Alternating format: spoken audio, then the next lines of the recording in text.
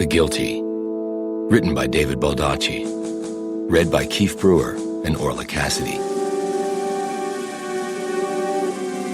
To the memory of Donald White, truly one of a kind.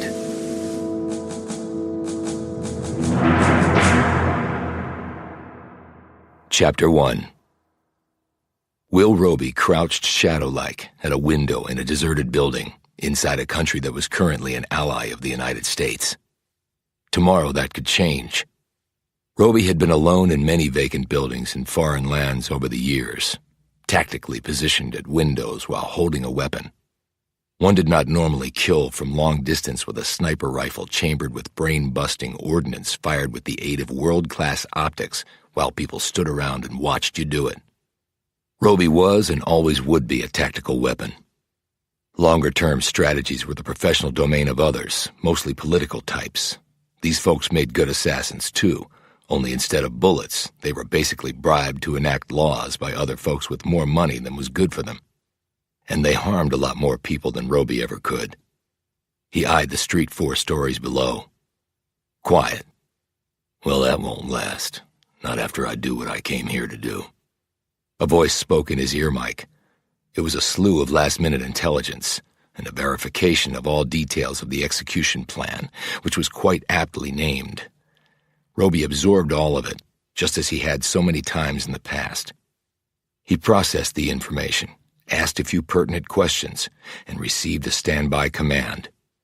It was all part of the professional equation, all normal, if such things could be in a situation where the end result was someone's dying violently. He had not set out to kill others on the command of an elite few, yet here he was, part of a false flag unit loosely attached to a clandestine intelligence agency known by its 3-letter acronym that people from Bangor to Bangladesh would instantly recognize. He had come to it by degrees. Initially came the training, where the targets were first paper, then clay, and finally mannequins that bled surprisingly realistic-looking blood, housed in hard packs, stuffed in torsos and heads. Where precisely plastic flesh and Hollywood blood had turned to real flesh and real corpuscles, he couldn't say. It might be that he had subconsciously set aside this most transformative of sequences. It was certainly true that he had never looked back and tried to sort out how he had arrived here. He had pulled triggers and wielded blades, and swung fists and fingers, legs and elbows, and even his head in precise motions, and ended the lives of many without questioning the basis for these actions. Official killers who questioned were not popular. In fact, for the most part, they were unemployed, or more likely, dead. Lately, though, he had started asking questions, which was why he wasn't as popular as he used to be with the acronym agency, whose first letter was C and whose last letter was A. The letter in between stood for intelligence, which Roby sometimes thought was seriously lacking there. He shook off these thoughts, because tonight he had another trigger to pull. He gripped a pair of night vision binoculars and took a visual sweep of the narrow building across from him. Unlike his, it was not vacant. It had lots of people inside it. People with more guns than he had, but he only needed one. There were 24 windows facing him, 4 on each of the 6 floors. He was concerned only about the second window over from the left on the 3rd floor. In his mind, it had a bullseye painted right over it. The curtains were currently drawn over this opening, but that would have to change. As good as he was, Roby couldn't kill what he couldn't see. And right now, those millimeter-thick cotton drapes might as well be 2-inch-thick polycarbonate sheets with a Kevlar-threaded middle. He looked at his watch. 5 minutes to go. 4.5 of those minutes would seem like an eternity. The last 30 seconds would seem like drawing a breath, and a quick one at that. Normal people would experience an accompanying adrenaline rush right about now. Roby was not normal. His heartbeat would actually slow, not rise, and his features would relax, not tighten. His left hand reached over and touched the already assembled long-range, custom-built rifle lying partially inside his duffel. It was relatively lightweight, as such weapons went, and the jacketed subsonic round was already chambered. He would only have one chance to fire one round. He had never needed more than that. His hand went out and lightly rapped the wooden windowsill. Even state-sanctioned assassins needed a bit of luck every now and then. He knew the background of the man he was going to kill tonight. It was like so many of the others whose lives he had terminated. The target's interests and goals were not in alignment with the United States, which had allied itself with competing, if similarly barbaric, factions that were demanding the removal of this person. Why they didn't simply do it themselves was a good question that Roby had never bothered to ask for one simple reason. He wouldn't have gotten an answer.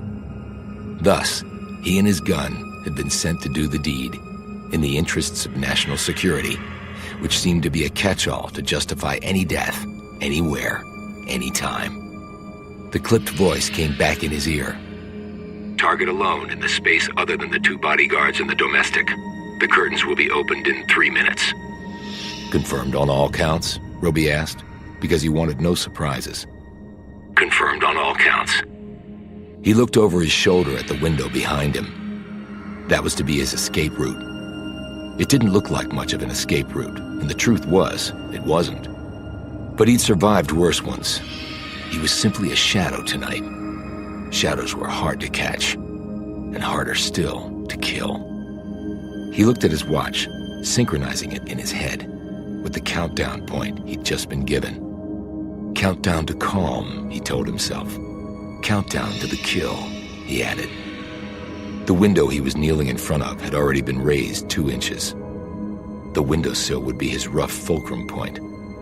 He lifted the rifle out of the duffel and slid the barrel through this opening until the muzzle cleared the glass by 3 inches and no more. He had drawn a thick, bright red line on his barrel that constituted his stop point. The night was black and the ambient light meager. The attack was, hopefully, unexpected. Anyone spotting the dark metal barrel would have to be exceptionally good, and the fact was the other side didn't have anyone of that caliber. That was the reason Roby had been able to gain access to a vacant building with a sightline directly into the target's home. That would never have happened with the Russians or the Iranians. Right on schedule, the curtains parted. It was a simple movement replicated millions of times a day all over the world. However, people usually opened the curtains when it was daytime to let in natural light. At night, they usually closed them to gain privacy. That was always the hitch in this plan, and Roby would know nearly immediately if that hitch turned into total disaster.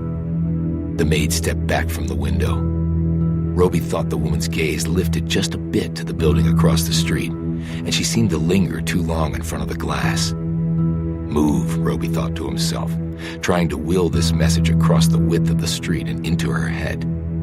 It had taken considerable effort, money, and skill to place her right where she was, where she had to be for all this to work.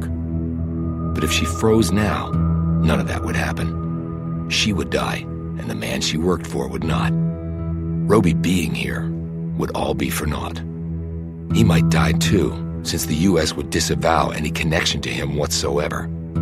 That was just how this worked. A moment later, she moved away from the opening, and his sightline once more became unobstructed. Roby let out a long breath of relief and allowed his muscles to relax.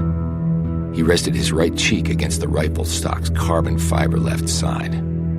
The use of this material had dropped his rifle's weight from 8 pounds to 3. And as with an aircraft, weight was critical for Roby's task, meaning the less, the better.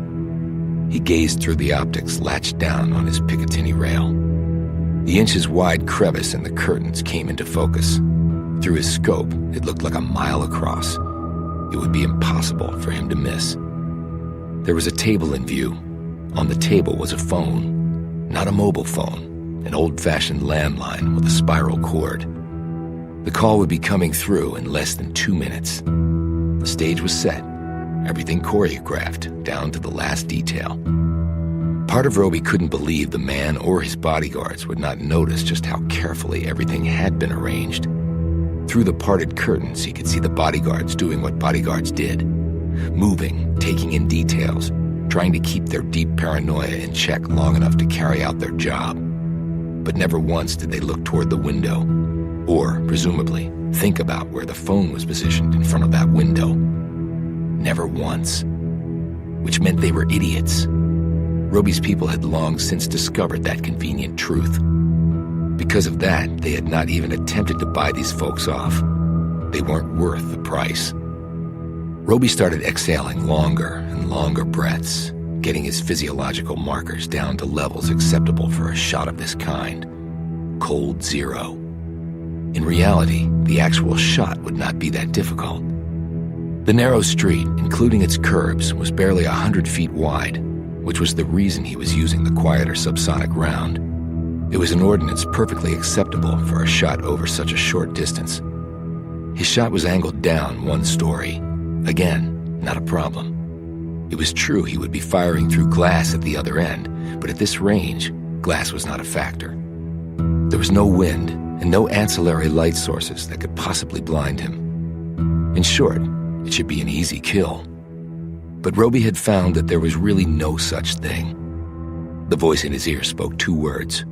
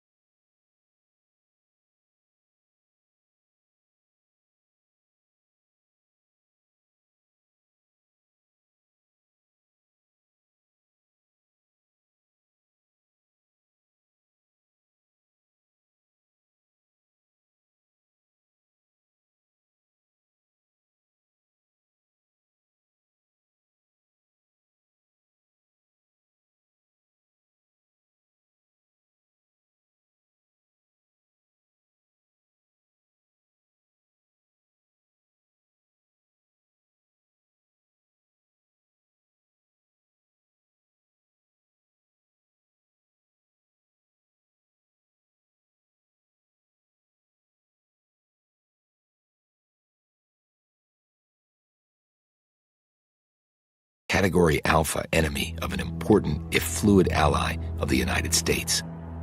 And that category was reserved only for those who would eventually suffer violent deaths, as the United States played the role of global wrecking ball for those willing to pony up allegiance to it, however briefly. Roby's finger slid to the trigger guard and then to the real V1 point for him, the trigger. He saw motion to the right of the target but still fired, pulling the trigger with a clean, measured sweep, as he had done countless times before. As was his custom, after the muzzle recoil, he kept his gaze aimed squarely on the target through his optics. He would see this to the end of the bullet's flight path. The only way to confirm a kill was to see it. He had been tricked once before. He would never be tricked again. The glass cracked and the jacketed round slammed into and then through the target. The man fell where he stood, the phone receiver still clutched in his dead hand. There was no one alive on either end of the call now. Right as Roby was about to look away, the target disappeared completely from sight, and revealed behind him was the child. Obviously the blur of motion Roby had seen right as he fired. The jacketed round had cleared the target's skull, and still had enough velocity to hit and kill the second, far smaller target. Through his optics, Roby saw the girl. The bullet hole dead center of her small chest, crumpled to the floor. 1 shot, 2 dead. 1 intended, 1 never contemplated. Will Roby grabbed his gear and ran for it. Chapter 2. His escape route took Roby out the 4th floor window opposite where he had fired the shot that had killed 1 male adult and 1 female child. With his duffel over his shoulder, he jumped, and his booted feet landed on the gravel roof of the adjacent 3-story building. He heard gunshots and then the breaking of glass. The bodyguards had just fired their salvos at the building he'd been in. Then he heard 2 more rapid-fire shots. The maid had just dispatched the guards, or so Roby hoped. And then she had better run like hell, because Roby could already hear tires squealing on pavement. His landing had been awkward, and he had felt the scarred skin on his arm from a past injury pull and then partially tear as it took the impact of the landing. He leapt up and ran for the roof doorway that led into the building. He took the stairs down 3 at a time. He cleared the building and found himself in an alley. There were 2 vehicles parked there. Into one he threw his gear and his outer layer of clothes and his boots. Now he had on only skivvies. The driver sped off without even looking at him. He climbed into the rear of the other vehicle. It was an ambulance. A man dressed in blue scrubs was in the back. Roby climbed up on the gurney where he was covered with a sheet and a surgical cap was placed on his head. He was hooked up to several drip lines and an oxygen mask was placed on his face. The man injected a solution into Roby's cheek that swelled his face and a few moments later turned his skin a brick red and would keep it that way for another 30 minutes. The ambulance drove off, its sing-song siren and rack lights going full bore. They turned onto a road that ran parallel to the street that separated Roby's shooter's nest from the target's building. 2 minutes later, the ambulance lurched to a stop, and the back doors were thrown open. Roby closed his eyes and let his breathing run shallow. Men with guns appeared. One climbed in and barked at the man in scrubs. He replied in his native language with just the right amount of professional indignation, and then pointed at Roby. The man with the gun drew very close to Roby's face. Then he examined the IV lines and the oxygen mask and Roby's swollen and flaming red face. He asked another question, which the scrubs man answered.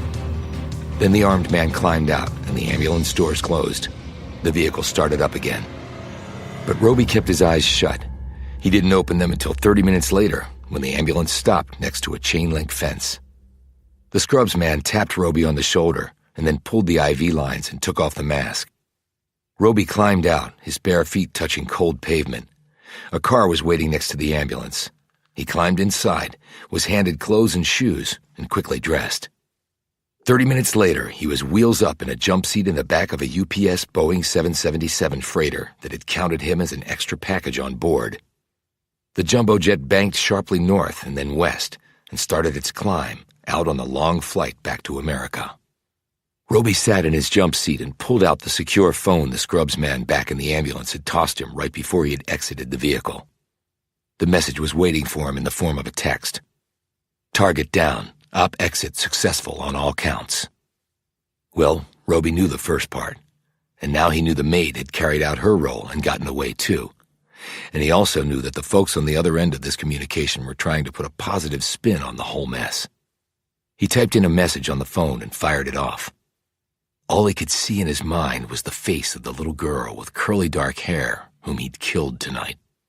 Unintentional or not, she was still dead. Nothing on earth could bring her back. And he wanted to know how the hell it had happened. The ding signaled the answer to his query. Unclear. His daughter. Classified as collateral damage. Collateral damage? They were really going to try to spin that one? On me? His finger poised over the phone's keypad. Roby was set to fire back a response that matched the fury he was feeling. Then he slipped the phone into his pocket and slumped back against the plane's inner wall. He rubbed his face and closed his eyes.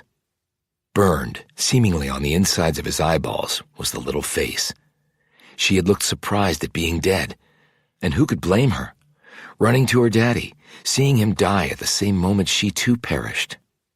He had come close to killing a child once, but he hadn't pulled the trigger. That had nearly cost him his career, and with it, his life.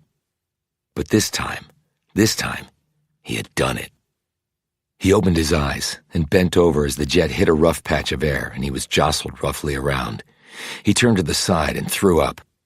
It had nothing to do with unsettled air and everything to do with the small face burning a hole in his brain and his belly. He hung his head between his knees. The unflappable man he always was, always had to be, was coming apart at important seams, like the torn scar tissue on his arm. I just killed a little girl. I murdered a little girl. She's dead because of me. He looked down at his trigger finger, heavily calloused from all the practice rounds fired over the years. He had wondered when and if he would know it was time to walk away from all this.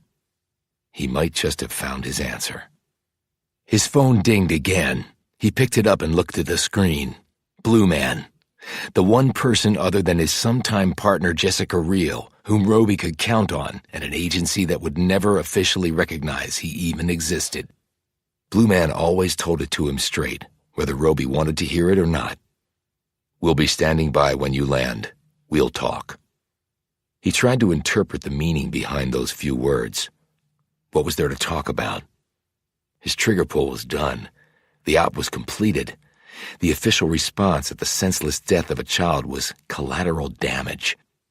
Roby could imagine that explanation being input on a form, and that form being filed away wherever they kept such records. On this day, in a foreign land, shot dead by Will Roby, one megalomaniac and one daughter of said megalomaniac. He would be on to his next assignment, expected to forget what he had just done. Like a cornerback giving up a long touchdown pass. You shook it off, picked yourself back up, and moved on to the next play. Only there, nobody died. In Will Roby's world, somebody always died. Always. Chapter 3. Roby walked down the metal steps, and his feet hit American soil for the first time in a month. He looked straight ahead and saw the man in a rumpled trench coat standing next to the rear door of the black Suburban. It was as though a Cold War-era movie was unspooling in front of him in clickety-clack black and white film. The vehicles were always black, and they always seemed to be Suburbans, and the people were always wearing rumpled trench coats, as though they felt inclined to confirm the stereotype. He walked over to the SUV and climbed inside. The door closed, the trench coat got in the driver's seat, and the Suburban pulled off.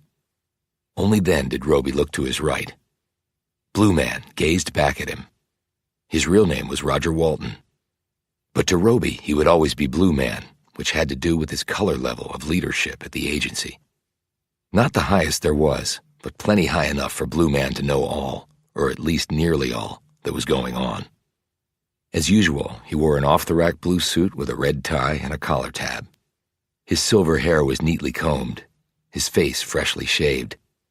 Blue Man was old school, professional every second of his life. Nothing rattled him. Nothing altered the ingrained habits of a long career that frequently involved killing the few to keep safe the many. By comparison, after an 11-hour flight in the back of an air freighter piled high with cardboard boxes filled with products made by penny labor in faraway lands, Roby looked like a corpse. He didn't feel professional. He really didn't feel anything. Roby didn't break the silence. He had nothing to say. Yet, he wanted to hear it from Blue Man first. The other man cleared his throat and said, "Obviously, it did not all go according to plan." Roby still didn't speak.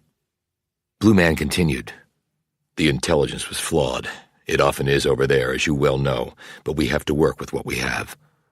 The child was supposed to be with her mother.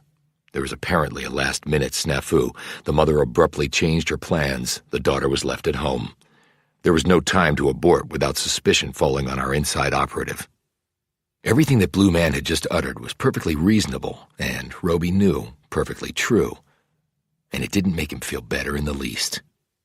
They drove for a while longer in silence. Finally, Roby said, "How old was she?" "Roby, you had no way of—" "How old?" Roby had kept his gaze on the back of the driver's head, and he saw the man's neck muscles tighten. 4, replied Blue Man, "and her name was Sasha." Roby knew she was young, so this should have come as no surprise, but the waves of nausea, of an overwhelming sense of claustrophobia, hit him like the round he'd fired around 12 hours ago. The round that had killed 4-year-old Sasha. "Stop the car." "What?" This came from the driver. "Stop the car." Roby didn't say this in a raised voice. His tone was level and calm, yet managed to sound more deadly than if he had screamed his guts out and pulled an MP5. The driver's gaze hit the rearview mirror, and he saw Blue Man nod.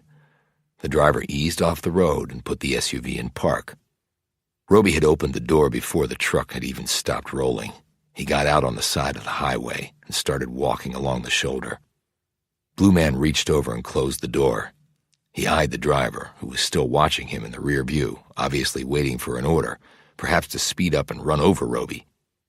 "Just follow on the shoulder, Bennett. Put your flashers on. We don't want any accidents." Bennett did so, and the vehicle slowly followed Roby down the shoulder as cars and trucks whizzed by. "Let's hope a cop doesn't stop us," muttered Bennett. "If one does, I will handle it," said Blue Man impassively. Roby walked slowly, his muscles tight, the torn skin on his arm aching like he'd been slashed with a K-bar knife. He had been told some time ago that he would need a skin graft. It looked as if that prediction had been right. A stiff wind pummeled him as he lumbered on. His feet felt clumsy, his senses slow. But then he hadn't slept in nearly 20 hours.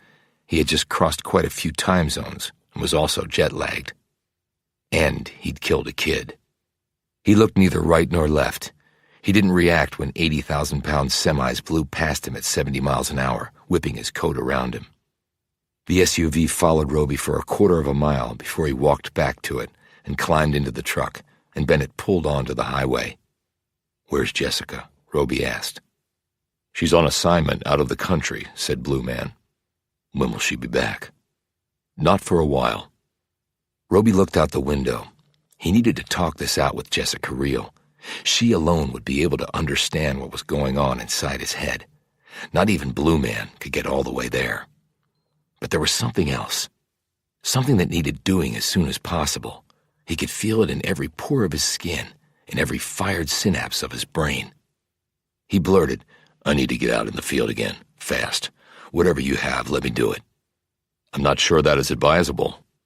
"I need to pull the trigger again," said Roby, his gaze now dead on Blue Man. "I need to.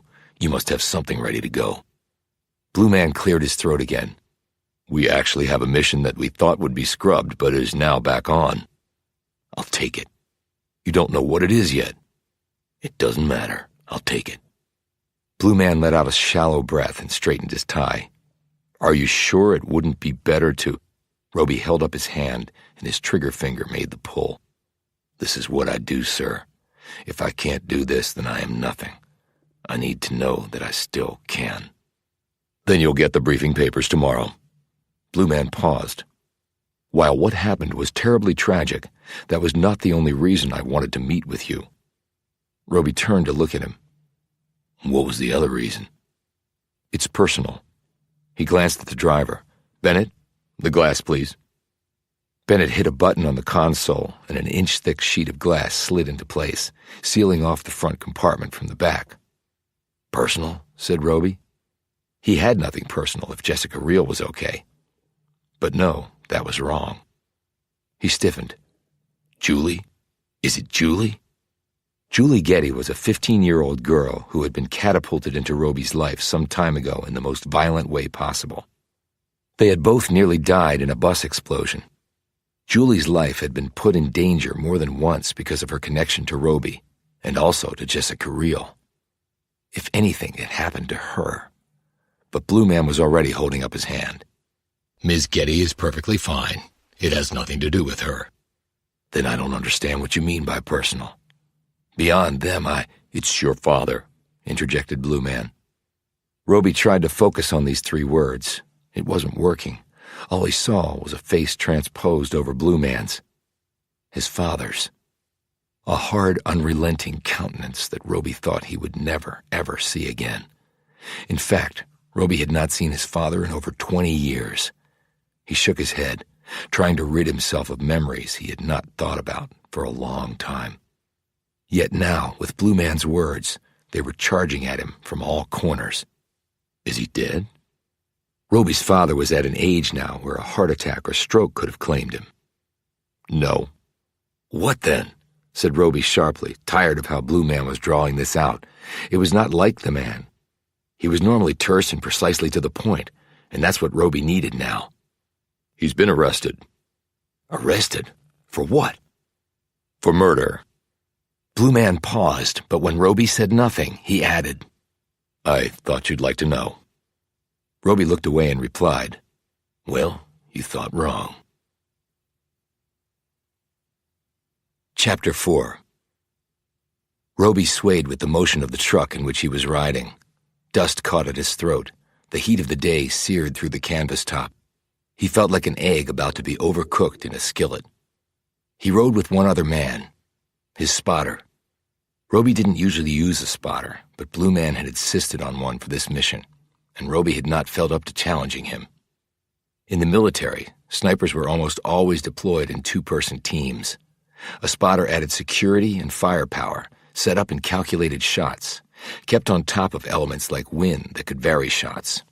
When the shooter got tired, which often happened because waiting to kill was an exhausting exercise, the team would switch roles and spotter would become sniper. But in Roby's line of work, spotters were rarely used. The reasons were many, but mainly it was because he was not being sent into combat zones with other soldiers, where the two-person team made tactical sense. Rather, he was acting in a clandestine manner, dropped behind enemy lines with a cover story and localized assets. It was hard enough to do that with one person, much less two, particularly when you were going to parts of the world where no one else looked like you. Roby looked over at his spotter. Randy Gathers was in his early 30s with sandy hair and a freckled complexion. He was lean and compact, with a wiry build. He was also former military, as almost all of them were. He had met Roby and gone over the assignment in excruciating detail beforehand. It was in some ways like a golfer and his caddy, except the hole-in-one had vastly different meaning in Roby's world than it did on the PGA Tour. Their plan was set, their cover story intact. They had arrived here on a freighter with a Turkish provenance, had left the harbor on a rickety bus, and then switched to this truck while it was still dark. Now it was light, and they would be at their next location in 20 minutes. Roby inched up the tent flap and peered out. His gaze went to the sky where it was partially clear, but a troublesome storm front was approaching. He looked at Gathers, who had his iPad out. "Supposed to hit tonight," Gathers said. "Wind, rain, thunder." "How much wind?" asked Roby. "Enough. Do we scrap it?" Roby shook his head. "Not our call. At least not yet." The truck rumbled along and then deposited them at their next stop. They climbed into a car that was waiting for them. The trunk held the items they would need to perform the mission. Roby took the wheel and drove along routes he'd memorized as part of the mission brief. If they were stopped, which was a possibility, they had the necessary papers to get them through most roadblocks without the trunks being searched. If that didn't work, they had one option: to kill the people who had stopped them. 2 roadblocks and no trunk searches later, they arrived at their destination. It was now growing dark, and the wind was picking up even more. Roby drove up to the overhead door of a large warehouse situated next to a river. Gathers jumped out, keyed in a code on a panel next to the door, and the overhead lumbered up. Roby pulled the car inside while Gathers closed the overhead door and secured it by sliding a locking arm through the roller track. They pulled out their equipment from the car's trunk, and then Roby and Gathers scrubbed the vehicle down, removing all traces of their presence. After that, Roby looked around the 2-story warehouse. The place was cavernous, and except for them, empty. And most important, they were completely hidden from view. Rain started to ping off the warehouse's metal roof. Roby looked up, and his gaze seemed to pierce the roof and venture to the outside. He glanced over at Gathers, who was checking their equipment, his manner subdued probably by the prospect of having to perform in such adverse conditions. Roby glanced at his watch and then sent off a secure communication from his phone. The answer came back as he was halfway up a ladder that led to a catwalk on the warehouse's 2nd story. "It's a go." He put his phone away and continued his climb, reaching the catwalk and skirting down the narrow metal path until he reached the front side of the facility. Gathers followed him up with the gear, 2 duffel bags worth. They both sat down and started to assemble the tools they would need tonight to accomplish the mission. Spotting scope, weather and wind analyzers, and, of course, the sniper rifle. There was one other tool required. There were no windows up here, so Roby had to make one. He used the battery-powered saw to cut 2 holes of different sizes in the side of the metal. He used a suction cup to grip the metal, and when the cut was complete, he pulled the metal toward him and deposited it in his duffel. One hole was large enough for his muzzle and his scope to fit through simultaneously. The other hole was for the spotting scope to be used by Gathers. Each picked up their respective weapons and inserted them through the holes. Roby did a sweep of the street while Gathers did the same with his spotting scope. This was going to be a far longer shot than Roby's last mission, nearly 2,200 meters. A British soldier currently held the world record for the longest sniper shot.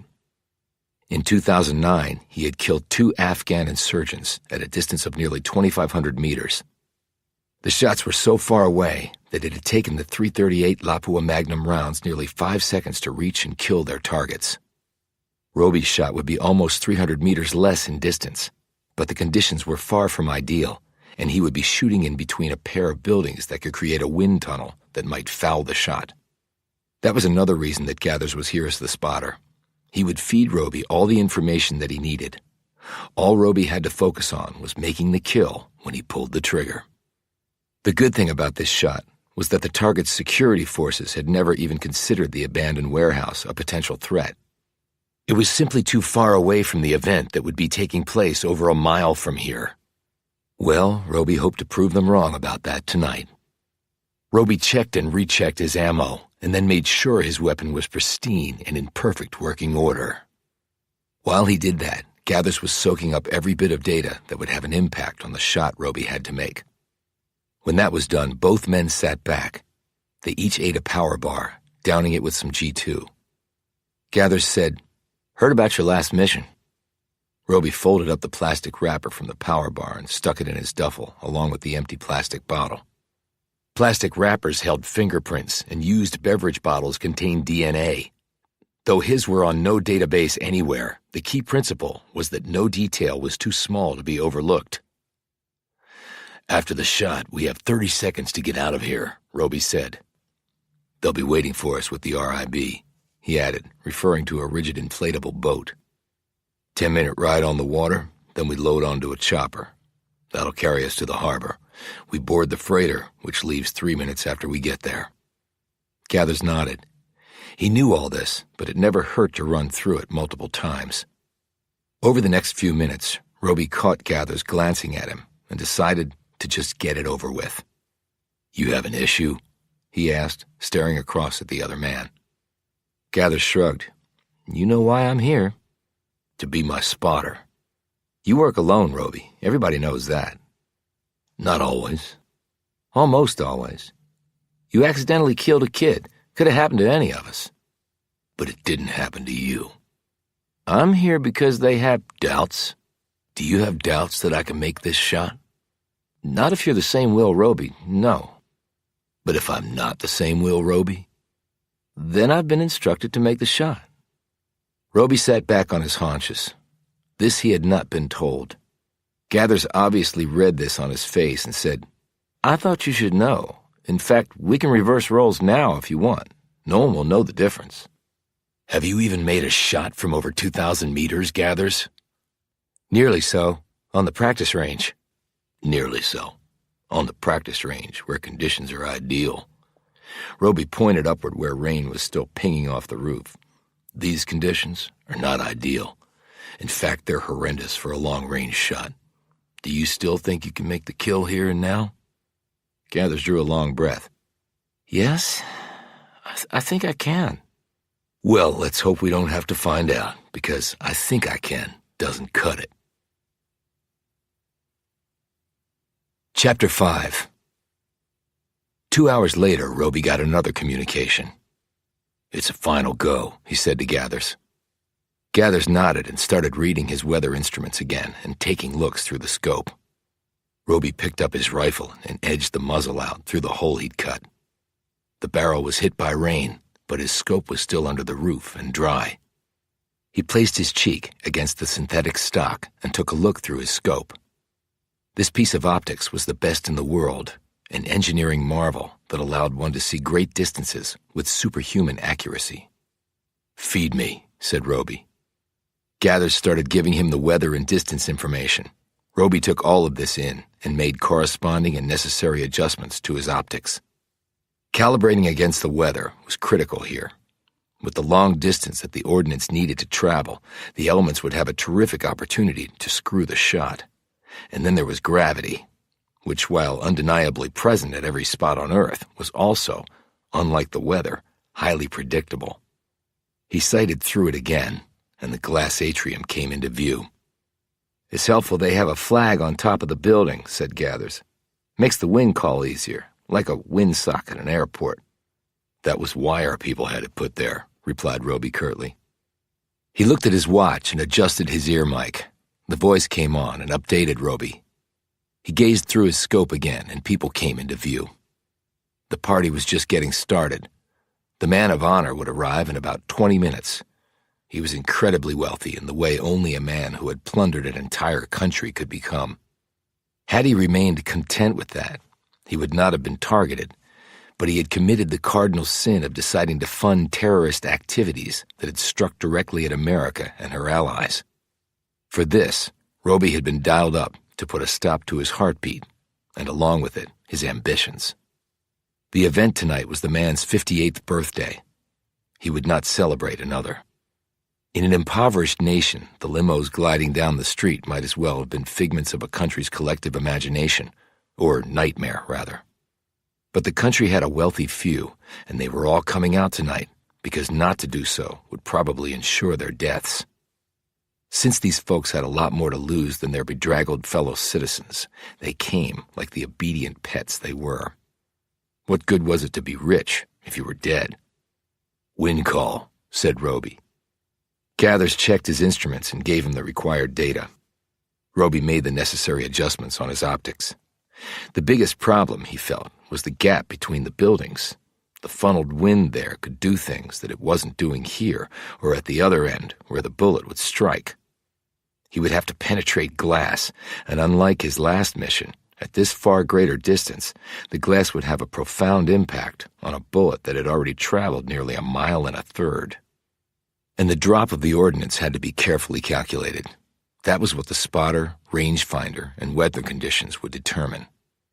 If Roby had placed his crosshairs on the target's chest and fired, by the time the bullet had arrived nearly 5 seconds later, it would have struck the floor. The calculations involved were complex, and there was no margin of error. It involved Newtonian dynamics, gravitational pull, and mathematical formulas that might well have confounded Einstein. As the time grew closer for the shot, Gathers slid over to squat to the right and slightly behind Roby. That way, using the same opening Roby was firing through, he could follow the trace of the bullet through his scope. This was necessary if the first shot did not accomplish the kill. In a combat zone, there were usually opportunities for follow-up shots. In this scenario, there probably wouldn't be.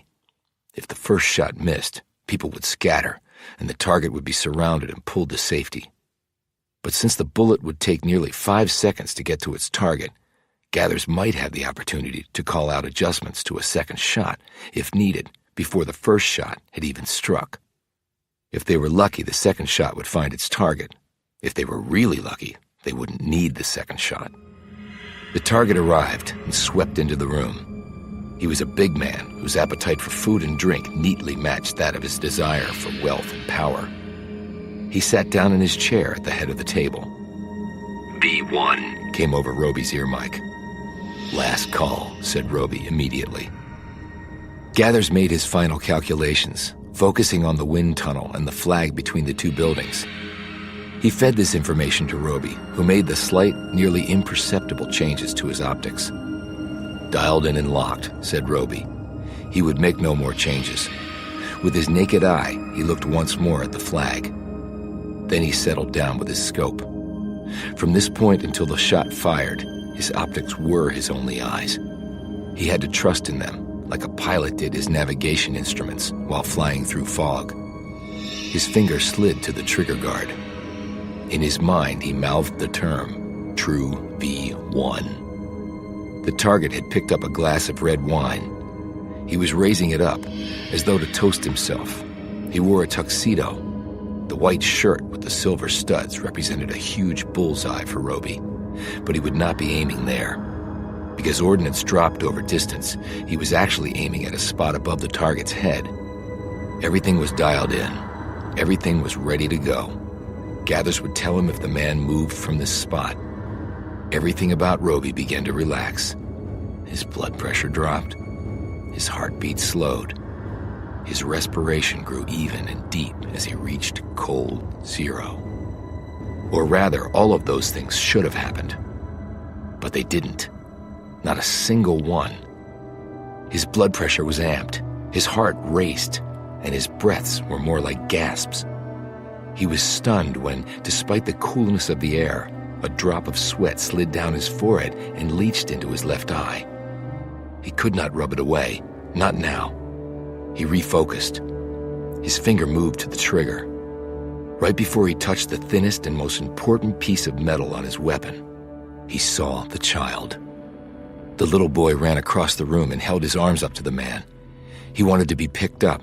The man did so, cradling the little boy against his chest. "Fire, Roby, fire!" He thought the voice was coming from his head, but it wasn't. It was coming from his ear mic. "Fire, now!" This order was not coming from his head or his ear mic. It was coming from Gathers, who squatted next to him. But the little boy was in his daddy's arms. To kill him, Roby would have to kill the child. "Fire, Roby, fire!" Roby's finger was frozen, a millimeter from the trigger. The shot rang out. Seconds later, the glass tinkled and the man fell out of his chair, mortally wounded. Roby took his eye away from the optics and looked down at his finger. It had never touched the trigger. "Egress, egress," the voice in his ear mic called out. Gathers was already pulling Roby to his feet. "Move, Roby, move!" In a daze, Roby still managed to follow Gathers down the metal steps, their duffels over their shoulders. The next moment, they were running pell-mell down narrow, dark streets toward the water. Roby remembered getting in the RIB. It took off fast and shot through the darkened water at a furious clip. Then came the ride in the chopper. It was brief and turbulent as hell as the storm kicked it up a notch higher. 10 minutes later, they were hustling up the gangplank of the freighter. 3 minutes after that, the huge ship moved away from the pier and gathered speed as it headed across the bay and into vast and open ocean waters.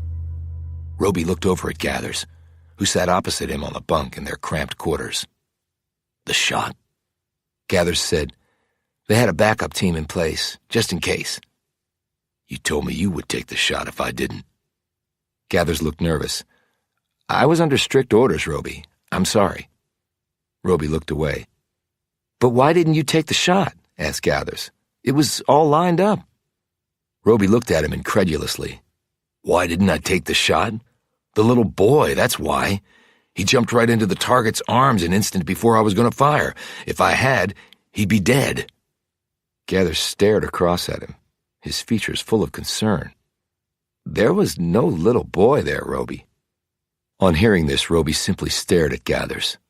But he wasn't actually seeing the other man. He was seeing a little boy who looked familiar, but he just couldn't place him. Roby lay back on his bunk and didn't move the rest of the trip. One question kept beating into his brain. Am I losing my mind? Chapter 6.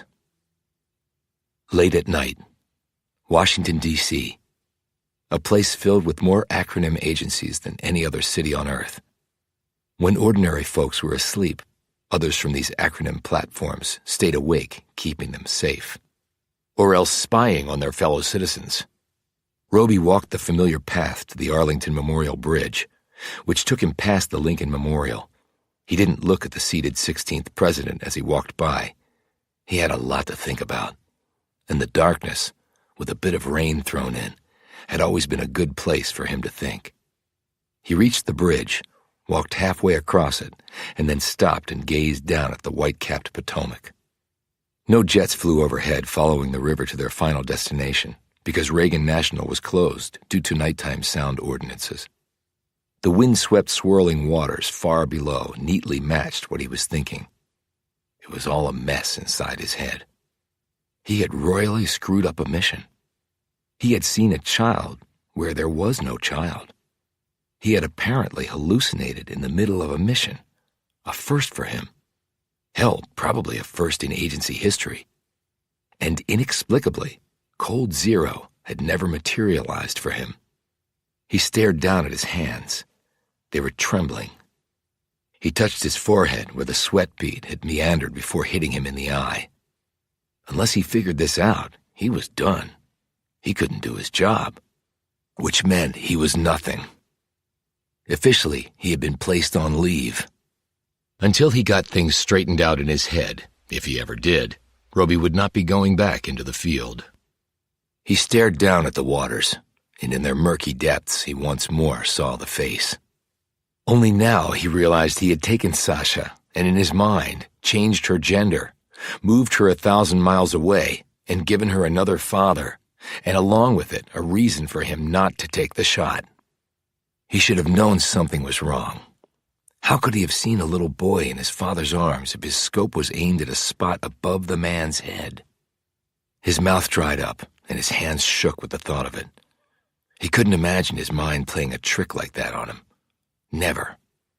But now that it had, Roby could never be sure that it wouldn't do so again, and because of that, he could never again completely rely on the one person he always thought he could. Me. Have you reached any conclusions? Roby turned to see Blue Man standing on the other side of the bridge. He had stepped out from the shadow of the pedestal upon which sat a large sculpture of a horse and rider. There were actually 2 of these Arts of War sculptures, one on each side of the bridge entrance on the DC side, called Valor and Sacrifice. These were fitting subjects for a bridge that led directly to the nation's most hallowed military burial grounds at Arlington National Cemetery. There was a lot of valor and ultimate sacrifice in that place. "And here you walk up," said a clearly annoyed Roby. "I didn't. I was here waiting for you. How did you know I'd come here?" "You've come here before, after particularly difficult assignments." "Which means you have me followed." "Which means I like to keep on top of my charges at all times." Blue Man crossed the street and stood next to him. Roby said, "So are you here to tell me I'm officially finished?" "No, I'm here to see how you're doing." "You read the briefing. I froze. I put a kid in the picture who wasn't actually there." "I know that. And you must have realized that was a possibility, which is why you had a backup team in place." "Yes." "I can't get that little girl out of my head." Blue Man looked at him appraisingly. "But it wasn't a little girl." "What do you mean?" "You told Gathers it was a little boy reaching for his father, not a little girl." Blue Man drew closer and looked over the side of the bridge and down at the water. "The mind can play awful tricks on you, particularly when you have unresolved business." "What unresolved business?" said Roby sharply. Blue Man turned to him. "I don't think you need me to answer that. What I would say is that you have time off, and you should use that time off to best advantage. If you can resolve your issues, Roby, you will be welcomed back. If you can't, you won't. The choice is simple, and the decision is largely up to you." "Look, this has nothing to do with my father, if that's what you're implying." "It may not, but if it does, it needs to be addressed." He handed Roby a file. "Here are the particulars." With that, Blue Man walked away. A few minutes later, Roby heard a door open and close, an engine start up, and then a vehicle drive off. He looked back down at the water, then he opened the file, and by the light of his smartphone, he started to read. His father, arrested for murder. The facts of the case were sketchy. A man named Sherman Clancy was dead. He knew Roby's father. There was evidence that pointed to his father killing the man. Because of that, the elder Roby had been arrested. Cantrell, Mississippi was an undistinguished dot on the map on the southern border with Louisiana, barely 5 miles from the Gulf Coast. His father, Daniel Roby, a former jarhead disguised as a rabid pit bull from the Vietnam era, was sitting in a jail cell for murder. Part of Roby could believe it. Another, perhaps deeper component, could not. There was no doubt that his father was tough and could be violent. He could kill. He had killed in that war. But to kill was different than to murder. Then again, every mission Roby had ever successfully completed had technically been a murder, yet he did not consider himself a murderer. And why was that? Because I was ordered by others to do it? Well, so were mafia hitmen. Cantrell, Mississippi. It was a world and a place that Roby once knew well. For 18 years of his life, it was all that he knew.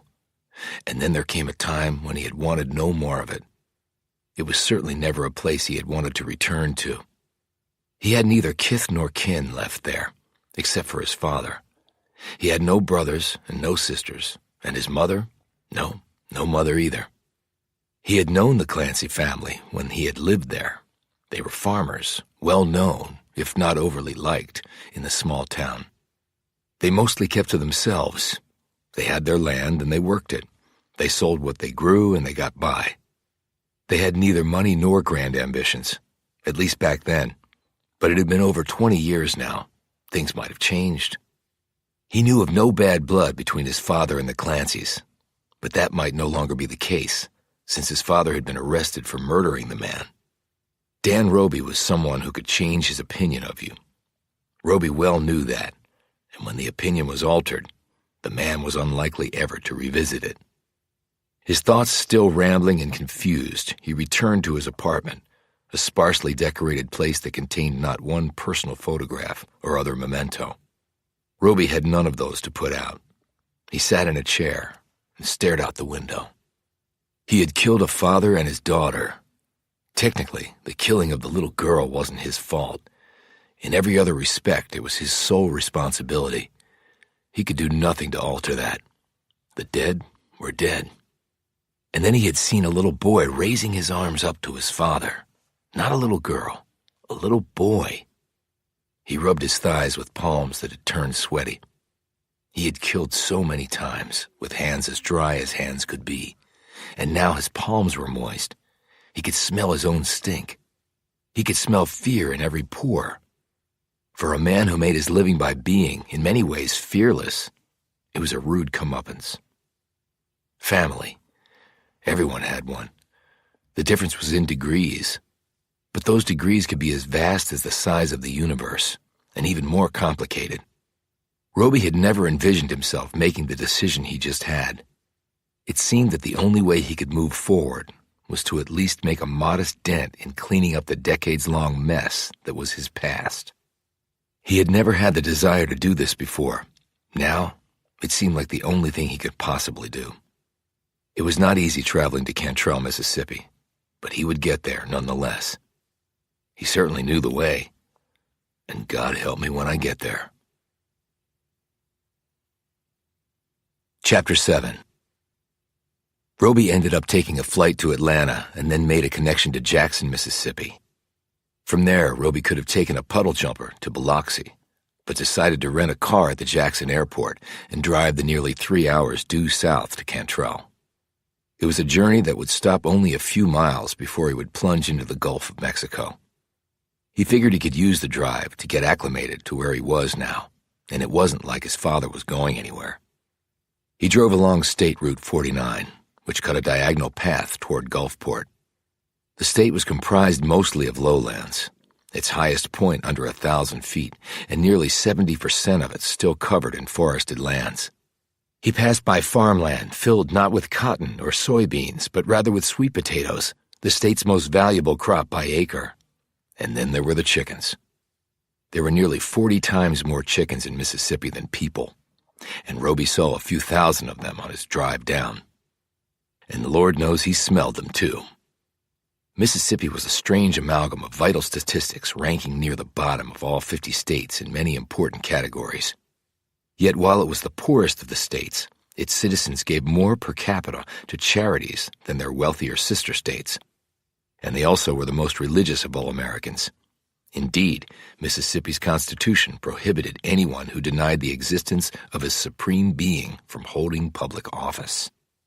Although this article was technically rendered unenforceable by federal law, the good folks of the Magnolia State apparently did not believe in the separation of church and state, and they most assuredly did not want to be led by a non-believer. But not long before Roby had left home, this same overtly God-fearing state had authorized offshore casino gambling, and the gaming industry was flourishing. Apparently one could believe in a supreme being and yet not feel too badly about relieving folks of their hard-earned money at the craps table. Blacks had constituted the majority of the population until the commencement of 2 mass migrations, first north and then west over the course of 60 years, starting in 1910. This exodus was largely to get away from the oppressive effects of the Jim Crow laws passed after the Civil War. These laws effectively kept freed blacks as downtrodden as when they were slaves. Jim Crow laws went on for over a century, and the pernicious repercussions were still clearly felt today. Roby kept driving and looking around at a place that in many ways seemed exactly the same as when he had left. More than half the residents here still lived in rural areas. He passed many a small town that was gone before you could blink 5 times. His trip for the most part paralleled the course of the Pearl River, one of the major waterways in the state. The last section of the Pearl River split Mississippi from Louisiana. As a boy, Roby had become very familiar with the Pearl, swimming in it despite its sometimes dangerous and unpredictable currents, pulling fish from its depths, and gliding in an old wooden skiff over its mossy green backwater surface. Nice memories. Nice, but faded. At least they used to be. He turned off Route 49 and headed southwest. He saw a dummy line road sign. Dummy lines were abandoned railroad tracks, not for passenger trains, but to carry lumber when the boom was going on. The boom was long gone, but the signs remained because no one had bothered to take them down. It was just how it was here. A half hour later, he hit the town limits of Cantrell at exactly 1 in the afternoon. Interstate 10 was to the north of him, and Highway 59 to the west. He was closer to the Louisiana border than he was to Gulfport. The weather was warm, and the air full of moisture, as befitting a state with a subtropical climate, which accommodated short, mild winters and long, humid summers. Growing up here, Roby had seen snow fall twice. The first time, not knowing what it was, 4-year-old Roby had run screaming into the house to escape its effects. He had survived hurricanes, F5 tornadoes, and intense flooding, as had all southern Mississippians. He had survived all sorts of things that had arisen in the small town, the population of which had been 2,367 when he had left. The population now stood at 3 short of 2,000, or so the town's welcome sign had proclaimed. To Roby, it was a wonder the place was even still here. Perhaps those remaining had no way to get out, or lacked the will even to try. His shiny rental stood out in a sea of dusty pickup trucks, as well as old Lincolns, Furies, and wide-trunked Impalas, although there was a cherry-red late-model Beamer parked at the curb in front of a storefront advertising the best deep-sea fishing known to man.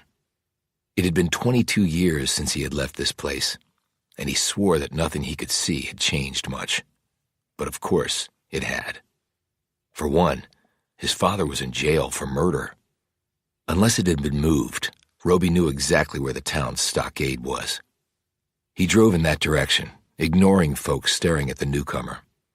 He imagined there weren't many of those. Who would travel all this way to get to a place like Cantrell? Well, I did. Chapter 8.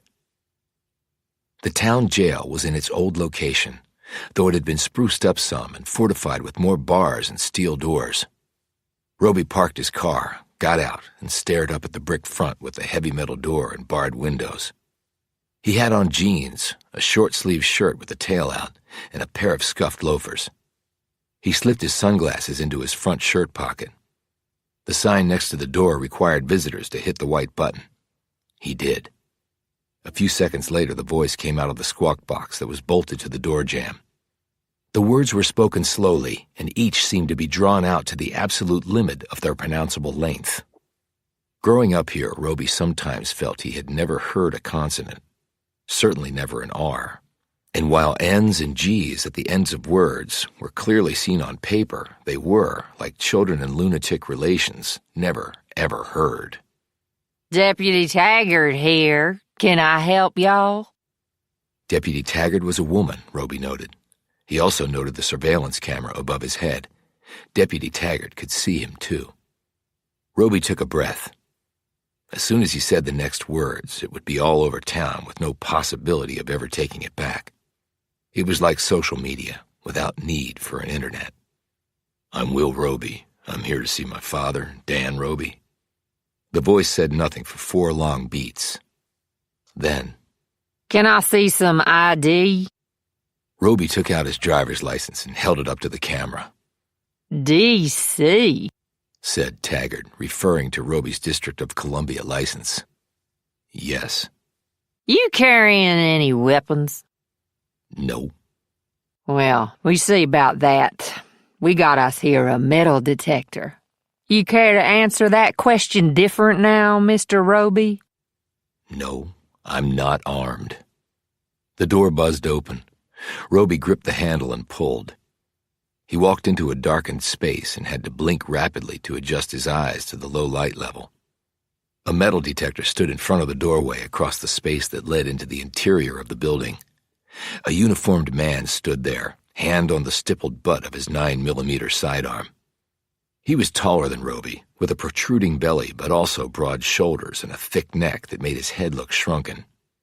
The uniform eyed him up and down. "Y'all want to step over here?" It wasn't a question. Roby was searched and then passed through the metal detector that never made a sound. The room Roby next entered looked like a waiting room, because it was. He wasn't the only one in there. A young black woman, skinny and frail, was bouncing a pudgy diapered baby on her lap. In the far corner, an old white man sat dozing, the back of his head propped against a wall painted the color of concrete. The place smelled of sweat and burned coffee and the passage of time, which held its own moldy stink. The confluence of smells hit Roby like a gut punch. Not because they were unfamiliar, but because they weren't. A female deputy emerged from behind a scarred wooden desk with an ancient, fat computer resting on it. She was 5'5", sturdily built with copper-colored hair cut sharply around her narrow face, which was topped by a pair of penetrating dark brown eyes. Will Roby? He nodded. Yes. Uh-huh. Let me see that ID again. He handed it across. She studied it closely and then looked at him for comparison. "Do I know you?" asked Roby, squinting at her. I was Sheila Duval before I got myself married to Jimbo Taggart. In the dim recesses of his memory emerged a skinny tomboy with a chip on her shoulder that weighed a ton and who seemingly lived to fight any boy within reach of her bony fists. Roby had given her a black eye when they were 8, and in return she had bloodied and nearly broken his nose. He also recalled a tall boy with hair the color of straw who went by Jimbo and never spoke. "I see your eye healed up, although sometimes I still breathe funny through my nose." He tacked on a smile to this statement, which she did not return. She gave him back his license. You want to see your daddy, you say? "That's why I'm here." I like to had a heart attack when I heard your name, and now you standing right here. She cocked her head and looked up at him. "Can I see him?" asked Roby. She looked doubtful. He's fixing to eat his lunch right now. Roby looked at an empty chair in the room. "I can wait then." He expecting you? "Don't think so, no," How you know he been arrested then? she said suspiciously.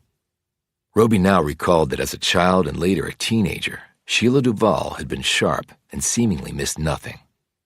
Friend of a friend. Uh-huh.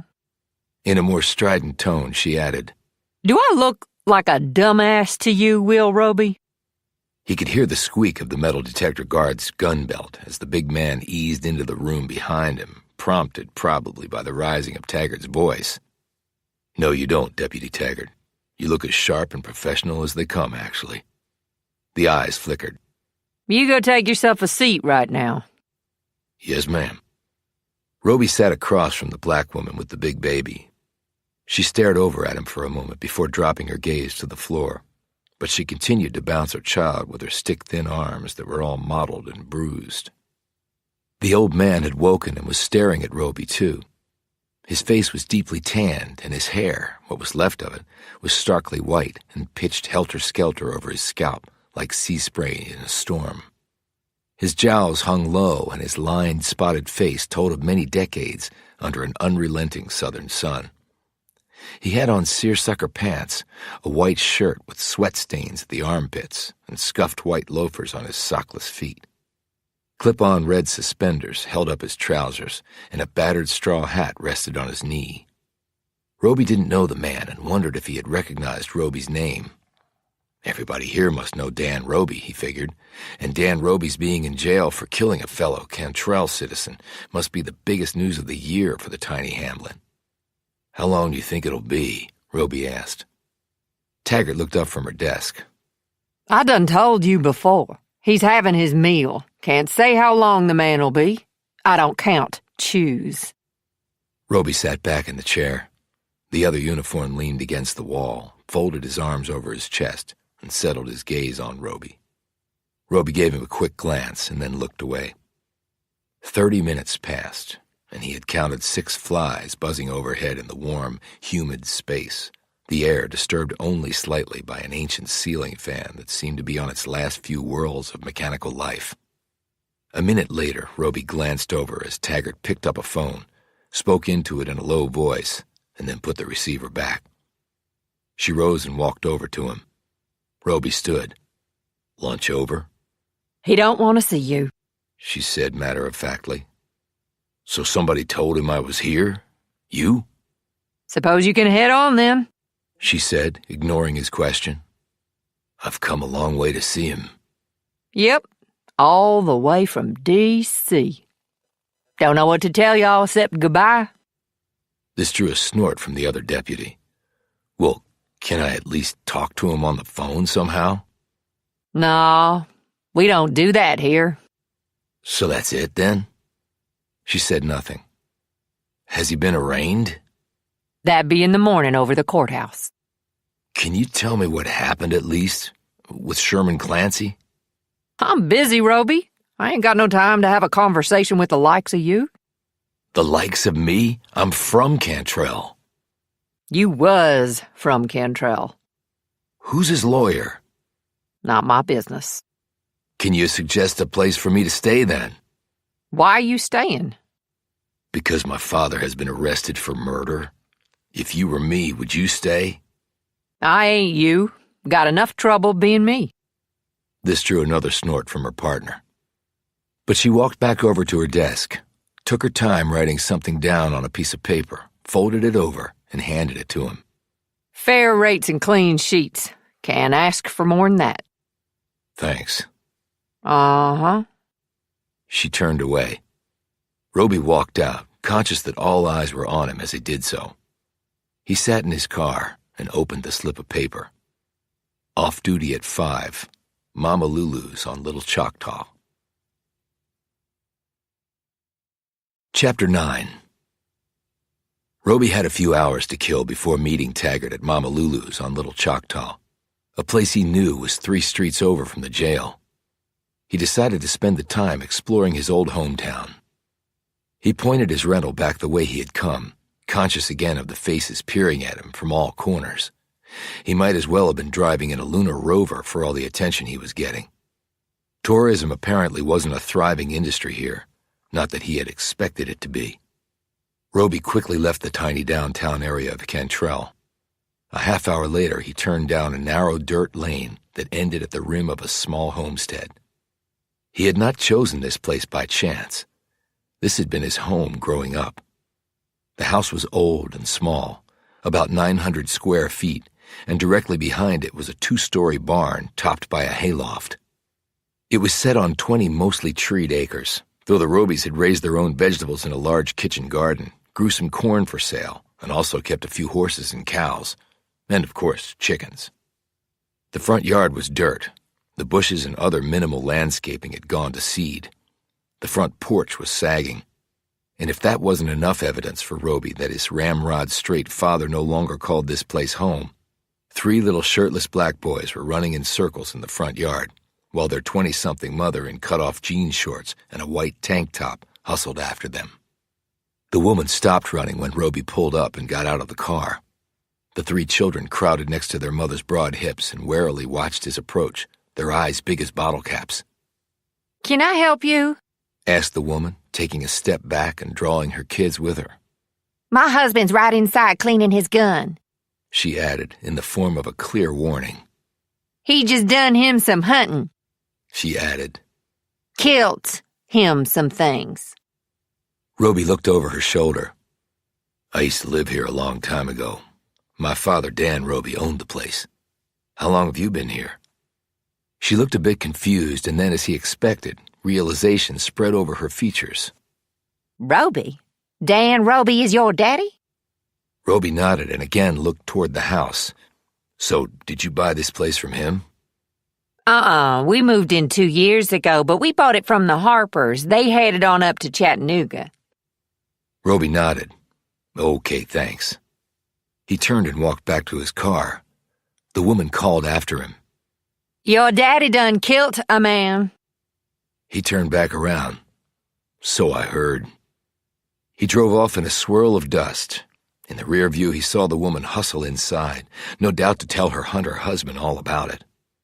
He headed back to Cantrell, thinking that he should have asked the woman if she knew where his father lived now. But he hadn't, so he would have to gain that information some other way. He could ask people in town. It was small enough that someone would know. But he didn't want to do that either. After Taggart and then the young mom, he had grown weary of seeing the looks on people's faces when he identified himself as the son of a murderer. Alleged murderer, he mentally corrected.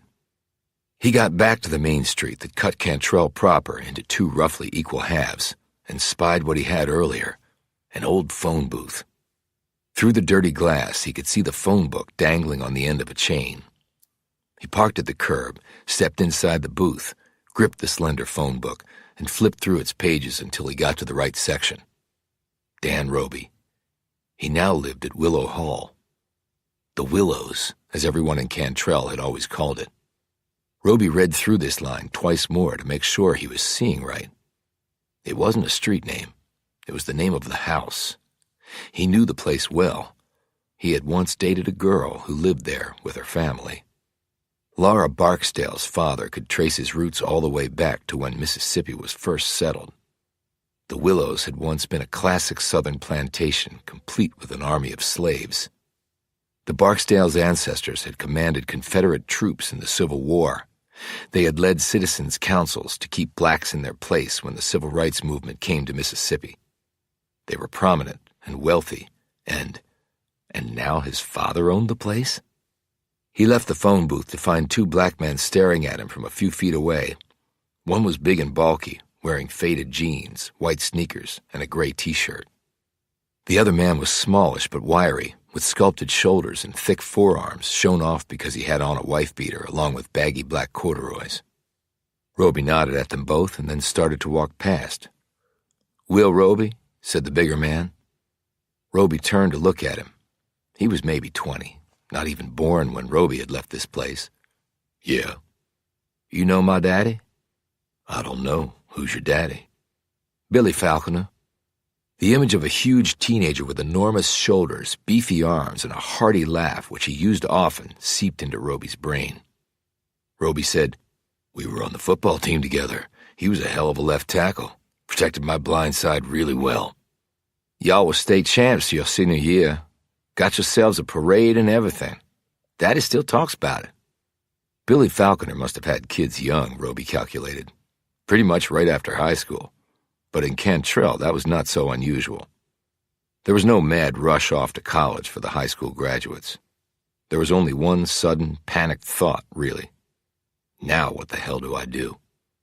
He said, "It was a nice ride. Good for the town. No team from here had ever beaten a team from Jackson." "He talked about you, too. Said you just up and left one night after you finished high school. Nobody heard from you no more." Roby was not about to get into all that. "So how's Billy doing?" "Not so good. He got the cancer in his lungs. Ain't long for this world." "I'm really sorry to hear that." The tall young man looked at him appraisingly. "You hear about your daddy, ain't you? What got you back here, right?" "What's your name?" "Named after my daddy, but folks just call me Little Bill." "You're pretty big for that name." "My daddy's bigger. Least he used to be before the cancer got him." "So what do you know about Sherman Clancy dying and my father being arrested for the murder?" Little Bill shrugged. "Not much. Bad blood twixt the two." "Based on what?" The smaller man said, "Jury ain't convict old Clancy, and that got your daddy all riled, I reckon." "Convict him of what?" "Killing that gal," said Little Bill. "Janet Chisholm. Nice gal. till someone did what they done to her. I don't know anything about it. I never heard of the Chisholms. They moved here a while back. She was a pretty white gal, one of 3 gals in the family. She done went out one night and never come back. Found her in the damn Pearl River the next day, hooked on a tree, shot in the head. Gator had taken a bite out of her, too. And Clancy was arrested for the murder? Why? The smaller man said, somebody done seen him with the gal. That part of the Pearl is near his house. Other stuff cops know about. But the jury acquitted him. Yes, they did, said the smaller man. Why? The smaller man was about to say something, but Billy broke in. Clancy's got himself a lot of friends hereabouts. He rubbed his thumb and 2 fingers together, and he got him money. His friend gave Little Bill a funny look, but said nothing. Roby looked confused. Money? The Clancys were dirt poor farmers when I was here. Little Bill shook his head. That all changed. They done found gas or oil on his land, and then he took that money and got in early with some of the casino boys. Made himself a lot of cash. A lot. Got him a big old place down by the Pearl. Had, said his friend. He ain't got nothing no more. Roby said, okay, but why would my father be so angry that he was acquitted that he would kill him? 'Cause he be the judge, said Little Bill. Roby stared at him. When he'd left Cantrell, his father had a small law practice that barely kept the roof over their heads. Most of his fees were paid in barter. Little Bill seemed to read Roby's mind. Your dad has been the judge here about 10 years now. Things change. Yes, they do, even in Cantrell. Yes, they do, agreed Roby. You tell your daddy I said hello. I sure will. Maybe you come see him while you're here. We live down on Tiara Street, last house on the left. He stared dead at Roby. He ain't got much longer, Mr. Roby. Bet it'd do him good, you know. Old times, good times. Maybe only ones he ever had. Roby nodded. I'll sure see if I can do that. He got back in his car and drove off. His mind was whirling with many new facts now. His father, a judge. The Clancys, rich. This Janet Chisholm, dead. But then his mind focused on where he was going. The Willows. And with it, all those memories from his last night in Cantrell. Chapter 10. Willow Hall had been aptly named nearly 2 centuries ago because there had been a line of willow oaks on both sides of the long drive heading up to the house. Or so Roby had been told. The trees had died away many decades before he had been born. The cause had been the drying up of an underground spring that fed the willows' thirsty roots. In their place had been planted long-leaf pines that could tolerate drier conditions and were a native species. They ran in columns 80 feet high on both sides of the pebbled drive that curved in several stretches before straightening as one approached the house. The Willows. Roby saw that name on the mailbox. And then below that, the name Roby was painted in neat white letters. He could envision his perfectionist father painting every one of them using a ruler to get the spacing exactly right. He turned his rental down the drive, bracketed by the majestic long-leaf pines that had canopies enormous enough to block out the sun. As he turned into the straightaway, he could see it. Willow Hall was a majestic antebellum mansion built when James Monroe was President of the United States. 6 columns supported the high, long front porch as well as the upper porch. That same architectural feature ran down both sides of the manor and also on the back veranda. Chimney brick stacks rose from the slate roof, and black shutters bracketed the 5 front windows, 3 up and 2 down with the lower ones on either side of the front door. Parked in the circle in front of the mansion was a dark blue late-model Volvo station wagon with a booster seat in the back. Roby stopped his car and climbed out. A few moments later, a woman about Roby's age rushed out of the house, a small boy on her right hip. She wore high heels and nearly tripped going down the plank front steps before regaining her balance. She was tall, and though probably normally lean, still carried some of the baby weight in her torso. Her swirl of blonde hair just touched her clavicle. She had sunglasses on and a large bag slung over her left shoulder. She fumbled in the bag for her car keys. "You need some help?" he asked. She froze and looked over at him. Who are you? What are you doing here?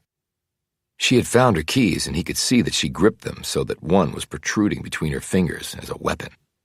His father had probably taught her that, because he had showed Roby how to do the very same thing. Her speech and lack of an accent told him that she was not native to Cantrell, and probably not even Mississippi. He looked over her shoulder at the house. "This place brings back memories." Why? "I dated a girl who lived here once, Laura Barksdale." She used her free hand to nudge her sunglasses down a bit to get a better look at him.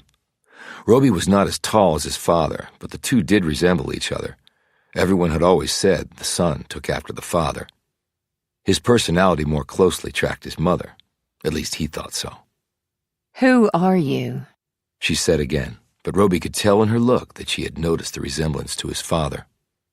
"Will Roby," he said. "Who are you?"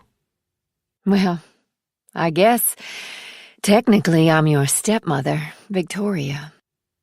Roby took a step forward and looked at the child, who hadn't said a word, but was staring at Roby with one of his fingers in his mouth. As he gazed at the boy, Roby saw features that were very familiar. He saw his father. He saw himself. And he also saw some of the woman in that little face. "Yours?" he asked, indicating the child, though he thought the answer plain enough. Yes, and your father's, which means he's your stepbrother. "Technically," added Roby. "How old is he?" Ty is 2, but he'll turn 3 in just a couple of months. Roby stiffened a bit. "Ty?" His full name is Tyler, but we call him Ty. Roby flinched again. Tyler was his middle name. She noted this apparently because she said, Will Tyler Roby. That's your full name. "Did my father tell you that?" She suddenly looked uncertain. No, I saw it somewhere.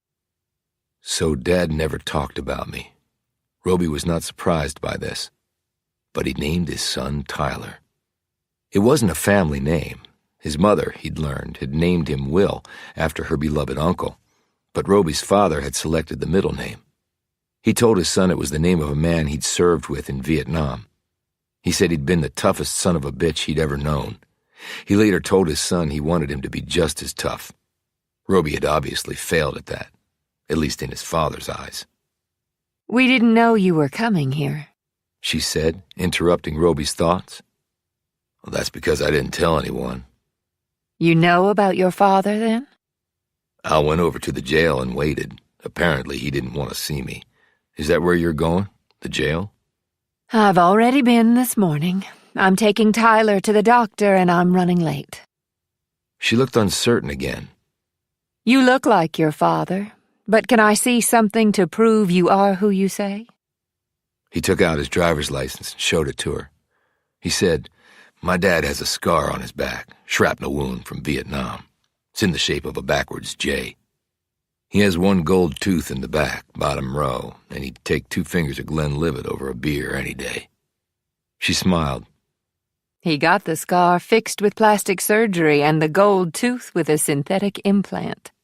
But he'd still take the scotch over the beer. Good to know. Victoria glanced over her shoulder. Look, you're welcome to stay here until I get back. Priscilla is our housekeeper. She can see to you if you're hungry or anything. Well, that's okay. I would like to take a look around. I have some place to be at 5, but after that I'd like to meet with you if that's okay. Where have you been all this time, Will? She blurted out. He didn't answer right away. Living my life. She looked down at the pebbled drive. I guess you're surprised he has a wife and a young child. No, not really. He was obviously living his life, too. He never said what happened between you two. I would imagine not. He's a private person. I have to go. But I'll call Priscilla from the car and let her know you'll be around. And after your 5 o'clock thing, why don't you come back here for dinner? You don't have to do that. I never do anything I don't want to do. You'll see that about me soon enough. Say 7:30? I'm not from around here, but I can cook a damn good Southern meal if I choose to. Roby nodded. Okay, I'll see you then. He looked at Tyler. You said you're taking him to the doctor? Is he okay? He doesn't look sick. Ty has some challenges, she said, gently pressing down a calic on the boy's head and then giving the spot a kiss. Then she strapped her son in the booster, climbed into the driver's seat, and kicked up some pebbles as she sped off. Roby watched them go for a bit and then walked the grounds of the Willows. He remembered the place as being meticulously maintained because the Barksdales had come from money and Henry Barksdale had worked hard at maintaining his ancestral home. Roby's father had obviously kept the grounds in excellent condition. A few features had been added, like a swimming pool, a stone pavilion, and a fenced-in kitchen garden. Whether the Barksdales had done this after Roby left Cantrell, or his father had, or some owner in between, he didn't know. He still couldn't understand how his father had come to own such a place. Even in Cantrell, where the cost of land and living were preposterously low, this place would not come cheap to own or maintain. He stood at a spot near a stacked rock wall at the rear of the property. He took in a lungful of air, and the briny smells from the nearby gulf filled his nostrils. Growing up here, he hadn't thought there was any other kind of air. It had been at this spot that Laura Barksdale and he had made their plans. He had already reached his full height, and his shoulders were broad and his muscles hard from year-round sports. In addition to football, Roby had played basketball and run track. You could do that back then, especially in a small town like this where there weren't enough young men to fill the various teams. Laura was a brunette who wore her hair short. She was slender and of average height. They both had been popular in high school, he for his athletics and good looks, she for her intelligence, kindness, and beauty, and in spite of her prestigious family, which some at Cantrell High held against her. She had been nice to everyone, but Roby had always felt there was something she was not telling him. He caught it in a look, in something she said. Sometimes, simply in her silence, but then she would push away whatever seemed to be bothering her and come back to him. He had asked her many times to confide in him, but she would only smile, shake her head, and say that she had told him everything. And then they would kiss, and the teenage Roby would forget about everything else. Yes, they had made plans for their future, together, only they would never come to pass. As he finished his exploration of the rear grounds and headed back toward the house, he caught a glimpse of a face at one of the upstairs windows before it was gone.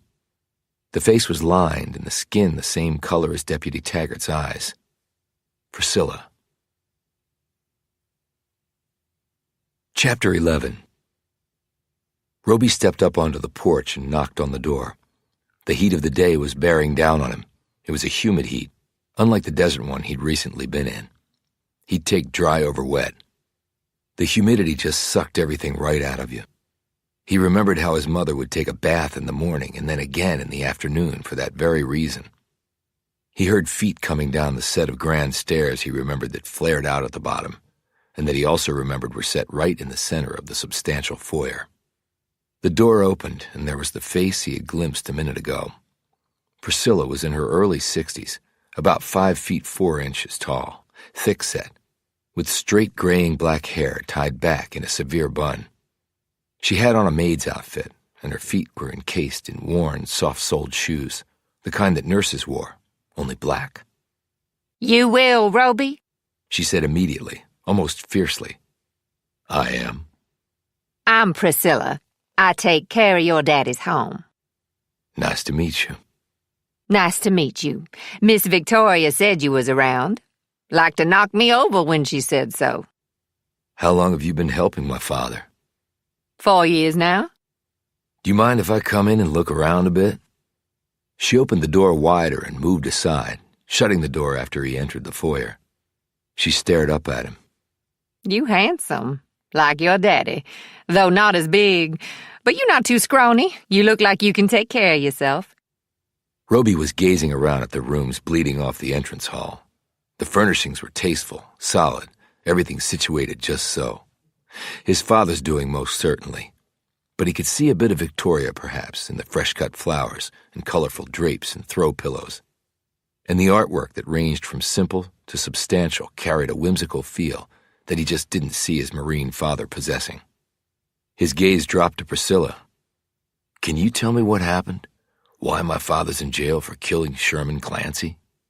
I just made a pitcher of tea. You want some? "Is it sweet tea?" She looked at him funny. Is there any other kind? She led him into the large, sunny kitchen with blackened beams across the ceiling. Priscilla poured out 2 glasses of sweet tea, and they sat at a round cedar table in front of a bay window overlooking the rear grounds. Roby took a sip of his drink and couldn't keep his face from puckering as the truckload of sugar walloped his taste buds. Priscilla took a long drink of her tea and smacked her lips before saying slyly, You been gone from Mississippi a long time? "Yes, I have," said Roby, putting the glass down. Sherman Clancy, said Priscilla, watching him closely. Roby leaned in a bit and met her gaze directly. "I'd appreciate all that you can tell me." Sherman Clancy wasn't a good man, but truth is, I ain't seen him as no killer neither. "Well, why not?" She took another gulp of tea. You want something to eat? "No, I'm good." He watched her expectantly. Clancy was in with those casino boys. Those junkyard dogs drain every cent from you and laugh all the way to the bank while they giving you another watered-down glass of whiskey cost 'em 10 cents, and they sell for $10. But he wasn't a killer. What he mostly was fat and drunk. Doubt he'd have the energy or what you need upstairs to kill nobody and then get away with it. And Janet Chisholm? Didn't know her. Her family ain't here too long. Seemed nice enough. Saw 'em driving to church on Sundays. That's all they got to keep 'em now. God's love. He'll see those poor folks through this, yes he will. When I lost my baby, God was with me all the way. Roby's mind went back to the tragic image of Sasha toppling dead to the floor.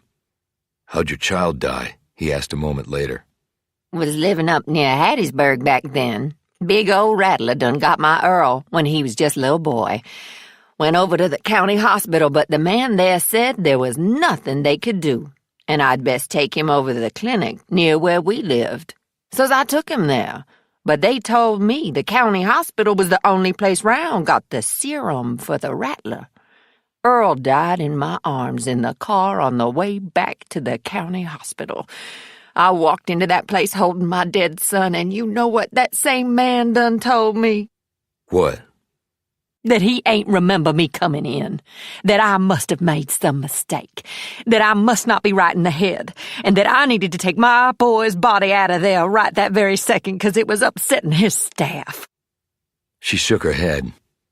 Upsetting his staff. Hear them words till I breathe my last. "Why wouldn't they treat your son?" She glanced up at him. What planet you living on? White hospital, black boy? You from Mississippi? You forget how it is down here? And this was over 40 years back. "You could have taken the hospital and the man to court. Hell, had him tried for criminal negligence or something." Oh, thank you for telling me, Mr. Will Roby, she replied in feigned astonishment. You mean all I got to do was get me a lawyer and go to court, and then they got to get to work on saving my baby? Why ain't I think of that? Oh, but he was already dead. "The point is, the man should have been punished for what he did." Oh, he was. You ain't let me get to that part. He died sudden like just a few weeks later. "How?" Somebody done shot him. "Who?" My husband, Carl. That why I ain't got no more husband. They executed him over at the state penitentiary. I was there watching him when he went. Had a smile on his face. "I'm sorry, Priscilla. None of that should have happened." Priscilla finished her tea and said, Water under the bridge. Can't do nothing about it now except pray to God the next life is better than this one. So, they say your daddy done killed Sherman Clancy, but I don't believe that for one little minute. "How was Clancy killed?" Priscilla pointed to her neck, past the house to the rear grounds, where he had held Laura Barksdale in his arms on that hot, humid night in June. They had sworn their undying love to each other in a way only the teenage heart could apparently manage. Roby had always intended to leave Cantrell, and when he shared his plan with Laura, she had immediately asked Roby to take her with him. Everything seemed perfect. Roby had his rusty Chevrolet packed with his few belongings. He had gone to the prearranged spot the next night. He had waited for Laura to come. He had waited for 3 hours. She never showed up. Afraid that something had happened to her, he had driven his old clunker to this very place, parking well out of sight. He had snuck up to the front of the house, his eyes lifting to the second floor of the well-lighted facade, till they came to the third window on the left, Laura's bedroom. The light was on. Her silhouette was clear against that backdrop. She was not coming. Her undying love had apparently lasted fewer than 24 hours. Roby had gone back to his car, and, once more with the short-sightedness and accompanying stubbornness that came with being only 18 years old, he got in his car and started driving, and he didn't stop until the next morning. Then he ate, slept in his car, and kept driving until the Atlantic Ocean came into view. He had written her over the next couple of years, imploring her to join him, but had never received a reply. He had called the house, but no one had ever answered. He had left messages, but she had never called him back. Despite all that, he told himself that he would come back and get her, that they would be together.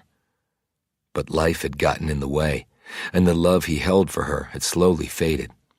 The years had zipped by, and he had never returned to Mississippi. Until now. He started his rental and drove down the pebbled drive. His father had remarried, and his new wife was Roby's age, and they have a young son named after me who doesn't talk. The one person he had not thought of while he had been here was his mother. He had come to believe that he had no reason to think of her. She had abandoned him. She had made a choice that had not included him, and had left him with the near-mad Marine-turned-country lawyer who fervently believed that boys were meant to be tough, and whatever method you used to make them tough was just fine, and if it came close to killing the boy, well, then even better. Laura had her own family problems, though she never made Roby privy to exactly what they were, despite his pleading with her to confide in him. Her natural positivism had been often tempered by painful bouts of melancholy. Hence the plan to leave Cantrell and start their lives over somewhere else. Only Roby had never envisioned driving halfway across the country alone. In many ways, he had been alone ever since. He drove back into town on roads that had heat rising off them like mist from a warm pond on a cool morning. He cranked up the air conditioning and let the cold air pound away at the sweat beads on his face. There was still so much he didn't know. How Victoria had met his father and then married him. What her background was. How his father had become the judge here. How he could afford a place like the Willows. He had no idea why Sherman Clancy had not been convicted. He didn't know anything about the case against his father beyond the sketchy details Blue Man had provided. But he was hoping that Sheila Taggart would fill him in when they met at 5 o'clock. He kept his car pointed back toward town and was there 30 minutes later. It wasn't that far as the crow flew, but the roads here did not take the crow's route. They were in poor condition and tended to ramble rather than run straight and true back to downtown Cantrell, as though the folks around here had all the time in the world. And maybe they did. He parked near Mama Lulu's on Little Choctaw and started walking. He had a little time before he would meet Taggart, and he needed a place to stay. There had been a small hotel on Du Bois Street when he was growing up here. He walked that way, his duffel slung over his shoulder. Du Bois Street was still there, but the hotel wasn't. In its place was a large hole in the dirt, with a corresponding gap like a missing tooth in the establishments that ran the length of Du Bois on both sides. Roby stood in front of this gap, studying the empty space and wondering what had happened. "Burnt to the damn ground," said a man's voice. He turned around and saw a stooped elderly couple standing there. He was dressed like a farmer with coveralls, a denim shirt, and old brogans on his feet. But in an odd juxtaposition, a tweed cap was perched jauntily on his head.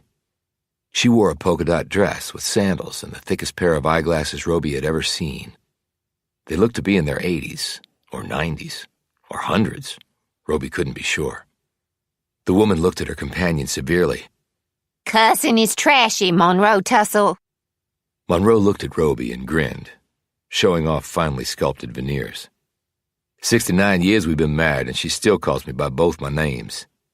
Got to, if I want to get your attention, like most men of a certain age. She shot back. Meaning any man that's been married more than a year. Why, you've had my attention ever since you accepted my proposal of marriage, Eugenia. Eugenia said. Sweet-talking men, nothing but poison. But she patted his arm and looked pleased at his words. Roby figured they'd been making this same exchange for the last 30 years, maybe longer. They were evidently practiced at it. He pointed to the gap. So it burned to the ground. When? Oh, about what, Eugenia, say 10 years ago? About that, yes. Lightning, they say. She let her voice sink. But I always said it was more than that. Insurance money, added Monroe with a knowing look. She jabbed him in the arm with her finger. I was telling the story. And they didn't rebuild it? Asked Roby. The couple looked surprised by this. Monroe said, Never saw the point, son. If they had more than 2 paying guests at any one time, they'd be considered full up and hang out the no vacancy sign. Eugenia eyed Roby's duffel. You looking for a place to stay, hon? I am. Rooms over top of Danby's Tavern on Muley Road. You know where that is? I do. Monroe squinted at him. You from around here, son? Not anymore, said Roby. He thanked them and headed to Muley Road. He reached it 5 minutes later. Eugenia Tussle had not been entirely accurate. There weren't rooms above Danby's Tavern. There was just one room. It was empty until Roby rented it, paying in cash so he did not have to reveal his name. However, he was sure that by now pretty much everyone in Cantrell knew who he was. The owner of Danby's, a large man with a rough beard and thick, muscular hands, passed him the key. Staying long? He asked. Roby shrugged. Not sure. He took his duffel up to the room, unpacked his few items into a rickety bureau, sat on the bed, and gazed out the window onto the street below. Part of Roby, perhaps most of him, wanted to drive to Jackson and climb on a plane and fly back to D.C. His father didn't want to see him. Roby didn't see any reason to be here, yet he wasn't going to leave. He checked his watch. Nearly 5. He washed up in the small bathroom, changed his clothes, and left his room, locking the door behind him. He hurried down the steps, and his shoes hit the planks of the first floor of Danby's Tavern. There were 3 customers in the tavern now. They were all young men, and they were all looking at him from behind reddened eyes as their thick hands clasped nearly empty beer bottles. Behind the counter, a young woman glanced once at the men and then over at Roby. Her look told him all he needed to know. She was afraid. For him. Danby's owner was nowhere to be seen. That figured. When he headed to the door, the 3 men rose as one and blocked his way. They were all Roby's size or bigger. Youngish, in their early 20s. He would have been gone from Cantrell probably before they were born. They wore jeans and T-shirts and were broadly muscular, smelling of sweat and beer, and testosterone about to be unleashed. Roby looked at the one in the middle. His arrogant features and his positioning slightly forward of his 2 companions told Roby that he was a designated leader, like the head wolf in a pack. "Can I help you?" he said. The man replied, "Will Roby?" Roby said nothing, but he answered with a slight nod. "Your daddy is a killer." "Not until the court says he is," replied Roby. He had already positioned himself so that his angled silhouette provided less of a target and his weight was forward on the balls of his feet but still balanced enough to ward off an attack. As his gaze took in all 3 of his opponents, his hands and arms relaxed, but his quads and calves were tightened like a spring about to be released. If it came to it, he knew exactly how he would do this. The plan had formed in his mind without his really having to think about it. He could tell they were amateurs, with no time even in the military. Otherwise, they would not be lined up in front of him like 10-pins. "He killed my daddy," said the leader. "You're Sherman Clancy's son?" Roby replied in a calm, level tone. He never chose to fight, and if he could defuse the situation, he would. "Damn right I am." "I'm truly sorry for your loss." The man snorted. "That's right good coming from family of the man who killed him." I've been gone a long time. I knew nothing about this until recently. But we need to let the court decide what happens to my father. It's just better all around. It's how it has to be." The man pointed a finger in Roby's face. "You being here ain't welcome." Roby felt his patience start to slip a bit. At this rate, he might be here all night. "I go to lots of places I'm not welcome." This is one of the most honest statements Roby had uttered since being in the bar. This comment seemed to befuddle all three of them, and once the brain was taken aback, that left only one alternative for punks like these. They would try to accomplish with their fists what they couldn't with their brains. And Roby had actually intended this, because he had an appointment to keep and just wanted to get this over with. Clancy's son broke off his beer bottle against a table and brandished it in front of Roby. Only Roby was no longer there. He had moved to his right, knelt, gripped the inside leg of the man next to Clancy's son, ripped it off the floor, and then propelled him sideways into the other two. As they were all going down to the floor, Roby reached over and snagged the hand holding the beer bottle. He bent it backward until Clancy's son screamed and let go. He threw the bottle to the side, stepped back, and prepared for what was coming next. Clancy's son pushed off the floor and came at Roby. Another mistake. They should have regrouped and attacked him together from different flanks. But they were stupid, and they couldn't really fight. Roby was now sure he would not be late for his meeting with Taggart. One punch to the face, a shot drilled right into his nose with the base of Roby's right palm torqued off a V-shaped arm for max power, followed by an elbow strike delivered directly to the right kidney sent the man to the floor. He did not get back up, because the blow to the face had knocked him out.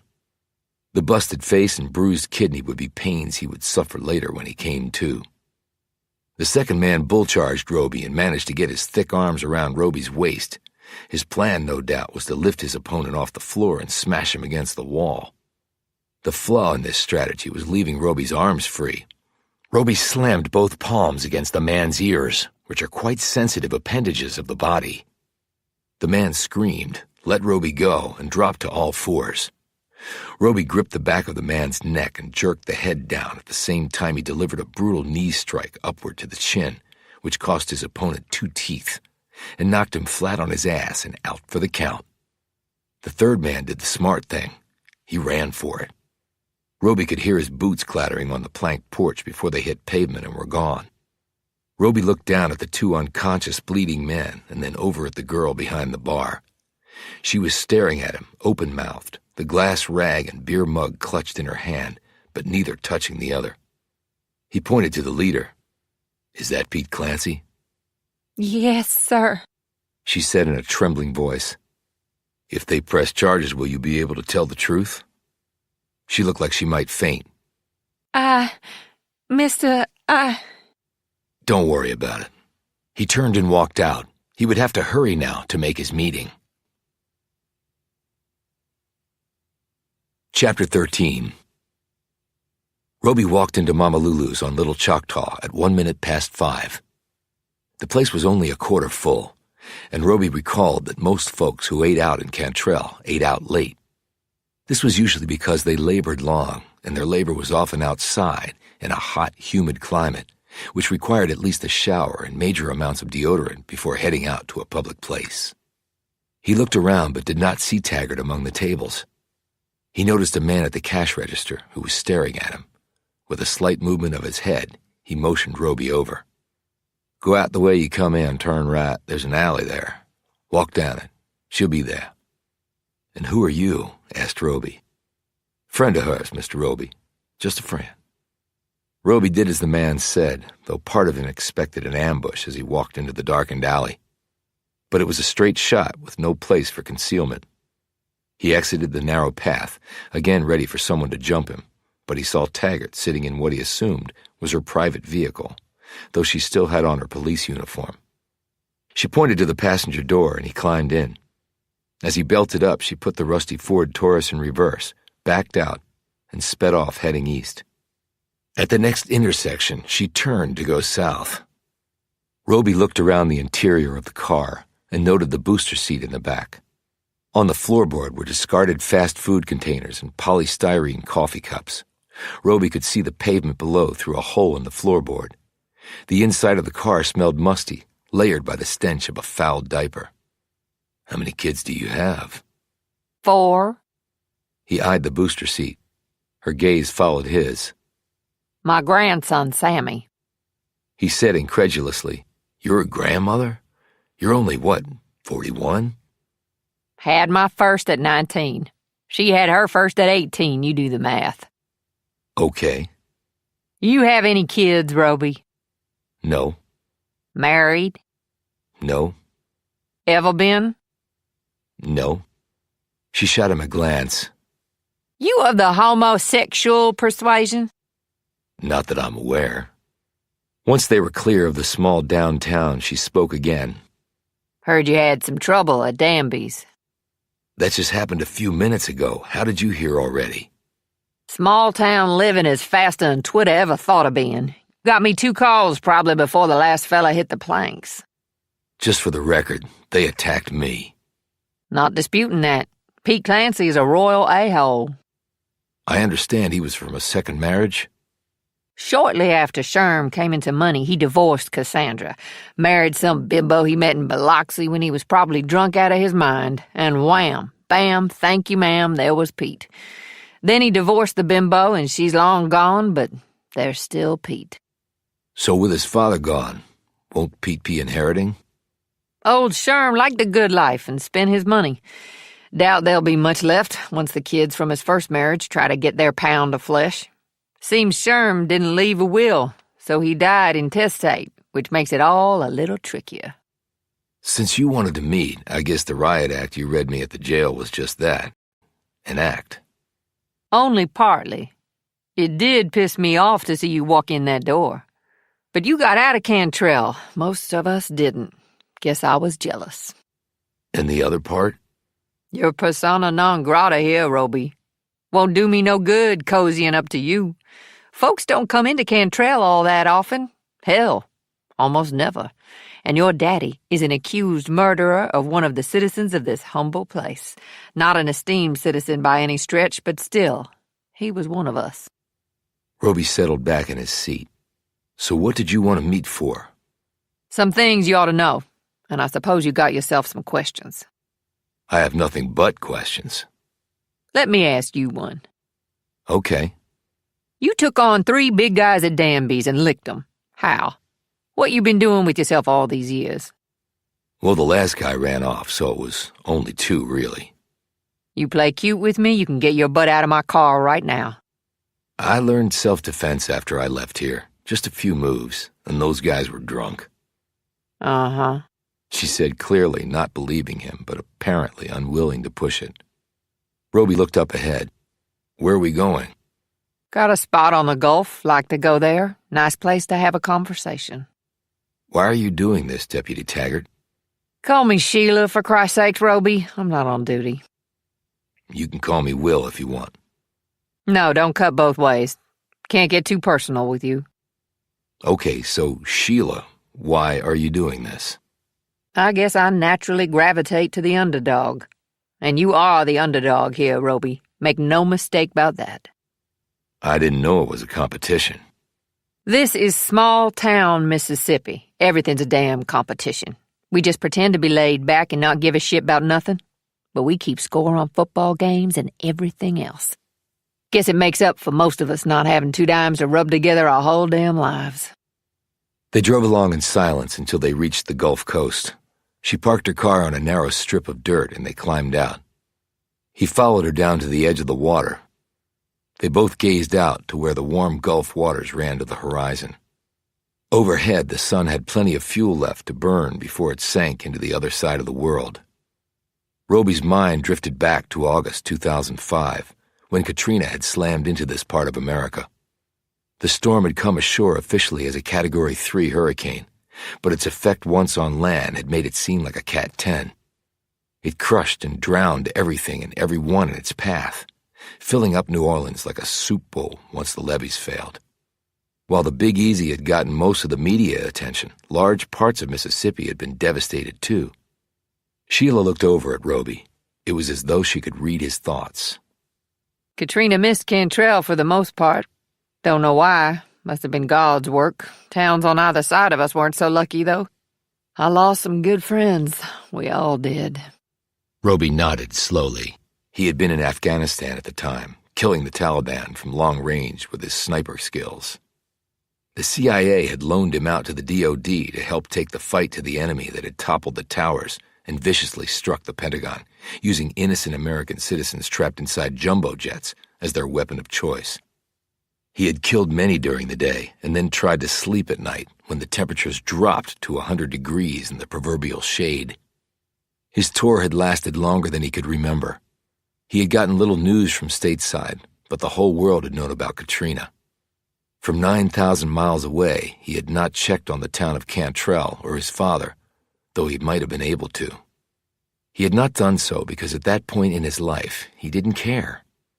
The town and his father were no longer part of who he was. And after killing a dozen people a day himself while sniping in combat, he had grown immune to the effects of widespread death.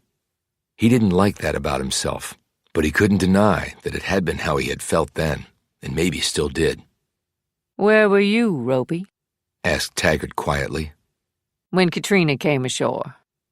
He kept his gaze on the water. The Gulf was very un-Katrina-like now. Flat, smooth, like polished aquamarine glass instead of a boiling mass of fury carrying the combined destructive force of a dozen nukes. It was Mother Nature's most powerful punch, the wickedest, most indiscriminate arrow in her quiver. I was busy, replied Roby. A long way away, but I'm glad that Cantrell wasn't hit. He turned to her. My father lives at the Willows. I met his wife and son. Lots of surprises for you. How could he afford that place? You really are out of the loop. Can you help me get back in it? Why do you want to? Why are you even here? And don't feed me that crap about your daddy being in jail accused of murder, 'cause I ain't buying it. Roby started to say something but then stopped. He recalibrated his remark, moving it far closer to the truth than he had initially intended. I've come to a point in my life where things that didn't matter to me now do. This is one of them. When she gazed up at him, he did not look away from her. She said, Now that may be the first piece of straight talk to come out of your damn mouth since you've been here. He didn't respond to this. He wanted to hear what she had to say. Your daddy can afford the Willows 'cause he hit it rich as a lawyer. How? His stuff was nickel and dime, and he was mostly paid in chickens and vegetables. When you were here, yes. But then he represented 4 families that lost folks in a drilling platform explosion out in the Gulf. There were safety violations, cost-cutting, fudged paperwork, guys working way too many undocumented hours. The typical corporate make as much money as you can and screw everybody else bullshit. Facing all that evidence, they brought in the big legal guns and tried to overwhelm your daddy. Then, when that didn't work, the oil company sent in some seriously bad dudes. His office got burned out. His car got shot up. They caught up to him one night and broke his arm, but he laid 2 of those suckers out. And all that just made your daddy... Fight harder, observed Roby. He could envision his father facing these long odds and relishing the battle. The oil company had picked the wrong man to intimidate. His father feared nothing, except maybe a son he had never come close to understanding. Or perhaps loving. She said, Yes, sir, he did. Took years, but the families got tens of millions of dollars each, and your daddy got his piece. Then he ran for county judge and won. When did he marry Victoria? Oh, a little over 4 years ago. How'd they meet? She's not from Mississippi. I knew that when she spoke. Well, you're from Mississippi, and you don't sound like it. True. But the fact is, she's not from here. They met, so's I heard, at a legal convention up north somewhere. She's a lawyer? No, I don't believe so. Leastways, she's never hung out her shingle. But she was at the convention. Love at first sight, way I heard tell. From who? From everybody, Roby. Your daddy come back with his heart all full of love. Alls he could talk about was Victoria this and Victoria that. Not much later, they were hitched, and he brought her here. They bought the Willows. And then they had Tyler. Who doesn't talk. That's right. They've had lots of doctors look at him, but so far, nothing. Maybe he just don't have anything to say right now. Maybe when he gets older, he'll never stop talking. I spoke to Priscilla. She's a smart lady. Don't miss much. She said she knew why Clancy wasn't convicted, but she wouldn't tell me. Well, it ain't no big secret. He had an alibi. Who? Who do you think? No clue. You met her today. Roby flinched. Priscilla? No, your stepma, Victoria. Chapter 14. You want to explain that to me? Said a stunned Roby. Pretty simple. She was his alibi on the night that Janet Chisholm was murdered. If that was the case, why was Clancy even tried? Well, initially there was lots of evidence against him. They were seen together earlier that day, and her body was dumped in the Pearl where it crosses Clancy's land. What was the alleged motive? That was the other bit of evidence. Clancy liked his girls young and hot. Chisholm fit both criteria. Chisholm suddenly had money to buy stuff. They'd been seen together before. It was obvious that Clancy was giving her money. For what? Well, I always had my suspicions. You mean he was paying her for sex? Hell yes, he was. And he admitted it, too. Now, the prosecution figured that Clancy wanted something that Chisholm was unwilling to give, and he got ticked off, and he killed her. Probably while he was drunk, which he pretty much always was after 3 in the afternoon. That doesn't explain the alibi. Well, that came later. While the trial was going on, Victoria came forward and testified that she was with Clancy from 8 that night till 6 the next morning. Roby stared wide-eyed at her. You mean she spent the night with him? Well, she said she was with him during the night, so I guess one could read it that way. Doing what? She said they were just talking and drinking, and that was all. Why did she wait so long to come forward? Well, your daddy was a jealous man, for one, and he was also the judge in the case. Pretty damn dicey. She was probably scared, but then she decided to come forward because it looked like Clancy was going to be convicted. Now, he was pure scum, but if he was innocent of killing the gal, he shouldn't go to prison for it. But if Clancy had been with Victoria, why didn't he tell his lawyers or the police that? Then they would have brought Victoria in for questioning. Apparently he did, and they did ask her, and she denied all of it. Then she changed her story and admitted she was with him. They could have got her for lying to the police, but they just dropped it. Figured she'd suffered enough by coming forward like she did. Didn't the prosecution object? Oh, they sure as hell did. Screamed till the cows come home. Thing is, your daddy had to recuse himself the minute she said she was with Clancy. No way could he still be the judge then. I guess not.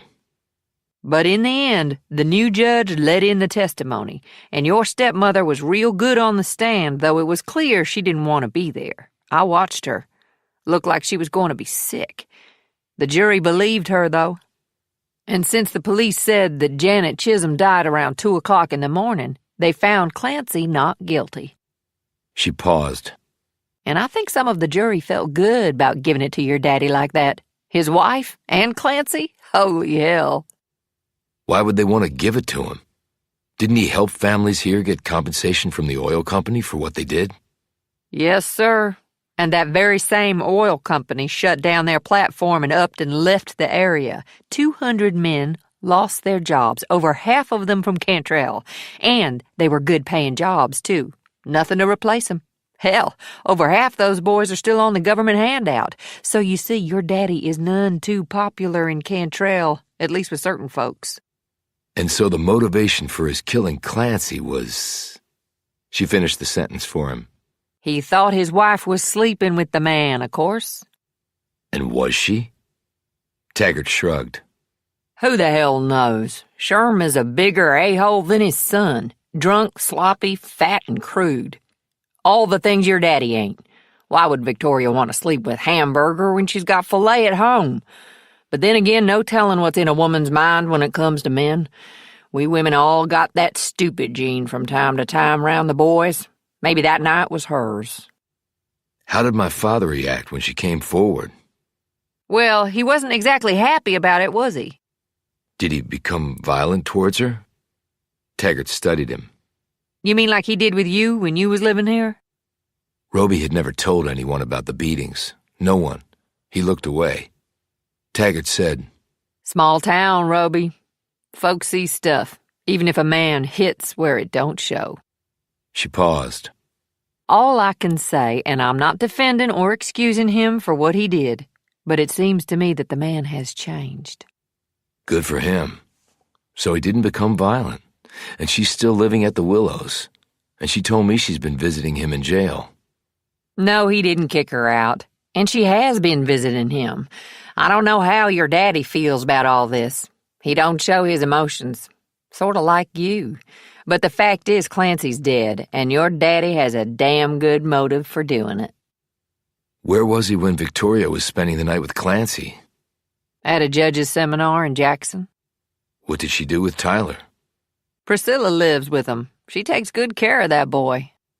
I understand that Clancy was found in his car with a slit throat, maybe from a K-bar knife. You heard right. Found in his damn Bentley down near the Pearl River.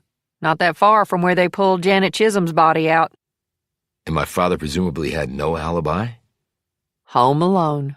Victoria was in Baldacci with Priscilla and Tyler. Why were they there? Some medical treatment for the boy. Any forensics tying my father to the crime? I can't get into that. Ongoing case.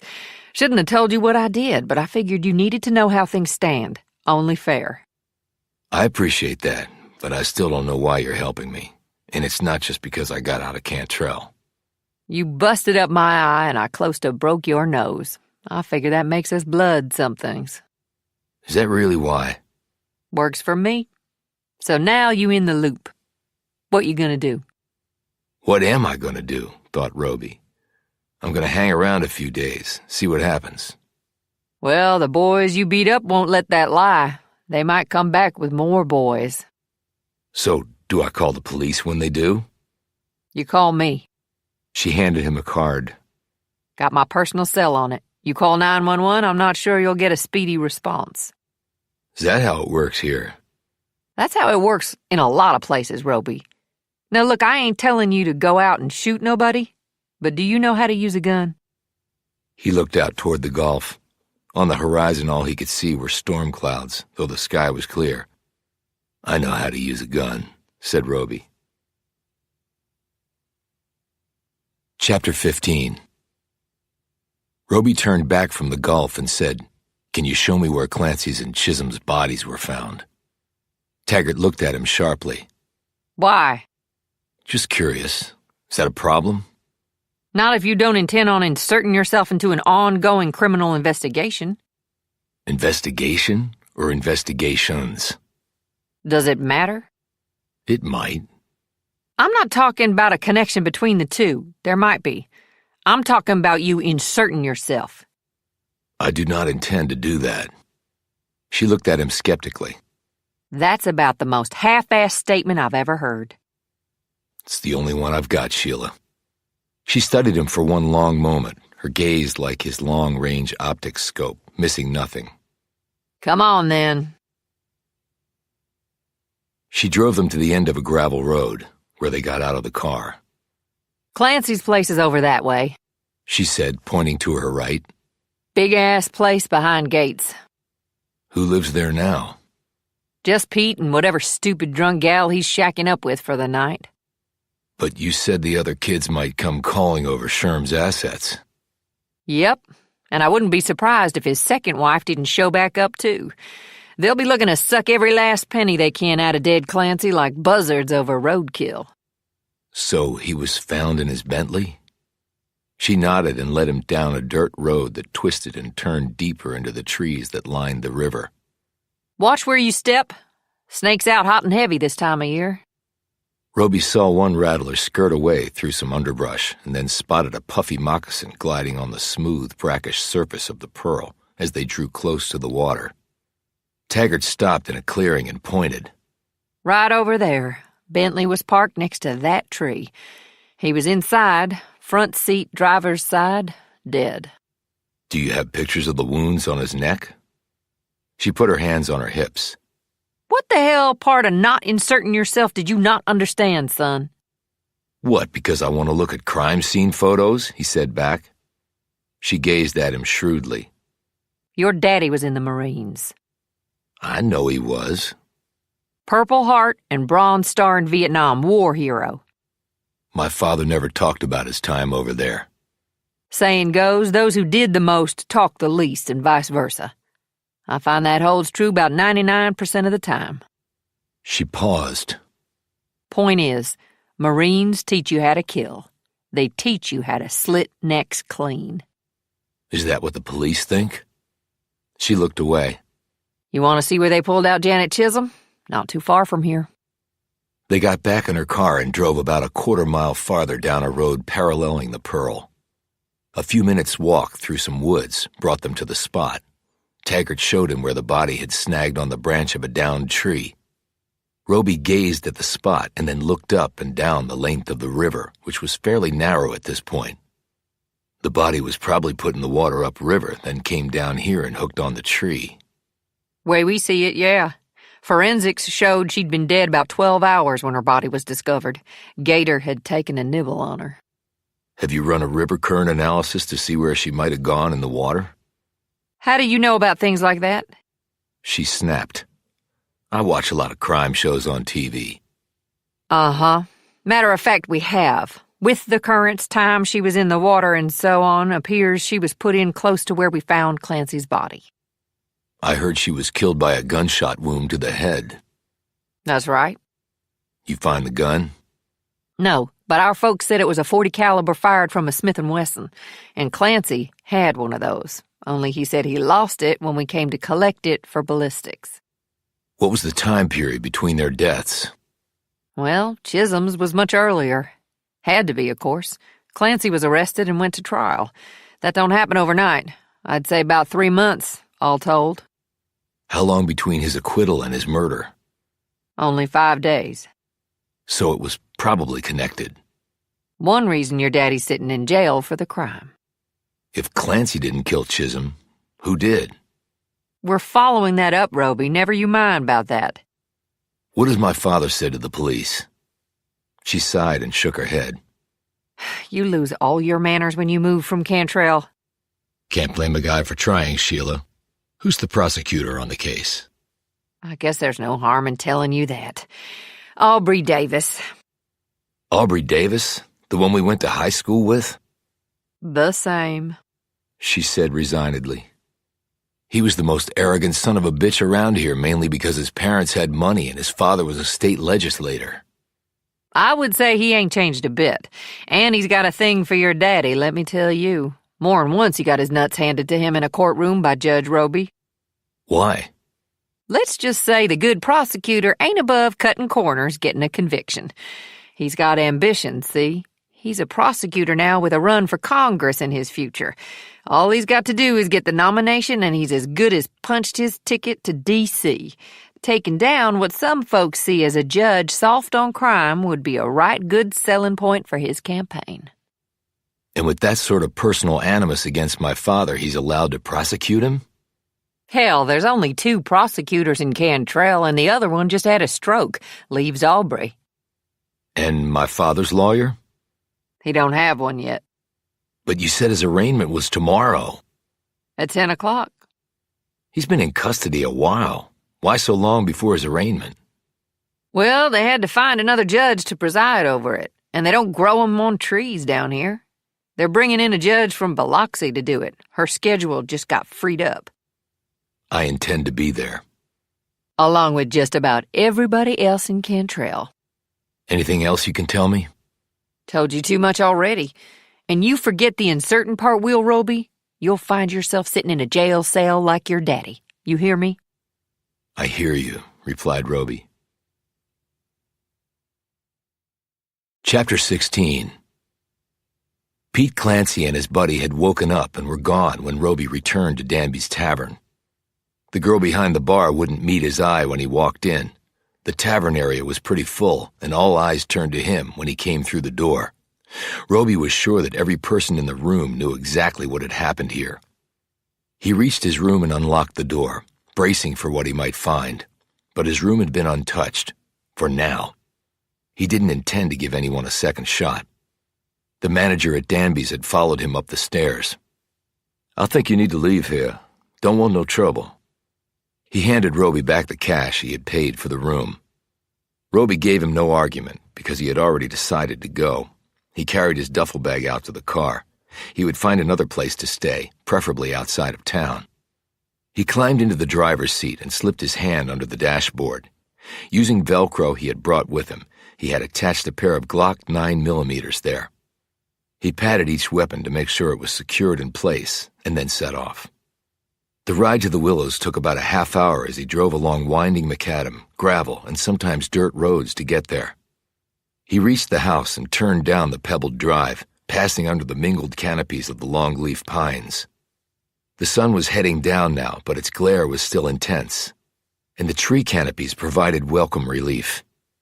After his fight with Pete Clancy and his walk through the woods with Taggart, his shirt was sticking to his skin. He felt like he was sitting inside a steam shower.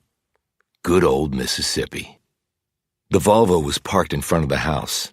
As Roby pulled to a stop next to it and got out, he could see that a table and chairs had been arranged on the porch. Set on the table was a pitcher full of reddish liquid and some glasses. The overhead fans that were aligned along the wraparound porch were whirling away. When Roby stepped up on the planks, he could feel the breeze. It wicked away some of the sweat on his face. The front door opened before he could knock. He expected to see Priscilla there, but it was Victoria. She was wearing a long, colorful sundress and low-heeled sandals that showed off red toenail polish. A bandana matching her dress was around her head. "Are you all right?" She asked, looking over his face and body apparently for injuries. "Who told you about it?" "Priscilla. Pete Clancy is a bully just like his father." "So you know Sherman Clancy?" he asked. She didn't answer right away, but led him over to the table and poured them out 2 glasses from the pitcher. "Sangria. A wonderful antidote to the heat and humidity. Actually, any alcohol will do." He took a sip. It tasted both sweet and salty. Victoria sat down, and so did he. He glanced at the window behind them in time to see Priscilla scurry away with Tyler in her arms. Everybody in Cantrell, maybe on the whole Gulf Coast, knows Sherman Clancy. Knew Sherman Clancy. She corrected. He got around, made himself quite ubiquitous. Roby had pondered on the way over how to approach this. He decided the direct way was preferable. "And you apparently enjoyed his company at some point." She took another sip of the sangria, set her glass down, and took a few moments to wipe her mouth with a cloth napkin on the table. She leaned back in the white wicker chair and studied him. "So I see you've made the rounds of gossip in Cantrell. Busy day for you." "I've made some rounds, but that statement didn't come from gossip. It was from your court testimony, wasn't it?" "I spent one drunken night with Sherman Clancy. And no, we did not sleep together. We just drank together. He fell asleep halfway through. I had to keep waking him up." "Why drink with him at all? You apparently don't think much of him. And while I haven't known you very long, you don't strike me as being, well, that sort." "If you must know, I had a little problem, and I needed Clancy's help in order to solve it." "What was that little problem?" "That is none of your business," she said sharply. "Did you testify about it in court?" "No. That was also none of their business. They just needed to know that I was with Clancy when Janet Chisholm was killed. They didn't need to know why." "You took a long time to come forward, I understand." "Of course I did. It was eating me up inside. My husband was the judge. I would have to testify that I was with another man that night, a man that Dan didn't get along with in the first place. And though I know I didn't sleep with him, I was well aware that everyone in Cantrell, and that probably includes my husband, would assume that Sherman Clancy had screwed my brains out." "But you did come forward." "Yes, I did. They were seeking the death penalty against Clancy. I didn't care for the man, But I couldn't let the state of Mississippi execute him for a crime I knew he couldn't have committed. I admit that I lied to the police when they initially questioned me about it, but later I knew I had to tell the truth, and the real killer was still out there. If they convicted Clancy, they'd never catch the person who really did it. Obviously agitated, she drank down her glass of sangria and poured another. Maybe I should have just kept quiet. Then Clancy would be in prison and my husband wouldn't be. How did my father take the news about you and Clancy? Not well. Sometimes he doesn't know his own strength. So, he beat you? I wasn't talking about his physical strength, though he has plenty of that. No, I was talking up here. She tapped her forehead. He can be quite cruel with words. Don't I know that, thought Roby. Do you think he killed Clancy? Her look told him that she had expected this question. I don't want to believe it. What does he say? He doesn't say. When I visit him, he asks me how Ty is doing. He asks me how I feel. He wants to know what is going on at the Willows. He does not talk about the case against him. I need to get in to see him. He has to allow it, Will. Otherwise, they won't let you in. Can you ask him? Tell him I want to see him? She hesitated. Why? What good would it do? I don't know if it will do any good at all, but it's something I have to do. I don't know anything about the falling out you two had, or why you went away. Dan never talked about it. I wouldn't expect that he would. And your mother, he never talks about her either. She was as unlike my father as it was possible to be. Well, they do say opposites attract. But can opposites exist together for the long term? Have you ever been married? No. Ever wanted to be? Roby didn't answer right away. He was thinking back to a woman he thought he had loved, right up until the moment he had put a bullet in her head. Maybe. Well, I wanted to be married to your father from the very first moment I saw him. You met at some sort of legal convention? She nodded. I'm not a lawyer. Don't have the mind for it. I was a pharmaceutical rep for years, and a very successful one, if I do say so myself. Frankly, I'd flirt with the male doctors, and they bought whatever I was selling. I attended some of our national conventions and learned how they were set up and run. Then I started doing event organizing, and my business really took off.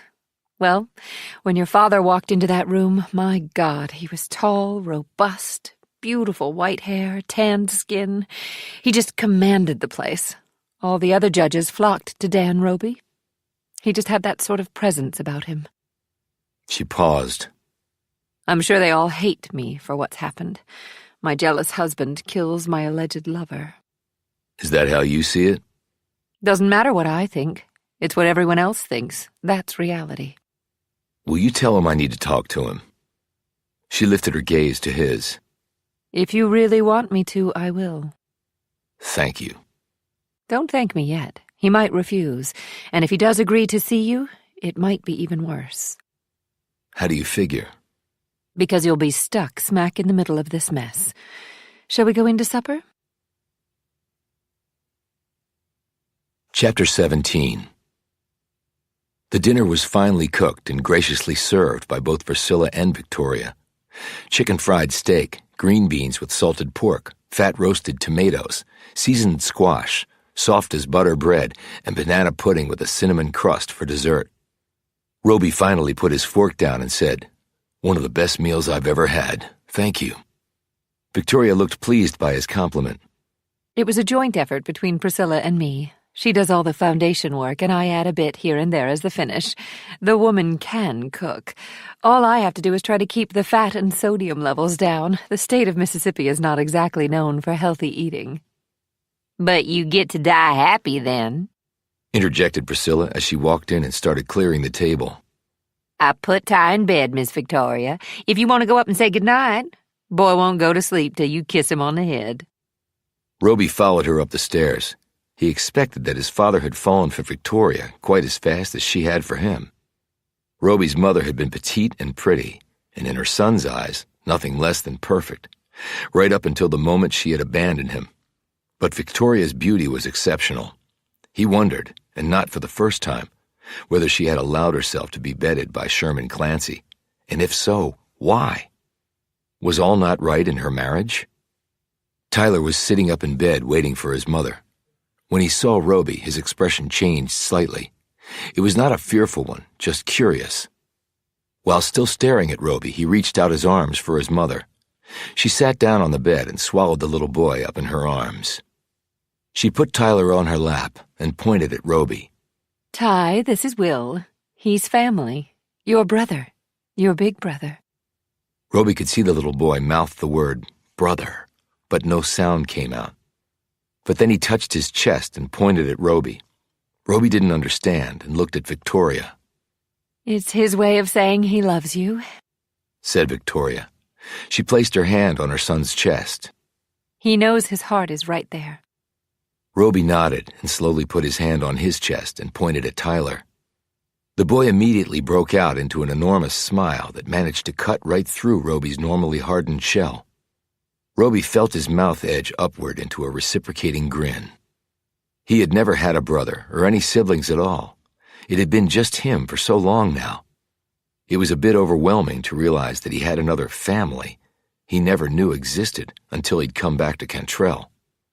Victoria laid Tyler back in the bed and covered him with a sheet before kissing him on the forehead. You have yourself a fine sleep, Ty, Roby, okay? He nodded, ran his small fingers up and down her cheek, and then turned on his side and closed his eyes. When Victoria rose from the bed, Roby could see a tear sliding down her face. She brushed it away and said, I'm going to have a glass of port to finish off the meal. Care to join me? She didn't wait for an answer. Roby followed her downstairs, where she snatched 2 glasses and a bottle of tawny port off a sideboard before heading out to the back veranda.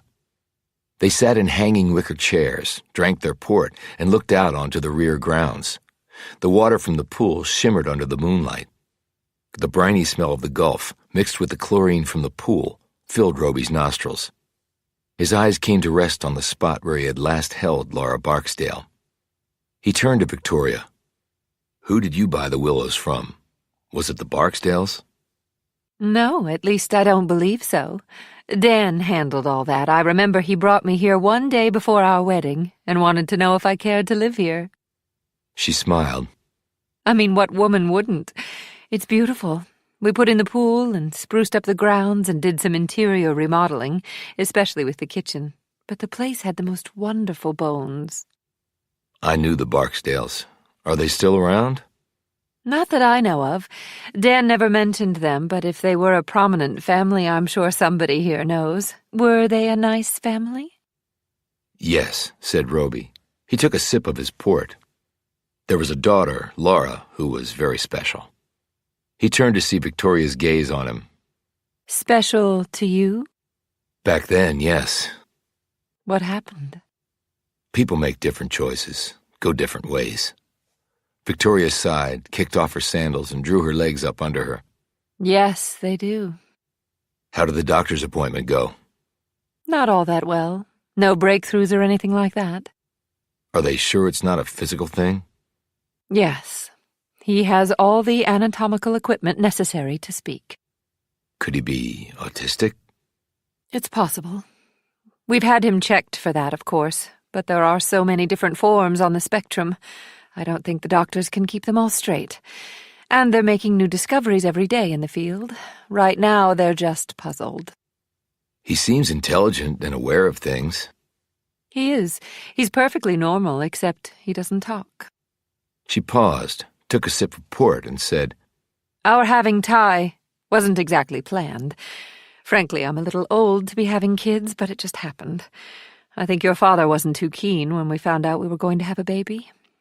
But let me tell you, when Ty was born, that man scooped him up in his arms, and I don't think he ever wanted to let him go.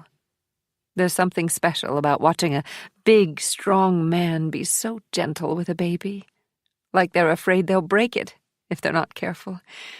Your father loves that little boy.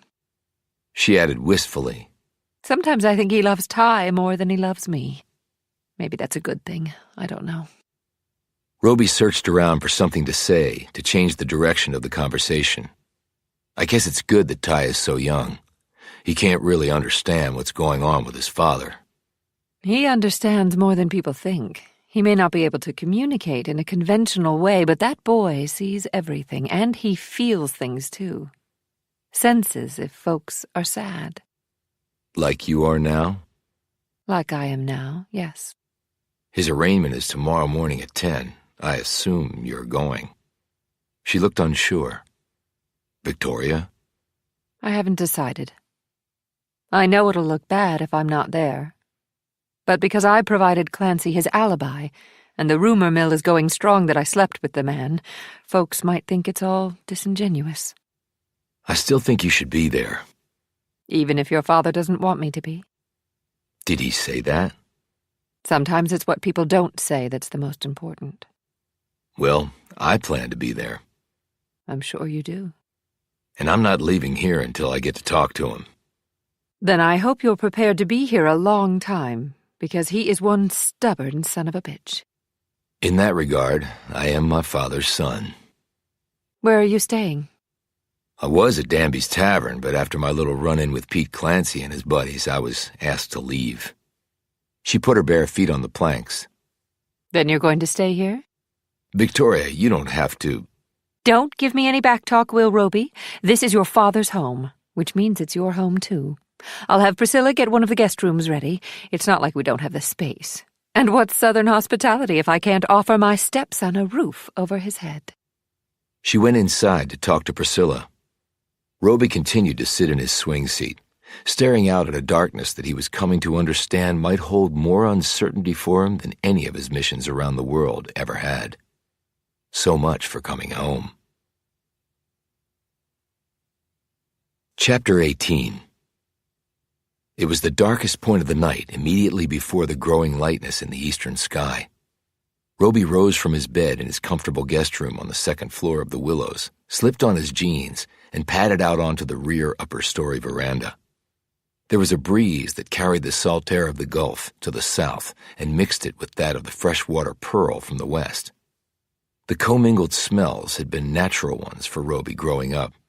Indeed, he could hardly remember a morning here where he had not been greeted by that confluence of sea and river air. Roby was a man well used to seeing everything around him, even if some things and people did their best to remain unseen. The slight movement to the left of the rear of the house immediately caught his attention. There was wildlife here, to be sure, but wildlife never walked upright on 2 feet. It was a man. Roby's gun was under his pillow. He retrieved it, placed it in the back of his waistband, and clambered down the veranda column, alighting softly on the ground.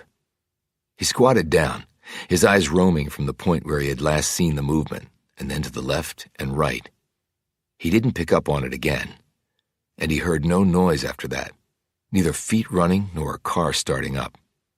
He stood and tried to reconstruct what he had seen in his head. Male, 6 feet tall or maybe taller, dark hair, dark clothing, face partially obscured, about 200 pounds. It could have been Pete Clancy, who was around that size. He might have figured that Roby would be staying here after getting kicked out of Danby's. It was a small town. Everyone knew everyone else's business. But had he come here on foot? Doubtful. It was a long walk from anywhere. But he'd heard no car start up. A bike? In the silence of the night, he would have heard the wheels on the pebbled drive. He hustled to the front of the house. His rental and the Volvo were parked there. He checked the Volvo. The doors were unlocked. He opened it and peered inside. It had been searched. Things were strewn all over the place. He tidied up the mess and closed the door. He looked at his car. It was still locked. It also had an alarm. He would have known if someone had tried to break in. He turned to look back at the house. There was a light on in an upper window. He watched as she passed back and forth in front of it. His stepmother was up early. Perhaps to check on Ty? Or was it something else? Did it have something to do with the guy in the bushes? He reversed his path, clambered up the column to the second floor, and re-entered his room. He checked his watch, nearly 5 a.m. It would be an hour later in D.C. He picked up his phone and made the call. Blue Man said, "I was surprised you hadn't communicated yet." Roby told him what he had learned thus far. "Is there any way you can get me more information on what the police know? Autopsy report on Clancy? Anything on Janet Chisholm? Stuff they have on my father? Anything else at all?" That would, of course, breach all professional decorum. On top of that, we do not operate domestically. "And I have two heads. Can you?" "I'll see what we can find out. In the meantime, keep your only head down and watch your back. The last thing I need is for you to get killed down there." "I recall you being the one who suggested that I come here." "Still, watch your six." "Jessica?" he asked. "Still out." Roby put his phone down and listened as feet padded down the hall. He rose and opened his door in time to see Victoria open her bedroom door. Her room was next to his. She had on a bathrobe that ended mid-thigh. Her long legs were pale and her feet bare. "Everything okay?" Roby asked. Ty was restless. "Are you okay? It's still pretty early." "Just adjusting to the time zone." He thought of telling Victoria about the man in the bushes and that her car had been searched, but then decided against it. He needed to think that through a little more, and he didn't want to alarm her unnecessarily. "Okay. I'm going to catch a little more sleep. I'll see you later." He went back to his room and sat on the bed. Victoria was right about one thing. It was still early, and he had time before the arraignment. He dressed, left the house, got in his car, and drove off. Chapter 19. The dust from the roads kicked up and swirled around the windows of Roby's car as he drove along. The sun was starting to rise and burn off the fog that had lifted from the warmer ground. He passed the spot where Clancy and his slit neck had been found in his Bentley and continued on. Using the general directions Taggart had given him earlier, he reached Clancy's place about 3 minutes later. It was unmistakably the man's residence because, as Taggart had said, it was big-ass and behind gates. He figured this was the only big-ass place behind gates in all of Cantrell. Only the gates were open. Roby parked his car across the road and behind some bushes before slipping through the entrance and heading up the drive to the house. The mansion was a jumble of stone and siding with slanted bricks thrown in, apparently for good architectural measure. He eyeballed it at about 12,000 square feet, rising up 3 full stories to the sky. The house looked dark from here. There was one car parked in front, a Porsche with plates that read, Pete. Well, Sherman Clancy's son certainly wasn't subtle, which wasn't surprising. Roby had seen this very same car parked in front of Danby's when Pete and his boys had tried to jump him. As he passed the Porsche, he felt the rear hood where the engine was located. It was cold to the touch. If Pete had been the one lurking in the bushes at the Willows, it was doubtful he had driven there and back here in his sports car. He took a minute to walk the perimeter of the property and came away with the conclusion that the estate, while obviously initially costing a ton of money, was in seriously bad shape. The grass was high and struck liberally through with weeds. The pool and numerous fountains on the property were in poor shape and dirty. The wood siding was chipped and peeling, and the stone steps and pavers were uneven and in numerous places crumbling. The air of neglect was evident in the outbuildings as well, including the 5-car garage. One of the roll-up doors was off its tracks, and 3 of the 5 inside bays were filled with garbage and piles of junk resting next to the Bentley and a dark blue Range Rover. Roby stepped inside the garage and walked over to the Bentley. The engine was cool to the touch. He checked the Range Rover with the same result. He went back to the Bentley. It was unlocked. He opened the driver's side door and looked around the interior.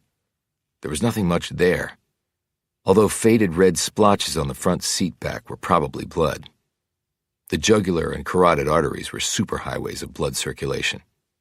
The entire front interior of the Bentley had probably been doused until the heart stopped pumping after Clancy had rapidly bled out and died.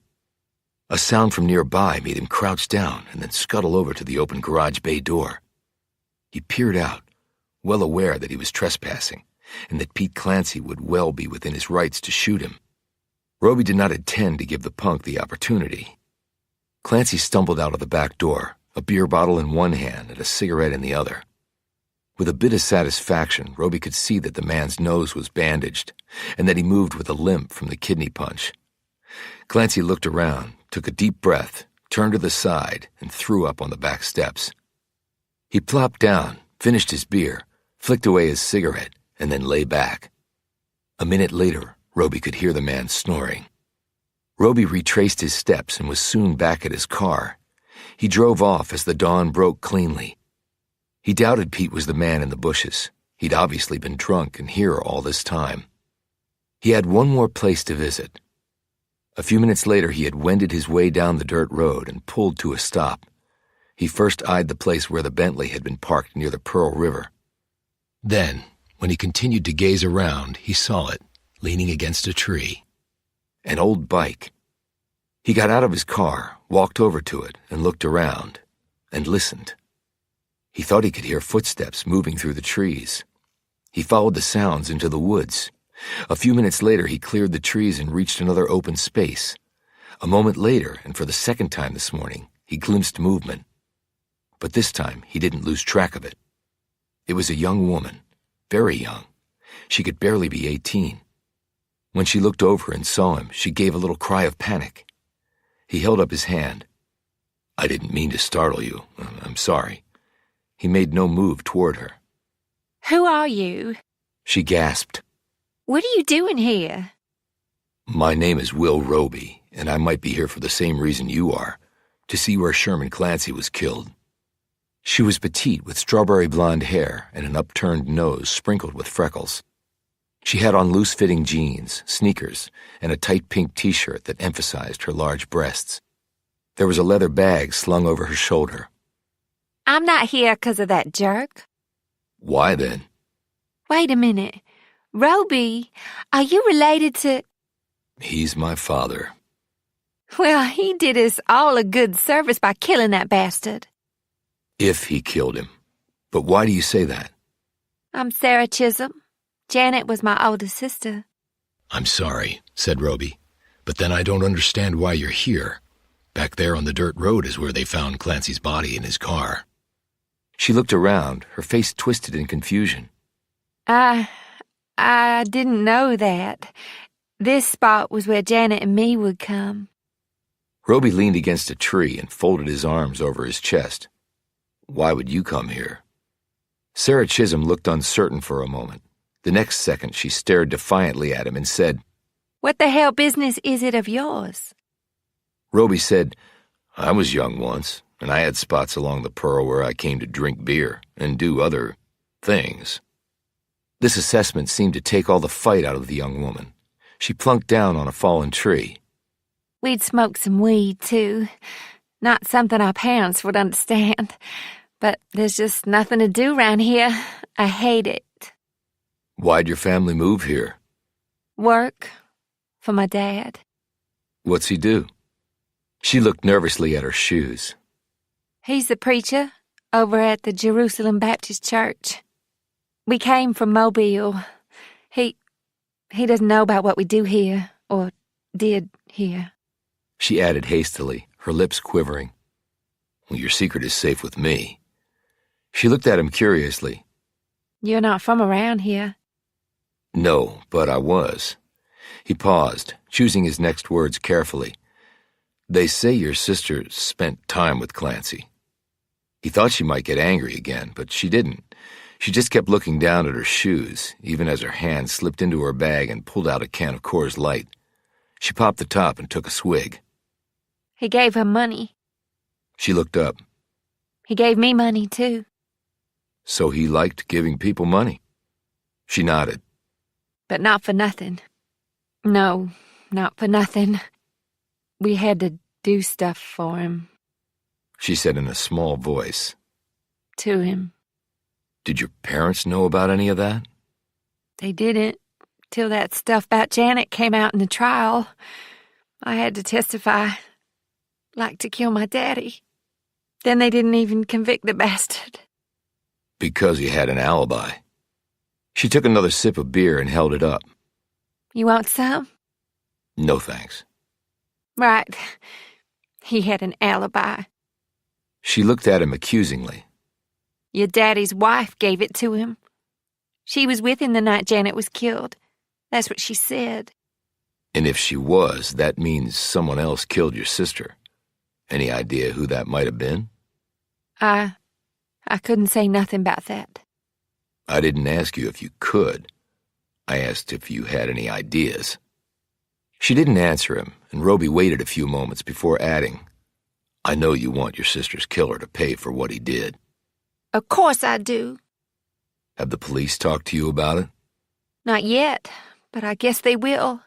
I guess they're sort of focusing on your daddy for killing Clancy.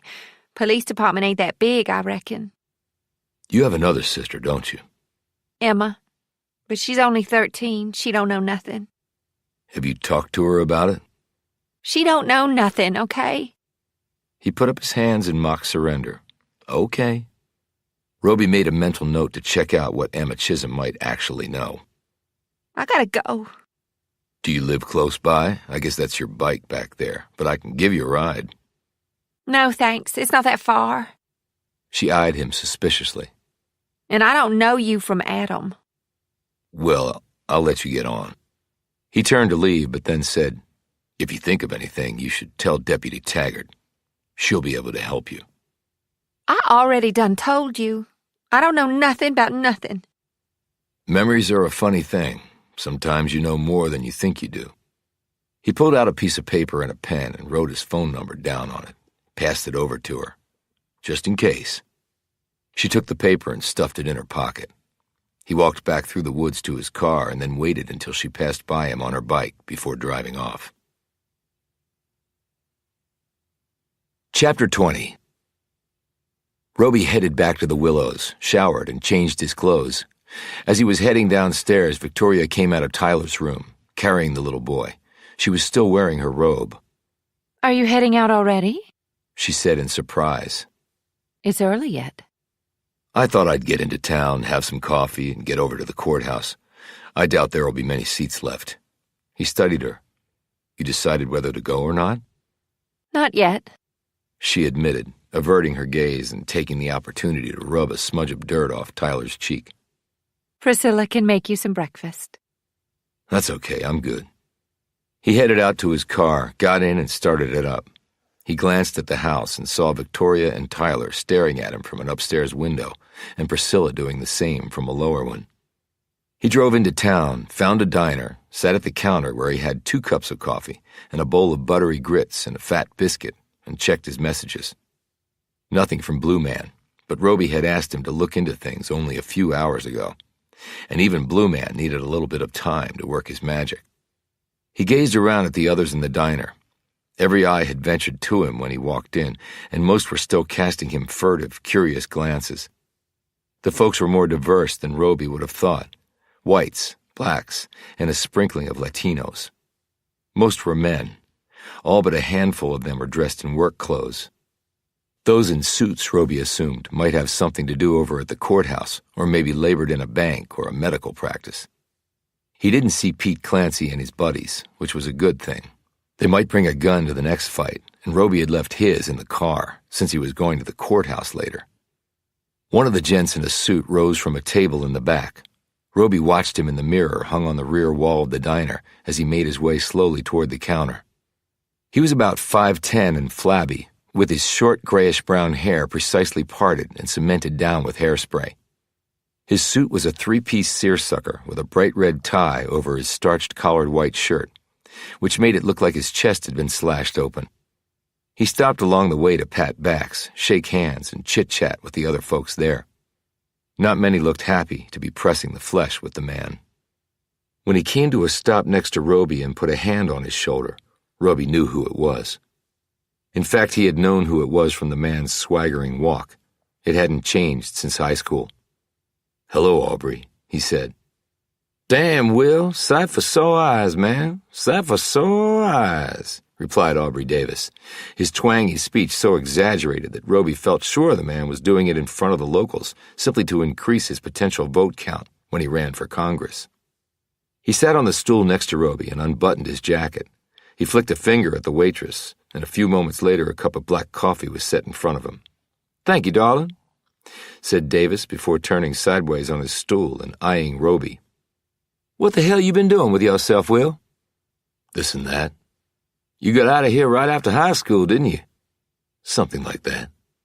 "Guess you know what I do for a living," Davis said, not really trying to sound modest. "I heard. And I guess it's no secret why you're back here. Sad day for the Roby family. Sad day. I'll be the first to say it." Roby sipped his coffee and stared straight ahead. "I guess that depends on how it turns out." Of course. Justice will have its day and say, yes, sir, it will.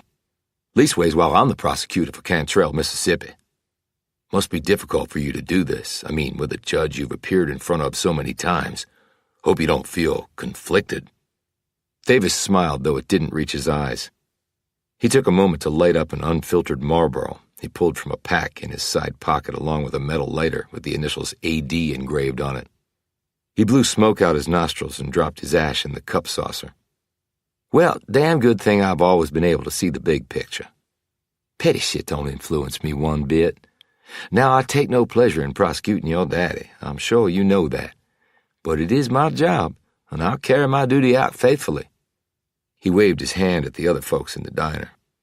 "Hell, it's what all these voters here who placed me in this honored position would expect." He rapped his knuckles against the countertop. "And nothing less." "You gonna let him out on bail?"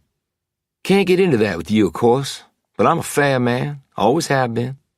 He blew more smoke and tapped more ash. "You seen your daddy yet?"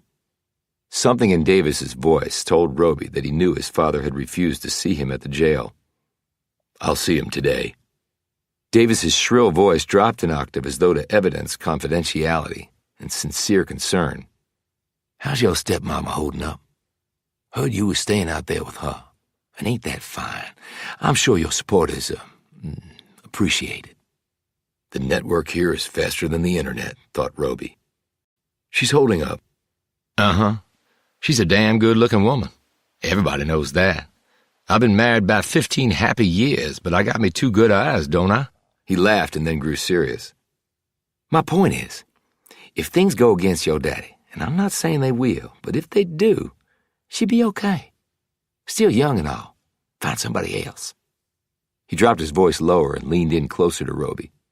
"But let me just voice a concern I got me." He paused and cleared his throat. "Now, she's just got to be better at who she spends time with." He scrunched up his face like he'd swallowed something foul. "Sherm Clancy? Now, I got to prosecute his killer to the fullest extent of the law, of course, and I will. But that don't mean I had to like him, 'cause I didn't. Poor choice for Victoria. Poor choice. You might want to talk to her about that. Know it drove your daddy." He paused and sighed heavily. "Well, we seen what it did to him. So sad. So damn sad. And I don't know him to cuss. Hell, I'm a deacon at the Baptist church." He tapped Roby on the shoulder and said in a conspiratorial tone, "Now, speaking of Clancy, I heard tell you had a run-in with Pete and some of his boys. Now, don't you worry about that. I know Pete. He can be a little hot-headed. But he comes to me about prosecuting you for assault. You just leave it to me. I'll handle it." Roby noted that the lawyer didn't say how he would handle it. Davis straightened on his stool and smoked down his cigarette, looking pleased with his soliloquy. Roby just drank his coffee, figuring any response he made would simply prolong this encounter. Lawyers were really good at taking your words, twisting them around, and firing them back at you. Roby used bullets to kill. This man used nouns, verbs, and the occasional adjective to do the same. "So how long you staying in our fair town, Will?" "Long as I need to." "Well, we do things right fast down here. Could have done that O.J. Simpson case in 2 days, so help me God. So's you won't have to wait too long, I reckon." "That's good to know, so long as you don't leave justice out of the equation." More smoke was exhaled and more ash tapped. Davis grinned. "Remember that state championship?" "Not until I came back here." "We did the town proud, didn't we?" Davis had been a third stringer on the team and saw action only in the final few minutes of the championship game. Cantrell had been so far ahead that the coach had seen fit to give everyone who hadn't played a chance to share in the glory, and Roby hadn't minded. Despite the lopsided score, the game had been hard-fought, and his body had been a mass of bruises and contusions. and he later learned he'd played the second half with a concussion and a broken thumb. Yes, we did. Old Billy Falconer ain't doing too good. You remember him? Best left tackle in the state. I plan on seeing him while I'm here. Fine. Davis stubbed out his cigarette and rose. You have a good day, Will. Let's have a drink sometime, okay? Got me a homegrown whiskey, put hair on your eyeballs, man. He laughed and slapped Roby on the back far harder than he had to, and walked out of the diner, waving and smiling at all he passed. Roby set his cup down, paid his bill, and walked out behind him. He didn't give a crap about Davis's taunts. He was focused on one thing only. In a very short while, he was going to see his father for the first time in 22 years. And that suddenly scared him more than possibly anything ever had. And for Will Roby, that was definitely saying something. Chapter 21. The courtroom was small, plainly furnished, warm as an oven, but still buzzing with suppressed excitement. Roby's intuition that seats would be hard to come by had proven correct. The place was almost full by the time he stepped inside, nearly a half hour before the arraignment was scheduled to take place. He wedged himself into a seat on the aisle near the middle of the courtroom.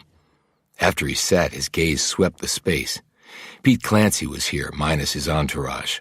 He had cleaned up his face and his bandages were gone, but the beating Roby had given him was still quite evident. Sheila Taggart, in her uniform, stood near a door leading into what Roby assumed must be the holding cell for prisoners waiting their turn before the judge.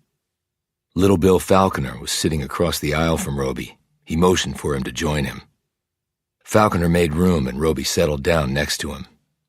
Roby said, "I plan to visit your dad today if he's up to it." "He'd be real glad to hear that, Mr. Roby. I'll be sure to let him know." Roby looked around at some of the people.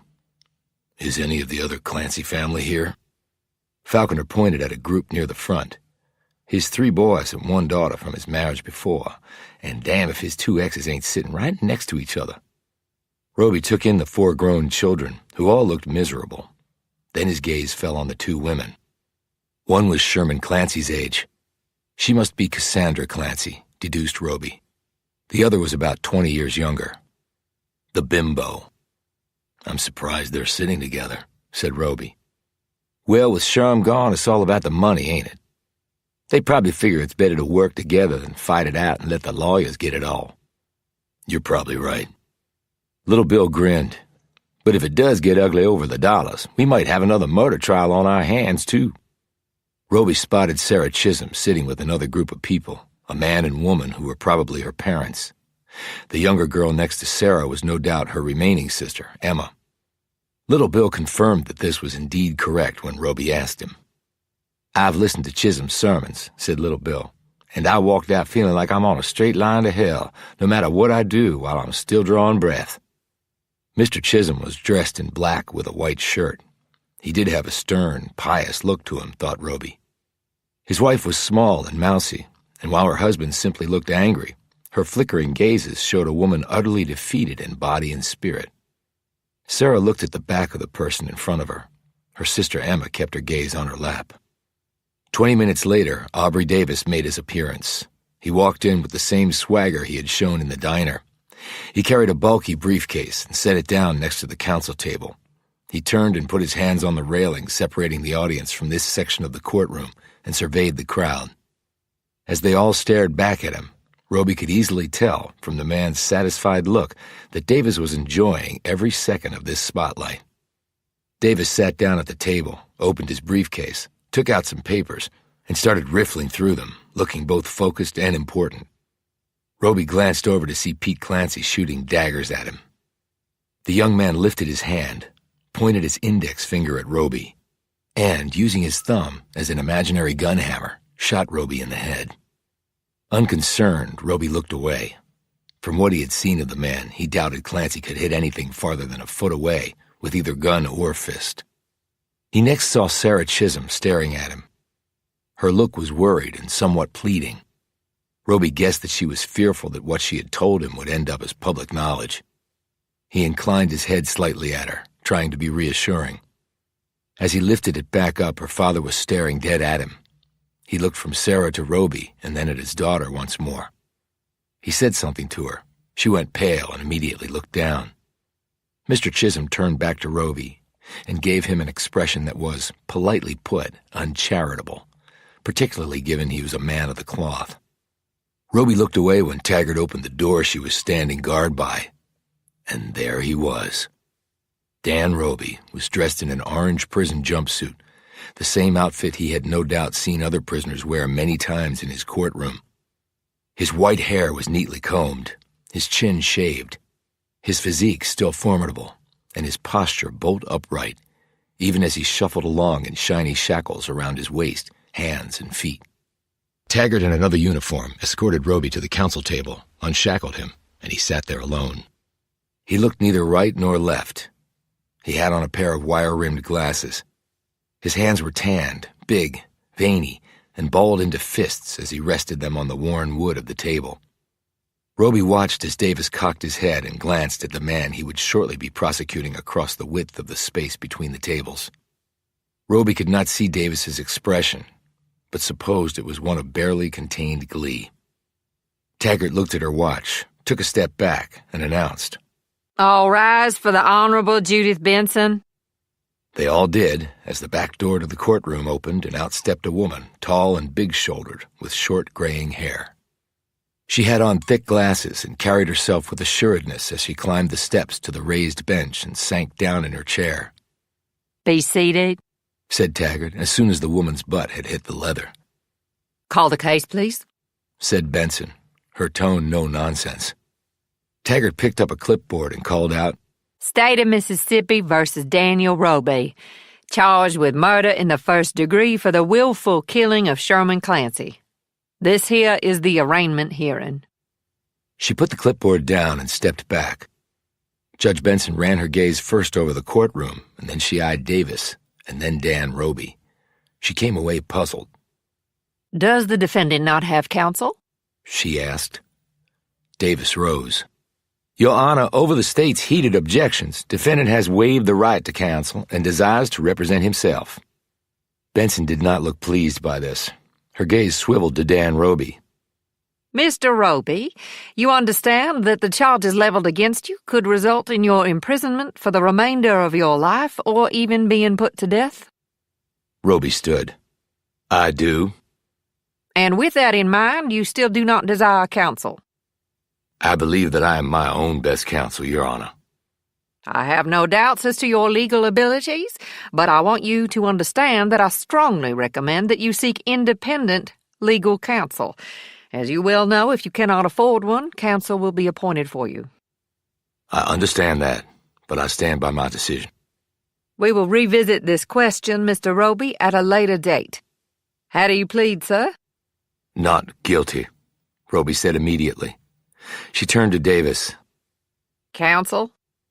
Davis strode out in front of the table to let everyone get a better look at him. Hands in his pockets, he said, "Your Honor, everybody hereabouts knows Dan Roby. He's been a member of the Mississippi Bar for a long time, and as you well know, for many a year he sat in this very seat you are now currently occupying."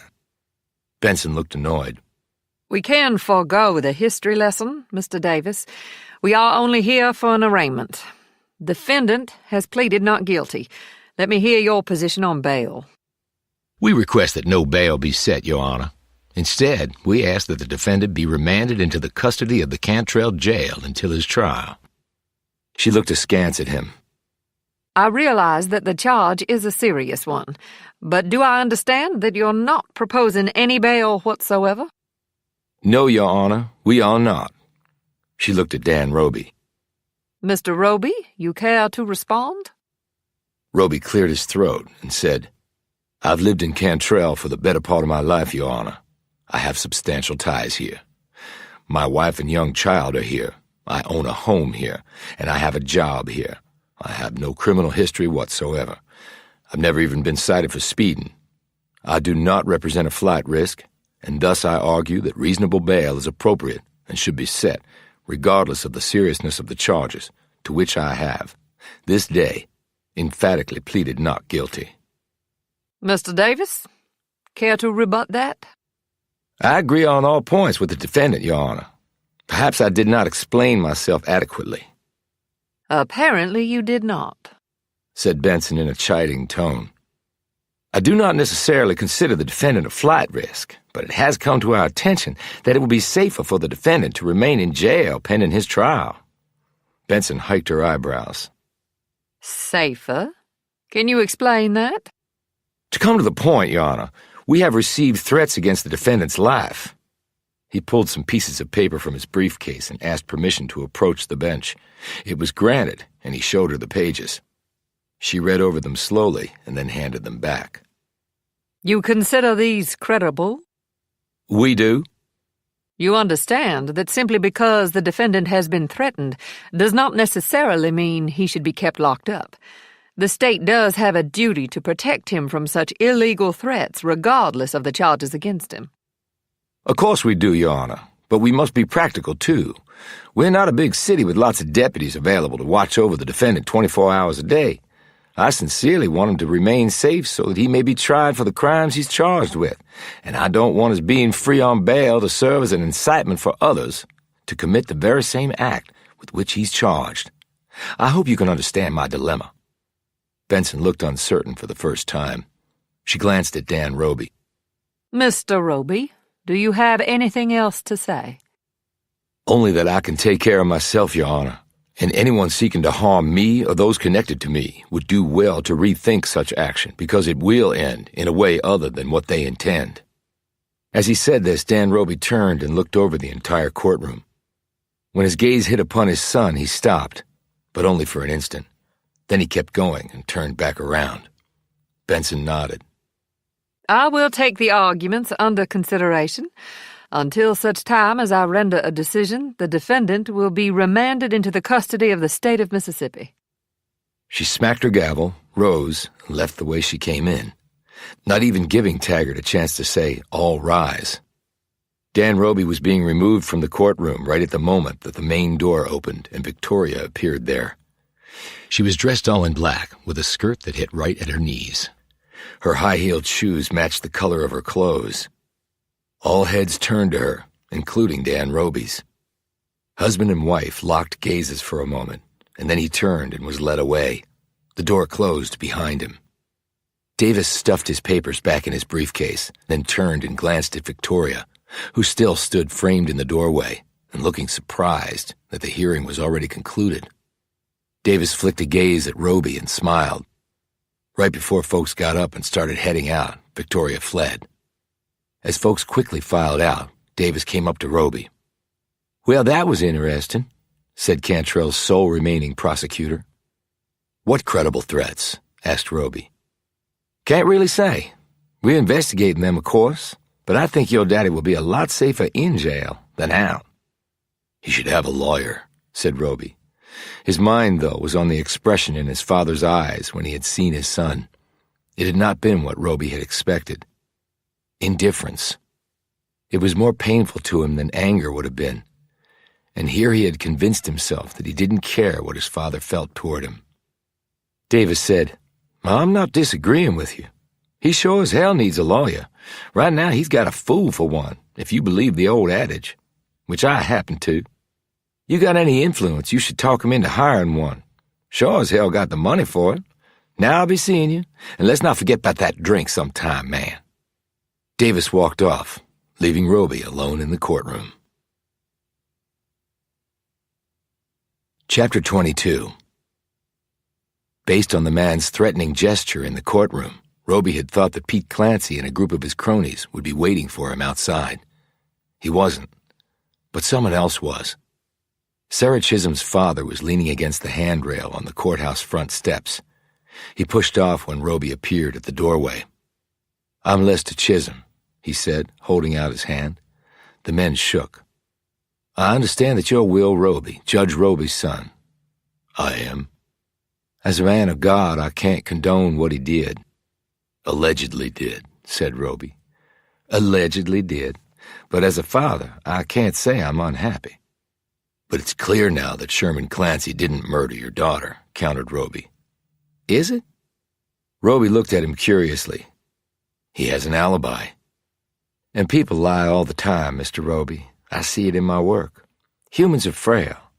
They seek the easy way out too often, lying as opposed to telling the truth. Telling the truth is hard. And why would Victoria lie? It had to have been embarrassing for her. She had every reason not to come forward. She could have just let Clancy be convicted. Telling the truth was hard for her. Unless there was something compelling her to do so, that was stronger than her natural inclination not to come forward, as you say. And what might that be? I have no idea. I'm just pointing it out as a possibility. I understand that your daughter knew Clancy. My daughter was a sinner, a slut, if you will, as is her younger sister. That is all clear to me now. I don't blame them. I blame myself. I have obviously failed them as a father. Sometimes I spend too much time on my congregation. Perhaps I have been too restrictive with them. So while they fell down, I also fell down. I have prayed over it ever since Janet was killed. I prayed over it even harder when certain facts came to light showing that my daughter was complicit in certain things of a depraved nature. If your father or someone else hadn't killed Clancy, I might have. Don't let Aubrey Davis hear you say that. I know that it's unbecoming of a man of the cloth to say such things, but I'm only human too, and losing your child goes against nature. Children are supposed to bury their parents, not the other way round. Roby's thoughts turned for a moment to the dead Sasha, whose mother would have had to bury her. No argument there. Chisholm looked at him closely. I suppose you came back because of your father's situation. Yes. We only came here 3 years ago, from Mobile, though I was born and raised in Mississippi. Roby was about to say that he knew some of this from Sarah, but caught himself. Mobile is a nice town, he said. Well, it's certainly bigger than Cantrell, with far more to do, but I was offered my own church here. In Mobile, I would have been an associate pastor my whole career. So you made the choice to come here for your career? I did, when I should have been thinking of my family. Life is complicated, said Roby. Life shouldn't be so complicated if you listen to the Lord. Well, maybe sometimes he wants us to make mistakes, so we learn for the future. Chisholm took a moment to respond to this. Maybe that's what he did for me. Will you stay in Cantrell? Asked Roby. Highly doubtful. We'll wait to find out what happened to Janet, of course. After that, I think we'll move on. To a bigger city. Even if I have to be an associate pastor. I've got 2 daughters left. I do not intend to bury another. Big cities have big temptations, cautioned Roby. And associate pastors have more time to spend with their families. He nodded at Roby, turned, and left. Roby reached the street and saw it. The prison van was coming around the corner. The sole passenger was Dan Roby. He was shackled to the last seat. He looked out the window as the van slowed to make the turn. Father and son were eye to eye, at least physically, if not in any other way. This time Roby looked away while his father still stared at him, his look inscrutable. Then the van and his father were gone. Roby stood there on the street, gazing at the place where his father's face had been moments before. A part of him felt he was living someone else's life. This couldn't possibly be him, back here in Mississippi. He had been gone for 22 years. It might seem to some that no family rift could be so bad that the son would have made no contact with the father. After Roby had arrived on the East Coast, his life had changed drastically. He had hoped to start a new life with Laura Barksdale. That had not happened. He had arrived at his new life alone, and both confused and angry.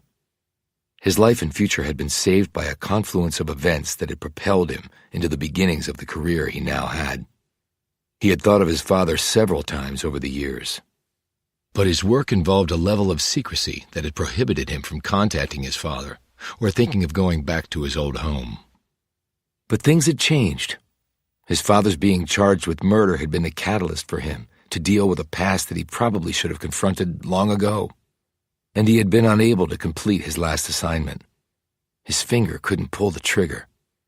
And it hadn't been the face of the little girl that had held him back. So now, to go forward, it looks like I have to go back. And so here I am. I've executed many missions over the years, but I always went in with a plan. Now, I have no idea how the hell I'm gonna do this. Chapter 23. Tiara Street. It was full of tiny, ramshackle houses with dirt patches for yards and not a trace of hope in sight. Roby had always thought the name of the road had to have been somebody's idea of a very bad joke. Billy Falconer's house was just as small and run down as all the others. Roby didn't know what his former teammate had done after high school, but it apparently didn't pay much money. And then the cancer hitting him probably meant he could no longer work. He might be drowning in medical debt. It was a sad situation for anyone, but even more so for a man in his early 40s. Roby knocked on the front screen door.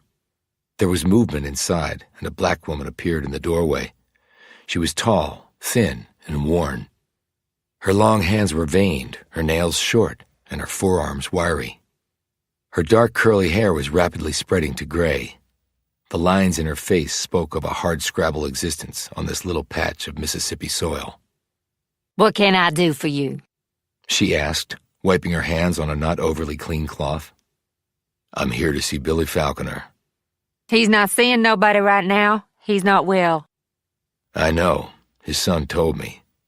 I'm Will Roby. She clapped a hand to her mouth and dropped the towel. Tears sprang to her eyes, and she gripped Roby by the hand. Oh, my God. Little Bill told me you were in town and might come by, but I never thought you would. I'd really like to talk to Billy. Come on in, Mr. Roby, please. Just call me Will. I'm Angie. Did we go to school together? No, I'm not from Cantrell. Billy and me met up in Oxford. He was a trucker and was passing through and had some lunch at the diner where I worked. Then he came by again and again. Pretty soon we was married, and then I come to live here. You had kids early. Well, we just got the one. I was 20 when little Bill was born. We wanted more, but God had other plans for us. While they chatted, she led him through the tiny house and out the back. When did Billy get sick? A year ago, lung cancer. Too many cigarettes, I guess. He's been seen by doctors? The one here, yes. He said there was nothing to be done for Billy. Did you get a second opinion?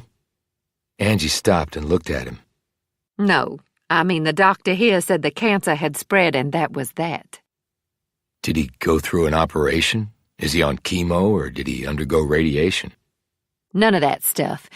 Billy said he'll die like a man. He won't hang on and suffer and give us pain by watching him suffer. And all that costs a lot of money. Money we don't have. Do you have insurance? No. When Billy lost his job, the insurance went too. You could get a policy. They can't refuse him now for a pre-existing condition. Her face tightened and she said stiffly, I think we're okay on that score, Will, but thanks for your concern. They had by now passed through the backyard and turned a corner. There stood a battered, old Airstream trailer. When Roby looked at her, Angie averted her gaze and said quietly, Billy likes being out here. He got that old trailer from a friend of a friend, fixed it up, and now he lives out there. Says he'll die there. We can just close it up and leave him there when he does. At least that's what he says. Her words were said lightly, but Roby could see the undeniable pain in the woman's face at this terrible thought. She led him up to the Airstream and rapped her knuckles on the door. Billy, I got a surprise for you. She turned and smiled at Roby. Got me somebody you used to know real good. Then she opened the door and motioned Roby to pass by her. Thank you for coming, Will. Know it'll mean the world to him. She turned and hurried back to the house. Roby stepped up into the Airstream and looked first right, then left. Right was a small table with dirty plates and cups on it. Left was in shadows, but as he moved toward the darkness, it lifted a bit. Son of a bitch, Will Roby, came the weak voice. Roby moved closer and the man came into full view. Billy Falconer had been one of the biggest human beings Roby had ever known growing up. Now he looked like someone had deflated him to barely a third of his former size. His skin was far darker than his son's or wife's. Back when they were teenagers, folks in Cantrell would come to cheer the team on every game. They treated all the players the same, black or white. But when football season was over, things went back to the old ways, meaning that Billy became simply black and thus shunned by white society. He was lying on an old raggedy couch, his head propped up by a trash bag that was filled with something. Roby hoped it was soft. He had on an old tattered robe, and his bare calves and long feet stuck out from below the hem. His short hair was filled with gray. His face was gaunt, his sunken chest drawing in and out in slow, elongated movements. There was sweat on his skin and not much life in the eyes. An oxygen tank on a little rusted roller sat next to him, its attached lines running up to his nostrils. He seemed to suck greedily on the air. Roby looked around. He found a little stool covered in junk. He set the items on the floor, pulled it up next to Billy, and sat down. Wheezing, Billy said, "Shit, man, you look like you could still suit up for Cantrell High." We both did our bit there. "You remember that goal line play in the second quarter of the state championship?" Roby thought for a moment. "Read option right, fake the handoff to Kenny Miller on the A-gap, fake the pitch to Junior Deacon on the end around. I ran left, you crashed down on the end and then had enough gas left to pancake the OLB, and I scored standing up, just like Coach drew it up on the board." Billy smiled big and wide. "That was so sweet. And then in the third quarter, remember that play?" he said. "Remember? Tell me you do, man." Roby cracked a smile, thinking back, way back. "Your moment of glory. On the sidelines, you told me they were overcommitting to stopping the run, and the O-backer and the strong safety kept cheating up to the box. So when we went back on the field, you checked in receiver eligible. I ran a fake sweep to Donnie Jenkins on the weak side, pulled the ball back out of his gut, turned and lofted you the prettiest pass in the end zone on the other side, and you caught it in those big mitts of yours, and then you fell on your ass." A crooked grin spread over Billy's features. "Ain't a defender within 5 miles of me. All I could think was, don't drop the damn ball." "I met little Bill. Nice young man. You obviously raised him right." Billy shifted his withered body a bit so he could look more directly at his old teammate. His glee fell away, and his features turned somber. "He done okay, but what he needs to do is get out of this here place." "Think he can?" Billy nodded. "Got me a life insurance policy. Premiums all paid so's they can't screw me now. Get him some money. Angie, too. They be good." Billy touched his forehead. "Little Bill's smart, good with computer shit. Ain't nothing he don't know about computers. Don't know where he got that from. I don't even know how to turn one on." "Same with me." Billy looked him over. "You look like you done good for yourself. Where you living?" "East Coast. Job's okay. Nothing special. I go to an office, push paper around, pays the bills." "You lit out of here right fast after high school." "Just wanted something different." Billy looked around the airstream. "Ain't we all?" He picked up a plastic bucket and spit mucus into it. He wiped his mouth with the sleeve of his robe and looked back at Roby. "Know why you come back? Your daddy." He pointed to a pile of newspapers on the floor. "Been keeping track of it. Ain't got much else to do." "I guess not. Angie seems very nice." Billy nodded and looked away. "She wants me to come live in the house." "Why don't you?" "So she can look at my big, beautiful face every day." He swiped a hand through his hair and said, "Man, you think I want her to remember me like I am now?" He started to cough so hard that Roby helped him sit up some more and poured out a glass of water from a pitcher on the small kitchen sink. After Billy drank the water and it had settled back down, Roby said, "I think if you don't have long to live, you should spend it with people who love you." Billy shook his head. "I'm a drain on them, Will.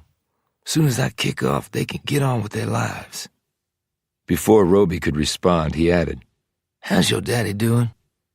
"Well, since he's in jail for murder, not too good." "You remember Sherm Clancy?" "Yeah, when he was a dirt-poor farmer." He got him a good ride, all right. Gas on his property? Oil, gas, something like that. But then he really hit it big with the casinos when they come in. How did he get in with people like that? Billy shrugged. Don't know nothing about that, but he done it.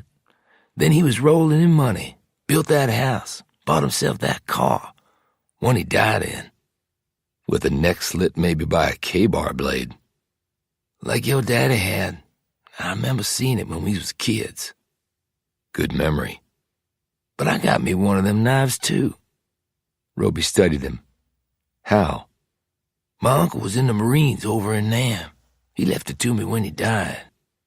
Roby nodded. They find the actual knife that killed Clancy? Not so's anybody done said, and I've been reading about it every day. Like I said, all I got to do now.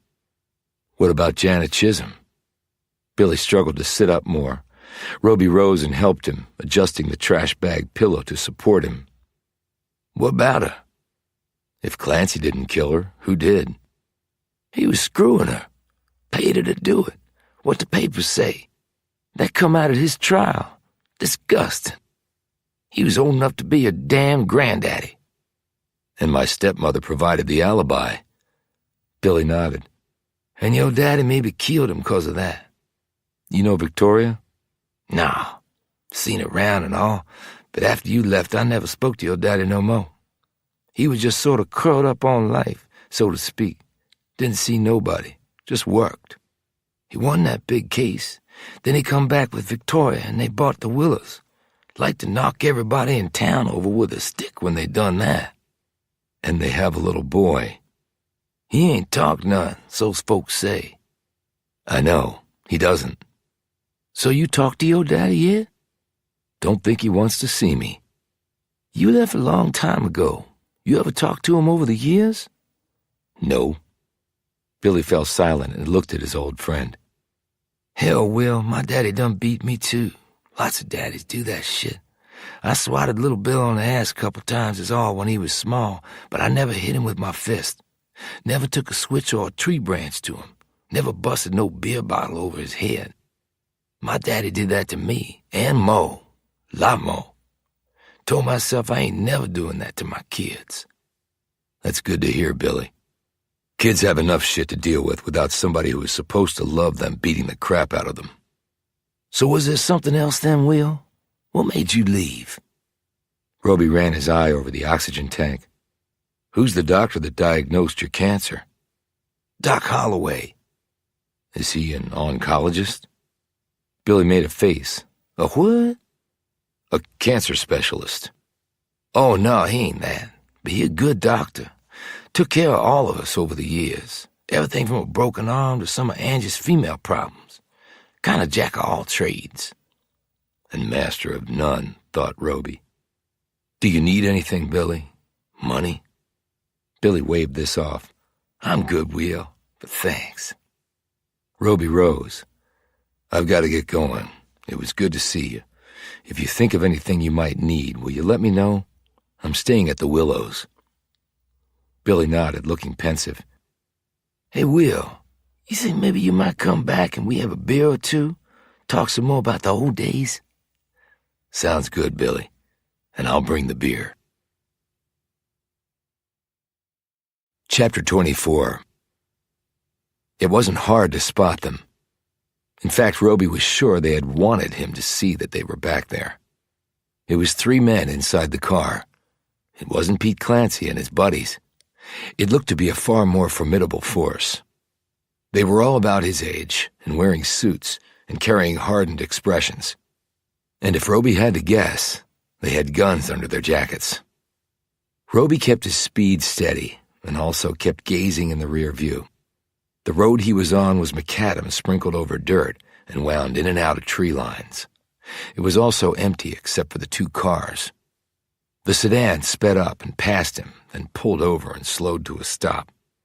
Roby could have whipped around it and kept going, but he decided not to. He pulled over too, right behind the other car. The 3 men climbed out of the sedan and walked back to him. One on the driver's side, the others on the passenger. Roby rolled down his window when the man on his side reached into his jacket pocket. Roby said, "Isn't the FBI field office in Jackson? You guys are a long way from home." The man took his hand away from his jacket, but Roby climbed out of the car and said, "No, go ahead and show me your credentials. It'll make me feel better." The man did so. "Special Agent John Wurzburger," read off Roby. "How'd you ID us?" asked Wurzburger while the other two men warily watched Roby. Roby pointed to the car. "If you really want to go clandestine, take off the government plates." He next pointed to Wurzburger's suit and tie. Standard bureau dress down to the tie pin. "And if you were bad guys, you would have rammed me when you passed. But you get a ding on your car. You have a month's worth of paperwork to fill out." Wurzburger put his ID pack away. "And how do you know so much about the FBI?" "I have some buddies in the bureau back in D.C. We go out for beers together, shoot the shit." "We ran your background, Mr. Roby. There's not a lot there." "Well, I haven't done a lot, so I guess that makes sense. What can I do for you?" "Your father is accused of murdering Sherman Clancy." "I know he is. We're interested in Clancy." "Why?" "He has ties to some casinos." "And why is that a problem? Gambling is legal here." "You're an outsider, Mr. Roby. We checked. You haven't been back here for over 2 decades, which is one of the reasons we're contacting you like this." Roby leaned against the fender of his rental and studied them.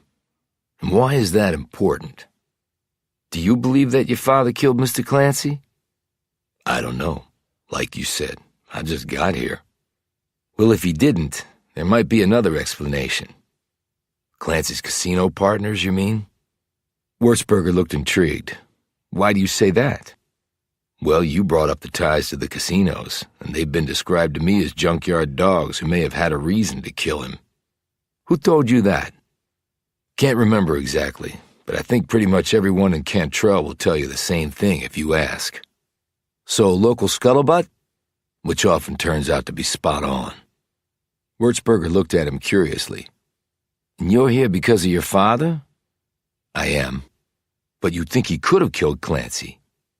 "I've found that given the right circumstances, people are capable of pretty much anything." "Based on your experience in a life where, to quote you haven't done a lot?"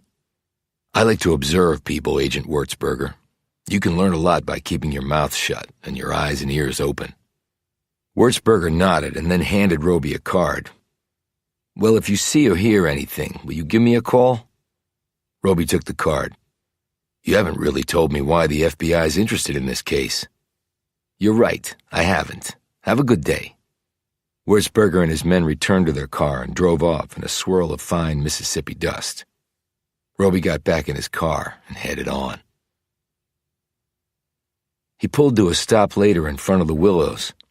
Victoria's Volvo was parked in front. He went inside. Priscilla met him at the door. "Where's Victoria?" Upstairs with Ty. How'd it go at the courthouse? She didn't say. "Not much happened. He pled not guilty and the judge wants him to get a lawyer." Roby didn't mention the threats against his father. He headed up the steps and got to the top landing in time to see Victoria come out of Tyler's room. "I see you made up your mind about the hearing today," he noted. She stood there, seemingly frozen in the doorway. I almost didn't go. That's why I was late. I sat out in my car. She came forward. What happened? He acted as his own lawyer, pled not guilty, and asked for reasonable bail to be set. And was it? It might have been, except that Aubrey Davis said that there have been credible threats against him and he would be safer in jail. The judge has taken it all under advisement, so for now, he stays in jail. Victoria placed a hand against her throat. What credible threats? I was hoping you could tell me. Dan never mentioned that anyone was threatening him. Well, he made some enemies with the oil platform lawsuit he won. That was years ago. Some people have long memories. And don't I know that, thought Roby. Victoria said stubbornly, I can't believe that. They would have had ample opportunities to hurt him or us, and they haven't. And what would the threats be for? We'll kill you if you what? Do something? Don't do something? Roby had to concede that these were all good points. He also knew that if he wanted to answer any of these things, he would have to do what he had come here to do in the first place: see his father. He hustled back down the stairs. Where are you going? Victoria called after him. Roby didn't answer her. Chapter 25. "It's time, Deputy Taggart," said Roby. He was standing in front of her desk at the jail. Roby, I don't know what to tell you. Your daddy... He's in trouble. People have made threats against him, and he's not going to be leaving here until his trial is over. And I think I can help him, but I can't do that until I talk to him. But he said... I know what he said, but if it were your father, what would you do? Give up and go home with your tail tucked between your legs? Roby figured this jab would get to the chip on her shoulder deputy. She drummed her fingers on the desk, and then stood, took a set of keys off her gun belt, and said, If this goes bad, I'm going to say you overpowered me, and you're going to go along with that. Damn the consequences, understood? Understood. She unlocked a steel door and led him down a narrow passage. At the end was another door that she unlocked using a different key. They entered a cell block area. The doors were solid, so one couldn't see inside. She led him to the last one on the left. She rapped on the door. Judge Roby, you got you a visitor. She looked at Roby, hiked her eyebrows, pointed a finger at him, and said in a low voice, 10 minutes? That's it. She opened the door and Roby walked through. A second later, the door was shut and locked. He heard her booted feet going back down the hall. The next instant, Roby was slammed up against the wall. His cheek hit the brick, and he felt it start to swell. "What the hell are you doing here?" barked Dan Roby right in his son's ear. Roby broke his father's grip with some difficulty, circled him, bent Dan's arm back and then behind the older man, and wrenched it upward, but not enough to do any permanent damage. "You gonna calm down?" asked Roby quietly. "Or do I have to break it? I told them I didn't want to see you. But here I am. Can we talk this out? You're assaulting me." "I'm acting in self-defense. You jumped me first. Now we can just stand here looking stupid, or we can do something productive." "Well, you could start by letting go of my damn arm." Roby released his father and stepped back. Dan Roby rubbed his limb and turned to look over at his son. "Why are you here?" he barked. "I got word that you were in trouble." "I've been in a lot of trouble over the last 22 years. I didn't see you show up then." Dan Roby sat down on his bunk, which gave Roby a chance to observe his father more closely. The man was 64 now. He was still taller than his son, still lean with broad shoulders and ropey muscles. His hair was all white and starting to thin a bit, and his face was weathered in the way that only living near the ocean can inspire. "No, you didn't," replied Roby. "So why now?" "Maybe it has more to do with me at my stage of life than you." "Okay, you've seen me. We've talked. Now leave." His father turned away from him. "Did you kill Sherman Clancy?" His father said nothing. "If you didn't, and I don't think you did, then the person who did kill him is out there. Maybe it's the same person who killed Janet Chisholm." His father didn't break his silence. "I thought a Marine and a judge would not want to see a killer or killers walk free." "I don't, but that's not my job, is it? And I'm hardly in a position to find out who it might be. That's why I'm here." His father turned to him. "You?" he scoffed. "What makes you think you can do anything about it? Where have you been? What have you been doing with your life?" "Things. I've been doing things with my life." "You think you could just waltz back in here and—" "I left you a phone number where you could reach me," broke in Roby. "As soon as I got to where I was going, 22 years ago." He paused. "You never called." "Why the hell should I? You left home, snuck off in the middle of the night like a damn coward you were. Could never face nothing head-on, boy, nothing. If I remember right, you left home when you were 17, lied about your age, and joined the Marines. Did you ever go back home? Because I don't recall you ever mentioning that you did. That's none of your damn business." Roby ignored this and said, "I wondered why I never met my grandfather. Why you never even mentioned him. Did he beat the shit out of you? Did he insult you every day of your life? Because if he did, we have a lot of things in common. Dan Roby looked across the narrow width of the cell at his son. So you're here to what? Vent? Stand up to me? Kick my ass to show you're a man in your own eyes? Oh, I know I'm a man. I don't have to vent or kick your ass to prove anything. Then why are you here? Snapped Dan. Because you're in trouble, and I help people who are in trouble, even if they don't deserve it. Oh, so you're some kind of good Samaritan, his father said sarcastically. I don't think anyone who knows me would describe me that way. A long moment of silence passed between the two men. Did you kill Sherman Clancy? Well, if I did, it's doubtful I would confess it to you. Did you think Victoria had slept with him? You stay the hell out of my life. I'm staying at the Willows. Dan Roby looked like he might attack his son again. The hell you are! I forbid you to stay in my house. You have no right to be there. I don't think you have any say in it, what with your ass being locked up in here. I won't be locked up in here forever. No, if you're convicted, they'll send you to the state pen. Doubt it's as nice as this place. By the way, you need a lawyer. I'm acting pro se. Do you even know what that means? Yeah, it's Latin for dumbass. I'll ask around and find you somebody. You will do nothing of the kind, boy, and I'll protect your family from harm. Dan started to say something, but then stopped. He looked at his son warily. What do you mean by that? Credible threats? I've already met some folks down here that could constitute that, and I've also met some other folks who think the credible threat could be coming from a pretty dangerous source. If so, I doubt they'll give a shit who they kill. So who do you want to rely on to protect them? The police force of Cantrell, Mississippi? And you think you're any better, his father said dismissively. I don't think. I know I'm better.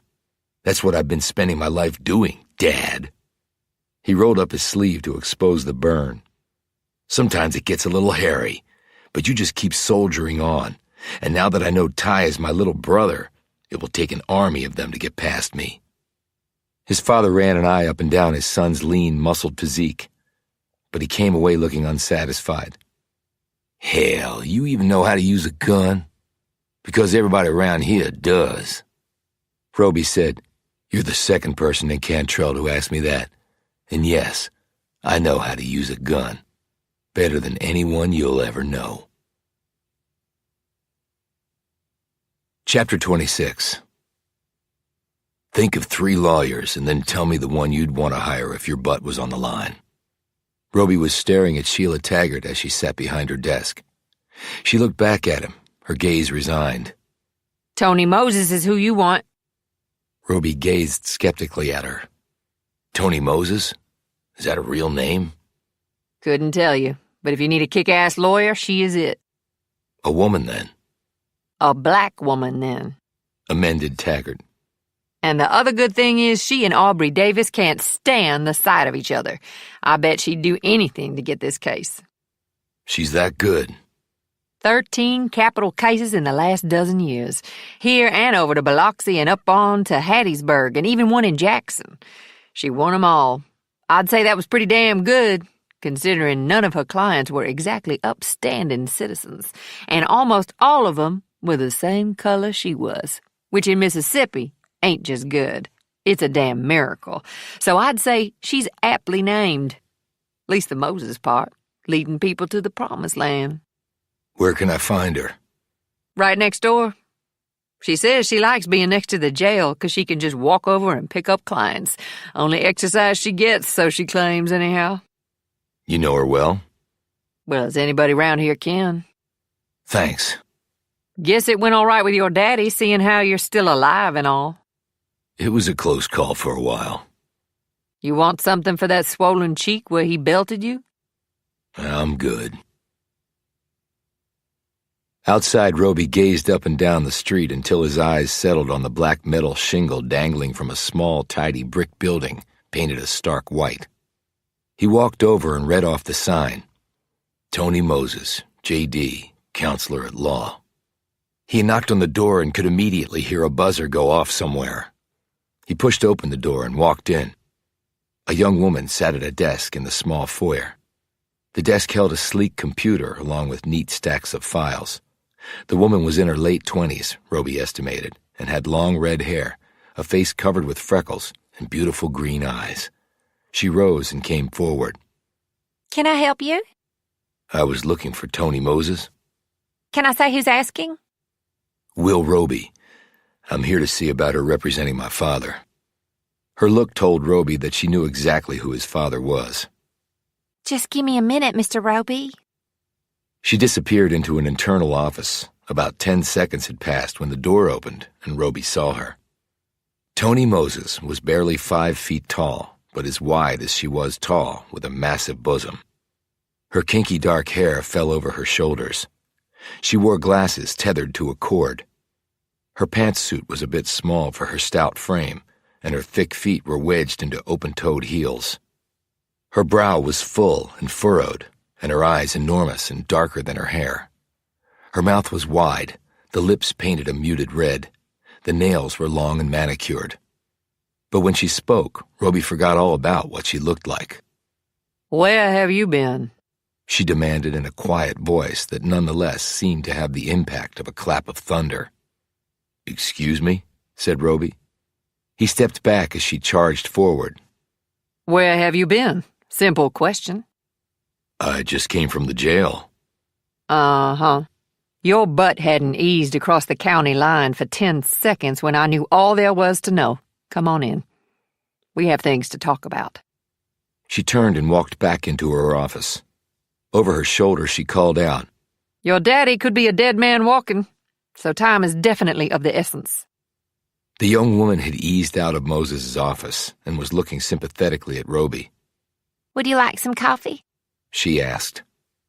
No, and don't get her any, or any more. Roby, cried out Moses. get your butt in here. Roby hurried into her office, and the young woman quickly closed the door behind him. He looked around the small space that was dominated by, in addition to Moses, a huge desk piled high with paper. Sit, said Moses, indicating a chair piled high with paper files. Just move those, honey. No, over there to the right on the floor. She said when Roby attempted to put them on another chair. Have to keep organized. He sat and looked at her.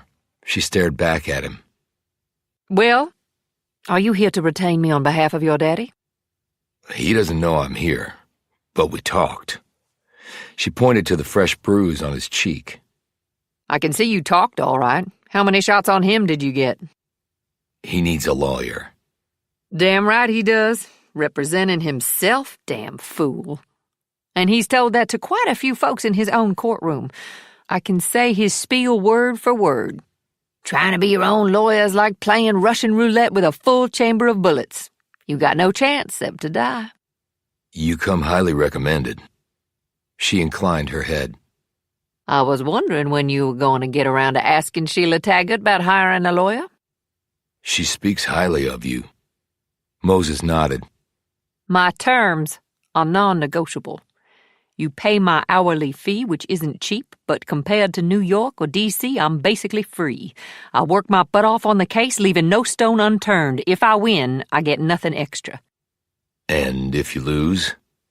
I get my fees paid in full, no hard feelings. I hear you have a lot of experience with capital cases. In Mississippi, they have lots of laws where they can kill you if you break them. Now, they don't execute folks on the level of, say, a Texas or Florida, but not for lack of trying. The main reason they don't put more folks to death is because poor counties, of which there is an abundance here, can't afford to provide defense counsel to indigent defendants, of which there is also an abundance here. And without that, you're not going to survive an appellate challenge. So courts just give the defendant life in prison instead, and everybody's happy. She tacked on in a sarcastic tone. Sorry state of affairs, said Roby. Just the way it is. Now, one big thing your daddy's got going for him is he's white. Mississippi doesn't execute many white folks, particularly those with money or a position of respect, both of which he's got. Mississippi has executed about 800 people over the last 2 centuries, and 80% of them were black men, so you can see the odds favor your daddy. Okay, said Roby slowly. Now, capital cases involve two parts. First, the trial to determine guilt or innocence. If guilt is found, you enter the second part, which is the sentencing phase. That's when both aggravating and mitigating circumstances are raised. The only aggravating circumstance I see with your daddy is the catch-all in the statute, namely that the crime was especially heinous, atrocious, or cruel. Slitting a man's throat. Maybe it is or maybe it isn't, but they also may hold your daddy, since he's a judge, to a higher standard. I don't know. But on the plus side, he has lots of mitigating circumstances to his credit. So odds are he won't get the needle, but they can still lock him up for a long damn time, and he's no spring chicken, so 20 years is like a death sentence. And if he's guilty? That question doesn't interest me, not even one little bit. Why? It's Aubrey Davis's job to prove guilt beyond a reasonable doubt. So says the Constitution and the United States Supreme Court. He's got the full resources of Cantrell and the mighty state of Mississippi behind him. All your daddy will have is me. But let me just say that I am a damn handful in any court in which I set foot. My job is to make sure Aubrey doesn't get to where he wants to go, which is a conviction. He gets that, he's the next congressman, or maybe even senator from our great state, and I might have to slash my wrists and bleed out right here at my desk if that ever happens. I take it you two don't get along. I hate his guts, as he does mine. If that fits your definition of not getting along, then no, we do not get along. You're not from Mississippi, are you? No, but I am here now, which is fortunate for your daddy. Where are you from? The 3 H's. Excuse me? My life can be defined as Howard, Harvard, and Hard Knocks, and not necessarily in that order. You went to Harvard? For law school, Howard University for undergrad, and Hard Knocks for everything else. How'd you end up here? I like to think I go where I'm needed. My caseload tells me I was right. So, you'll represent my father? I've been waiting all morning for you to get your butt here. Been calling Sheila Taggart every 20 minutes. So you two are tight? We're both in law enforcement, so to speak. She carries out the laws, and I make sure the laws are carried out fairly and impartially, and not based in any way, shape, or form on personal prejudices of a litany of persuasions, the dominant one having to do with the skin pigment the same as mine. And let me tell you, I have seen most of these prejudices here in Cantrell as well as other places in this fine country, north, south, east, and west, and they can be ugly. What do you need from me? $5,000 and a retainer agreement signed by you and your daddy, so if one doesn't pay me, the other one's got to. Can I put it on my credit card? You can put it on your ass, so long as it clears the Second National Bank of Cantrell. And my father has to sign the retainer agreement, too? Way attorney-client privilege attaches. He knows that. Why? Is that a problem? I hope not. She smiled big. I can tell you and me are going to get on real good, Will. Chapter 27. Where the hell have you been? You just shot out of here without a word. Victoria was standing on the porch at the Willows, her hands on her soft hips, staring at Roby as he climbed out of his car. Getting some things done. What things? Roby walked up to her and leaned back against the railing. For starters, I saw my father. She gaped. You did? How did it go? Roby pointed to his swollen cheek. He could still pack a wallop. She stared at the spot. Oh my God, do you want some ice for that? No, it'll be fine. I also got him a lawyer. Who? Tony Moses. I hear she's really good. I think he needs really good. Dan agreed to this? Roby shrugged. He will, when I tell him what I've done. You hired a lawyer for him without telling him? She shook her head. Well, if I were you, I'd tell him from the other side of the cell door. Why? Does he get physical with you? The two stared at each other. Why do you ask that? You don't really seem surprised that I did, Victoria. That's none of your business. Sort of like why you spent the night drinking with Sherm Clancy. Again, none of my business, right? She sat down in a rocking chair. I would say right, only it would be none of your damn business. But it makes a perfect motive for my father to kill the man. She closed her eyes and rubbed her temples. I have regretted that night ever since it happened. Well, if it costs your husband his life, I guess you should regret it forever. It's not like I told Dan to kill the bastard. Roby said firmly, if he killed the bastard. So you think he did it? I don't want to believe he had anything to do with it. He has no alibi. You were in Baldacci with Ty and Priscilla, so he had the opportunity. The weapon was like one that he possessed at some point and could have used to kill Clancy. I know all of that. Will, do you think he did it? Roby shrugged. I have no idea. I don't know enough. I don't think anyone does. That's why they're having a trial. Victoria opened a bag on a table next to the rocker and pulled out a pack of cigarettes. She lit one and offered the pack to Roby. He shook his head. How's Ty? He's fine. He's with Priscilla. Why? Credible threats. We've been over this. What threats? Dan doesn't have any enemies. You can't know that for sure. And if you're wrong... So what do you suggest we do? Hire an armed guard? I'll stay here with you. I can look after you. But I can't be with you all the time. Are you really taking this seriously? I saw a man in the bushes on the rear grounds early this morning. I tried to follow him, but he was already gone by the time I got outside, and your car had been searched. For the first time, Victoria looked scared. Someone was outside the Willows early this morning? A tall man. White guy, probably. Any idea who it might have been? How should I know? She said defensively. I'm just asking questions, trying to assemble some useful information. And what might he have been looking for in your car? What, are you playing a detective now? She paused, studying him. You're not a cop, are you? Right now, I wish I were. I feel a little out of my depth. Even so, I don't understand what you're doing. Are you saying you're going to investigate the case and try to get to the truth? Pretty much.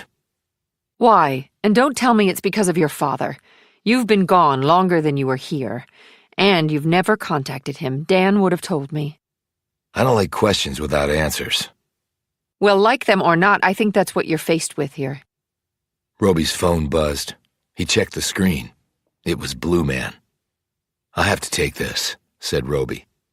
He headed for the back of the property as he answered the phone. How is Mississippi? Asked Blue Man. Not as friendly as the tour guides say, at least for me. Have you seen your father? I have. And did it go well? No. You still want to follow through with this? Do I want to follow through? Thought Roby. Like it or not, I think I have to. I expected you to say that, and I think you're right. What have you found out? Not as much as I would have liked. It was damn tricky, Roby. You head down and all of a sudden the federal government gets interested in a murder in Mississippi. We had to tread carefully. I understand that, but you must have found out something. Sherman Clancy was intoxicated when he was killed. His blood alcohol was twice the legal limit, meaning he was pretty much incapacitated, incapable of defending himself. Yes. The murder weapon was a serrated-edged knife. The police believe they have enough evidence there to say it was a K-bar knife, though I'm not sure that would hold up in court.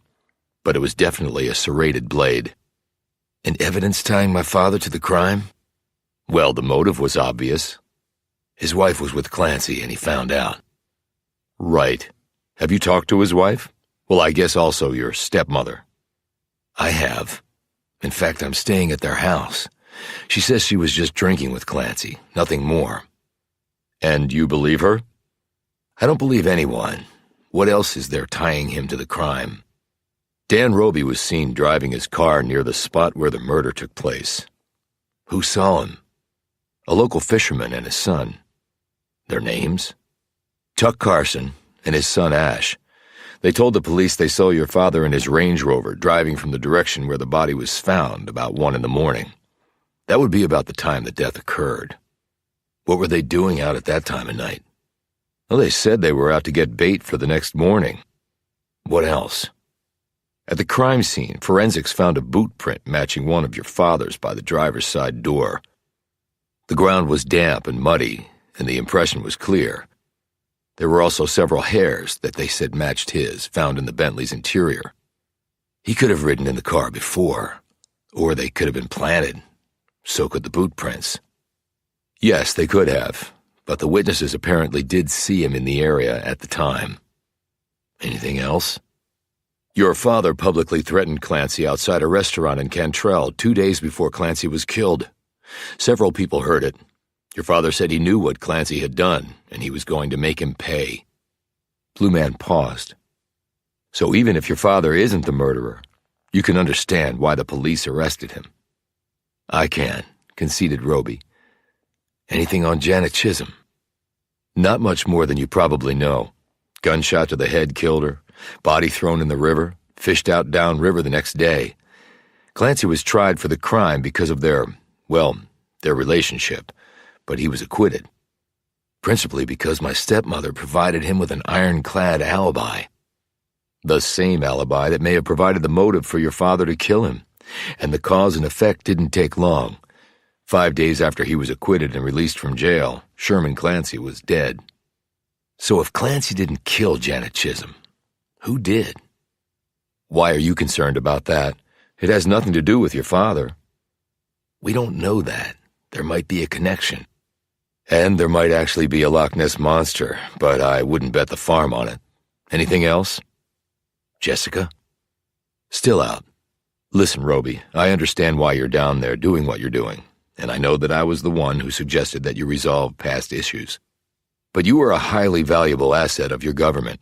We have spent a lot of time and money training you. The last thing any of us want is you getting killed down there over a matter best left to others.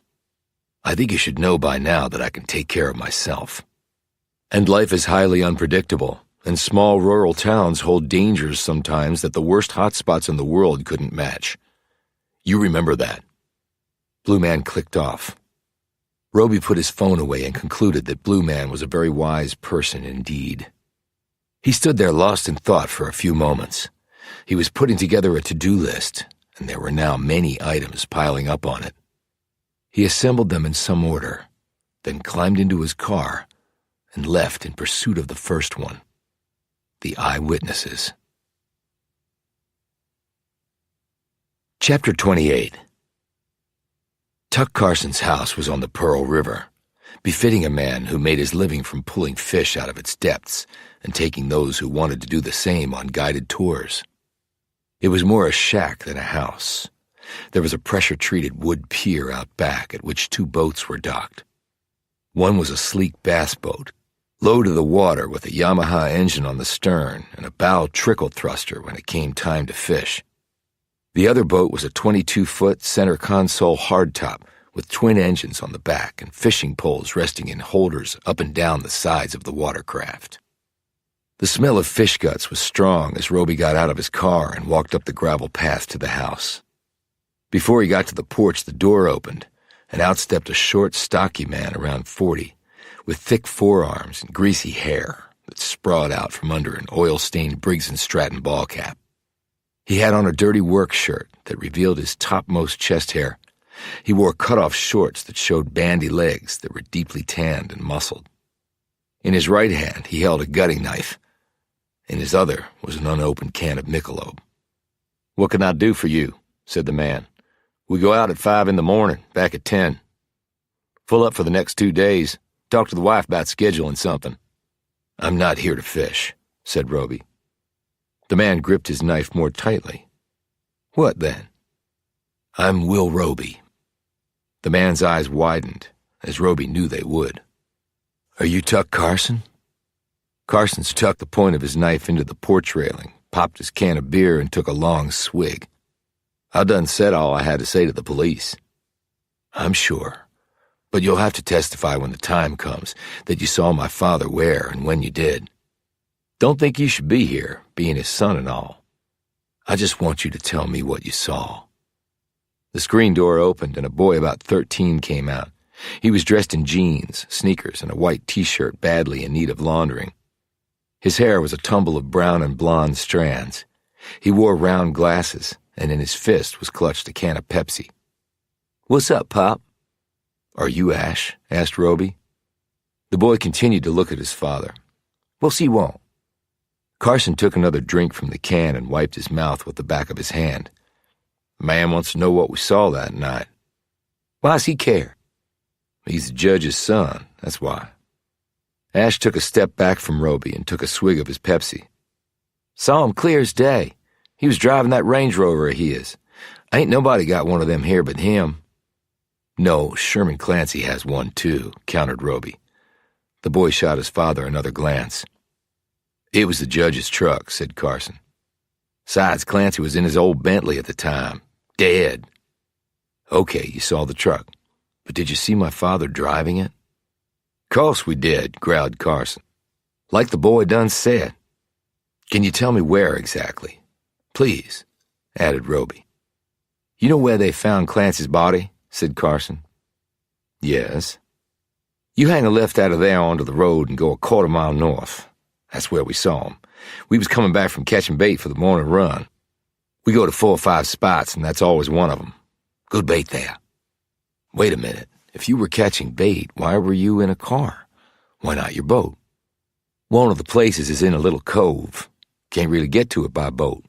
So's we drive over and park near the bank. Catch 'em real good from there with our nets." "Okay, what happened next?" "Well, he come tearing up the road, like to hit us. Dust swirling all over. I banged my horn, but he just kept it going. Could have give a shit he near killed us." "But it was dark out, and headlights were coming at you, and it happened fast, presumably. How did you get a look at him?" "I was as close to him as my boy is to me right now. Couldn't miss that, could I?" Roby looked at him curiously and then glanced at Ash. "And did you see him too?" "Boy was in the passenger seat of the truck." "But I seen him too," said Ash. "Clear as day." "But it wasn't day, it was night," pointed out Roby. "And were you wearing your glasses?" Ash suddenly looked uncertain and again glanced at his father.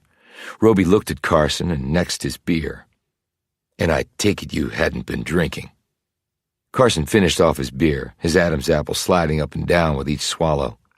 Then he crushed the can against the porch railing and tossed it into a plastic bin at his feet that was filled with flattened beer cans. Carson pulled his knife from the railing, took a step toward Roby and said, "You best be moving on. And don't come back here unless you want trouble or you got fish you won't catch." "Thanks for talking to me," said Roby. He drove off, thinking that these two eyewitnesses were anything but. Later, he pulled up in front of the Cantrell jail, armed with the retainer agreement that his father needed to sign. He should have gone right from Moses's office to his father next door, but his courage had failed. Taggart was at her desk. "Wondering when you were going to show up," she said. "What are you talking about?" "They've been meeting for a while." "Who?" said a bewildered Roby. "Your father and his lawyer." "Tony Moses is in with my father?" "She doesn't let the grass grow under her pumps." Taggart led him back into the cell block area, but past the actual cells. "Where are we going?" asked Roby. "Visitor's room." "Didn't know you had one." "Where else would visitors meet with prisoners?" "I met with my father in his cell."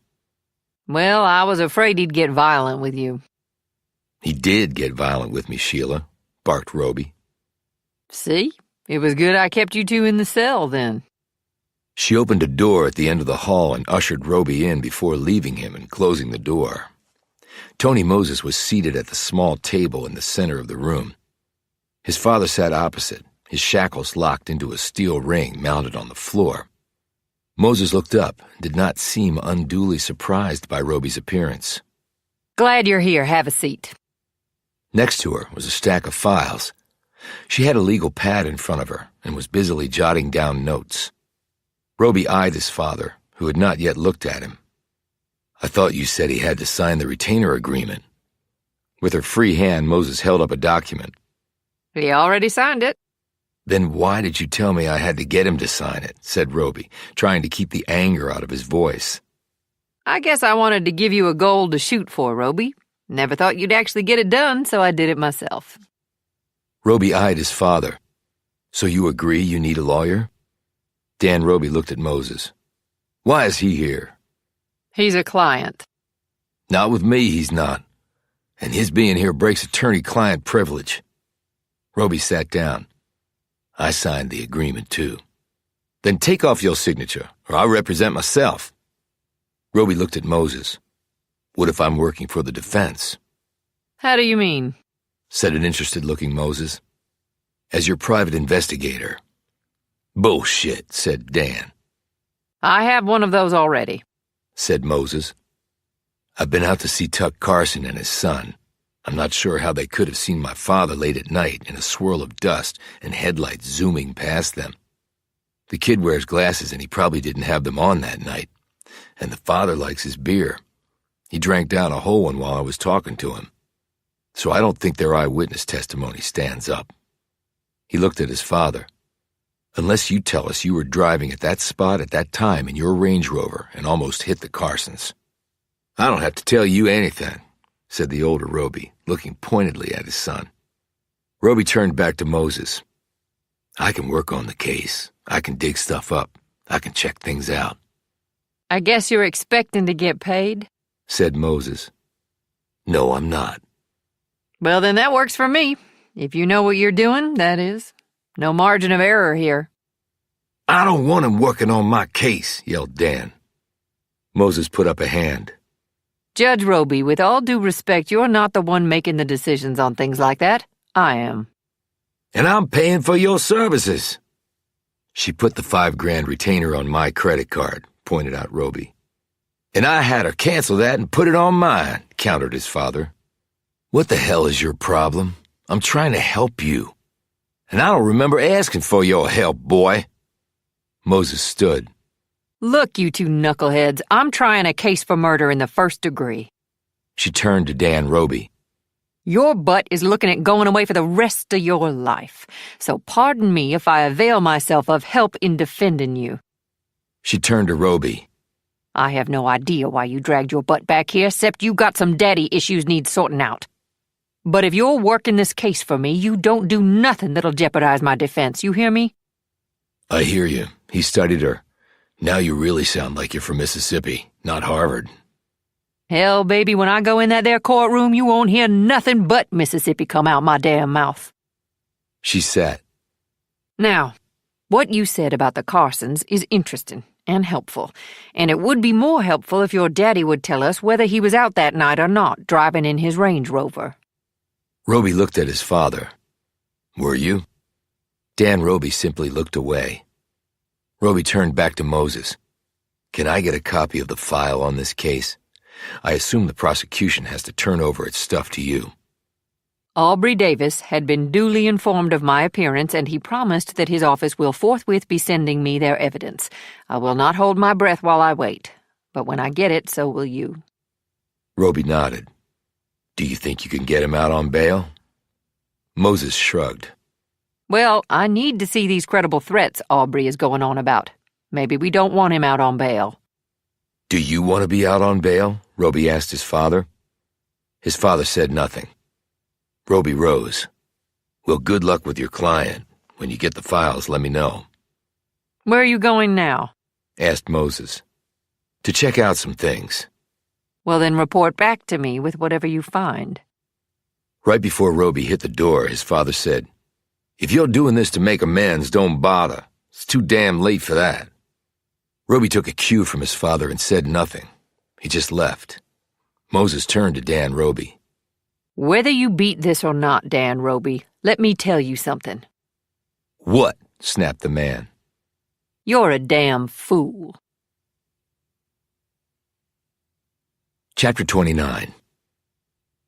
It was 1 o'clock in the morning, and Will Roby was on the move. He preferred to do his work at night. He had returned to the Willows and had dinner with Victoria and Tyler. The little boy had stared at his far older stepbrother the entire meal. Roby had once caught Tyler smiling at him. Afterward, Victoria had shown Roby a picture that Tyler had drawn. It was stick figures, one big and one small, and a large heart was drawn between them. I guess you are officially loved, said Victoria. Roby had taken the picture, carefully folded it, and slipped it into his pocket.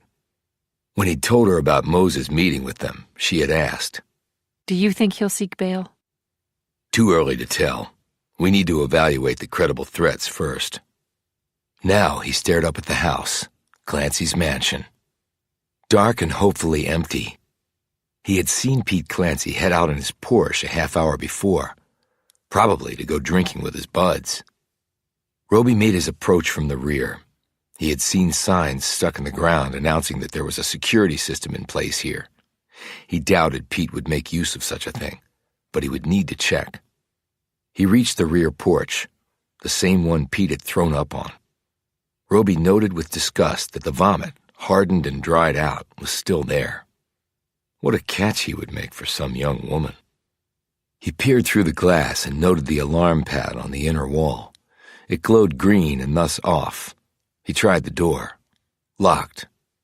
He pulled out his pick tools, and a minute later the door swung open. His Glock was in a waistband holster. He hoped he had no cause to draw it. He was here for a number of reasons, but principally because if his father had not killed Sherman Clancy, then his son Pete had a great motive to do so. Money, or whatever was left of it. There might be something here that would prove this, starting, hopefully, with a K-bar knife with Sherm Clancy's dried blood on it, along with his son's prints. The place was garishly decorated. Every room was overstuffed with furniture, every window overwhelmed with huge drapes, every table bursting with expensive and ugly knickknacks, and every wall covered with oil paintings of questionable taste. And since Pete was now the master of the house, it was also trashed. Empty beer, wine, and liquor bottles were everywhere. Crusted dishes were piled high in the sink. Bugs scampered over them. The fridge was pretty much empty. Yet Sherman Clancy had not been dead that long, and the pool and grounds had clearly been left to fall into disrepair for a much longer time.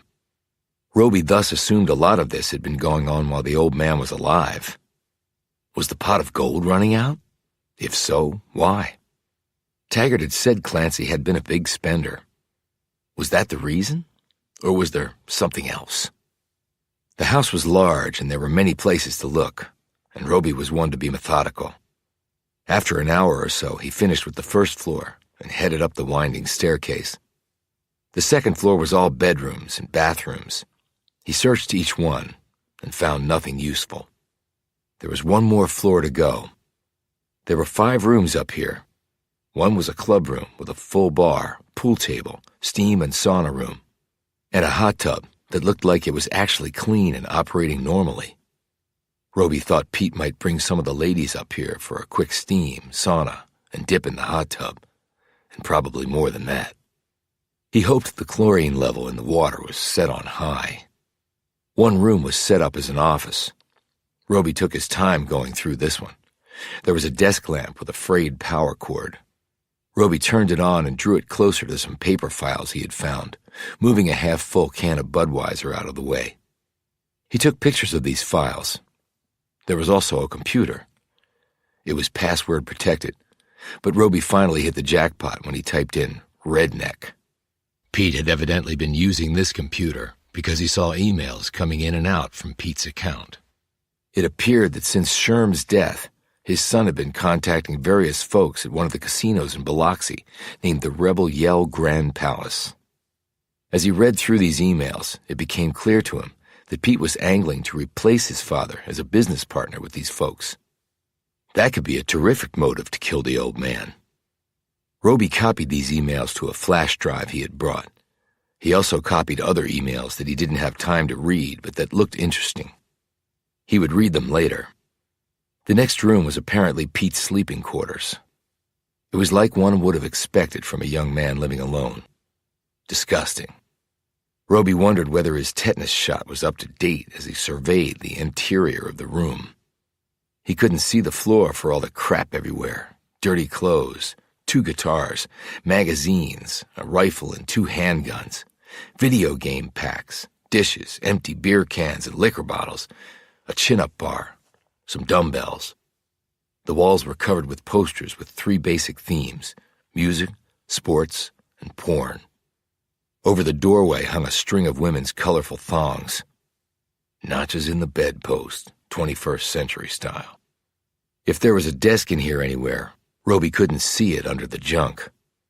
There was a pair of headphones lying on the bed that Roby had seen before in a store. They cost about $1,000. Then he saw it. He slipped across the cluttered floor and picked up the laptop with his gloved hand. The same password worked here. He started going through files and downloaded to his flash drive anything that seemed relevant. He had just finished when he heard a door slam from downstairs. He hadn't heard a car drive up, but apparently Pete was home again. Roby checked his watch. It was nearly 4 a.m. Time had moved fast. Roby stepped to the door and peered out. Pete would probably come up to his room and crash, or he might not be alone. Then he might hit the hot tub with whomever he had with him. Either way, Roby had to clear out of this room. He slipped into the hallway, thinking that he would hide in another room up here and wait for Pete and whoever else might be with him to pass by. Then Roby would make his escape. He had just stepped into another bedroom on the top floor and eased the door almost shut when he heard the footsteps coming up. And then he heard the voices. And with that, everything Roby had planned to do changed completely. Chapter 30. Pete Clancy indeed was not alone tonight, but on his arm he didn't have a half-stoned, half-naked girl waiting to get bedded. There were 3 others with Pete, and all were men. They wore slacks and jackets, but no ties. They were large, looked tough, and probably were. 2 of them were on either side of Pete, who was struggling to no avail. "Let me go, please. I don't know nothing, I swear to God." "You'll be seeing God if you don't give us what we need." This came from the 3rd man, who was walking ahead of the other 2. He was a bit smaller than his 2 companions, and his suit looked more expensive. He also had a colorful pocket square. His face was lined, and his hair had a touch of gray, while the other 2 were in their early 30s. They were obviously the muscle. "Please, what do you want from me? I don't know nothing," wailed Pete. The 3rd man turned around and threw a haymaker directly into Pete's jaw. Pete slumped, held up only by the men on either side of him. As Pete began to cry and spit blood from his mouth, the man who had struck him said, "Well, you sure act like you know something, dickhead. You send shit out and act like the big man, which makes it seem like you're in the loop. So if you're not, too bad for you, asshole. Lose, lose." They dragged him into the office, but didn't close the door behind them. Roby checked to make sure there was no one else coming up the stairs, and then he slipped out, crossed noiselessly to the office doorway, and peered in. They had forced Pete to sit down at the desk. The leader of the pack had his hand clamped around the back of Pete's neck. "Okay, little Petey, all you gotta do is show us what you got, or what your old man had, and then we'll leave." You mean you won't hurt me?" "Nah, why would we? You give us what we want, we're out of here. No hard feelings. You go your way, we go ours." From the young man's expression, Roby realized that even Pete Clancy was not stupid enough to believe that. Pete blurted out, "You're gonna kill me, don't matter what I do." "Gee, Petey, you got me there. But there are degrees of killing, principally fast and painless, or the opposite. Which do you want? Because your old man's got a copper-soaking tub in his master suite that's perfect for slow death by sulfuric acid bubble bath. There won't be a drop of you left, boy, but you'll feel all of it until you just can't stand it anymore. I know ways to keep you conscious till your skin's almost gone." The man slammed Pete's face down on the desk. "You want that, huh? You little pissant." "Please, so help me God, I don't know nothing," pleaded Pete. "Have it your way." The man drew a gun. And that was when Roby stepped into the room, his gun pointed at the man's head. "Gun down. Step back, all 3 of you. Hands interlocked behind your heads." They didn't do any of that. The man lifted his gun, or he tried to before Roby shot it out of his hand. "Fuck it!" screamed the man, who hunched over, holding his injured hand. The other two men now stepped back from Pete Clancy. Roby eased farther into the room. The injured man slowly straightened and looked over at Roby. "Okay, Slick, I can tell you know what you're doing, so good for you. But why are you sticking your nose in our damn business?" "I don't know what your business is. Why don't you tell me?" "Why don't you put that gun down? We can talk about it." "Pete, get over here now," said Roby, his gaze on the trio of men. The injured man said, "Way I see it, there's 3 of us and 1 of you. You might get 2 of us, but the last one will get you." "Well, why don't I equal out the odds a bit, then?" said Roby. With his left hand, he pulled his spare Glock from his rear waistband and pointed both guns at the men. "You got one dominant hand," pointed out the man. "I'm ambidextrous, just so you know. And at 12 feet or so, not so good for you." He glanced at Pete. "Get over here, Pete." The man put his uninjured hand on Pete's shoulder. "I think he should stay right here. You act like you're the one holding the guns." "Maybe I am." The man's elbow hit the half-full can of beer that was on the desk. It spilled out and over the base of the desk lamp and its frayed power cord. There was a spark, and the lights went out. "Shoot him!" screamed the man. Both his men drew their weapons and emptied their mags in the doorway, but Roby was no longer there. The man on the right doubled over when Roby kneed him in the nuts. Then his right arm was wrenched up his back, and Roby torqued it at an angle perpendicular to the man's back, blowing out both the radius and ulna bones in his forearm, leaving it limp and useless, and very painful. The man screamed as Roby shoved him over the desk. The other man was reloading his weapon when Roby struck. He slammed the point of his elbow into the base of the man's back. He cried out, jerked back, and managed to swing a fist at Roby. Roby took the hand, torqued the wrist back, and then wrenched it sideways, snapping the bone and then forcing it through the surface of the skin. He swung the arm around and jammed the exposed, jagged wrist bone into the man's gut. The man dropped behind the desk. The third man had knelt to the floor. When he rose, he had a gun in his good hand. Roby disarmed him with a 2-stroke maneuver, a grip on the muzzle forcing the weapon down, followed by a forearm lock immobilizing the limb, coupled with a knee strike on the elbow, jamming it in a direction the bones normally didn't go. The weapon once more fell to the floor as the man howled in pain. Roby placed the muzzle of his Glock in the center of the man's forehead. "On the floor, now!" The man dropped to his knees. "For Christ's sakes," exclaimed the man, "who the fuck are you?" Roby slammed the butt of his gun against the man's temple, knocking him out. Then he gripped Pete by the hair and pulled him up. "Let's go." "But move your ass, now!" He dragged Pete out of the room. "I think my jaw is broken," screamed Pete. "I don't really give a shit," said Roby. "Where are we going?" yelled Pete. Away from the guys with guns and sulfuric acid. They reached the back door and Roby kicked it open. They stepped outside. "I'm out of here," cried out Pete. "No, you're coming with me." "Why?" "What did those men want with you? Who were they?" "Leave me the hell alone." Pete pushed Roby away, but Roby regained his balance, stuck out his foot, and tripped the other man. Pete tumbled down the steps and landed in a crumpled heap at the bottom. He stared up at Roby. "I'll kill you." "Right."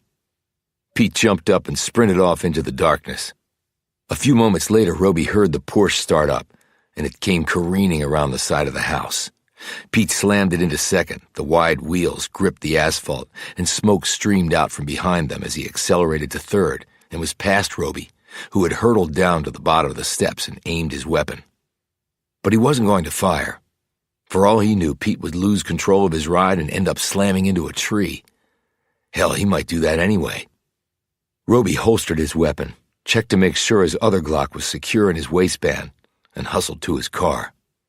He drove off, certain that he had made multiple new enemies tonight. He just didn't know who they were. But maybe one of them had killed Sherm Clancy, which meant his father hadn't committed the crime and would go free. He accelerated and zoomed down the road, his wake whipping low-hanging Spanish moss on trees. Only Roby wasn't really sure where he was going. Chapter 31. By the time he had decided to return to the Willows, it was after 5 in the morning, and the dark sky was just beginning to lighten a bit. He sat in his car in front of the house, closed his eyes, and did his best to think things through. The guys at Pete's house might very well be these casino junkyard dogs he had heard about. They thought Pete knew what his father had known, whatever that was. Pete apparently had sent them some communications that had pissed them off, resulting in the meeting tonight. But Roby had intervened and saved Pete's life, risking his own by doing so. As a way of thanks, the pissant Pete had run off. He might well be in Louisiana by now. Maybe he'd never stop running. Only the guys Roby had taken out weren't going to be leaving. If they didn't know who Roby was, they would soon find out, and he was sure other junkyard dogs would be sent out to finish the job the other three could not. Which meant Roby was a target now. He stared up at the house. He had promised to protect Victoria and Tyler, yet now he might be simply driving trouble their way. Roby slipped the flash drive out of his pocket and palmed it, staring down at the little slip of plastic and metal that he hoped contained answers to many of his questions. He looked back up at the house. But what to do about that? Did he stay? Or did he go? And even if I left here, they could find out the connection and come here and hurt or threaten them to get to me. He pocketed the flash, got out of the car, and slipped inside the house from the rear, scurrying up the column to the second-floor veranda and from there into his room. He grabbed a quick hour's worth of sleep and then showered, letting the cold water fully wake him up. He had blood on his clothes from his fight. None of it was his, only the other guy's. He washed off the blood as best he could and stuck the dirty clothes in the bottom of his duffel. It was nearly 7 a.m. now. He called Blue Man and told him what had happened. Understandably, Blue Man was not happy. Things seemed to be spiraling out of control, Roby. I want you to come back, now. I can't do that. I am ordering you to return to D.C. I'm on leave. I don't think you can order me to do anything. This is far more complicated than you think, Roby. If the director gets any inkling about this, Evan Tucker already hates my guts. I don't think this could make matters that much worse. You would be very wrong about that. I appreciate the advice, but if you want me back in the field one day with the ability to actually pull the trigger, then I have to see this through. He clicked off and threw the phone down. He hadn't asked about Jessica Reel's status, because he figured the answer would be the same. Still out. And now, he didn't want her around him. After last night, things had gone to a whole new level, and Roby had no idea how things would turn out. But if the world fell on his head on this little strip of the Gulf Coast, he wanted it to be his head only. Not hers, too. She didn't deserve to be buried under his personal troubles. He ate breakfast with Victoria and Tyler. The little boy snatched glances at Roby while he was eating. Victoria seemed subdued, her mind far away. As they were finishing up, she said, Did I hear you come in early this morning? Not me. I slept like a baby. She nodded. Maybe it was the man you saw coming back. Maybe it was, said Roby. I'll have a look around before I leave. Where are you going? To see my father. Are you going to see him today?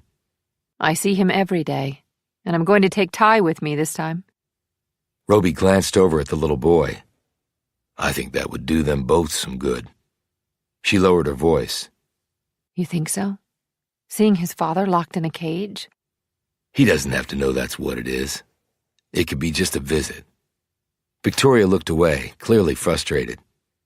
Keep your phone nearby. Anything comes up, call me. She glanced up at him as he rose. Why would something come up? You just never know. Priscilla followed him out of the house. Where were you last night? 'Cause I saw you climbing up to the second floor of this here house at 5 this morning. Just getting some air. But ain't no air in this house. Different kind of air. And the stairs don't work for you? Just my way of exercising. Uh-huh. You getting yourself in some trouble, Will Roby? Not if I can help it. He got in his car and drove off. and that was when he heard the sirens. As he neared the main road into town, a fire truck flashed past him, then another. Behind that was a police car, and behind that, an ambulance. Roby was going to turn right to head to town. Instead, he turned left and followed this posse of emergency vehicles. 20 minutes later, he saw thick black smoke billowing up from behind a forest of trees. 10 minutes after that, the squad of emergency vehicles roared through the gates of the Clancy estate. The smoke was so thick that Roby, as he pulled his car to a stop on the other side of the road, couldn't see much past the gates. A few minutes later, he heard the rush of water as the firefighters combated the blaze. The police car had blocked the entrance to the house, moving only when another fire truck pulled in to join the effort. Roby got out of his car and leaned against the front fender. A minute later, another cop car pulled up, and Sheila Taggart climbed out. First, she looked at Roby and snapped, "You keep your butt right there, Will Roby." Then she hustled across the street to the other police unit. The cop there rolled down his window and they spoke for a bit. Then she walked back over to Roby. "What in the Sam Hill are you doing here?" She said, getting right in his face. "I was driving past and saw what was going on. Whose house is it?" "Why do I think you already know whose house it is?" "Because you have an overly suspicious mind, maybe?" "It's the Clancy estate, what's left of it." "Anybody hurt?" "Don't know yet. And when I find out, I won't be telling you. You can hear it through the gossip lines like everybody else round here." "Know the cause yet?" "Same answer to your last damn question." "Well, I guess I'll be heading on." She gripped his arm. "Roby, anything you need to be telling me?" "If I think of something, you'll be the first to know, Deputy Taggart." He drove off, checked his rear view once, and saw her staring after him.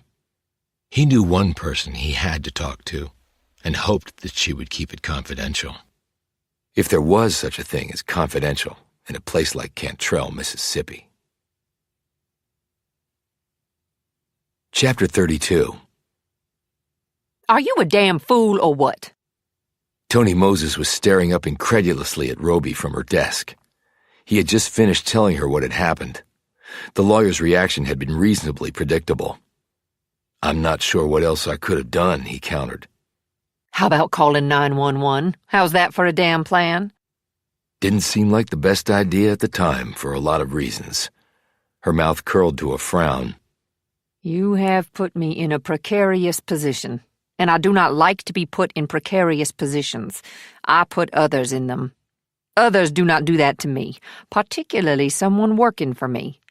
I specifically told you to do nothing to jeopardize my case."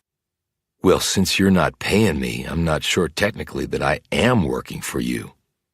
She rose, barely coming up to his chest. "Are you trying to split legal hairs with me? Seriously? 'Cause I'll whip your ass in a New York minute."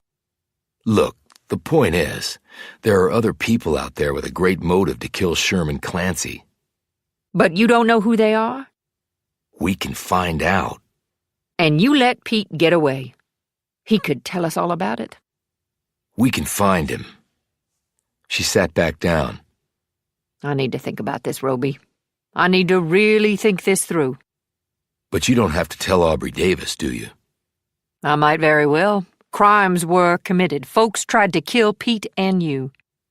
"And someone set fire to the house." "I heard about that a little bit ago. You think it's the same folks?" "I didn't kill any of them. They had to get out at some point.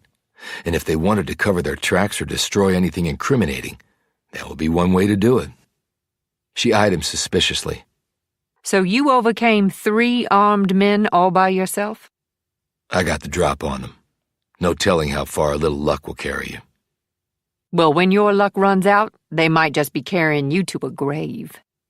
"Not the first time I've heard that." He held up the flash drive. "I downloaded everything that looked material and relevant." "And got that by breaking and entering. A crime in Mississippi and everywhere else in the civilized world. Doubt it'll be admissible, tainted fruit, as they say." "But even so, maybe we can use it to reach the truth." "Are you dead set on getting on my last nerve?" "Not my intent." "Who do you think these men were with?" "They seem to be business partners of Sherman Clancy." So the Rebel Yell Casino, then? Roby shrugged. Unless he had other businesses and partners. I've heard stories. Like what exactly? That this particular casino makes a lot more money than other casinos do. And how do they do that? Your guess is as good as mine. Drugs, guns, human trafficking. We got all those things down here. And the police don't know about this? If they do, they're not doing much to stop it. Why? Mostly because of jobs. The Rebel Yell Entertainment Company has 3 casinos, 2 resorts, a theme park, and other business interests, including film and TV projects. It employs over 3,000 hard-working Mississippians, one of the top employers in the state, in fact. And it doesn't matter if part of what they're doing is illegal? Proving it would be difficult. Having the desire to prove it appears to be impossible. You shut them down, you got a lot of folks without work, and the state already has enough of those. But I can tell you've done your homework on them. I know lawyers who work for them, folks I respect. And what do they tell you? Exactly what I would expect. Nothing. They make good money, they do their work, they go home to their families, and they keep their mouths shut. And that doesn't bother you? I didn't say it didn't bother me, but I can understand it. Lots of companies do bad things. Tobacco manufacturers polluting our lungs, coal and oil companies polluting our land and air, food manufacturers polluting the stuff we eat, assholes on Wall Street stealing us blind and buying 5 yachts and 4 jets with the proceeds and laughing all the way to the proverbial bank as the anointed 1/10 of the 1%ers. Most of what they do is legal because they paid off the lawmakers to make it legal, but some of it's not. But they got money and jobs and lawyers and lobbyists and politicians in their pockets, and so nobody touches them. Same with the good folks at the Rebel Yell.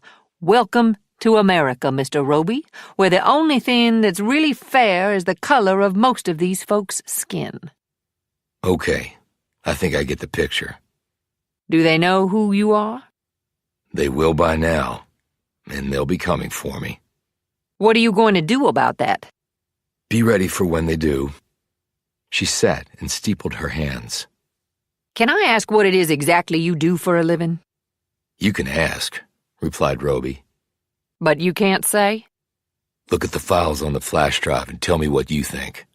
I'm going to see my father. What are you going to tell him? The truth. And in return, I hope he does the same.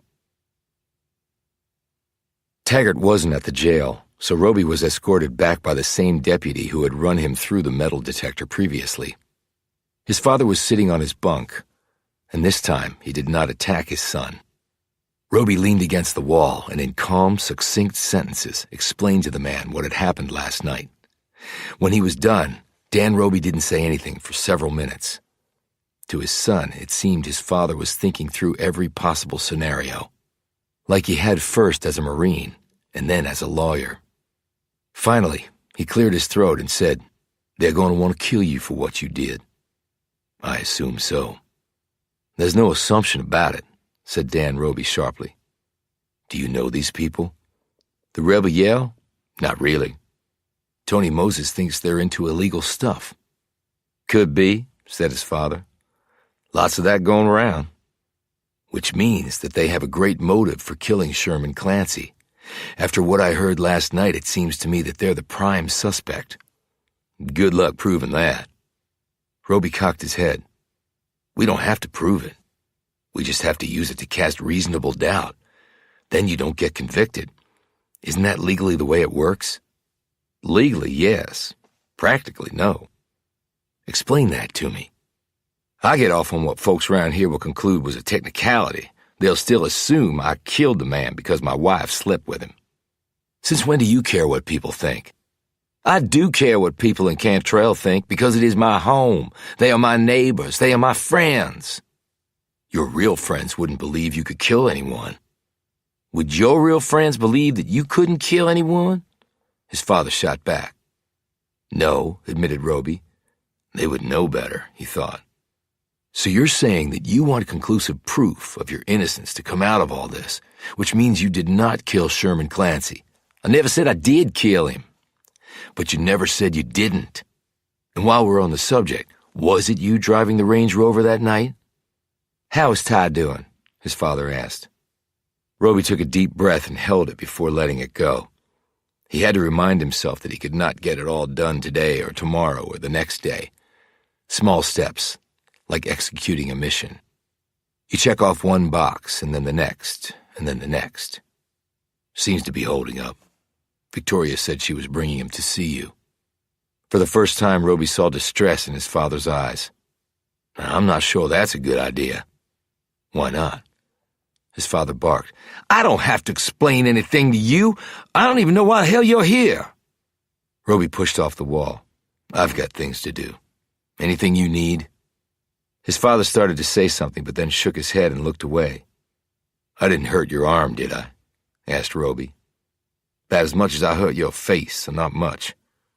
Roby turned to go. Watch out for those casino boys, said Dan Roby. He turned back around, but his father still wasn't looking at him. I will, said Roby. Chapter 33.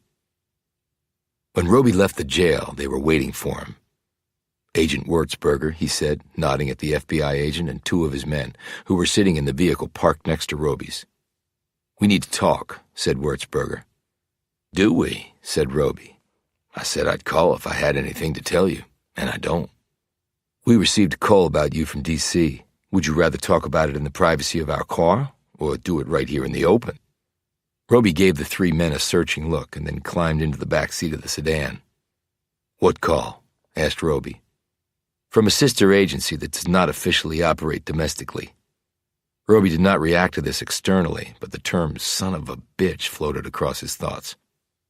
To do with me? To do with you specifically.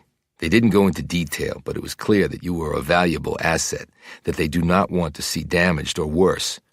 I told my superiors that I would do my best, but that I could hardly guarantee your safety unless I got you to leave town or locked you up somewhere. Wurzburger looked back at Roby from the front seat. And I gather you would not be amenable to either of those options. No, I wouldn't. My superiors were also told that if we tried to force you to do so, we had better bring in several teams of special agents, loaded for bear, or it would ultimately be a losing proposition for us. To this, Roby said nothing. Wurzburger continued, I tend to believe my superiors, so this will be a voluntary association, Roby, and nothing more than that. Last thing we need is for feds to be duking it out with each other. Agreed. We understand that Sherman Clancy's house was set on fire either last night or early this morning. I heard that too. Did you hear any more than that? I might have. Can you enlighten us? Pete Clancy is trying to follow in his father's footsteps with his casino partners. This apparently did not sit too well with some of them. They paid Pete a visit at his house. I happened to coincidentally stop by at the same time. They were giving Pete a hard time, and I politely asked them to back off. And did they? Surprisingly, they did. Wurzburger's expression was one of healthy skepticism. Right. Did you kill any of them? No. If I had, that would have required me to report it to the police. Did you injure any of them? Not permanently, said Roby. Except maybe for two. It was hard to tell. It was dark and things happened a bit fast. I didn't wait around to triage them. I can understand that. Where is Pete Clancy now? He was not as grateful as one would have expected, so he drove off in his Porsche. He might be a long way away by now. If he's smart, that is. But he might not be smart. And these folks burned down the house? Asked Wurzburger. I wasn't there when that happened, but if I had to guess, they would have burned it down after they finished looking for what they wanted. Which was what exactly? They said Pete had sent some emails to them that evidenced he knew things about them that his father had known. They weren't pleased about that, and they voiced that displeasure. They wanted him to show them what he had in the way of documentation backing up his position of knowledge. They threatened him with an acid bath unless he complied. And a quick bullet if he did? Said Wurzburger. Yes. Could you ID these men? Probably, but I doubt they'll be available for a lineup. Can you give us descriptions? I can. Roby took a minute to do so while one of the agents wrote it down. "What sorts of things do you think they were looking for?" asked Wurzburger when Roby was finished. "Probably anything that had to do with their businesses. The Rebel Yell makes a lot of money, apparently a lot more than the other casinos. So maybe they have more product lines in addition to the cards and chips. Local scuttlebutt again? It's amazing what you hear if you just listen around this place. Folks love to talk. Have you told anyone else about this?" "No," lied Roby.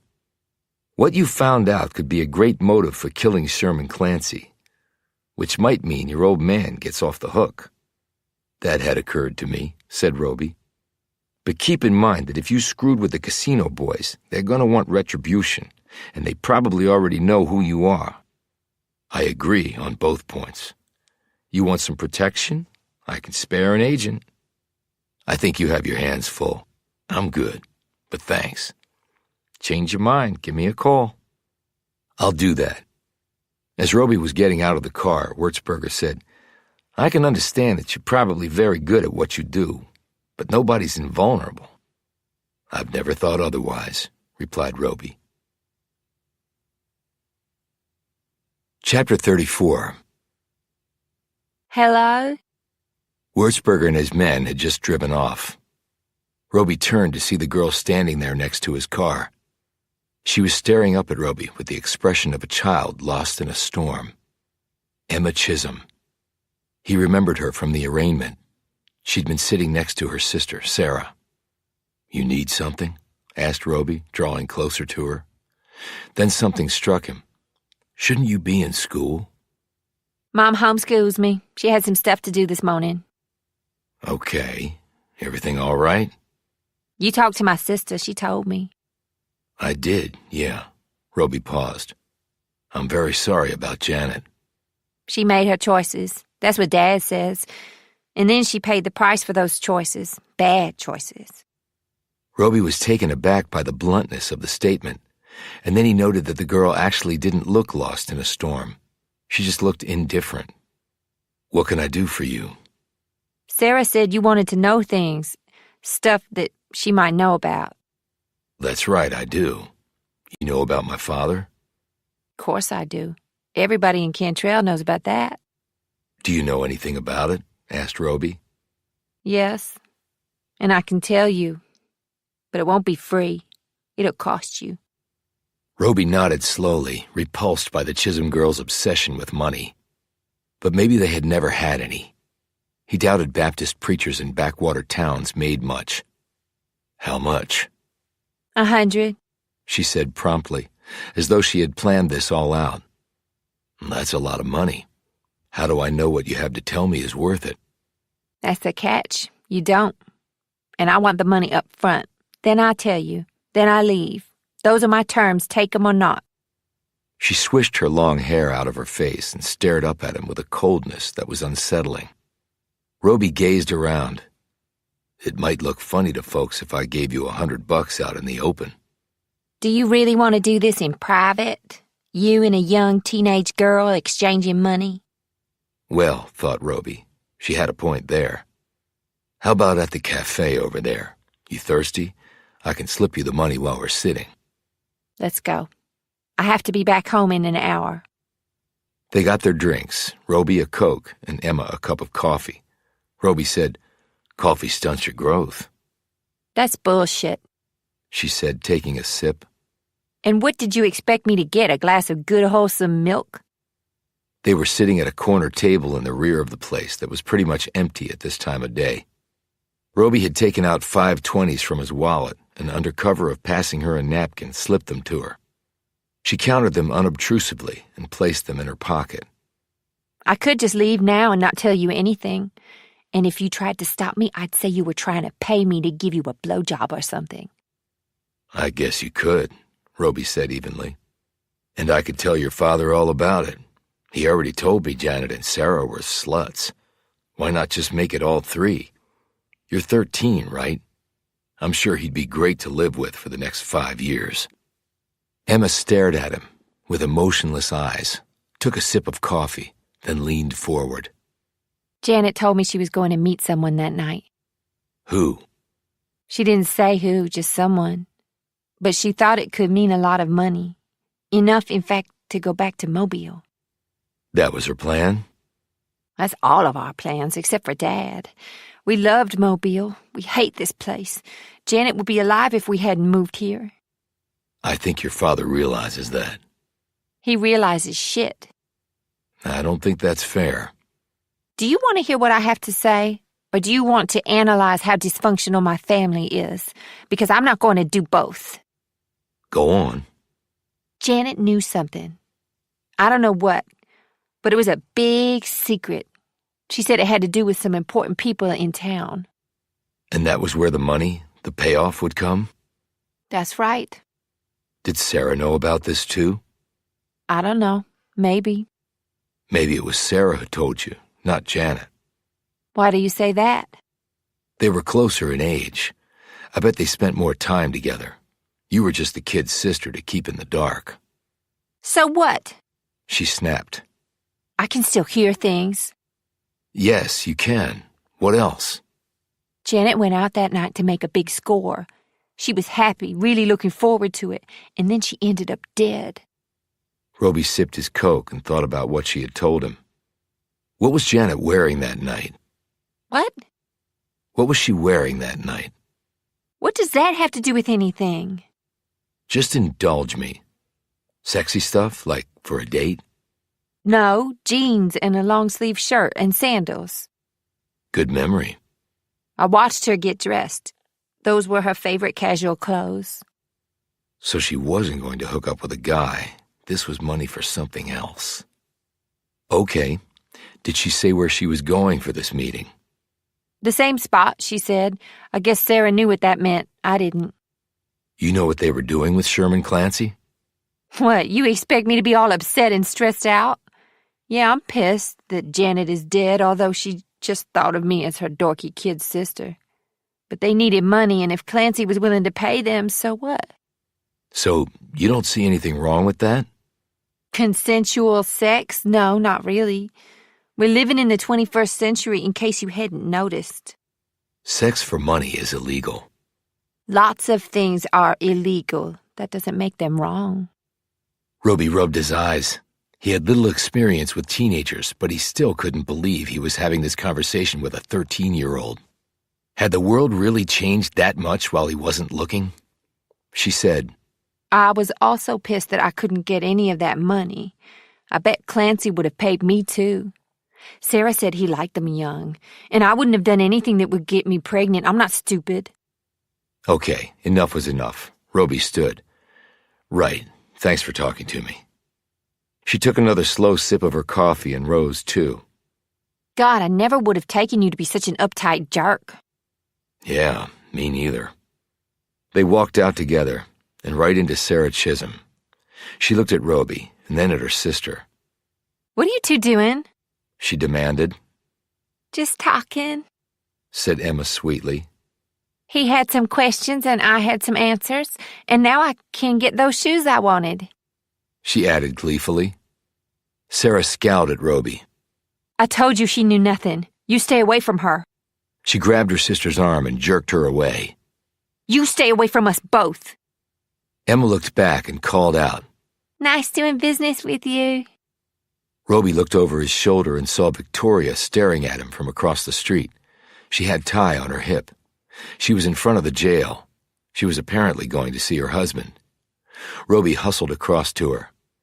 What was all that about? Asked Victoria. What, the Chisholms? Yes, of course, the Chisholms. Just paying my respects and conveying my condolences. She looked at him with great skepticism. Right, that's exactly what it looked like, all right. Come on, tell me the truth. Emma had a little bit of information about the night Janet died. That she was going to meet someone and that she expected a nice payoff for it. Really? And who might that be? She didn't know, or didn't want to tell me. She's quite grown up for 13. Hell, Roby, girls down here get married at 15 with their parents' consent. What'd you expect? You going to see Dad? Roby said quickly. Yes. With Ty? Yes, I told you I was. Why? I was in to see him a while ago. I told him you were bringing Ty. He didn't think it was a good idea. Well, like it or not, we're going in. She turned and walked to the jail. Roby watched her go and then turned in time to see the sedan pull out. There were 4 men inside it. One of them Roby recognized. It was the guy from Clancy's house, the one he'd shot in the hand. His face was bandaged from where Roby had clubbed him with his gun, and they had seen him with Victoria and Tyler. Well, damn. Chapter 35. Roby called Blue Man and told him of this latest development. Wurzburger touched base. He said he'd gotten a call. I have to say I was surprised that the agency was so open with information about me. If you were indeed surprised, then you managed to miss the meaning of everything I said during our last call. Now it seems that you have been made by the people from the casino, and they will undoubtedly seek payback. I'm prepared for that. And if they go after Victoria, or her son? I said I was prepared for that. Saying it and it actually being so is not the same thing. Why is Wurzburger down here? I'd assume it was for the folks at the Rebel Yell and whatever it is they're involved in that makes more money than gambling. I don't know, and I didn't ask. I was only focused on the agency's side of the equation, meaning you. What are you going to do now? I'm not sure. Well, if I were you, I would achieve some clarity on that point. And do it sooner rather than later, Roby. That is my best and last advice to you on the subject. This time Blue Man was the one who clicked off, leaving Roby to stare down at his phone and wonder if he was making a colossal mistake. That was as close to showing anger as Blue Man was likely ever to come, and it had shaken Roby more than a dozen people screaming at him. He contemplated his next move and then made up his mind. He bought a 6-pack of beer and headed to Billy Falconer's house. Damn, that tastes good. Billy had just finished chugging one of the beers and then crushed it against his forehead. Or tried to. The big man didn't have the strength to finish the job. He let the partially crumpled can fall to the floor. Roby sat across from him, sipping on his beer. He looked around the airstream. It seemed that Angie had come and cleaned up quite a bit. The dirty dishes were gone, the floor and counters were free of litter, and the place smelled of bleach and air freshener. Billy popped another can. Shouldn't you go slow on that? Asked Roby. It might mess up your meds. Billy looked at him in surprise. Ain't on no meds, unless you count the oxygen. Isn't the pain bad? Billy held up the beer and smiled weakly. That's what this here's for. He took a long drink and then rested the can against his chest. How things going with you? Okay. Did you hear the Clancy's house burned down? Little Bill done told me. Ain't had a fire like that for years and years. Lot of house to burn. Pete okay? Roby shrugged. I don't know. Haven't seen him. By the way, my father pled not guilty, and he has a lawyer now, Tony Moses. Hear she's real good. And damn expensive. Well, when you're fighting for your life, what's money? As soon as Roby said it, he regretted his choice of words. Guess you're right about that. Billy sank back on the couch, and his breathing got a little heavier. Fighting for your life, he said in a low voice. Only I'm past fighting, right? Hell, done is done. He tried to laugh, but it died in his throat. What's the name of your doctor again? Huh, old Doc Holloway. Where's his office? Billy stared at him. Why, you sick? Got a thing on my arm I want him to look at. Oh, yeah, he's real good. He's on Wright Street, near the Gulf Coast Diner. Remember that place? $1 pitchers and all the shrimp you could eat. I remember. How many times did we get thrown out of there for eating too much? At least 5 times, but they kept letting us back in. Because we kept winning ball games. The assholes. Billy laughed so hard he started choking. Roby rose quickly and got him breathing properly and settled again. So you got a problem with your arm? Wheezed Billy. Roby nodded. Nothing major, just getting old. Sounds like a good deal, getting old, muttered Billy. Then he finished the second beer in one gulp. Roby left Billy's an hour later and headed to see Doc Holloway. He was in his 50s, slightly built with a crown of graying hair and a bushy mustache. His blue eyes were capped by a pair of wild eyebrows. Holloway had not been in Cantrell when Roby lived there, but he knew Roby's father, he told him. Roby had him examine his arm. Holloway looked over the burn and scar tissue and said, "You're going to need surgery on this." "Know a good one?" "Not in Cantrell. You'll need to go over to Baldacci. I can give you a referral." "How'd you come by that anyway? That's a right bad burn." "Got too close to a fire." Holloway gave him a condescending look. "Well, I figured something like that. I've been to see Billy Falconer. Pretty sad to see him like that." Holloway took off his glasses and cleaned them with a paper towel. "Well, people's choices do have an impact on their health." "So, lung cancer then? From smoking?" "I can't talk to you about that. Patient privacy." "Right, only Billy told me it was lung cancer." "Well, if he did, I can't dispute it, but I also can't talk about it." "I guess if he had come in earlier, gotten an X-ray, PET and bone scan, CT scan, and had a biopsy done, you might have caught it. But I suppose it showed up on all those tests confirmed as lung cancer." Holloway wrote something down on a piece of paper. "Here are the referrals for surgeons in Baldacci. For now, keep it clean and don't exert yourself.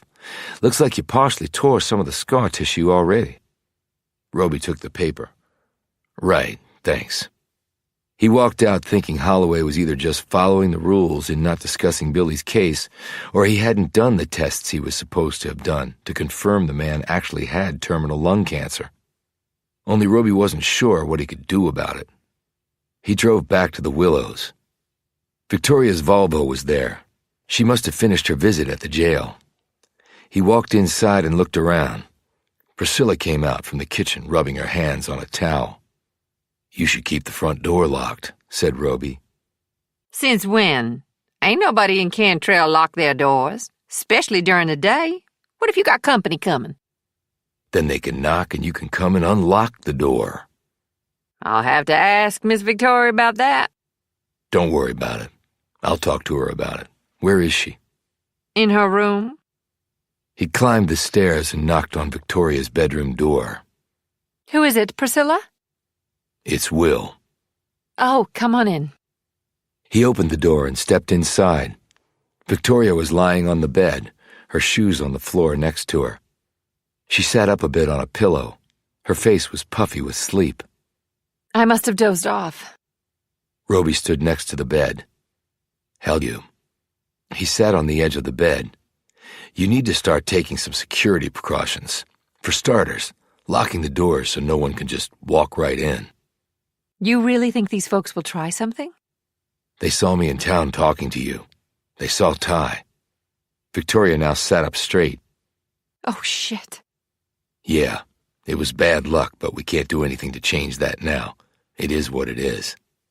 If they try to harm one hair on... Roby clutched her shoulder. "That won't happen, Victoria." You don't know that. "Do you own a gun?" Everybody in Mississippi owns a gun. "Then I would start carrying it with you and keeping it handy around here. But don't leave it around for Ty to stumble across." As if I would, Will. I'm not stupid or careless. "I know. I'm just being overly cautious." She took several deep breaths. I think I'll go back and check on Ty. "I'm sorry for bringing this down on your head," I'm sorry too, Will. she said, and her tone was not friendly. "I can move out of here," he said, interpreting her unspoken thoughts. Well, it's too late for that now. They saw you with us. They'll put it all together. Hell, they probably already have. Are they also the source of these credible threats?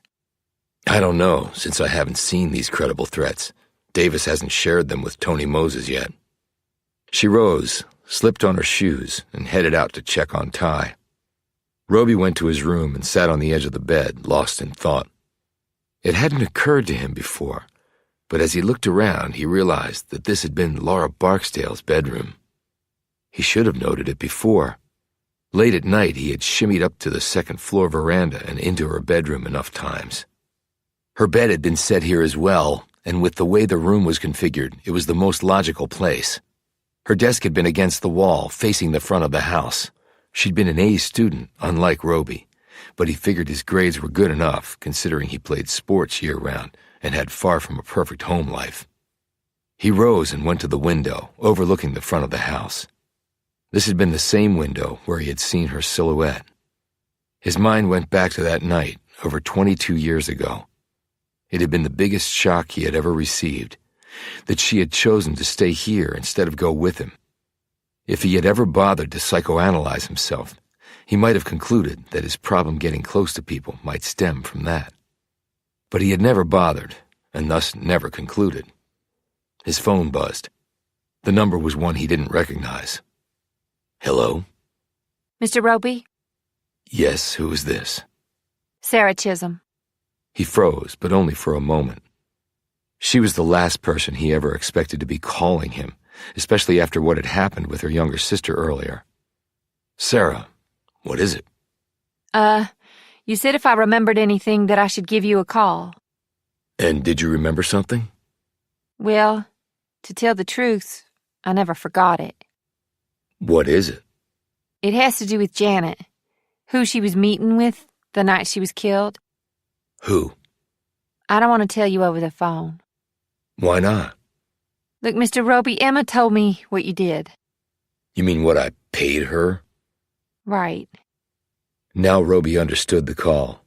Little sister got paid, now big sister wanted her cut. Damn, thought Roby, these Chisholm girls were nothing if not enterprising. All right, where and when? Where we saw each other before, tonight around 11. Why so late? Because I can't get away until my parents are asleep. My dad's been watching me like a hawk. Okay. How much? Triple what you paid Emma. And if what you remembered isn't worth that? Trust me, it will be. Chapter 36. Roby got there at 10 because he didn't like other people picking the spots for meetings.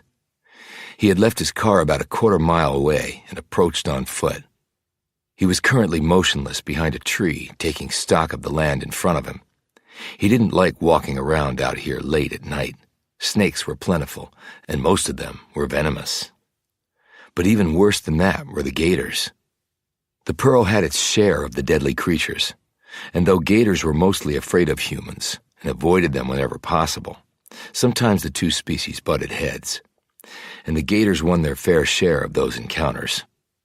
The gator population had almost been wiped out in Mississippi by the 1970s. To replenish it, the state had handed out baby gators at the state fair and asked folks to go drop them in the rivers. It had worked. Now there were nearly 40,000 of them in the state's waters. They were territorial creatures, and they did most of their hunting at night. Roby had almost lost a leg to one while swimming at dusk in the Pearl as a teenager. The one thing he had never forgotten from the encounter was how big the suckers were, and fast.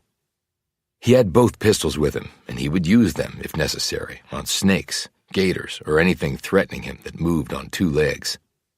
He continued to look around, listening for both human footsteps and the rattles of snakes. At 2 minutes past 11, he heard them. Footsteps, light, uncertain, hesitant. Then Sarah Chisholm appeared in the same clearing where she had encountered Roby earlier, near where Clancy had died, probably where her sister had gone into the Pearl with a hole in her head. She had on cut-off jean shorts, tennis shoes, and a long-sleeved shirt that hung past her waist. Mr. Roby? She called out.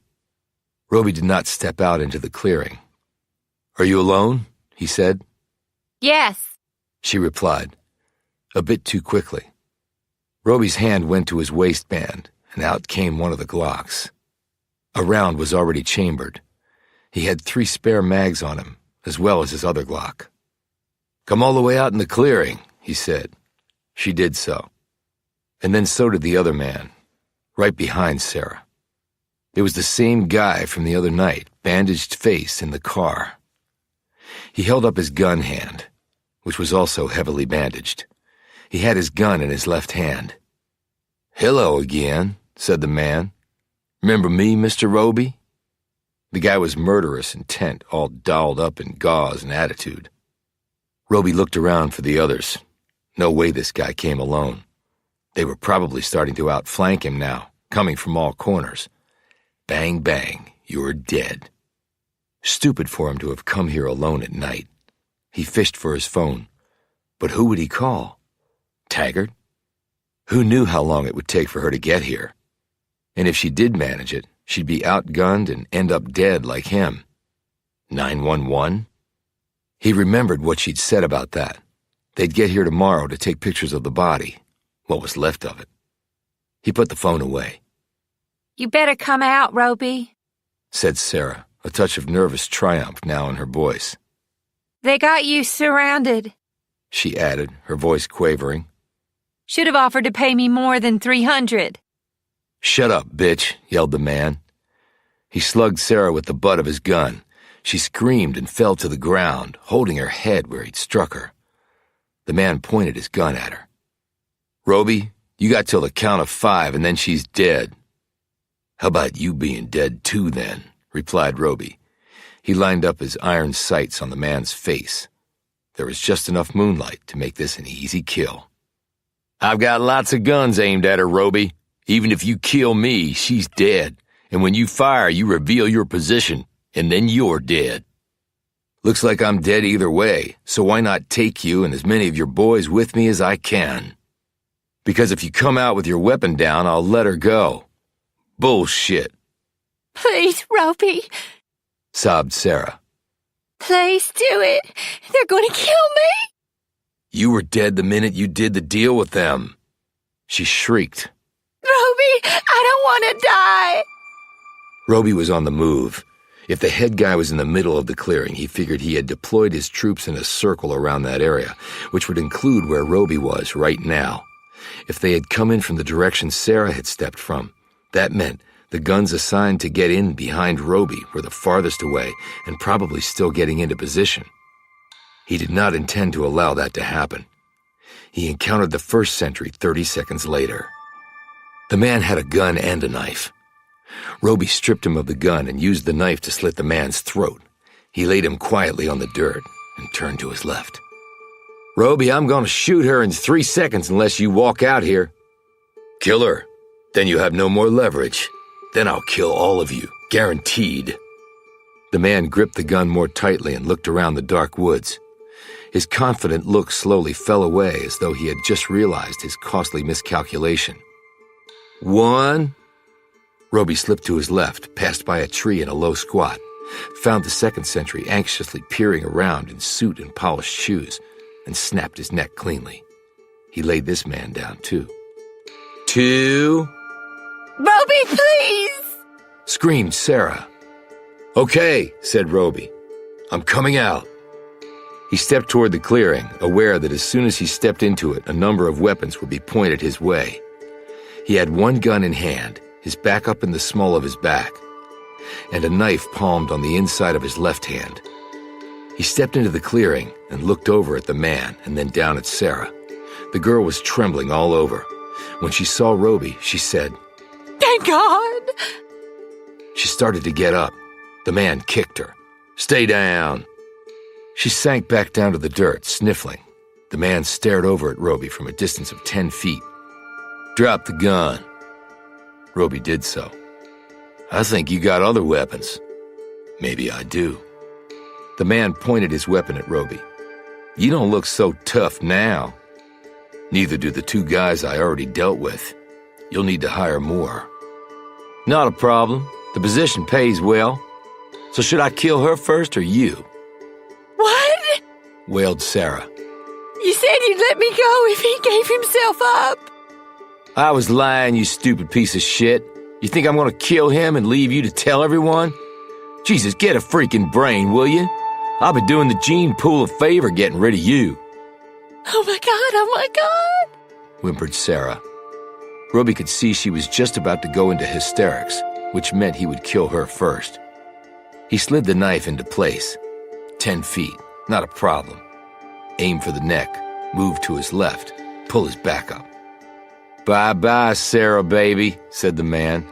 He aimed his pistol at her head. She shrieked and covered her head with her hands, as if that would matter. Roby pulled his knife, took aim. The sound of the shot shattered the night. The man holding the gun on Sarah stood there for a moment, not quite realizing what had just happened, which was that he had just died. He dropped first to his knees, then to his hands, and finally onto his face, what was left of it. Sarah screamed and rolled away. Roby slid to the side and pulled his backup Glock. Shots erupted from all over. Bullets whizzed and zinged overhead and more than occasionally smacked into trees. Bark flew off in jagged chunks. Birds scattered from trees. Small animals scurried away in the darkness as man, the world's most dangerous predator, got down to battle. They were pistol shots, Roby could tell. Mostly pistol shots. But some weren't. Some were high-powered rifle shots. The one that had killed the guy certainly was, and every time he heard it fire, a moment later he heard a man grunt. And then he heard a body hit the dirt. Roby raced over to Sarah, grabbed her by the arm, and flung her behind a stand of trees. He took up position behind an oak and peered around the trunk, trying to take in the details of the battlefield. A shot hit close to his head. He slid to the other side of the trunk and fired back at the spot from where the shot had come. The firefight went on for another 5 minutes. Roby had used up both pistols' original ammo and eaten into one of his backups. He had killed one more guy for a total of 3, and the rifle, he thought, had equaled that. Then there were no more shots. Only running feet. Bad guys were in retreat, leaving the dead behind. Once they had disappeared, Roby surveyed what had become a battlefield, complete with the requisite corpses. Oh my God, whimpered Sarah. She was still on the ground, curled into a little ball. I could have died. Roby looked at her in disgust. You had no problem helping those guys come here to kill me. She didn't answer. She just kept on whimpering. He whirled when he heard the sound. 2 feet smacking dirt as though someone had leapt from a tree. Don't shoot, I give up, said the voice.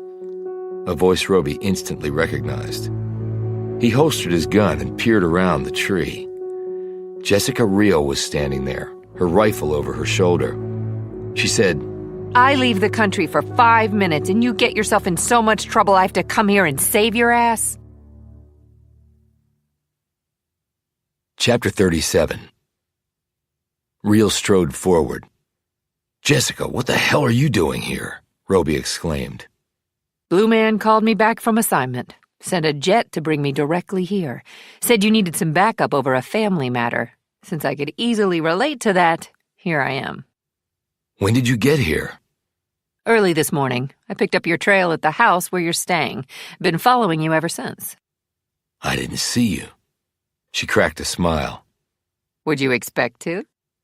But why didn't you tell me you were here? Blue Man told me to cover your 6. Showing myself might have made that difficult, but with what happened tonight, I had no choice. Well, it would have gotten a little hairy without you here.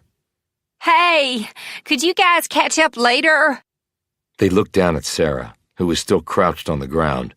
There was a small pool of sick next to her where she'd thrown up. I'm bleeding, okay? She snapped. I need medical attention now. Reel said, I don't know, Roby. She was gonna let these guys kill you for some quick cash. What say we just pop her right now and leave her for the gators? I saw one on the riverbank over there. Big sucker. Probably swallow her whole. Sarah stood and backed up against the tree. You can't do that. Why not? Said Reel. You were gonna help murder my friend here. Why should you get to live? She looked over at the body of the man who had held the gun on Sarah. He didn't. But I'm just a kid, whined Sarah. No, you're an adult. You made choices, really shitty ones. She looked at Roby. What do you say? One right between the eyes like her buddy over there? Sarah dropped to her knees again. Oh my God! Oh my God! As much as I like the idea, I think we just need to call it in, said Roby, hiding his smile. Sarah looked up. So you're not going to kill me? Reel said, He's not. I haven't made up my mind yet. Sarah collapsed flat to the ground. Oh my God! Oh my God! In a low voice, Reel said, Shit, I'd like to shoot her just to shut her up. Taggart showed up a half hour later. She was not in uniform, and her hair was full of cowlicks, but she had her gun out. When she reached the clearing and saw them, she said, What in the hell is going on, Roby? Before he could answer, she saw the dead body. Holy shit, who's he? He's the dead guy. Replied Reel. At least one of them. Taggart scowled and said, And who are you? Roby answered, She's a friend of mine who came to my aid. Without her, Sarah and I would be dead. Sarah pointed at Reel and cried out, That bitch said she was going to kill me. Taggart looked from Reel to Sarah, then back at Reel. Reel said, She lured Roby here so these guys could kill him. Did not. Screamed Sarah. He arranged to meet me here for sex. He was paying me for it, the sick bastard. Then exactly how do you explain the dead guy? Said Reel. He was here to rob us. Said Sarah lamely. While we were doing it, scared me to death. I was all naked and all. So if we examine you, we'll find traces of Roby here on your body? Asked Taggart. Sarah looked doubtful. Well, we hadn't gotten to that part yet. We were just kissing. But you just said you were doing it, and you were all naked when this guy came to rob you in his suit and tie in the middle of the woods. Taggart pointed out. Oh, right. Well, I mean... Taggart had obviously had enough. Just sit your butt on the dirt and shut the hell up. She barked. Before I arrest you for obstruction of justice and wasting police time, but mostly for being a dumb shit. Sarah sank to the ground, her face in a childish pout. Taggart turned to Roby. Okay, talk to me. He took 5 minutes to explain it all. They walked around the area and found 6 more bodies. All men, all in suits, all with guns. Roby said, I killed 3 of them. Reel here got the other 4, including the guy over there who was going to shoot Sarah. Whoever was left beat a fast retreat. And you think they're with the Rebel Yell? I don't know, but they were the same guys that were at Pete Clancy's that night. Taggart gave him a triumphant look. So you were in the middle of that? Yeah, I was. I saved Pete's butt. They were going to kill him. You should have told me, she said crossly. I did tell the FBI. FBI? In the form of Special Agent Wurzburger from Jackson. They're in town. Didn't you know? No, I didn't know. Why are they here? I imagine they're here investigating the Rebel Yell for various and sundry infractions of federal law. Taggart scratched her head and placed her hand on the butt of her service weapon, which hung in its holster. She looked over at Sarah. And I see you're head over heels involved in this crap. Please don't tell my dad, please. If you think that's all you have to worry about, Missy, you're even dumber than I think you are. Snapped Taggart. She gazed at Reel and the rifle she still held. And where did you come in from? I can't say. Why not? It's a secret. You shot all them men in the dark. I was up a tree. Gave me a nice line of sight. Like picking off 10 pins all lined up in a row. Taggart looked at Roby. And you slit one guy's throat and broke another one's neck? And they were both armed? Well, yeah. Who the hell are you people? Exclaimed a clearly exasperated Taggart. Just concerned citizens standing our ground, said Reel. You folks have that law down here, right? I'm going to have to call the sheriff, get some deputies down here to secure this scene and process it. And then y'all are going to have to make some statements about all this. She gazed at Sarah. Including you. But my daddy... I don't give a damn about your daddy, okay? This here is a crime scene and things are going to be done in a professional manner. You understand me? Sarah finally nodded, though she looked like she wanted to grab a gun and shoot herself. Taggart stared at Roby and Reel. Now, if you two have a problem with that, I'm just going to have to arrest you and take you in. Reel looked at Taggart like she might just shoot her instead. The deputy seemed to realize this, because she turned to Roby and said quickly, It's my job, okay? Roby nodded. I know it is, and we'll cooperate. To the extent we can. Interjected Reel. Taggart started to say something, but then just shook her head and pulled out her phone. As she walked away to talk in private, Reel said, in a voice only Roby could hear, Blue Man filled me in some, but there's still a lot I don't know. You'll know it all, Jess, before the night is out. He paused. It sure is good to see you. I have some things I want to talk to you about. Blue Man mentioned that too. Did he tell you everything about that? I think he preferred that you told me in your own way. Roby looked relieved. So how's it been, coming home? You remember how it was for you? That bad, huh? That bad. He put out a hand and gripped her rock-hard shoulder. Thanks, Jess. You saved my butt tonight. This doesn't come close to making us even. Not that anything will. I just know that I'm really glad you're here. Where else would I be, Roby? Are you two, dating? They looked down to see Sarah staring at them in mild disgust. What if we are? Well, aren't you two kinda old to be doing that? Reel raised her rifle. Keep it up, Sarah, and you won't get close to our advanced age. Sarah hugged herself tight and started whimpering. Oh my God, oh my God. Chapter 38. Roby and Reel sat across from Sheriff Keith Monda in the latter's office on the main thoroughfare of Cantrell, which was barely 2 car lengths wide. They had been up all night. It was past 11 in the morning now. Monda was a heavy-set man in his 50s, with iron-gray hair gelled straight back. He was in uniform, and an unlit cigarillo rolled around in his mouth, while a deep scowl was set in his features. His office was small and cramped, with cinder-block walls and an old-fashioned calendar hanging on one wall. There wasn't a computer on his desk or any other evidence that the man had entered the latter part of the 20th century, much less the 21st. When he settled back in his old roller chair, it squeaked, and so did his gun belt. Taggart stood next to him. She was in uniform now and had a nervous expression on her face. Monda took the cigarillo out of his mouth and said, I've been briefed on all of it by Taggart here, and I got a call into the FBI, but I haven't heard back yet. Now, I'd like to hear things from you two, because I don't much cotton to people having shootouts around here. Roby explained everything that had happened thus far. Monda looked at Reel. So where do you come in exactly? I come in exactly as Roby's professional colleague. Which neither one of you have elaborated on. What is it that you both do?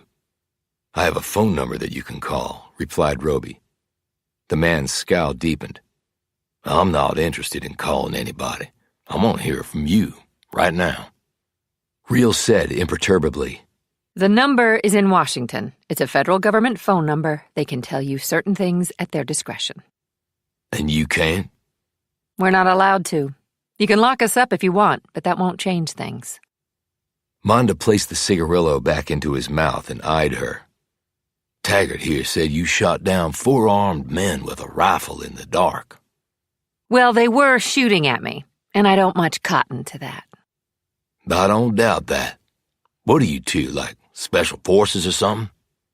Or something, said Roby. The phone call will explain things. To a degree, amended Reel. Monda nodded and asked for the phone number. He wrote it down as Roby recited it for him. Monda said, Okay, just so we're straight on all this, we are not releasing any information about what happened. I don't want any panic. I've told Sarah Chisholm to keep her mouth shut or she'll get in trouble, and you two keep this to yourselves. You know Cantrell, said Roby. Small town where everybody knows everybody's business. Hard to keep something like this quiet. Well, we're sure gonna try. You might want to put Chisholm in protective custody. Well, if I did that, it would let the cat out of the bag. But if those guys come back, pointed out Roby, how about giving her protection at home? I don't have the manpower for that, but I will have my deputies check on her periodically, and discreetly, Roby wasn't satisfied by this answer, but it wasn't like he had much leverage. Monda leaned farther back in his chair and said, "You're Judge Roby's son, I understand. You left before I came to Cantrell. I was up in Hattiesburg till about 10 years ago. I've been gone over 20 years now." "And back here because of your daddy?" "Yes. He was a good judge. Hard on us cops, but he was fair. If he didn't kill Sherm Clancy, I hope things turn out all right for him." "Me too." "So these dead men were interested in Pete Clancy?" "They were. As I told Deputy Taggart, his father had dealings with these people. Pete was apparently trying to replace his father in that relationship, I'm assuming, with the Rebel Yell people. They didn't particularly care for that. They wanted Pete to give them whatever his father had in the way of information, I guess, on those dealings. Then they were going to kill him." "So you think they might have killed Sherman Clancy?" "It's possible, certainly. Seems like they might have had a strong motive.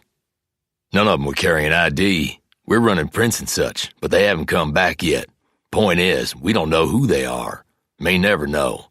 And if we don't, we can't connect them to the Rebel Yell." "What exactly do you know about the Rebel Yell?" asked Roby. "I've just heard local gossip." Monda's expression became guarded as he tapped his fingers on the desk. "Well, they're a big company. They got some locals on their board and running some of their operations. But the real ownership is sort of a mystery. Could be Chinese or Saudis running the place for all I know. And they seem to be incredibly profitable, able to build all this stuff out of their cash flow," said Roby. "That's the words hereabouts, yes, but they're a big employer, pay a lot in taxes. They got politicians in Jackson lined up to support them. You're talking tens of millions of dollars and thousands of jobs, and for a place like Mississippi, it's hard to mess with that." "But if they're doing something illegal?" said Roby. "Well, we got to prove that, and I don't see anything here that would do that." "It'll involve some digging," said Roby. "I don't have the manpower or resources to dig unless I got some probable cause to do so," countered Monda. "Do you mind if we do some digging?" asked Roby. "I don't want nobody getting hurt, including you two. If the Rebel Yell had an incentive to kill Sherm Clancy, then that's a defense for my father in his murder trial." "I'm aware of that," replied Monda.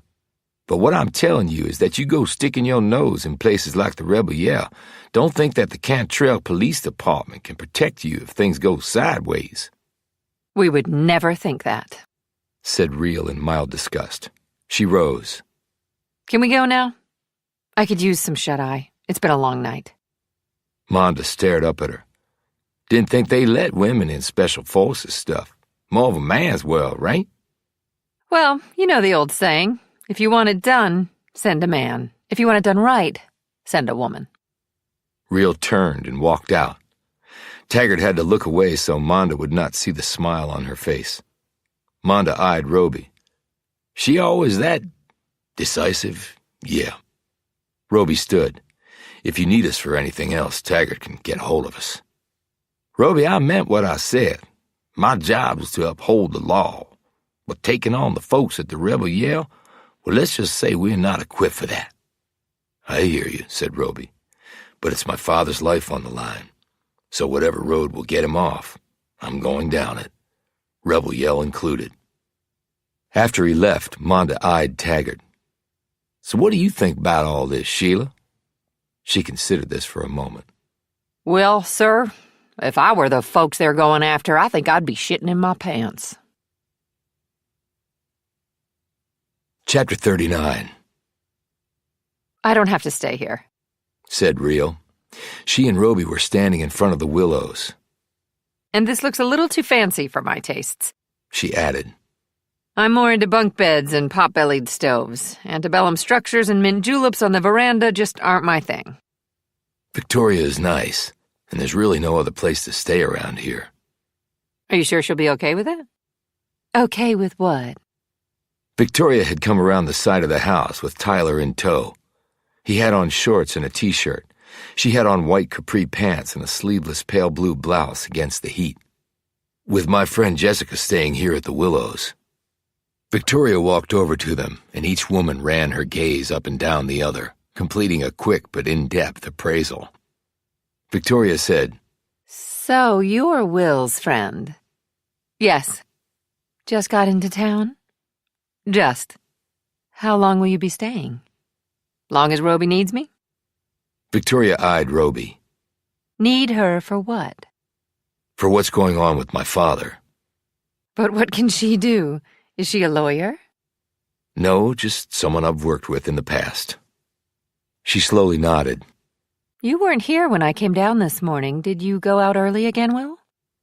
Something like that. You know, if you're staying in my house, I do expect some common courtesy. You're a grown man and you don't have to account for your whereabouts, but I was worried about you. What with all that's going on, I don't want to have to go tell your daddy that something has happened to you. I'm sorry, Victoria. I should have called. Real looked down at Tyler, who was staring up at her with his finger in his mouth. And who's this little guy? She asked. This is Tyler, Will's stepbrother. Real shot Roby a glance. Meaning that you're his stepmother? Yes, I am. But I'm not wicked, at least to my friends. Roby avoided Real's piercing look. So it's okay that she stays here? She can actually help with what we talked about. You mean security? Said Victoria, looking skeptically at the slender Real.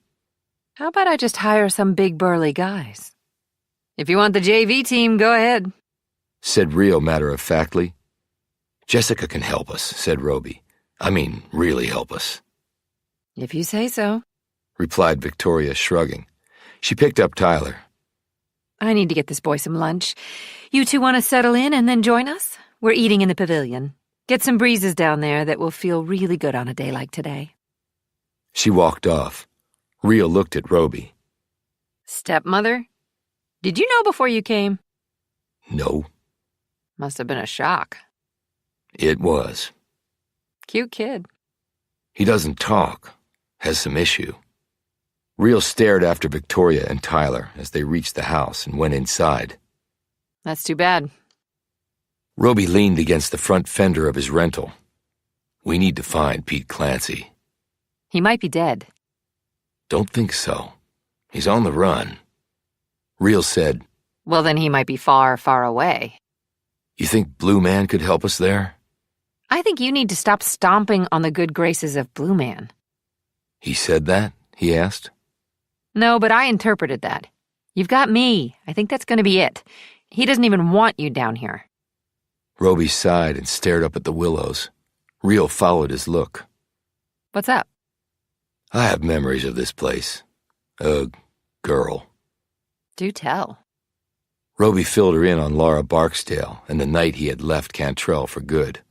Or so he thought. So Romeo lost his Juliet? Something like that. Whatever happened to the Barksdales?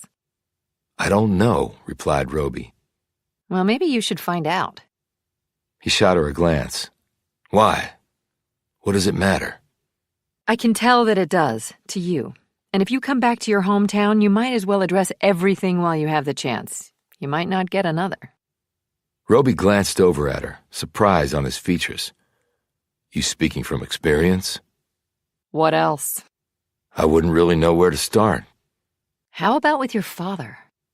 My father? I'm not sure I can talk to him about that.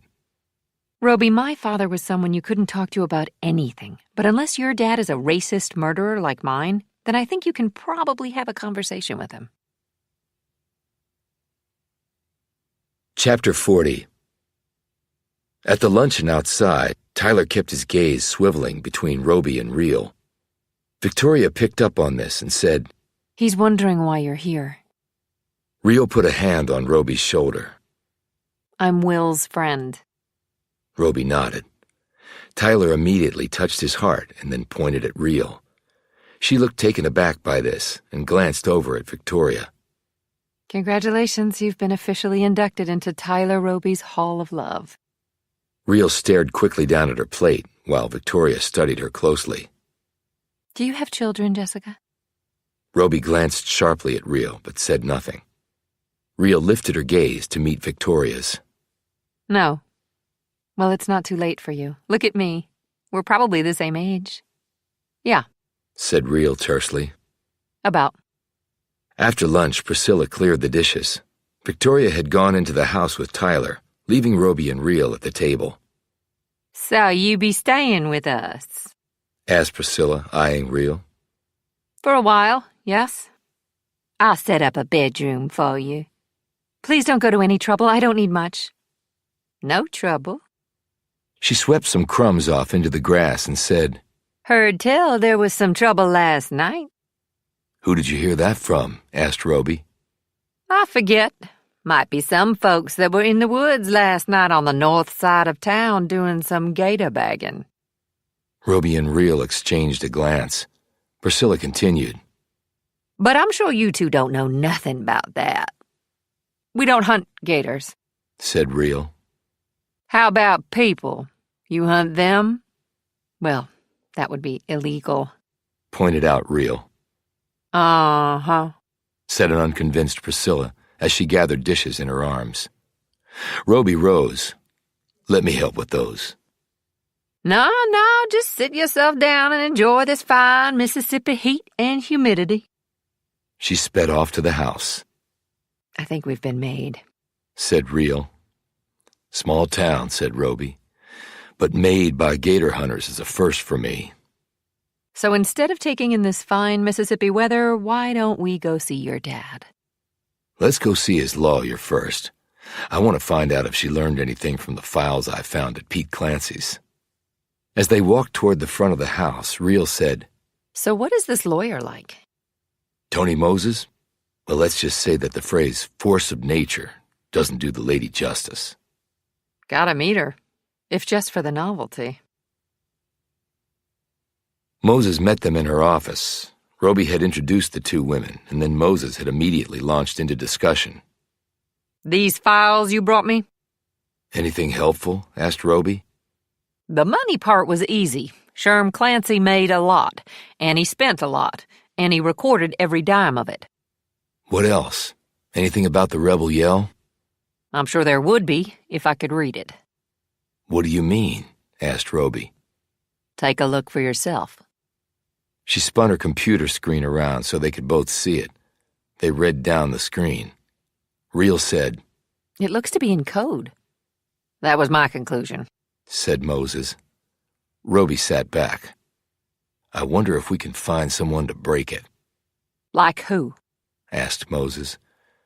The FBI, maybe? They're down here investigating.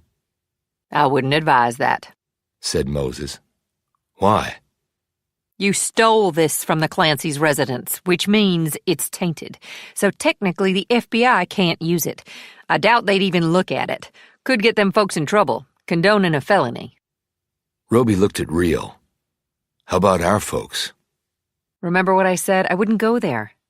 Know any nerds down here that could do it? Roby thought about this. I might. He turned back to Moses. But we do have something to fill you in on. He took a few minutes to tell Moses about what had happened the previous night. Her jaw dropped lower and lower as he spoke. When he was done, she shot a glance at Reel.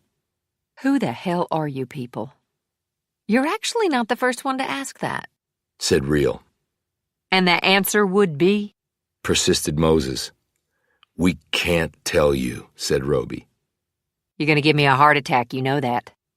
Not our intent. Have you seen my father today? Went over this morning. You planning on seeing him? Going over there next. How's his mood? I can say truthfully that it hasn't changed. She paused. Well, maybe it has.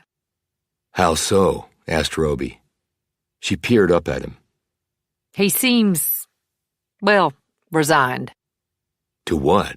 His fate? To something. I don't understand. Look, Roby, I've seen it happen before. Sometimes people just shut off and let the process do what it will do. And sometimes they do that because... They do that why? Maybe from guilt. So you're saying he killed Clancy? I thought that didn't matter to you. It doesn't, to me. But maybe it matters to him. Chapter 41. They left Moses's office. Roby had a copy of the files from Clancy's computer on a flash drive. What are you going to do with that? I have a guy who's good with computers. He might be able to figure it out. What about your dad? I need to see him, too, and then I have to talk to a doctor. His office is a couple blocks from here. A doctor? Are you sick? No, but a friend of mine is. Look, why don't we split up then? You need to see your dad and this doctor. Why don't I run down your computer guy? We can meet up back here. You sure? There's two of us. Why not make the most of it? You armed? Hell, do you really have to ask? He gave her the name and address, and she drove off. Roby went to the jail where Taggart appeared to be waiting for him. There's already talk going around about what's happened, she said in a low whisper, so the other visitors in the waiting room couldn't hear. Did you really expect to keep that quiet? Priscilla already knew about it. Shit. I guess you want to see your dad? She said. I guess so. I understand that Tony already saw him. Taggart nodded. Yeah, she didn't look too happy when she left. He and his father met in the visitor's room. Taggart did not chain the prisoner to the hook on the floor. Roby flashed her a grateful look for this. The two men sat across from each other. The senior Roby looked thinner and haggard, with gray stubble on his chin. You okay? Asked Roby. His father shrugged. Under the circumstances, fine. Some things have happened that you need to know about. This got his father's attention. Roby recounted for him the events of the previous night. So this Jessica Reel saved your neck? Not the first time. You two in uniform? Not exactly. Then what exactly? We serve our country in a different capacity. Dan Roby looked taken aback by this. He looked at his son's arm. You got wounded serving your country? Yeah, I did. The man nodded slowly. Why don't you and your friend just get on back to doing what you do then? No reason to stay here. No reason? Other than you're on trial for murder? Why is that your concern? I've made it my concern. Let's not pretend there's any love lost between us, okay? That's just a waste of both our time. Roby scowled. Why do you have to make this so hard? I'm here. I came all this way. That was your choice, not mine. Before Roby could respond, his father held up a hand and said, I'm glad you're not dead. I'm glad your friend Jessica was there to help you. But considering all the facts, I think it best for you and her to leave. And what about Victoria and Tyler? I'm going to tell them to leave too. Roby looked shocked. What? I've thought it through. Just until the trial is over and things get back to normal. Although if I'm convicted, there'd be no reason for them to come back here. She could sell the house and move somewhere else. Get on with her life. Have you talked to Victoria about this? Not yet. There is no way in hell she's going to leave you. I hope you know that. I'll make her see reason. He stared grimly at his son. I've never had trouble making myself clear, have I? She's still not going to go. Well, that's my problem, not yours. You're making no sense. And you're not listening. Just like when you were a punk kid. You don't listen, Will, to a damn thing. Roby sat back and crossed his arms over his chest. It's a two-way street, isn't it? The not listening part. I was the parent. You were the child. It was my job to tell you what to do, and it was your job to do it. No, I was your son, not some Marine recruit you were trying to turn into a killing machine. And how could I grow up as your son and not learn to question everything, just like you did? Dan Roby started to say something, but then stopped. He snorted and looked away, shaking his head. I'm not leaving, Roby said quietly. I did remember one lesson you taught me. Never leave a job unfinished. His father glanced at him. You really serving your country? Yes. You good at it? Yes, some might say one of the best. So is Jessica. That's interesting. A girl doing what is traditionally a man's job. She might be even better than me, and I recently ran into a woman from another country about half my size who could take on 5 veteran jarheads and kill them all before they even knew what had hit them. Seriously? very seriously. His father fell silent, and Roby watched him closely. He said, "Why the change in attitude? Where's the fighter inside you? Need something worth fighting for, and your life isn't?" His father shrugged. Feeling he was going in circles over this, Roby decided to change the subject. "Whatever happened to the Barksdales?" Dan Roby glanced up. "The Barksdales?" "Yeah. Why?" "Just wondering. I'm staying at their old home." His father nodded, his look wary. "What is it?" asked Roby. "You and Laura. That was a mistake, you know." "What the hell do you mean by that?" His father said, "You came from different walks of life. Never would have worked out." "You don't know that." "I do know that, and it didn't work out, did it?" "I'm not going to waste time discussing this with you," snapped Roby. "You just won't listen, will you?" said his father in disgust. Roby barked. "What happened to the Barksdales? I know you didn't buy the Willows from them." "I didn't. They were long gone by then." "Gone where?" Dan Roby shrugged. "Dunno. They just up and moved out one night. They were just gone." He added, "Like you." "When?" "I don't remember exactly. It was a long time ago." "How long after I left?" His father thought about this for a few moments. "Not that long, actually." "So you didn't see them before they left?" "I wasn't that close to them. They were the aristocracy of Cantrell. I was just a lowly lawyer. I was surprised that they let you date their precious daughter. Henry Barksdale was so damn proud of his ancestral roots, he thought his family walked on water, that his shit didn't stink. I thought he was a pompous idiot." "They had a lot of money," pointed out Roby. "Goes to show that money don't buy class." "So you didn't do their legal work?" "Hell no. I wasn't established enough. They used Parnell and Longstreet. Been here forever. The founding partners have long since died. Stuart Longstreet is still here, though. He handled their affairs when they were living in Cantrell." His father studied him. "Why all the questions about the Barksdales? What's going on?" "It's pretty simple. Regardless of what you thought, I loved Laura, and I just would like to know what happened to her." "Well, good luck with that. Not that she'd care. You just up and left all of us, didn't you? Her included." Roby rose. "Hey, Dad, keep your spirits up. You never know. You might just beat this rap." Chapter 42. Is Little Bill here? Reel asked Angie Falconer as the two women stood on the front porch of the Falconers' home. I'm a friend of Will Roby's. He wanted me to give him something. He's at work right now? Can you tell me where? What is this about? The woman asked suspiciously. Roby said that your son is really good with computers. He has a job for him, a paying job. Reel added, eyeing the poor state of the woman's house.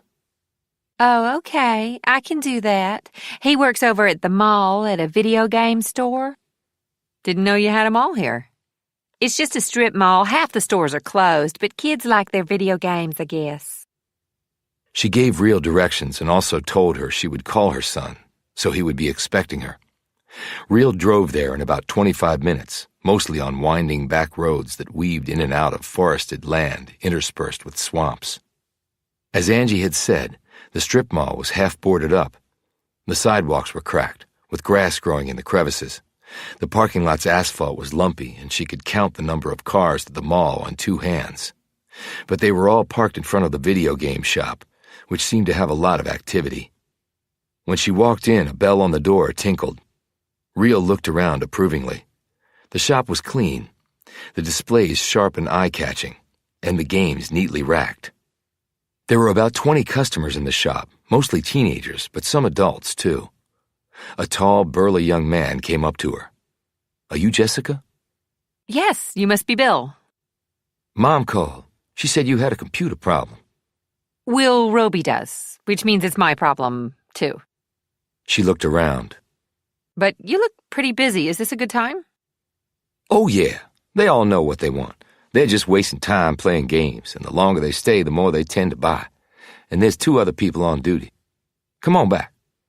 He led her into the rear of the shop, where there were some desks and shelves and stacks of boxes. On each desk was a shiny Apple computer. "So what's the problem?" asked Little Bill. Real pulled out the flash drive. There's information on here that we need, but it seems to be in code. I know that's not exactly a computer problem, but we thought we'd ask. "Can I see it?" She handed it across. Little Bill sat down and popped the drive into the desktop's USB slot. With a few clicks, he brought the file page up. Mom said you were going to pay me?" How about $200? "Damn, sounds good to me," You know about codes? asked Real, who was staring over his shoulder. "I know how to code, which isn't the same thing, I realize, but a lot of the games we sell here have codes you have to break, so I know some things about that." He studied the files and keyed up one. Looks like gibberish to me. Said Real. "Where'd this come from?" asked Little Bill. I'd prefer not to say. He stared up at her. "Why? I'd also prefer not to answer that. Is this something illegal?" It's something that could lead to the truth coming out. She replied diplomatically. "Is this something about Will Roby's daddy?" Could be. "It would help if you told me where you got it." Why? "It just would." Real debated and then said, Pete Clancy. Little Bill smiled. "Well, then I think I can get it to make sense. Why? Because Pete is one of my best customers, and this gibberish looks like a tactic code from one of the games I sold him." Tactic code? "Yep. Pete's lazy. He wouldn't have taken the time to create his own code. He'd just piggyback on something else." Whatever happened to just playing Pac-Man? "Well, we got Pac-Man. It's in the classics section. Has a whole new interface and some really sick turboed graphics." Thanks, but it was sort of a rhetorical question. Little Bill turned back to the screen. How long do you think it will take you to crack it? "About an hour should do it. You want to leave and come back?" No, I'm going to sit here while you do it. And Bill? "Yeah? Don't remember anything you might see on those files. Why?" It would not be good for your health if this whole thing blows up in our faces.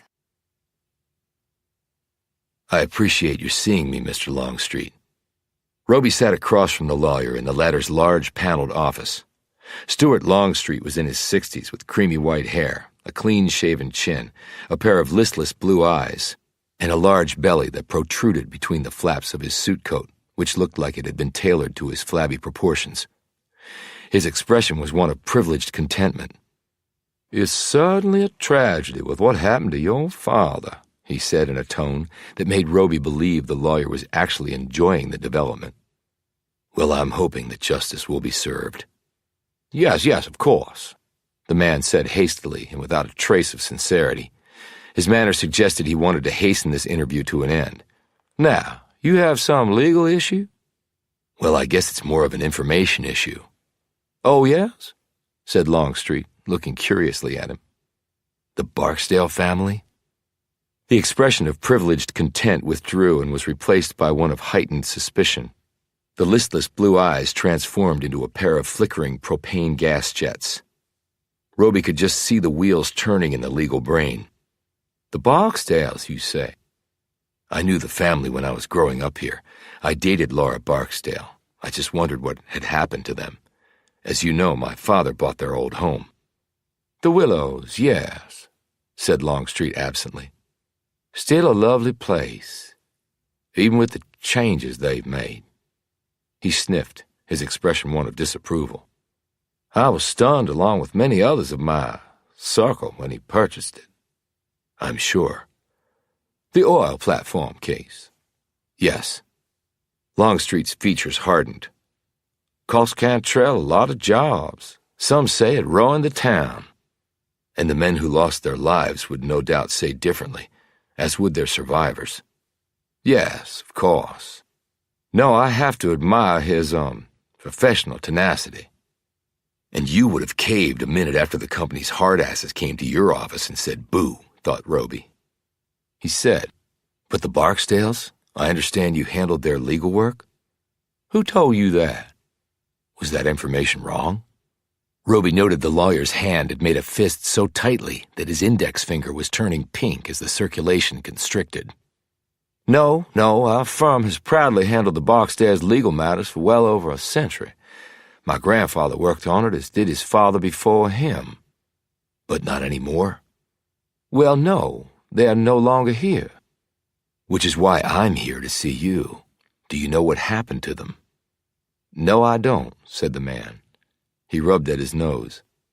Lying caused a physiological reaction that cut the flow of blood to the capillaries located at the end of the nose. It caused a tingling feeling that usually made the liar rub at the spot. Roby knew this. Longstreet obviously did not. I heard they just up and left one night, and no one has seen them since. Indeed, said Longstreet. Is that what you understand happened? I really couldn't say. Did you hear from any of them before they left? If I did, and I'm not saying that I did, that would be privileged and I would be barred from revealing it. I thought attorney-client privilege protected communications, not the fact that you simply saw or talked to someone. He smiled patronizingly. Well, I could argue the law with you, but since presumably you are yourself not a member of the bar, I will refrain from doing so, as the debate would be unfair to you. Now, is there anything else? Roby rose. No, I think you've told me all I needed to know. Thanks. The lawyer's blue eyes sparked at this comment and then faded. As Roby walked out of the building, he wondered if Longstreet had picked up his phone yet to call someone. There seemed to be a lot going on in this small, sleepy southern town. His phone buzzed. It was real. Well, little Bill was as good as advertised. She said. What's in the files? Something you're not going to believe. Tell me. No, you really need to see it, Roby. Chapter 43. Roby sat next to Reel in the car and stared at the laptop. I'm not getting this, he said. You're not the only one. I thought we were looking at drug or arms dealers or maybe human trafficking, but not this.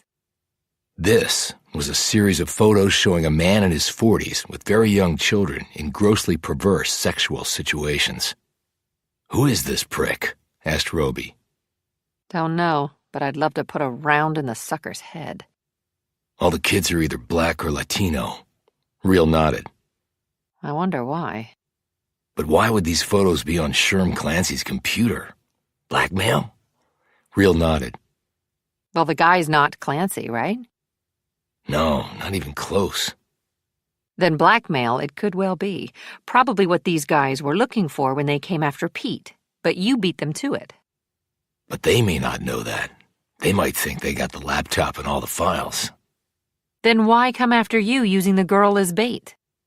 Because I jacked them, and they wanted to put a bullet in my head as payback, said Roby. But he knew that probably wasn't right. They risked a lot coming after him, and taking Sarah Chisholm to do so.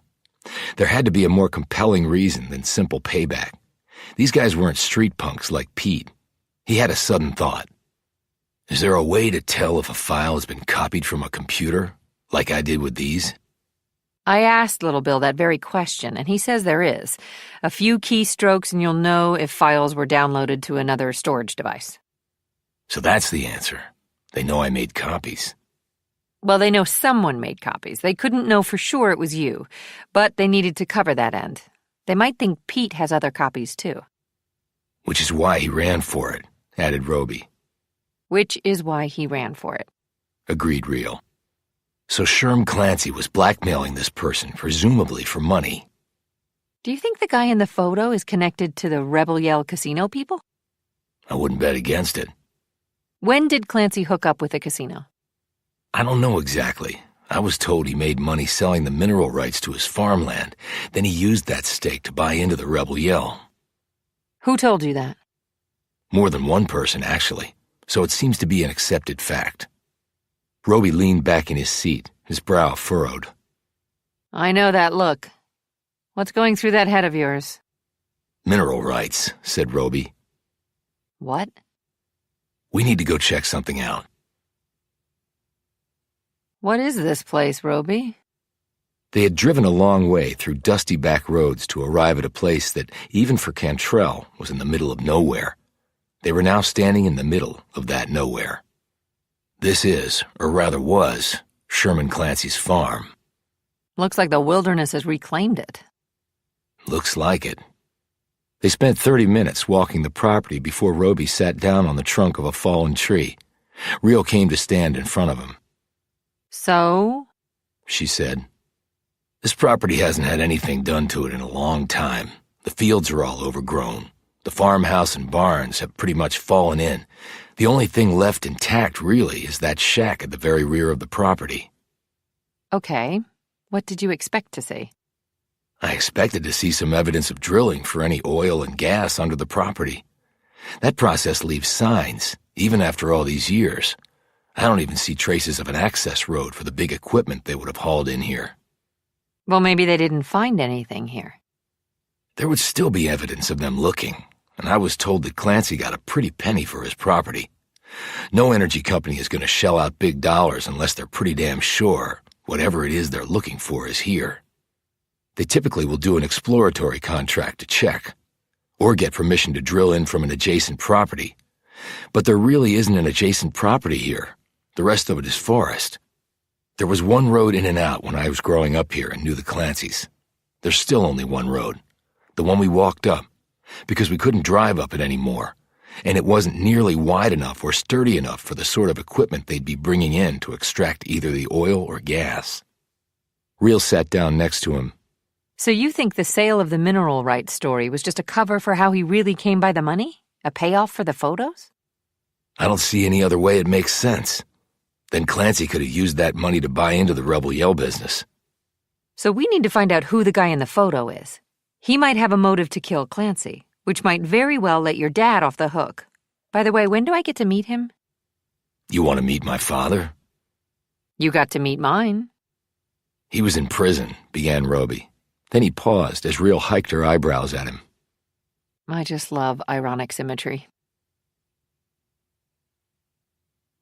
Chapter 44. Roby had called Tony Moses on the way over, and she was waiting for them with Dan Roby in the visitor's room at the jail. Dan Roby eyed Reel curiously. You saved Will's butt? One could interpret it that way, said Reel matter-of-factly. Dan looked at the wall. Good you were there to clean up his mess. Well, since he was there trying to save your butt, maybe I cleaned up both your messes. Dan shot her a look while Moses studied both of them. She interjected. Before we get too far down that road, did you find out what the files said? We found out what they showed, amended Roby. He slid open his laptop and brought the images up on the screen. Damn, said Moses. Who the hell is that? Roby looked at his father. Recognize the guy? He shook his head and looked like he wanted to punch the screen. I don't know any pedophiles, he snapped. We think Clancy was blackmailing this guy. That's where his seed money came from, not from selling his land to an energy company. Now Dan Roby looked interested. How do you figure that? Everybody told me that Clancy had hit a home run because his farmland had oil or gas under it. Only no one could tell me if it was oil or gas. Or who the energy company was, for that matter. Jessica and I walked the property today. There's no sign that anyone ever tried to get any oil or gas out of that land. Dan Roby sat back in his chair. And the photos were used to blackmail the guy who's abusing the kids.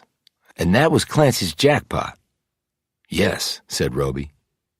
Damn good incentive to kill him, said Moses. Aubrey Davis will shit a brick when I bring this up. Reel said, But if Clancy's had these photos all this time and the guy never tried to kill him, why would he kill Clancy now? What changed? Roby said, maybe Clancy kept squeezing the guy and he got tired of it. Maybe he was afraid that Clancy would screw up and inadvertently show someone. From what I've heard around town, he'd been going downhill for years now, drunk most of the time. Well, it seems that it has to be this guy, or at least his goons, said Moses. They were going to kill Pete because they assumed he knew about the pictures. They wanted them back. So maybe the guy was sick of paying off Sherm, and he sure as hell wasn't going to start paying off his son. Which brings us back to the guy, said Roby. Who is he? He must be rich, because he could afford to pay Clancy a lot of bucks, Maybe the FBI can help us there. said Real. They could run it through their databases for facial recognition. And then we go ask this person some questions. Said Moses. Like, did he kill or have Sherman Clancy killed?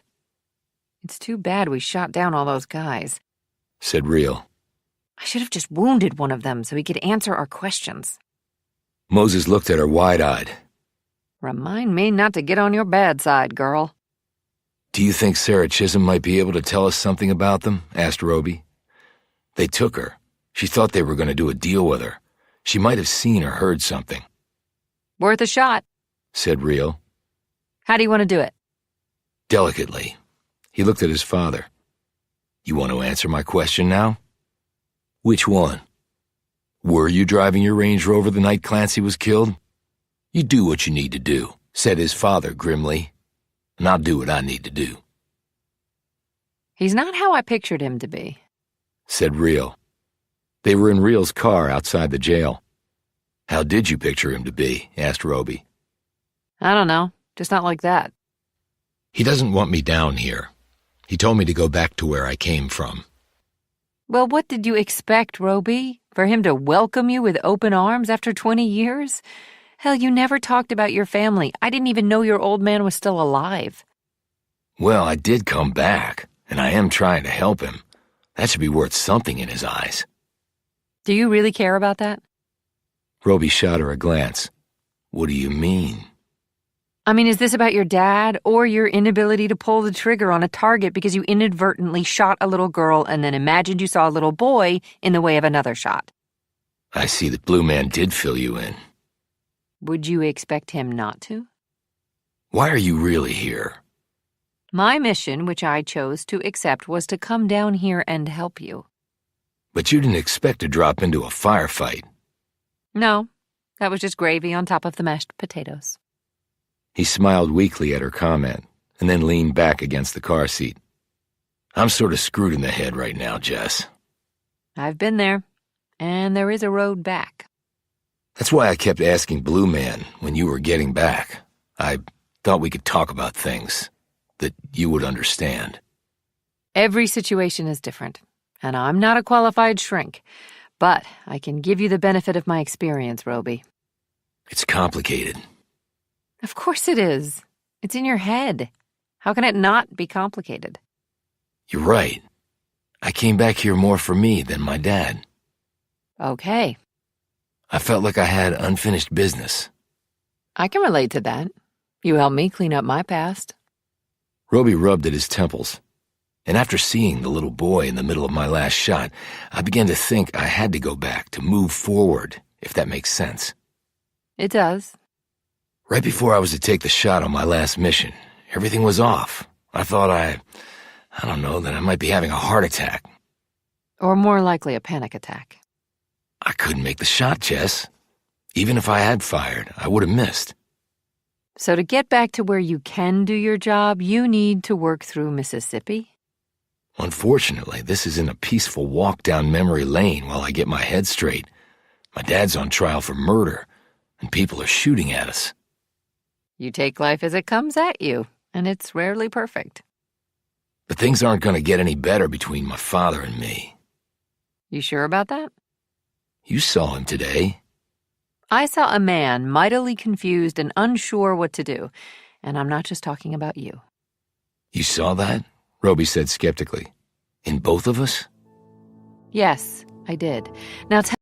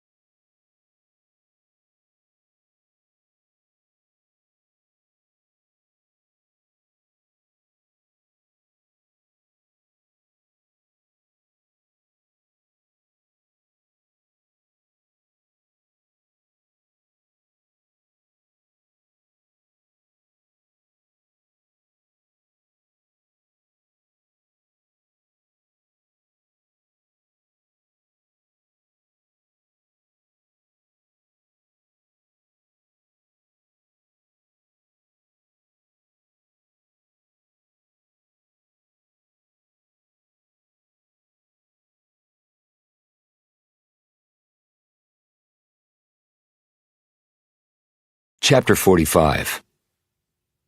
So where is she? Roby asked. They were standing in front of the Chisholm's residence about 2 miles out of downtown Cantrell. Lester Chisholm, Sarah's father, was facing them, looking pale and nervous. I don't know. We haven't seen her since we went to bed last night. She must have snuck out after that.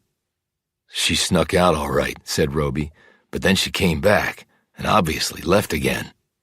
How do you know that? Demanded Chisholm. So you didn't see her when she got home late last night? Asked Roby, ignoring the man's question. No, but I spoke with Emma this morning. She said Sarah looked really wiped out, scared even. Did she say anything to Emma? I don't know. Where is she? Inside? We need to talk to her, said Roby. Why? And why are you even here? Demanded Chisholm. What do you have to do with any of this? Sarah has gotten herself into something bad, Mr. Chisholm. There was an incident last night. Folks ended up dead. I was there. I saved your daughter's life. Roby felt no need to mention that Sarah had set him up and then gotten double-crossed. Her father looked stunned enough by what he'd said. I can't believe this. You can call Deputy Taggart if you want, or Sheriff Monda. They'll tell you, and you should call them anyway and tell them that Sarah is missing. Because this is not good, not after last night. I know for a fact that the police drove Sarah home last night after she got medical attention for an injury. She was not supposed to leave here. Oh my God, said Chisholm. He grabbed the porch rail. She didn't wake us up. She didn't say anything. She was told not to. Now can we talk to Emma? Asked Roby. Chisholm slowly nodded and led them inside. A couple minutes later, Roby and Reel followed Emma out the back door and into the small yard that was remarkable for nothing other than a massive Spanish moss-draped oak that held court in the center of the dying grass. They sat at an old rotting wooden picnic table. Emma faced them calmly, her hands clasped primly in front of her. Roby looked at her closely. What can you tell us about Sarah? What do you want to know? Everything you can tell us. Did you see or hear her leave? No, but she came in late last night looking all scared and beat up. She had a bandage on her head. Did she say anything to you? Only to shut the hell up when I asked what she'd been up to. Why were you up when she got home? Asked Reel. Emma swiveled her gaze to Reel. You know, information is not free. Your sister could be in serious trouble, Roby pointed out. Okay, but it's still not free. So the money I gave you before, said Roby, was in payment for what I told you before. Don't you care about your remaining sister? Asked Roby. Sure, as much as she's cared about me, which is jack shit. Same for Janet. They couldn't give a crap if I died. Why should I care? They hated me, treated me like I was nothing. Roby pulled out 520s. Then tell us what you know. Emma reached out and tried to snatch the money, but Roby held on to it. This time, he said, I'll decide if the information is worth the cash. He eyed Reel, and she's my witness that nothing untoward goes on. Reel raised an eyebrow at this statement, but didn't comment. Emma sneered. Well, maybe. She wants a threesome. Do you classify that as untoward? No, said Reel calmly. And you're wasting our time. Okay, do you want to know what I know or not? Snapped Emma. We do, said Roby. Emma looked triumphant until Reel spoke. Come on, we don't really need her, Roby. What? Said Roby, looking surprised. Let's look at this logically. They killed Janet. They've taken Sarah because they think she knew something that Janet knew. When they find out Sarah doesn't know anything, they'll come back for the kid's sister. We keep watch over her, and when they come and take her, we'll be able to follow. And when they slit her throat or put a bullet in her head, we can nail them, right then and there. And it saves you paying this piece of crap $100. You really think so? Said Roby.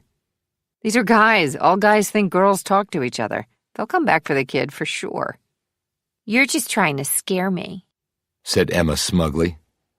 Reel shrugged. We don't need to. They killed one sister. They've probably got Sarah now. They'll kill her too, like they tried to do last night. What? Said Emma, looking startled. Roby, I'm telling you, let's just ride this out. We can use her as bait to get to them.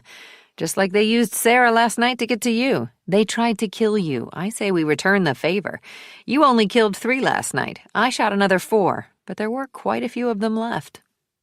You killed people? Emma said slowly. Roby shot a glance at Emma and then said sharply to Reel, "Just shut up about them. You know what the cops said."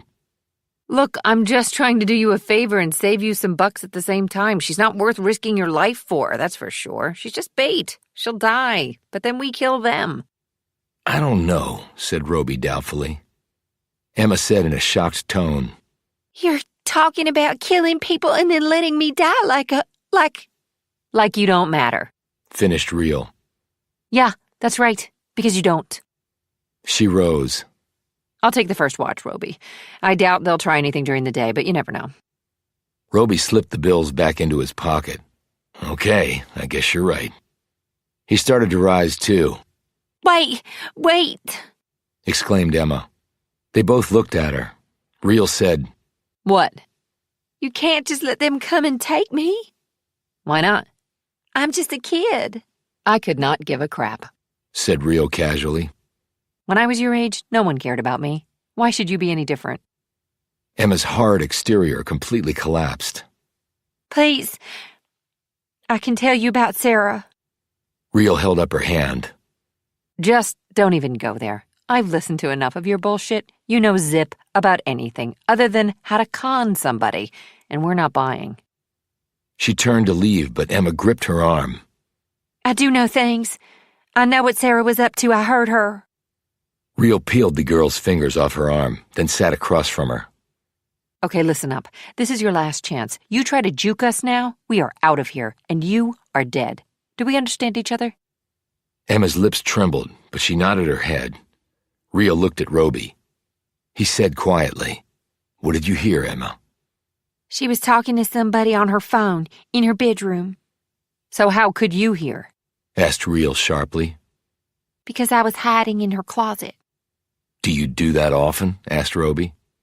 I went in there to steal some of her pot, but then I heard her coming, so I jumped in the closet to hide. Go on, said Roby. What did you hear? She was talking to somebody. Do you know who? Emma shook her head. She never said a name, but I did hear what she said. They were talking about meeting somewhere tonight. Where and when exactly? Asked Reel. Where they used to go. I mean, her and Janet. Near where Sherman Clancy's body was discovered? Asked Roby. She nodded. Yes. What time? Midnight. What was the meeting about? Asked Reel. Sarah wanted money in exchange for something she had, something I guess the person wanted. Do you know what that was? Asked Roby. No. Roby and Reel exchanged glances. Roby said to Emma, How much money? Enough money to go somewhere else. Smart girl, said Roby. Chapter 46.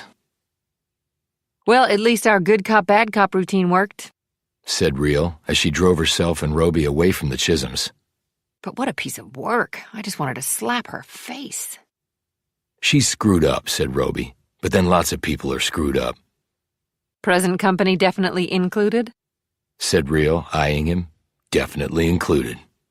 If Sarah took a call from this person, the cops may be able to trace the call, said Reel. Roby pulled out his phone, called Taggart, and relayed this information without telling her about what Emma had told them of the meeting planned for that night. She's checking it, said Roby. We have a lot of time between now and midnight. Where to now? Roby pulled out a card. I need to call them first. Who? The FBI. They met about 10 miles east of Cantrell. Special Agent Wurzberger was there with 2 of his men. Roby introduced Reel to the agents. Wurzberger eyed her. So, you work with Roby here? I have the privilege, yes. Wurzberger nodded. Same agency? She shrugged. Good enough, said Wurzberger with a tight smile. Roby held up the photo of the man and the kids he had printed out from the flash drive and explained to Wurzberger how he had come by it. Wurzberger studied the image. We can run this through our facial recognition databases, see what pops. So a pedophile, then. Looks to be, said Roby. It might tie into the rebel yell. Wurzburger put the photo away in his pocket. I appreciate this, Roby, and in return, let me be more frank with you than I have been. Roby studied him appraisingly. Frankness is good, he said. When I told you we were down here investigating casinos, that was not exactly true. What exactly would be true? Said Reel sharply. I'm assigned to VICAP. Violent Criminal Apprehension Program, said Roby. Yes. Reel added. But that really deals with serial killers. Among other things, yes. So, are you saying that you're down here hunting a serial killer? Asked Roby. You could say that, yes. Can you fill us in? Why here? Sherman Clancy and Janet Chisholm. But what's the connection? Asked Reel. There have been 8 other killings in 4 different states in the last 9 years. Okay, but what connects those to the murders in Cantrell? They were killed roughly in pairs with the same backstory. Older man, younger girl. The older man paid for the sex. Then the older man gets his throat slit in his car. The girl gets a bullet to the head and is tossed in a body of water. Where were the other killings? Asked Reel. One was in New York, one in Pennsylvania, one in Tennessee, one in Arkansas, and now possibly the 5th set of murders here. Roby said, so the killer presumably is going east to west, 9 years of operation. Is that usual? I can't say it's unusual. I've worked serial killers' cases covering decades of activity. When were the murders in Arkansas? 4 years ago. Reel did a quick calculation in her head. She said, so the other murders were spaced roughly 18 months apart? That's right, replied Wurzburger. So the 4-year gap might be significant. She said, it might be, yes. It could have been an intervening event. The person might have been in prison. That actually happens quite a bit. If so, he got out and is now killing again, said Roby. Presumably, yes. I haven't heard about these killings, said Roby. We made the decision not to publicize it. We didn't want the killer to know that we believed them to be connected. The person might go deep underground if that information got out. And you're sure the murders here are part of the pattern? Said Reel. We can't be certain, you understand, but I've worked a lot of these cases and the similarities are pretty solid. But even so, my father did have a motive to kill Sherm Clancy, said Roby. But not Janet Chisholm, countered Wurzburger. In the other cases, was there a long-time gap between the murder of the girl and the killing of the older man? Reel wanted to know. Not as long as in this case. But in the other cases, the girl and the older guy were connected. They were having sex for payment? Yes. The murders in New York took place at the same time. The bodies were found together. In the other cases, the 2 murders were separate, one by as much as 3 weeks. So, similar, but different, said Roby. You think that's important? Said Reel curiously. Wurzburger said, in my experience, when serial killers take pains to create a pattern, they must have a really strong reason to deviate from that pattern. Roby said, okay, we just have to find out what that really strong reason is, and if we do that, then maybe we find our serial killer. Chapter 47. Roby sat across from Reel in his room at the Willows. It was a bit before dinner, and they could hear Priscilla clanging pans in the kitchen downstairs. They had not seen Victoria or Tyler. The chirp of cicadas reached them from outside. The air was warm and humid, the sun settling down into the west but not wicking away even a bit of the moisture with its descent. Reel watched Roby's gaze flick around the room. What? She asked. He turned to find her staring at him. I know that look, Roby. Something's in your head. This was her bedroom. Laura's? Yes. You could have tried to talk to her before you drove off into the sunset, you know. What was the point? She'd obviously made up her mind. I'll forgive your naivete, since you were only 18. What the hell does that mean? I could explain, but it's over 20 years too late, so I'm not sure what the point would be. Clearly frustrated by her response, Roby changed the subject. How do you want to do the Chisholm thing tonight? Pretty basic. We get there early and nail whatever and whoever comes along. And if it's a serial killer? Real shrugged. I don't discriminate. I'll nail him too. Do you really think this is a serial killer's work? I don't know. Wurzburger presented a pretty compelling case. Although, as you pointed out, there are differences this time. Something is still bugging me. What? My father won't say whether he was driving the Range Rover that night. Does that really matter? Do you think he killed Clancy? If he didn't, why wouldn't he say whether he was driving that night or not? He's a complicated man, like father, like son. We still need to find Pete. His phone buzzed. It was Taggart. The phone call in question had been untraceable. She wanted to know the significance of it. Roby said, "I don't know if it is significant, but now it's a dead end." He clicked off and looked at Real. Maybe we should bring the cops in on this. Taggart is good, but I don't know about the rest of them, and I don't want this to get screwed up. It might be our only shot. Okay. There was a knock on the door. Roby answered it, revealing Victoria standing there in jeans, a white short-sleeved blouse, and heels. You two have time for a drink before dinner? She asked. Or do you have to keep on staying behind closed doors conspiring? They followed her downstairs, where there was a pitcher of vodka martinis on the rear veranda. Victoria drank hers down. Roby sipped on his. Real just held hers. "We saw my dad today," said Roby. Victoria looked at Real. And what did you think of him? Wasn't like I had time to psychoanalyze him. Your gut reaction.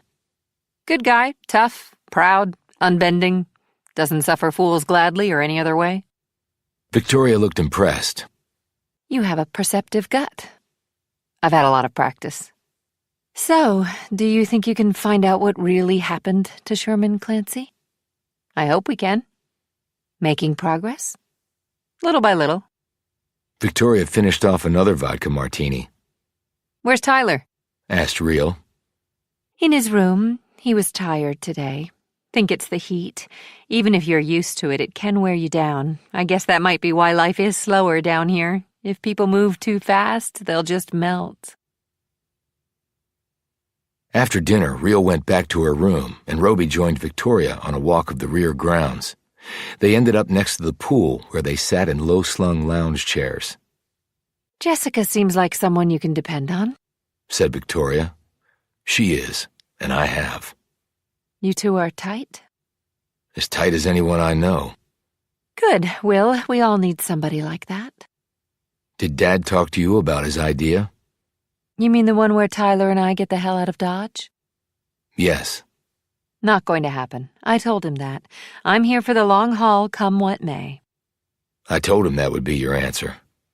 She smiled. Oh, so you think you can read me like a book, Will Roby? Not saying that, but you didn't strike me as the type to abandon someone. Her face fell for an instant before she regained her composure. I'm not, she said firmly. I wish others I've known had thought the same way, had the same backbone. So you've been abandoned? Asked Roby.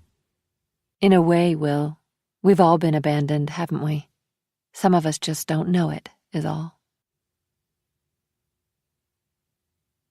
Chapter 48. Roby and Real were on the move 2 hours before the set time. The sky was cloudy with low rumbles of thunder, the breeze hot and the air so thick with moisture that a storm unleashing a tropical downpour appeared imminent. They parked their car about a quarter mile away and hoofed it the rest of the way.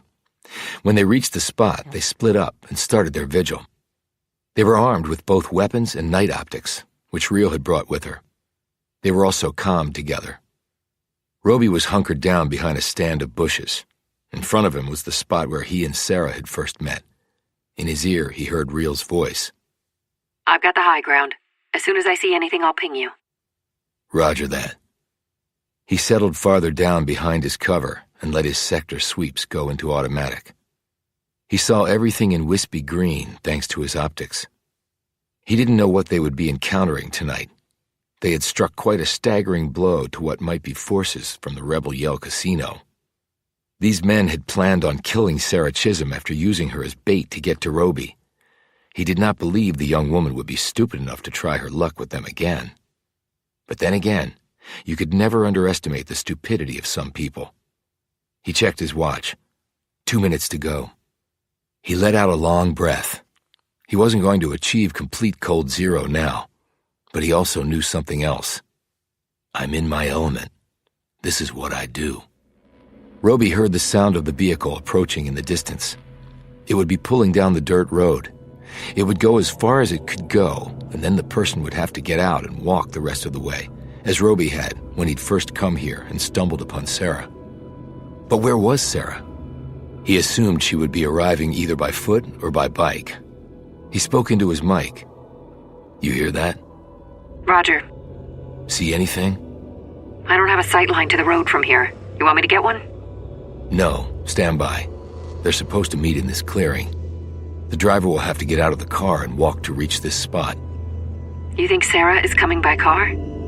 Doubtful. Though he still couldn't see it, Roby heard the vehicle come to a stop. He knew he would next hear the engine being killed, the door opening, and feet smacking dirt. But he didn't hear any of those things. The gunshot seared the silence of the night like a branding iron on skin. Roby immediately spoke into his headset. Got a sight line of that shot? Muzzle flash from the west. That was directly ahead of them, the direction from which the car had been coming. Roby swept out from behind his hiding place, keeping low and with his target silhouette shrunken to a sliver. He aimed his pistol in front of him. A few moments later, Reel spoke into his ear. I'm on your left flank. 8 on the dial. Roby instantly started to move toward the sound of the shot. He wasn't going to rush this, and knew Reel wasn't either. It was all about urgency under control. But when he heard the car's engine roar, he started to sprint forward. He cleared the last of the trees and looked to his left. Reel was emerging just at that instant, but on his left, about 30 yards away. Her sniper rifle was in hand. She peered toward him, a set of NV goggles over her eyes. He gave the hand sign, which he knew she could see with the aid of the goggles. He didn't wait for her to confirm. He shot forward, turned to his left, and came out onto a section of the dirt road. He saw 2 things. First was Sarah Chisholm lying on the left shoulder of the road. She was on her back, her body in the short grass. The second thing Roby saw was the set of taillights. They were nearly out of sight. He raised his gun and fired 6 times at the fleeing vehicle. His odds of hitting it at this distance and in these conditions were low, but he thought he might have struck it once. At least it sounded like metal hitting metal. Reel burst out onto the road a second later. She lifted her rifle. She would have a far better chance to hit the vehicle, but before she could fire, it turned and was completely out of sight. And as good a shot as Jessica Reel was, she could not force a bullet to defy the laws of gravity and bend its flight path at a 45-degree angle in order to hit a target. Damn! Exclaimed Reel. Roby was already next to Sarah Chisholm. He pressed his finger against her carotid, searching for a pulse. He didn't find one. He slipped a flashlight from his jacket and shone it over her. He saw the patch of blood on the left side of her head, right near the ear. He knelt closer, careful not to disturb the body, and examined the wound under the light. Reel raced over and squatted down next to him. Dead? He nodded. GSW to the right temple. Would have killed her instantly. No exit. Round still in her. He smacked the flashlight against the palm of his hand. I can't believe this. This wasn't the meeting spot. Nothing we could do, Roby. Maybe it was changed somehow. Or the driver and Sarah arrived at the same time. Point is, she made her choice, and it cost her her life. He looked at her. Did you get a plate on the vehicle? No. I might have hit it with one of my shots. That would leave a telltale sign. You get the make? Roby shook his head. Just saw the red taillights. Too far away and too dark to make out the shape. But I think it might have been an SUV. What do we do now? Roby used his hand to close Sarah Chisholm's eyes. Then he pulled out his phone. Now we call in the cops and hope they don't arrest us. Well, if they do, you and your dad might end up with some quality time together. I'm not sure that will ever be possible. Chapter 49. Sheriff Monda stared down at Sarah Chisholm's body, which was in the exact position where she had fallen. They were waiting for the coroner to come and examine it, and since the town coroner was also the owner of the local funeral home and not an employee of the state, he had been away at a convention in Louisiana when the call came in. They were told his arrival might still be a couple of hours away. Chisholm's bike was parked next to a tree. She had arrived silently as she had died. Monda walked over to where Roby and Reel were standing with Sheila Taggart. He said, "Okay, let me get this straight. So you come out here hoping to get a line on the person Sarah was trying to get money from?" "That's right," said Roby. "And it didn't occur to you to call us?" said Monda irritably. "Frankly, no, it didn't," replied Roby. "We had no idea if Emma Chisholm was really telling the truth. I didn't want to involve the police and waste your time and resources for what might turn out to be nothing." Monda looked back over at the body. "Well, it didn't turn out to be nothing, did it?" "I can't disagree with you there, Sheriff." So you think it was an SUV? said Taggart. Roby nodded. "And I'm pretty sure I hit it. So there's something you can track down." You have any idea what Sarah was going to tell this person? I'm assuming the person just killed her instead of talking to her. We didn't hear anyone speak, said Reel. We heard a car approach and then the shot was fired. We didn't hear Sarah coming in on her bike. We were waiting around the perimeter of the clearing. That's where we thought the meeting would take place. Either the killer changed the location to the spot next to the road, or it was unlucky timing on Sarah's part. I don't know. Roby said, "You might want to put the rest of the Chisholm family in protective custody." Monda nodded. "I think, under the circumstances, that's a good idea. Do you think Emma has any inkling what this is about?" She swears she doesn't, said Reel. But I don't believe her. "Anything else?" asked Monda. "Have you been in contact with the FBI?" Monda nodded. "They let us know they were in the area." Did they tell you why they were in the area? asked Reel. "No. Do you know why?" If they didn't tell you, it's certainly not my place to. "Listen, Roby, I want to know what the hell's going on in Cantrell," barked Monda. "Then I suggest you call Agent Wurzberger back and demand that he tell you. I would if I were you." He looked over at Sarah's body. Monda followed his gaze and said, "Guess you couldn't save her this time." "Guess not," replied Roby. Roby and Reel drove back mostly in silence to the Willows. They had failed in their mission, and someone had died. This fact was not going down well with either of them. Reel finally stirred. Sarah was our best chance to get some traction on this, and we screwed it up. Okay, she wasn't the nicest person in the world, but that doesn't entitle someone to just blow her away. "We have one more option. Pete Clancy." Only he's gone and we don't know where he is. "I didn't say it would be easy." Why didn't you tell Monda about the serial killer angle? "Because he needs to get that information from Wurzberger, not us. I'm not poaching on the FBI's turf." You think our serial killer was driving that SUV tonight? "I don't know. Maybe." If you hit the truck with a pistol round, there'll be evidence of that. "Granted. But where do we start looking? In every garage and swamp in Cantrell?" If Sarah was there to cut a deal with her killer, what was the quid pro quo? "They searched her clothing," said Roby, "and found nothing helpful. Her phone was in there. Maybe they can check to see if she had another recent phone call, although they couldn't trace the other one." But it could be something she had in her head. Or she was smart enough not to bring whatever she had with her. She gets paid off and then tells the person where it is. "I'm not sure the killer would have been that understanding." What else, then? "I don't know," admitted Roby. "Things are more muddied than when I got here, and that's saying something, because they were as muddied as the Mississippi Delta when I pulled into Cantrell." Clancy dead, Janet dead, now Sarah dead. Roby shook his head. "I know what Wurzberger said, but what would Sarah have to bargain over with a serial killer?" Well, either Wurzberger is totally barking up the wrong tree and another killer is doing this, or his serial killer is involved, which means Sarah did have something on him. We just don't know what. "Well, I'm not buying it." I'm not saying I do either, but we don't have an abundance of leads to track down, and the ones we do have get killed or turn up missing. Roby looked down at his phone, on which he had brought up the photo of the man with the little kids. He had snapped a picture of the original before giving it to Wurzberger for his facial recognition search. What? Said Reel, looking in disgust at the image. Just thought of something. Well, don't leave me in suspense. Roby held up the image. Who the hell took the picture? Chapter 50. It was nearly 11 in the morning when they got back to the Willows. As they drove up, Roby and Reel heard peals of laughter coming from the rear of the house. They headed that way, and when they turned the corner, they saw the detached garage where Victoria's Volvo and Dan Roby's Range Rover stood side by side. Next to the car was a big bucket with soapy water in it and a sponge next to the bucket. In front of the vehicles stood Victoria. She held a hose in one hand and was spraying Tyler, who was running in circles with a big smile on his face, while his mother laughed. Victoria saw Roby and Reel and shut off the hose. Well, I see you two were out before the sun came up, she said, clearly annoyed.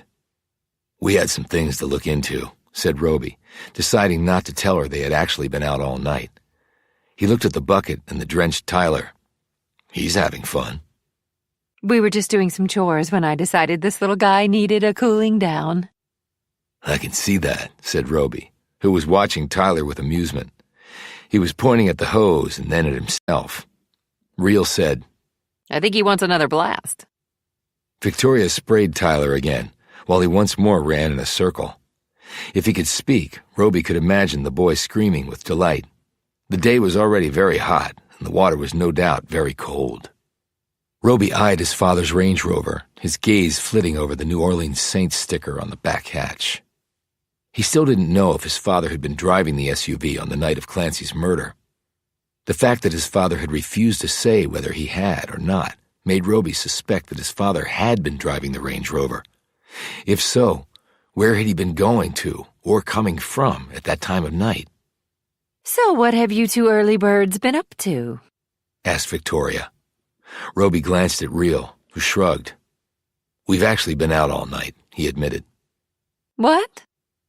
Roby explained to her what had happened, keeping his voice low so that Tyler couldn't hear. She dropped the hose, went over to Tyler and lifted him, soaking wet, and pressed him to her chest. I don't understand what is going on, she said, her voice cracking. We don't understand it either, said Roby. It seems like whenever we start to make some headway, we lose that advantage. First Pete disappears, and now this. Victoria stroked Tyler's head. What are you going to do now? Roby shook his head, not sure. Do you think Dan should be kept in jail? She asked. At least there no one can... She glanced down at Tyler. Do anything to him? That might be best, actually, said Roby. Victoria carried Tyler over to a little red wagon and put him in it. We'll head back to the house in a minute, sweetie, and get you all dry. She turned back to Roby and Reel. So if Dan didn't kill Sherm Clancy, then the person who killed the Chisholm girls might have killed him too? It's certainly possible. We know that my father couldn't have killed Sarah Chisholm. He was locked up. So if the murders are connected, then that lets him out. Victoria nodded thoughtfully, the look of fear still evident in her eyes. Well, that's certainly something to be thankful for, but that means a killer is still on the loose, said Reel. Victoria nodded. Then she took the wagon handle and slowly pulled Tyler back to the house. That woman is scared, said Reel. That woman should be scared, replied Roby. Chapter 51. Late that night, Roby opened his eyes when he heard it. He blinked a couple of times, then sat up, his body tensed, his mind alert and ready. There it came again. Outside. No, inside. No, it was both outside and inside. His mind clouded over for a bit, but then snapped back. Two sounds, in and out. Two sources for those sounds. He rose, slipped on his pants, and gunned up. He chose to work from in to out. The hallway upstairs was clear. Roby stood next to his door in a crouch, his gun pointed in front of him, directed in a swiveling arc at the darkness. He waited, listened. His head jerked to the left when he heard the sound again. Crying. Someone was crying. It wasn't real, he knew that. The woman didn't cry. It wasn't Tyler, because it was clearly a woman, and Tyler didn't make any noise at all. It might be Priscilla, but her room was downstairs and on the other end of the house. That left Victoria. He slipped over to her door and knocked. "Victoria?" The weeping instantly stopped. "What?" said a hoarse voice. "Are you okay?" "I'm fine. No, I'm not okay." Roby placed his gun in the waistband at the small of his back. "Can I come in?" He heard footsteps crossing the floor, and a few moments later the door was opened. Victoria stood there wearing a t-shirt and silk pajama shorts. Her eyes were puffy, and her hair was in disarray. "You were crying," he began. She didn't answer, but turned around, walked over, and perched on the edge of the bed. Roby closed the door, pulled up a chair from a small vanity, and sat across from her. "You want to talk about it?" he said. "What's there to talk about? My life is for shit. End of story. I'll probably be crying the rest of my life." "You can't know that, Victoria." She reached over, snagged a tissue from a box off the nightstand, and blew her nose. "I can know that. I do know that. Even if Dan gets off, so what? People around here will always have doubts. That will kill him as much as being found guilty and sent to prison." Roby slowly took this in. That was what his father had told him, too. Perhaps he had told his wife the same thing. "You need to take this one day at a time. Don't jump ahead. Don't think too much about it. It'll overwhelm you." He paused. "And you have Tyler." She nodded, tears still leaking from her eyes. "If I didn't have him, I think I'd already be in the loony bin." "Well, you do have him. And you have me, too." She looked up at him. "Your being here has really helped, Will. I mean that, with all my heart." She leaned over, gave him a hug, and kissed him on the cheek. Then she dried her eyes with the tissue and said, "Well, thanks for letting me vent. I'm sure things will look better in the morning." "We're going to find the truth, Victoria. I promise you that." She looked at him, her eyes raw. "And what if you don't like the truth? What then?" "I'll deal with that when it comes." She blew her nose once more. "I guess we all will." "Good night, Victoria." "Good night, Will. You should get some sleep. Sorry I woke you." He left the room and closed the door behind him. His father, he felt, had married a good person, a strong woman. He would need that.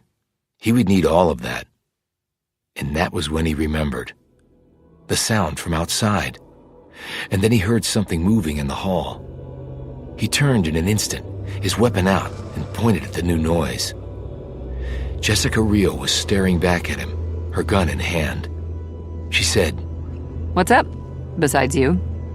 "I heard a noise." "I did too, from outside." "Let's go check it out." "I also thought I heard somebody crying. Did you?" "It was Victoria. She just needed to talk to someone. This all has to be overwhelming." "What did you tell her?" "That we were going to find the truth. So let's see if we can start with whoever's outside." Chapter 52. The sound was not repeated. At least, not right away. But Roby and Reel were patient. They could sit for hours or days or weeks waiting for what needed to come along and be killed. And finally, their patience was rewarded. The crack of a twig. The flutter of leaves on a bush. A breath released too quickly for concealment. They converged in an instant, guns pointed at their prey. "Don't shoot! Sweet Jesus, please don't shoot me!" Pete Clancy put up his hands and dropped to his knees. He sat on his haunches, cowering. Roby and Reel glanced at each other before lowering their weapons. "What are you doing here, Pete?" asked Roby. "And where the hell have you been?" Pete let his hands drop and stared up at them. Composing himself, he said, "On the run, man. You know why." "Get up," said Reel. When he stood, she patted him down and pulled out a short-bladed knife from his front pants pocket. "What, no guns?" "I don't actually like guns all that much," said Pete in an embarrassed tone. "I just own them 'cause you're supposed to down here." She put the knife in her jacket pocket and stepped back. Roby said, "Who were the guys at your house?" "I heard you killed them later on, in the woods." "Who'd you hear that from?" Pete shrugged. "Somebody," he mumbled. "Does it matter?" "It may," replied Roby, "but we'll leave that for now. Who were the guys? Rebel Yell thugs?" Pete looked confused by this. "Rebel Yell? The casino?" Real and Roby exchanged another glance. "Yeah," said Roby. "Nope, it wasn't them." Roby said, "Okay, if not them, who?" "And we know about the pictures on your computer. The man and the little kids?" Pete looked startled at first, but then nodded slowly. "How my old man made his money. Then he took that and made a lot more at the Rebel Yell. So no oil and gas dollars for his land then," said Roby. "He told me that was just a cover story." "Okay, one more time. The guys. Who are they?" "I don't know exactly, but you saw the pictures, right?" "I told you we did," said Roby irritably. "Who's the guy in them?" He said furtively, "Don't know that either. Dad never said." "Where did the kids come from?" "I don't know," Is there a reason that all of the kids are either black or Latino? asked Real. Pete exclaimed, "I don't know, okay? I came to all this late in the game." "Why would he tell you about any of this?" wondered Roby. Pete snorted. "Why else? He was drunk off his ass." "But the guys obviously knew you had something. Why else would they have come around?" Pete said nothing. Roby said, "You showed up at your house with them. How did that happen?" "They grabbed me when I was coming out of a bar," And they brought you back to your house to get what you had on the computer. said Real. How did they even know about that? Pete shrugged again. Roby slammed him up against a tree. "Shrugs don't cut it, Pete," snarled Roby, "and roundabout bullshit non-answers don't either. They knew about it because you put the squeeze on them. In order to do that, you had to have information. So last time, who was the guy in the photo?" When Pete didn't say anything, Roby put his gun against the man's forehead. "Last chance," said Roby. Pete snorted. "You ain't shooting me. That'd be murder. Lock your ass up forever in a Mississippi prison." Real said, Roby, if that's what you want to do, use this. She pulled a suppressor from her pocket and tossed it to him. He caught it and spun it onto the barrel of his pistol. Real added, We can cut him up and drop him in that swamp we passed earlier. No lungs to inflate, the body stays down, then the gators can have him. What's left of him. So go ahead and kill him. It'll be light soon and we need time to dump the body. "You two are killers," Pete exclaimed. Damn, you are a genius, said Real. Roby put the suppressed muzzle against Pete's forehead and his finger slipped to the trigger guard. "Nelson Wendell," a panicked Pete blurted out. "And who exactly is Nelson Wendell?" asked Roby. "Dude in the photo with the kids." And he was chairman of Coastal Energy. Coal, gas, oil, you name it. One of the richest men in Mississippi. Hell, the whole South. You must have heard of him, No, but he likes kids? said Real. "Guess so." And how did your dad come by those pictures? Now Pete looked very nervous. "I don't want to say." "Well, you're going to have to overcome that," said Roby, pressing the muzzle tighter against the young man's head. Okay. He had a shack at the back of his property." "I know. I've seen it. It's still there." "Right, and it was secluded. He let this guy bring the kids there." "And he was paid for it?" "Yeah." "Why would a rich guy put himself in your dad's power like that?" "He told Dad he was bringing his girlfriends over. That wasn't so bad, I guess. Men back then screwed around as a matter of course. I mean, this is a long time ago," They still screw around, as a matter of course. noted Real. "But your dad found out it wasn't grown women having consensual sex. He started watching the place. He saw the kids. He got a hold of some pictures. And then he started blackmailing the dude. Enough to set him up in business with the Rebel Yell Casino?" "Pretty much how it was," admitted Pete. "And his first wife, the one that was in court," asked Roby. "Did she know?" "I don't know. Dad never said. Swear to God." But she must have known his money didn't come from oil and gas rights on their land, since no one did even any exploratory work there. I guess that's right. And your mother, did she know about this? We never talked about it, but I don't think she did. My mom wouldn't have liked that at all. She's a good Christian, goes to church every Sunday. Well, maybe she did know, and that's why they divorced, pointed out Roby. Could be, conceded Pete. Which brings us back to the photos. How did your dad meet someone like Wendell? Asked Roby. He's rich, and your dad was poor back then. Well, back then, Wendell wasn't as rich. He and my dad run into each other some way. My old man didn't want to be a farmer his whole life. He was always angling for a way to get rich, and Wendell had money, family money. He looked up at the Willows, like the folks who owned this place did. Roby followed his gaze. The Barksdales? Yeah. You know what happened to them? Not really.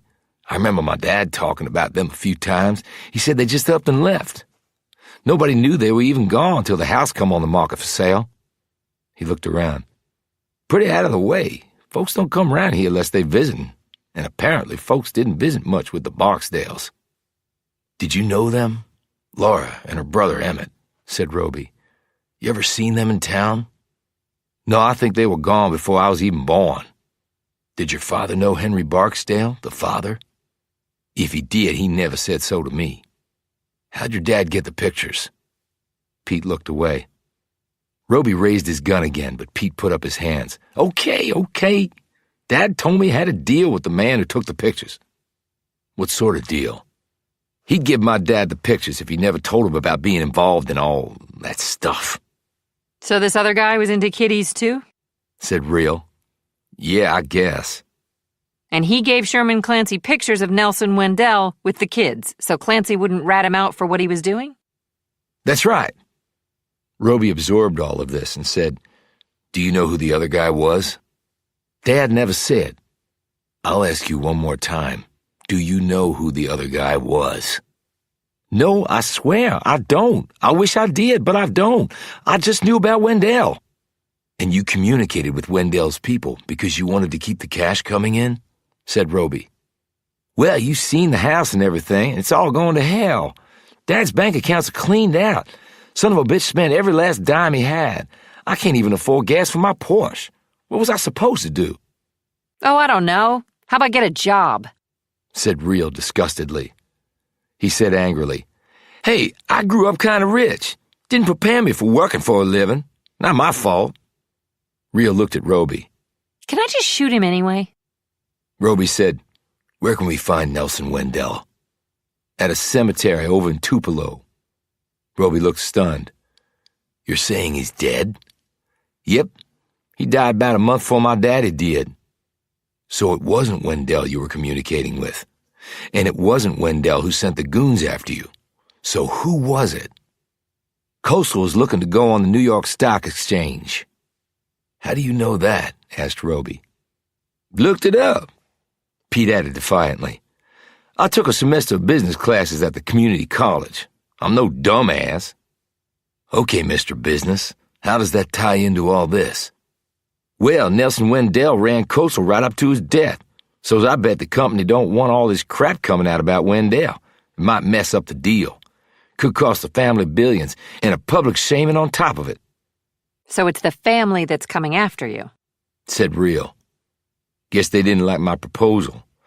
Thought they'd get the pictures and send me on into the hereafter without paying me one dime, the pathetic jerks.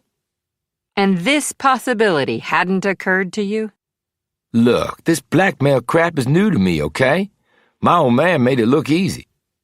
Real sighed and looked at Roby. What the hell do we do with him? Roby said, Why did you come here, Pete? Heard you were here. I need protection. And why is that our problem? He started speaking fast. I'm a material witness. I can talk about stuff that'll get your dad off. Lots of folks had reason to kill my old man, but if I get killed, all that goes away. Now Roby sighed. Okay, we'll take you down to the police station where you can make a full statement, and they can protect you. But I won't get in no trouble, right? That's not up to me. But I suppose if you cooperate, they'll overlook certain things.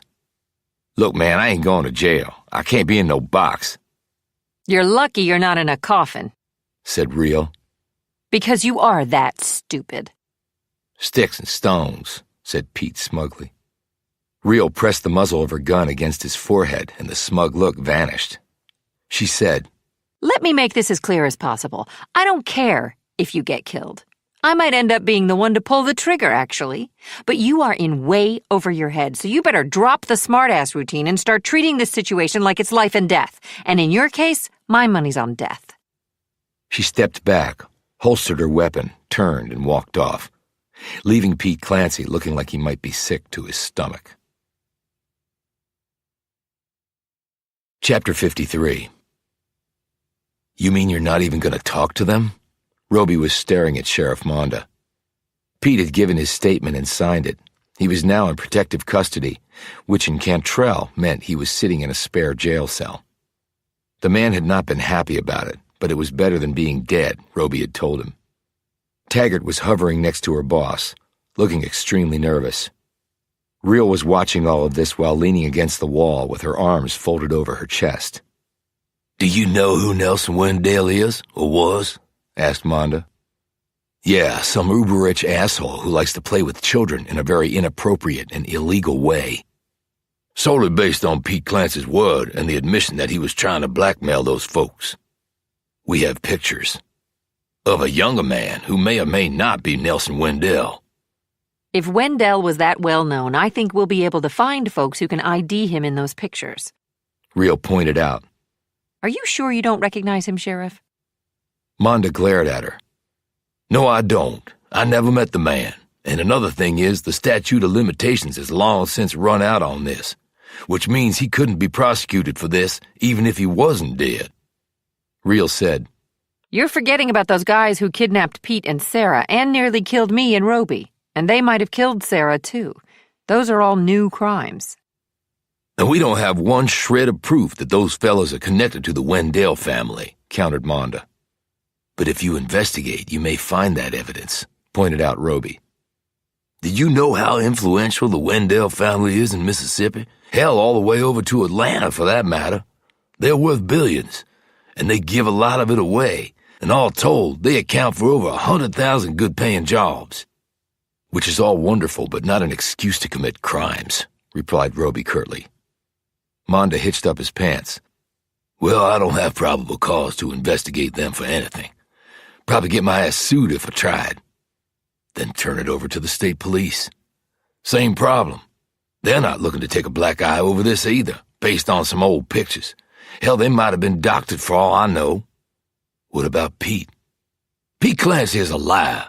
I'm not risking my career on anything he says, and the Wendell lawyers would rip him a new one on the stand." How about the FBI? Asked Real. I doubt they care how rich the Wendells are. "You can go there if you want. I'm not." "Is there something you're not telling us?" asked Roby.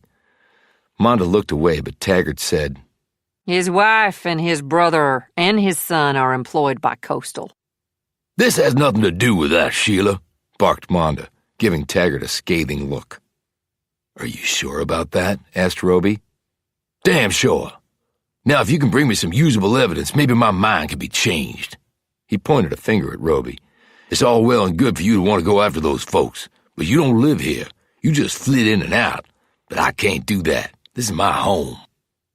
Roby looked at Taggart, then returned his gaze to Monda. "Well, we'll see if we can get enough to change your mind, Sheriff." "Okay, but keep in mind, if the Wendells come after you, don't look for any help from me.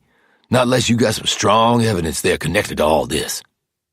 "Message received loud and clear," said Roby, as Taggart gave him a sympathetic look. Roby and Real left the office. Outside, Taggart caught up to them. Monda is a good guy, Roby, but he's caught between a rock and a hard place here. "I get that, Sheila, but it's apparently up to us to do his job." What are you going to do? "Check out the Wendells. Any help you can give us on that?" Their main house is up in Jackson, but they keep a place down on the Gulf over near Baldacci. Makes the Willows look like a shanty. She gave them the address. They're there this time of year. "Do you know anything about the family?" Norma Jean is the mother, the widow of Nelson. There are a bunch of grown kids and then grandkids. I hear tell that Bobby Wendell, the oldest boy, is running things now. He's the only son, the others are daughters. They get their share of the money, and they all live wonderful lives, but they have nothing to do with the business. So Bobby's the one taking the company public? That's right. How do you know so much about them? Asked Real. Everybody down here knows about the Wendells. Sort of like royalty to us, and the sheriff is right. They do a lot of good. Names on hospitals and museums and colleges all across the South. Good, charitable folks, and they provide a lot of jobs. So why are you helping us then? Real wanted to know, her tone suspicious. I don't have anybody worth caring about that works for Coastal, and I don't like folks getting away with shit, no matter the size of their bank account. Especially when it involves kids. Works for me, said Real. They left Taggart and walked back to their car. So how do you want to approach this? Real asked. Roby leaned against the fender of the car. They have to know that their guys were killed, and the ones who got away are probably long since gone. If they were outside contractors, we may not be able to trace a connection, unless we get a hold of financial records showing transfers of money to the muscle. And even if we had access, Coastal probably has lots of slush funds to ferry money like that around and make it untraceable. Agreed. And despite what I said to Monda, I doubt the FBI will be interested in pursuing this with the little we can tell them. And Wurzburger is after a serial killer, not a corporate titan run amok. If the cops can't tie the dead guys to Coastal, that is a complete dead end. Even with Pete's testimony, Monda is right. Pete is not going to be seen as a reliable witness. Blackmailer, yes. Honest citizen telling the truth, no. Which gets me back to my question. How do we do this? Sometimes the direct approach is the best. So go to Bobby Wendell? Yeah. With what? With the only leverage we have. Which is? She asked. Pictures of his dear old dad playing with kids. Chapter 54. Bobby Wendell looked up at the pair. I don't usually encourage visitors without an appointment. Roby and Real were in the palatial Gulf Coast retreat of the Wendell family that looked more like a Ritz-Carlton resort than an individual home. The rich weren't just unlike other people. They apparently lived on an entirely different planet. And yet here we are, said Roby. Well, your communication was provocative. Bobby Wendell was taller than Roby, lean with longish graying hair and a slab of rock for a chin. His dark green penetrating eyes held on the pair as he sat on a couch with sweeping views of the water. Roby and Real had been escorted in by beefy security when they had sent in a 4-word message at the front gate of the estate. Your father in pictures. Yes, it was. Intentionally so. Without waiting for an invitation, Roby sat across from Wendell. Real remained standing. They had left their weapons in the car because they figured they would be confiscated, but the security guards weren't that good on the pat-down at the gate. They had missed things. A blade inside Roby's belt, and a garrote wire hidden in Real's sleeve. And why was that? Dead guys back at a swamp in Cantrell. Wendell shrugged. So? What does that have to do with me? If they were working for you, it has everything to do with you. I have lots of people who work for me, but no one who's dead. Roby said, I figured you'd say that.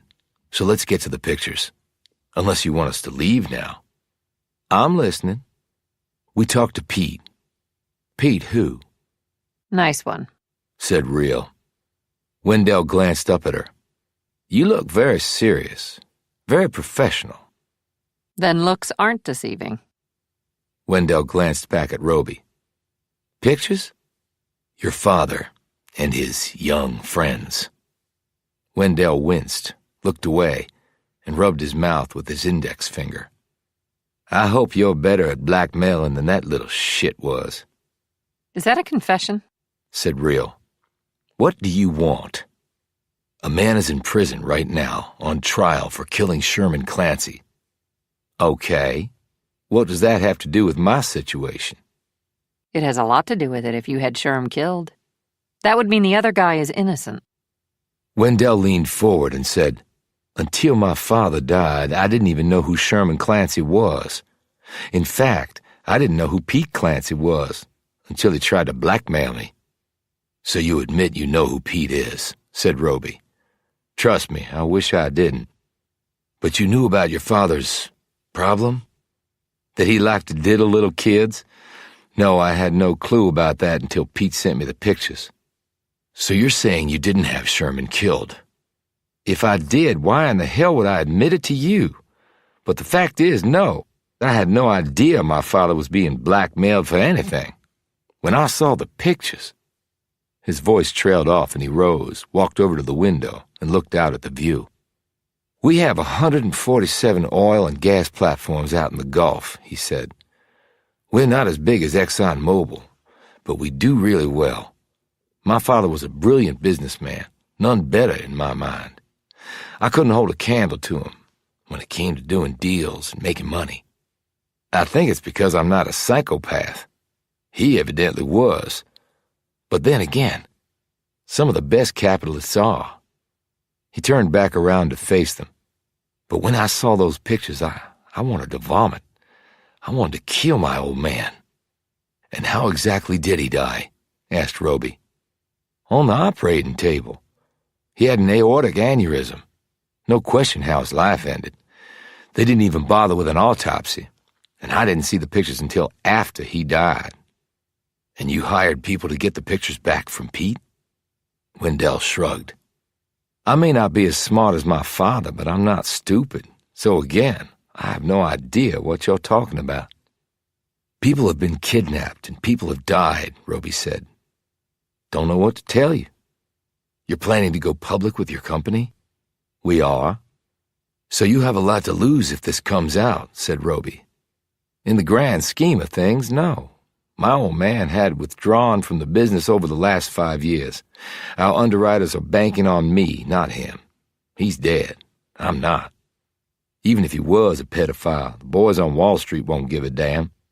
All they care about is the bottom line, and we nick a shitload of money. We invested well, got our fingers in all the best places. We weathered the recession and had the capital to buy at bargain rate prices when everybody was bailing. All we have is upside. The story is great. The IPO is going full steam ahead. Bad news about Dad or not."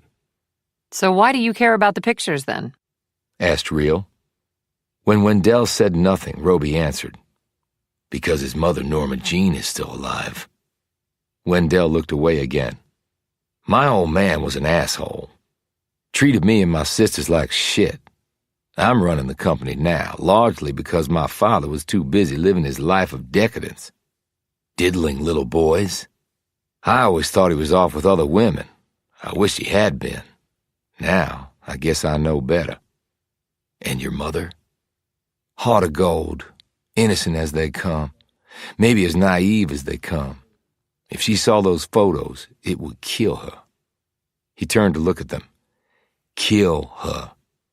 And that's just not something I can live with." "So you wanted the pictures back. Wouldn't you? And you're sticking with your story that you didn't have Sherman Clancy killed." "Like I said, I had no idea who Sherman Clancy was until his son showed up. Then I went back over the company's financials. I found a rogue account that had been set up a long time ago. Money was funneled in and money was funneled out over decades. Millions of bucks, maybe tens of millions. I tried to track where the dollars went, but it was like a black hole. Even had my CPAs on the job. They couldn't do it either. Like I said, my old man was smart. Then Pete shows up on my doorstep and starts talking about pictures and money. That's when I put two and two together." "But that was after Sherman died?" "And after my father died, too. I had no reason to look at that part of his life until that punk showed up trying to blackmail my family. I guess he figured with my father dead and his old man dead, too, he needed to keep the gravy train going. At least that's what he intimated." "So you met with him face to face?" "Yeah, right here, in fact." "Based on the pictures?" "I recognized my father. Enough said."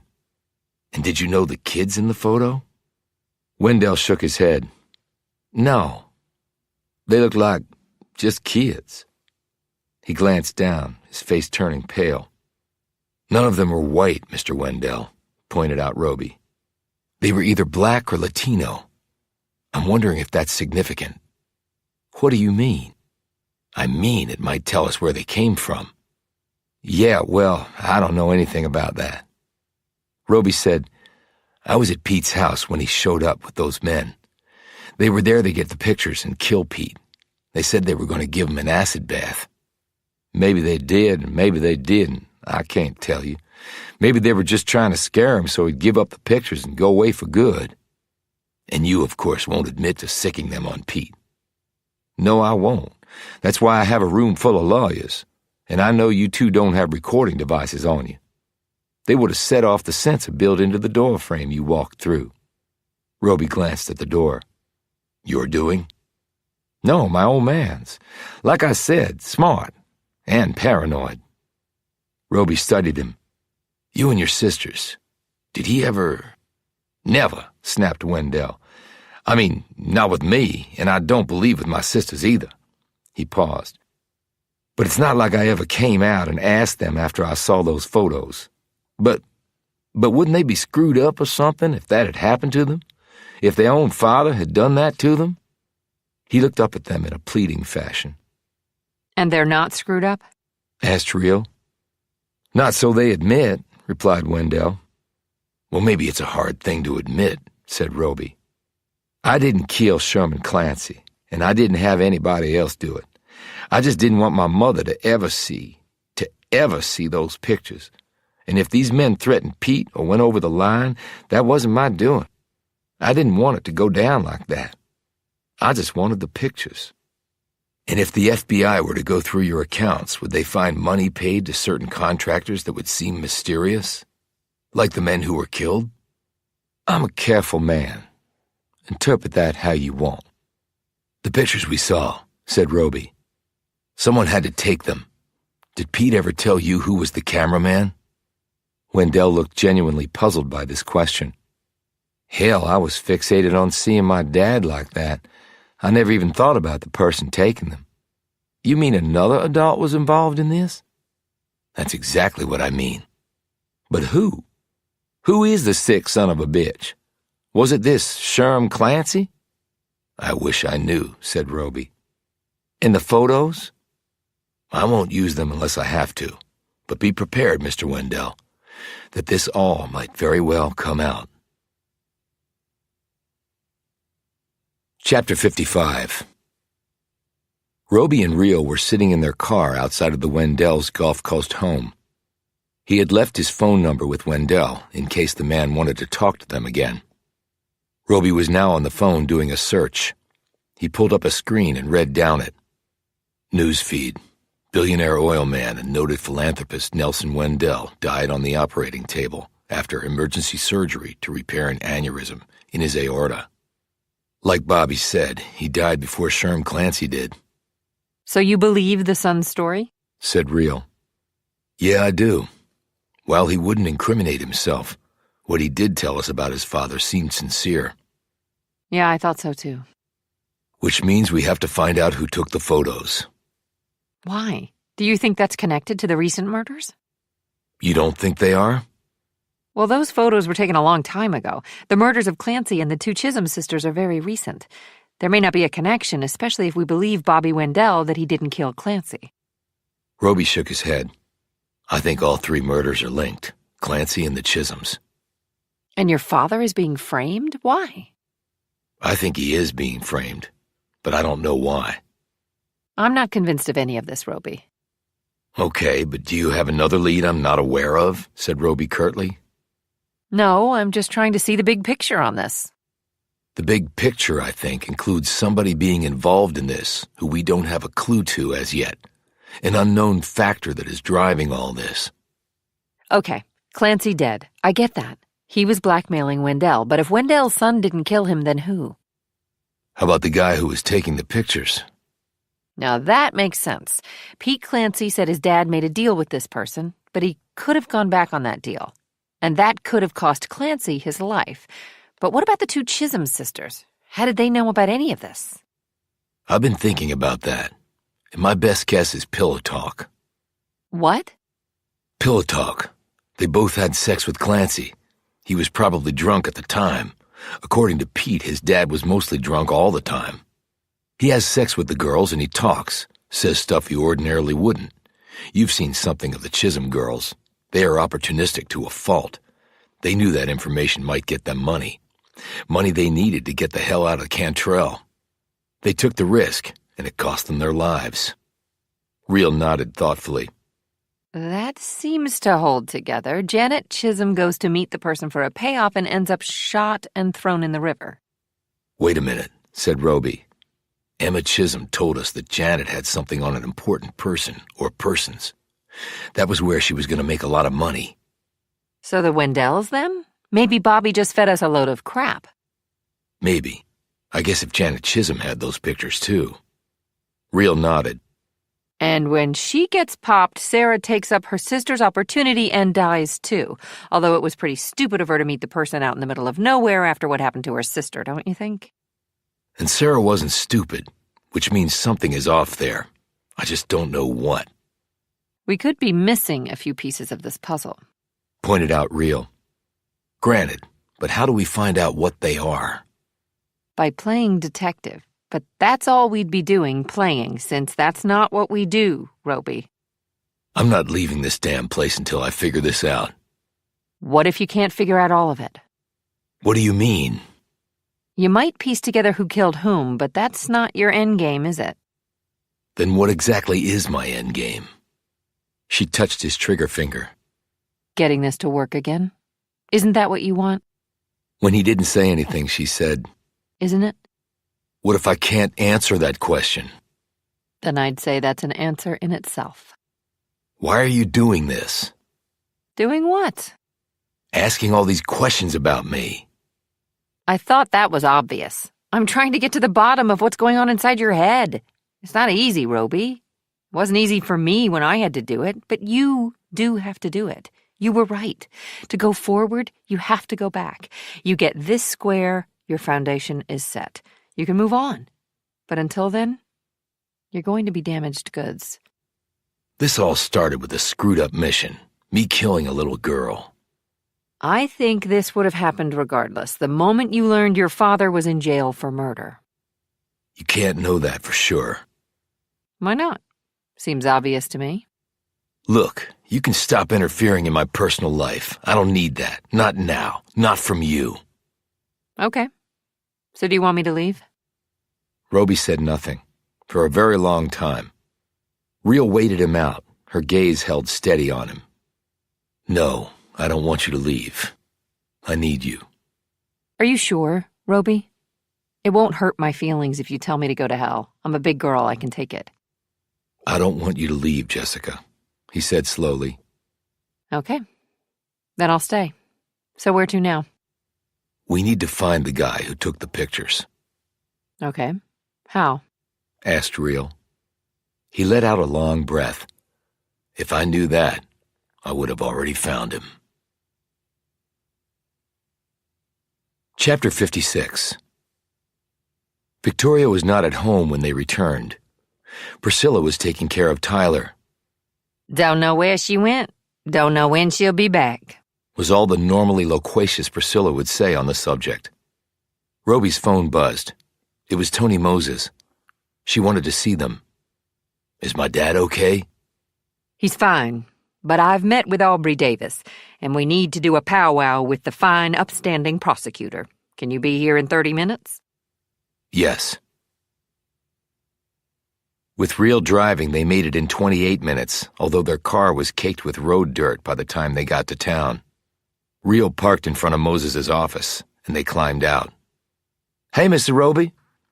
Roby looked over to see little Bill holding a plastic bag from the local supermarket. They walked over to him. Roby said, Thanks for the help on the computer. My partner here says you're really good. Little Bill said, Hell, gave me something to do besides add to my scores on kill or be killed. You ever think about a career in cybersecurity? Asked Real. Grinning, he said, I'm from Cantrell. I ain't thought about a career in nothing, really. She studied him so closely that his grin disappeared. She said, You clearly have the technical skill, but do you have the drive? Little Bill looked at Roby and then at Real. My daddy is real sick. But we're not talking about your daddy. We're talking about you. She handed him a card. Think about it. And then, if you want to pursue it, give me a call. Little Bill took the card. Are you folks with the government? He said. Real replied, Does it matter who we're with, as long as it's not the bad guys? I guess not, Think about it. said Real. Roby said, How's your dad doing? The same. I'll be by to see him again. Okay, thanks. And they left him there, staring down at the card Real had given him. Roby said to her, You have to be careful with making offers like that.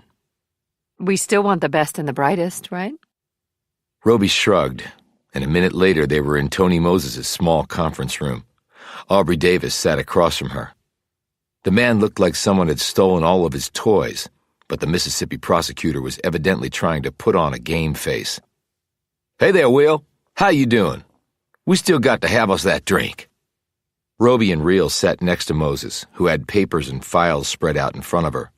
Roby looked at Moses. So what's happening?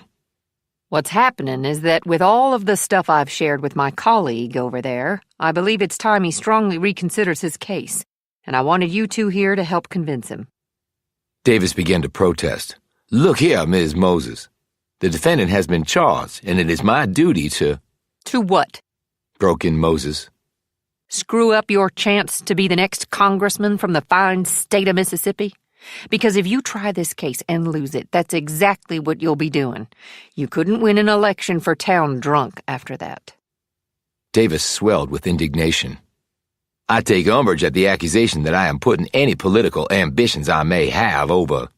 Aubrey, she said, interrupting him again.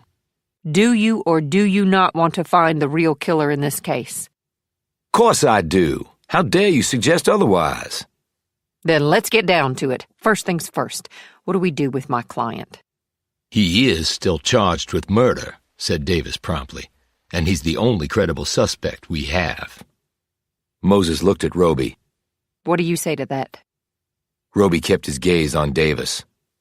Quite a few people have been killed, he began, and that nearly included my partner and me.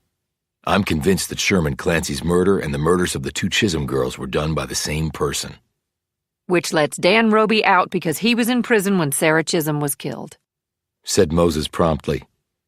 If they were committed by the same person, said Davis, and from where I'm sitting, that's a mighty big if. Roby told him about the suspected serial killer that Special Agent Wurzberger had informed them about. Why the hell didn't he come and tell me that? Barked an obviously irritated Davis. No idea, said Roby. And on top of that, Clancy was blackmailing someone, which gives a prime motive for murder. Who's he blackmailing? I take it you haven't talked to Sheriff Monda, replied Roby. Meaning what exactly? Meaning that we already told him the person being blackmailed was Nelson Wendell. Davis sucked in a breath. Bullshit! Nelson Wendell? He died just recently. I know he did. We've just come from talking to his son, Bobby Wendell. But they are one of the finest families in Mississippi. Hell, in all the South. Moses eyed Davis severely. Don't tell me that the Wendells are going to be back in your congressional run. I haven't even decided whether I'm going to run or not, snapped Davis. He turned to Roby. And what did Bobby Wendell tell you? What was his daddy being blackmailed for? Roby took out the photo and passed it over to Davis. The man looked down at it and then flinched. What the hell is this? Sherman Clancy's blackmail tool. Davis looked up. Pedophilia? Roby nodded. Are you telling me this is Nelson Wendell? Yes. Bobby Wendell confirmed it was his father. The picture's from many years ago, of course. Davis studied the photo and then his features became resigned. My God. I guess money and being from a fine family don't matter at all. Real said. For the record, you can find scum in the rich, the middle class, and the poor. Roby added, and while of course he wouldn't admit to it, it's nearly certain that Bobby sent a bunch of goons after Pete Clancy when he decided he wanted a piece of the blackmail action after his father died. I saved his butt from them. Then they kidnapped Sarah Chisholm to use her as bait to try and kill me and my partner here. Davis nodded slowly, his penetrating gaze on Roby. The all-shucks demeanor of the man had completely disappeared, and in that look, Roby seemed to realize that the insufferable man might actually be a cagey prosecutor. "Did Bobby Wendell have Sarah Chisholm killed?" asked Davis. "I don't think so, but I can't be sure. Same answer on whether he killed Clancy and Janet Chisholm." "So who then? This serial killer just happens on the scene and starts killing folks that are blackmailing rich folks? And Clancy I get, but how did the Chisholm sisters get involved?" "Clancy probably told them while he was drunk and having sex with them," replied Roby. Davis shook his head. "Devil gets inside of you, no telling what trouble you get into. So the girls were after money too, and they bit off more than they could chew. But your gut says you don't think the Wendells killed them?" "No, I don't think so. Bobby tried to get these photos back, and the men we killed were part of that effort. And after she was nearly murdered by those guys, I seriously doubt that Sarah would have arranged to meet with them alone late at night in the woods." "But that just leaves this serial killer person," said Davis. No, Said Real, tapping the photo. that leaves whoever took this picture. "And how do we find this person?" asked Davis. "Working on it," said Roby. "You said you talked to Sheriff Maunder?" "We did. And with only Pete the blackmailer's word to go by, he's not touching the Wendells with a 10-foot pole." "But you said that Bobby Wendell said this was his father." "Yes, but that only gets us so far, and he'll have lawyered up by now, so no one will be talking to him." Davis sat back. "Shit," he muttered. "You think something's nice and straightforward, and then before you know it, it's all twisted-turny like the damn Mississippi River." Huh. Who would have thought life wasn't black and white? Said Moses. Davis shifted his gaze to her. "Okay, Tony, okay. I get your meaning loud and clear." He looked at Roby. "So what do we do now? The killer is still out there, and we have no idea who it is." But what do we do with your daddy? Said Moses. Davis said, "I'd leave him in jail. He'd be safer there. But what?" asked Roby sharply. Moses answered, That was the other reason I wanted you to come in. The judge has set bail for your father, and he's paid it, which means he gets out in about 20 minutes. Chapter 57. "Here he comes," said Roby. He and Real were sitting in their car across the street from the jail. The door to the jail opened, and Taggart appeared there. Right behind her was Dan Roby, presumably wearing the clothes he had been arrested in, chino pants, white shirt, and loafers. As Roby started to get out of his car, a Volvo roared down the street and screeched to a stop in front of the jail. Victoria jumped out of the car, hurried over to her husband, and wrapped her arms around him. Observing this, Real said, Apparently you're not the only one feeling guilty. "Apparently," said Roby as he climbed back into the car and closed the door. Victoria led her husband over to the Volvo. They got in, and she drove off. Taggart went back inside the jail and closed the reinforced door behind her. Real said, So what now? I assume they're heading back to the Willows. "Then so are we," replied Roby. Well, this could get interesting. Remarked Real. By the time they reached the Willows, the empty Volvo was parked in front. Roby and Real walked up the steps and through the front door. Priscilla met them in the foyer with Tyler in tow. They gone upstairs, She said. "I guess they haven't been able to," asked Roby. Well, man's been absent from his wife a long while, Said Priscilla primly. Roby looked up the stairs. When he glanced back, he found Real staring at him. Priscilla had taken Tyler outside. Roby hurried up the stairs with Real on his heels. Roby, you're not going to... "No, of course I'm not." He turned to the left and went to his room, shutting the door behind him. He heard Reel outside the door for a few moments, but then she walked to her room and closed her door. Roby sat on his bed, his face pointed downward. Then he jumped up and started pacing the room, and then his pacing slowed and then stopped as he arrived at the window. He peered out, and once more his mind went back to that night, the last night he would see Laura Barksdale. He had been looking up at this window and had seen her silhouette pass across it. After that, crushed beyond all reckoning, he had climbed back into his car and set off for his new life, alone. In the ensuing months, he had written to her several times.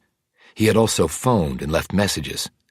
He had asked why she had not shown up that night. What had kept her from her promises? Then his letters and phone messages had grown angrier. Finally, he had simply stopped writing or calling.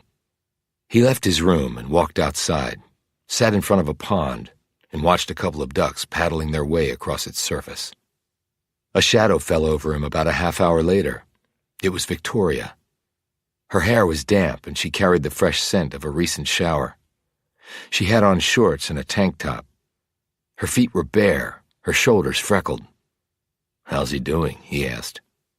Better now, She said, a satisfied smile playing over her lips. "Tony told me he was getting out on bail," he said, ignoring her look. He never should have been locked up in the first place. Well, the case against him was pretty compelling. She sat on the ground next to him. Was?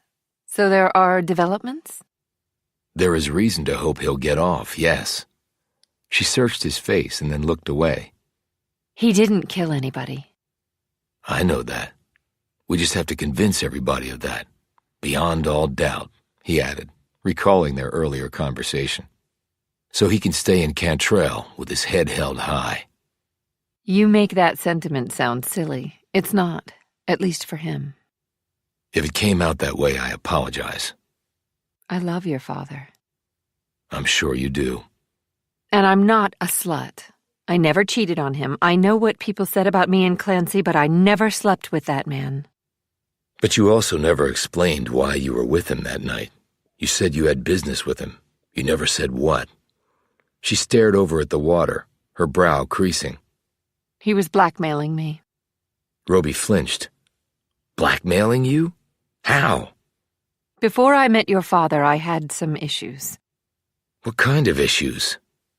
Specifically, I had a drug problem. I was hooked on painkillers from an accident I was in. Then I got hooked on stronger stuff.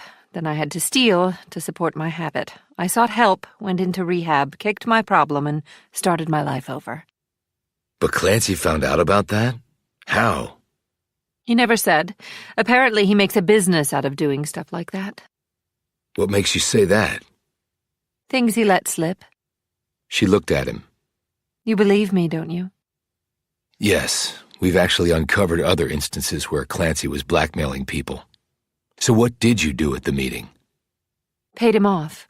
He insisted I do it in person. But you stayed with him a long time.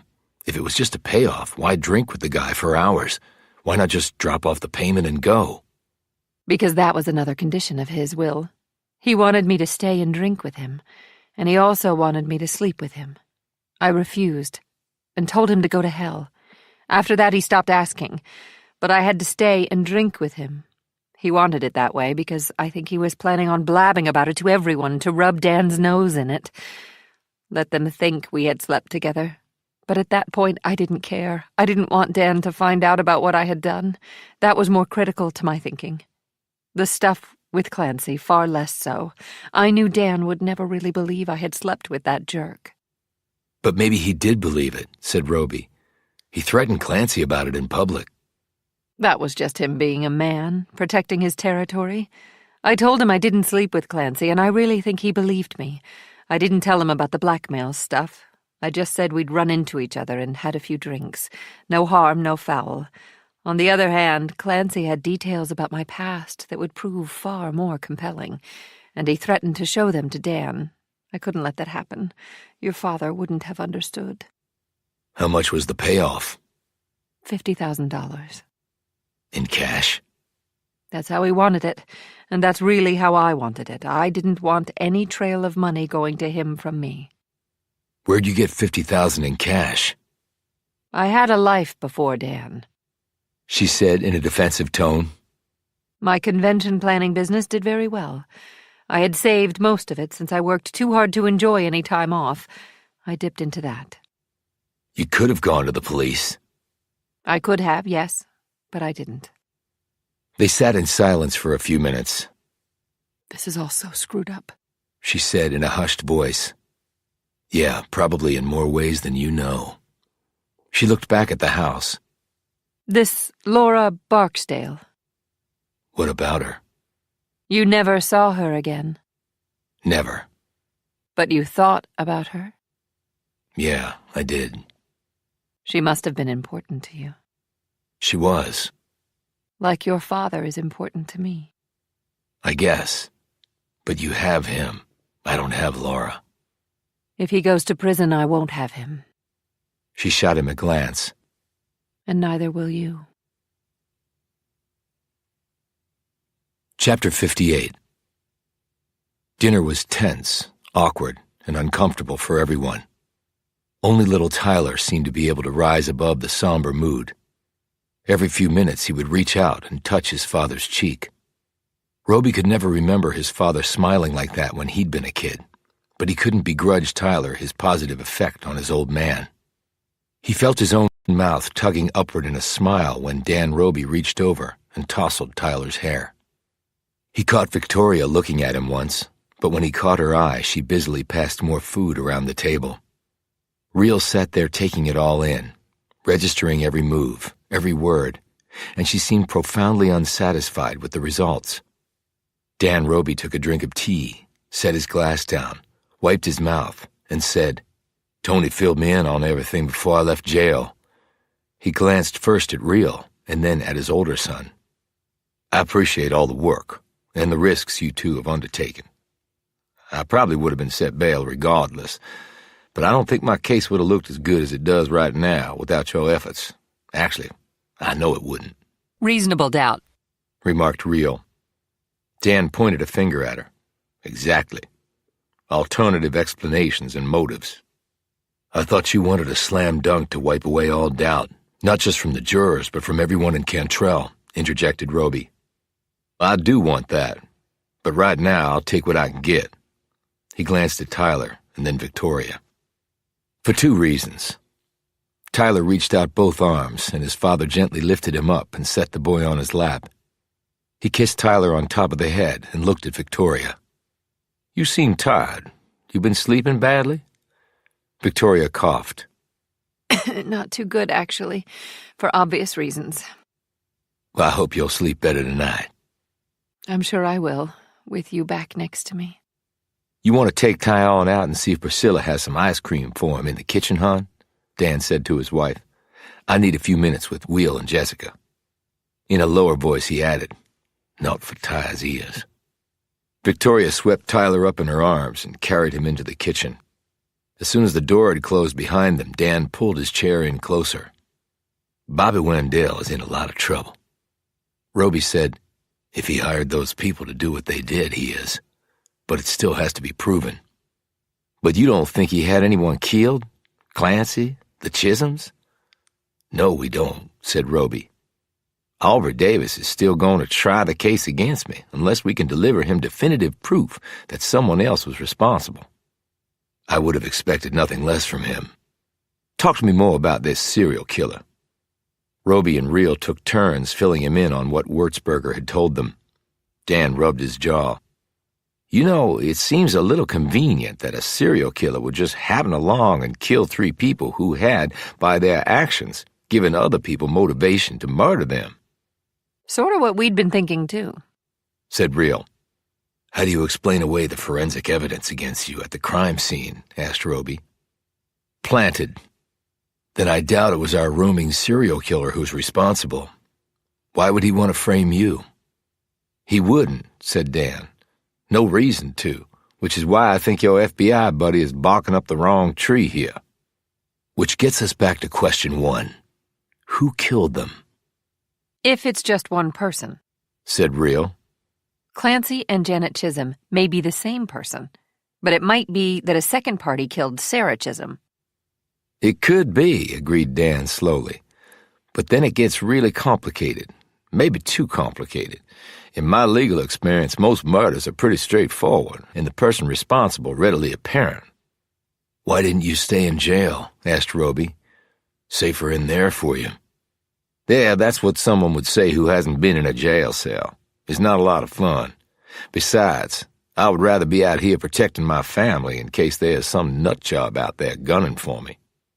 "That's why we're here." "Even so, they're my responsibility." He paused. "I know all of this has been a surprise for you, my being married and having a young son. I hope you and Victoria have been getting along okay. I can understand if there's some friction there." "It's been fine," said Roby. "She's very nice, and I know she loves you very much. And she's a great mother to Tyler." "Yes, she is. I'm a very lucky man. Never thought I'd have a second shot like this at happiness." He grinned like a school kid. Real said, Dan, you still haven't answered one big question for us.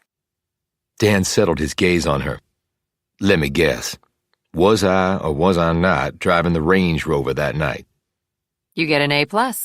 Now an answer would be even better. "Fact is, I don't remember," said Dan. Roby and Real exchanged a glance. "And you don't believe me?" said Dan.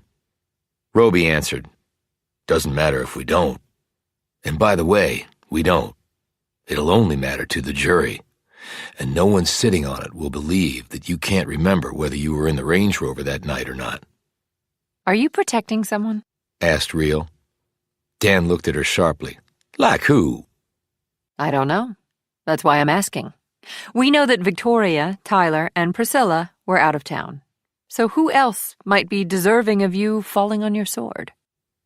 "Nobody, because I'm not protecting anyone. Maybe I was out that night, or maybe the two witnesses didn't see what they thought they saw. I'm not the only one who drives a Range Rover in Cantrell. Clancy had one too." "Damn," muttered Roby. He stood abruptly. So did Real. They headed out together. Dan called after them, "Where the hell y'all going?" Neither one answered him. Chapter 59. The stench of the burned house was still thick in the night air. They approached Clancy's destroyed mansion from the front after having left their car on the other side of the road. Roby and Real slipped through the partially opened gates and headed up the walk. He said, "I don't know why I didn't put two and two together before." Range Rovers. How close is this one to your dad's? "Pretty close, if I'm remembering correctly. I only saw it once when I was here the first time." They had eaten dinner late, and the time it had taken to drive here meant that it was nearly dark. The low hum of insects, the slithery movements of creatures in the nearby woods, the occasional bark of a fox, and the sounds of something large plopping in the not-too-distant water were their companions as they made their way to the garage. When they reached it and went inside, Real said, "So that's the Bentley where he died?" Roby nodded. "And there's the Range Rover." They both headed to the rear of the SUV. Roby had illuminated their path with a flashlight he had brought. The lights in the garage they had found were not working.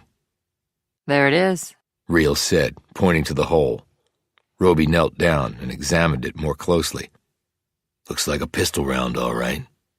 And it's not that old. No rust." So this is the vehicle that was fleeing the scene where Sarah Chisholm died. Using his jacket so as not to mess up any latent prints, Roby opened the rear hatch of the Rover and noted the exit hole on the inside of the door. "My round went through. Let's see if we can find it." They searched for half an hour, being as careful as possible not to disturb any forensics. But there was no slug.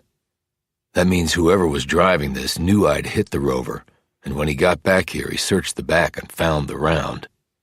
But didn't bother to hide the site of the entry. Roby closed the rear hatch door and nodded. "Well, you'd have to take it into a body shop, and then they might alert the police." So stick it in here and hope nobody notices? "Probably," said Roby. Next question. Who was driving it? Because that person murdered Sarah Chisholm. "Pete?" Roby looked around, as though the youngest Clancy would somehow walk into the garage. If so, why? Roby said he found out she knew about the folks his father was blackmailing. Maybe she was blackmailing him, or wanted a piece of the action. He gets pissed, drives out in the Rover, and kills her. That's one theory, said Real, not sounding convinced. Although he said he didn't like guns. And you believed that? Not necessarily, no. What then? We still don't know who your father is protecting, and I doubt it's Pete Clancy. Roby said, we'll have to let Sheriff Monda know about the bullet hole. It's material evidence in a murder investigation. Right. We'll see if this guy can manage to investigate this without getting his panties in a wad. But Pete doesn't have any money, so maybe the good sheriff won't get scared off like he did with the Wendells. Roby walked over to the Bentley and peered inside. Real joined him, looking over his shoulder. Your dad's prints, hair, and a boot mark in the mud next to the vehicle? Yes. Prints are problematic. It's not nearly as easy to plant them as TV and the movies make it out to be. He could have been in Clancy's car before. But they weren't friends. But I don't think they were enemies either, up until what happened with Victoria. Did Victoria ever tell you what all that was about? Her and Clancy? Roby took a minute to fill her in on what Victoria had told him earlier. Well, I guess I can understand that. The lesser of two evils. She didn't want your father to know about her past, so she caved into Clancy's demand. Damn, what a piece of work that guy was. Yeah, well, it cost him in the end. Real tapped the top of the Bentley. Do you really think Pete killed Sarah?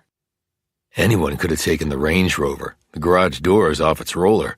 Keys were probably hanging on a hook in the kitchen, or maybe kept in the garage somewhere. But no, Pete doesn't strike me as smart or methodical enough to have done this. Slit his father's throat, gunned down 2 young women, framed my father, sold us a bill of goods. Hell, he couldn't even blackmail Wendell without nearly getting killed. Then he runs like a scared kid only to come back with his tail between his legs begging for protection. If he is behind it, the guy is one lucky SOB. And he might be. Or he might be innocent and clueless, commented Roby. Well, he's sitting in a jail cell right now. Why don't we go ask him? And you think he'll tell us the truth? Roby said skeptically. Depends on how we ask him. They left the garage and walked toward the main house, which was now merely a jumble of caved-in walls and a partially collapsed roof. The bigger they are, the harder they fall. It's why I never wanted to be rich. Too much shit to take care of. Eventually, what does it matter anyway, right? Meaning you can't take it with you? No, meaning you get old and someone, usually your family, is trying to take it away from you while you're still breathing. Not how I want to spend my golden years. There you go again, talking about retirement. Real shot him a glance. Why not? You think we're going to be doing this forever? I can say definitely no. At least I'm not. And you never know. We might be replaced by drones. Not even assassins can stand in the way of technology, said Roby sardonically. So, retirement then? Or an early grave. You need to think more positively, Roby. Ask me that again when I'm out of Mississippi. His phone buzzed. He pulled it out and looked at the screen. Don't recognize the number. Better answer it. Roby did so. Bobby Wendell sounded frantic. Mr. Roby, we have a problem. What sort of problem? Roby said warily. Well, it's more your problem right now than mine. What are you talking about? The men that I may or may not have hired to resolve that issue? What about them? They are pissed about what you and your colleague did, and they have called in reinforcements, more badass than they are, apparently, and they are on their way to do something about it. Who are they? I don't know. Then how do you know they're coming for us? I got a call from someone, a friend. He's in the loop. He told me. This group thought the job would be easy, put the screws to Pete, but then you showed up and wreaked havoc. They want their pound of flesh, Mr. Roby, and you and your friend are it. And then they might come after me, which is why I'm flying my family out of the country right now. Where are they now, do you know? Real tapped Roby's shoulder and pointed ahead. They're here, she said quietly. Chapter 60. Real had spotted the headlights of two vehicles driving in through the gates. The SUVs were moving fast, and their drivers obviously didn't care who heard them approach. They stopped next to the house. Both Roby and Real drew their weapons and slipped back inside the garage. He had his 9mm plus his blade. She had her pistol and an ankle backup, and her garrote wire up her sleeve. Roby tapped the number on his phone. Taggart answered on the second ring. He explained the situation to her. I'll get there as fast as I can with as much firepower as I can. She said tersely. Then the line went dead. They're coming, said Real. Roby put the phone away as car doors started opening. Real looked around the garage, and then her gaze fixed on the open door. Huge hole in our defense. If they swarm that and then hit us from the rear, we're in a pincer we can't get out of. She lightly tapped one of the wooden walls. Or they can just open fire right through this until they hit us. He nodded, agreeing with her assessment. Then let's extract ourselves, he said. Roby looked at the Bentley and then the Range Rover. The Rover was only a couple of years old, he estimated. Much harder to hotwire. All electronic. The Bentley, on the other hand, was vintage. He climbed into the driver's seat as footsteps marched toward the garage. They obviously knew exactly where the pair was. Cover us, Roby said, as he ducked under the steering column and started fiddling with the wires. Real stepped to the edge of the open garage door. Her breath relaxed. Her weapon was held in the same way she had always held it. It was more an extension of her hand than a mere gun. She listened intently, trying to discern what the opposition was doing. She looked over at Roby. As soon as the car started up, the forces outside would charge. That was a given. She stopped when she heard the voice. "We know you're in there. The place is surrounded. You can't get away. Give up now. You get it fast. If you don't, you get it slow." Roby continued to work away. Meanwhile, Real thought about a possible opportunity. She slipped over to Roby, told him what she was thinking. He nodded, handed her his gun, and said, "Do it." She left him and went to the spot, a narrow sliver behind some junk that provided a clear view of the outside through the open door. Real evaluated the probable forces aligned against them. There had been two large SUVs coming down the drive. Max capacity was 8 each, perhaps 16 men then. Maybe more if some of them had crammed into the cargo area in the very back, but they would have guns. That took space, so maybe just 16. Roby called out softly to her. "Ready." He held 2 wires in his hand and was about to cross them. Real took her optics from her small backpack, slipped them on, and fired them up. She rested her pistols on top of a metal trash can. The same voice said, "You have 10 seconds to decide. Then the option is no longer available." 3, 2, 1, said Roby. He crossed the wires and the big Bentley roared to life. Roby was glad whoever had last parked it had backed the Bentley in. It would be dicey enough without having to cut a J-turn under these conditions. The men outside charged toward the garage, firing their weapons and revealing their positions. Real fired, methodically, unhurried but with pinpoint accuracy.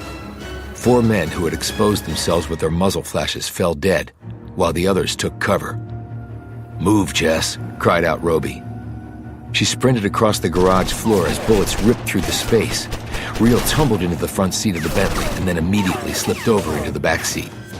She rolled down both windows, a pistol in each hand. "Hit it," she said. Roby put the Bentley in gear and slammed down the gas.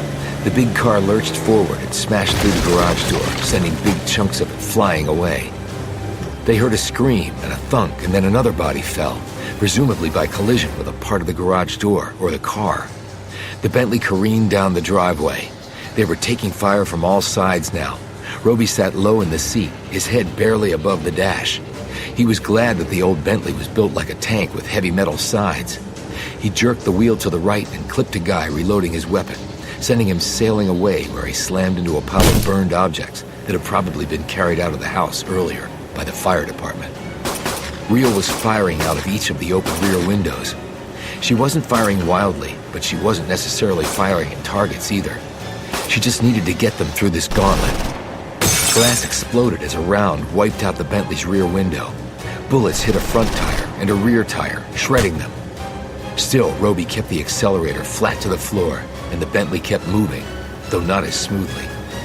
The windshield exploded as multiple rounds hit it. Roby ducked in time, but heard Rio grunt from the back seat. "You okay?" he called out. Just keep going. She yelled back. Roby swerved to avoid one of the SUVs, which caused the Bentley to crash into the other one. It moved the other vehicle enough to get by, and the front right wheel of the SUV was pushed in, making the truck inoperable. Seconds later, they were through the gate. Roby hung a left when the car hit the asphalt, and the wounded Bentley rumbled down the road. Roby glanced in the back seat. He saw the blood on Real's face. "How bad?"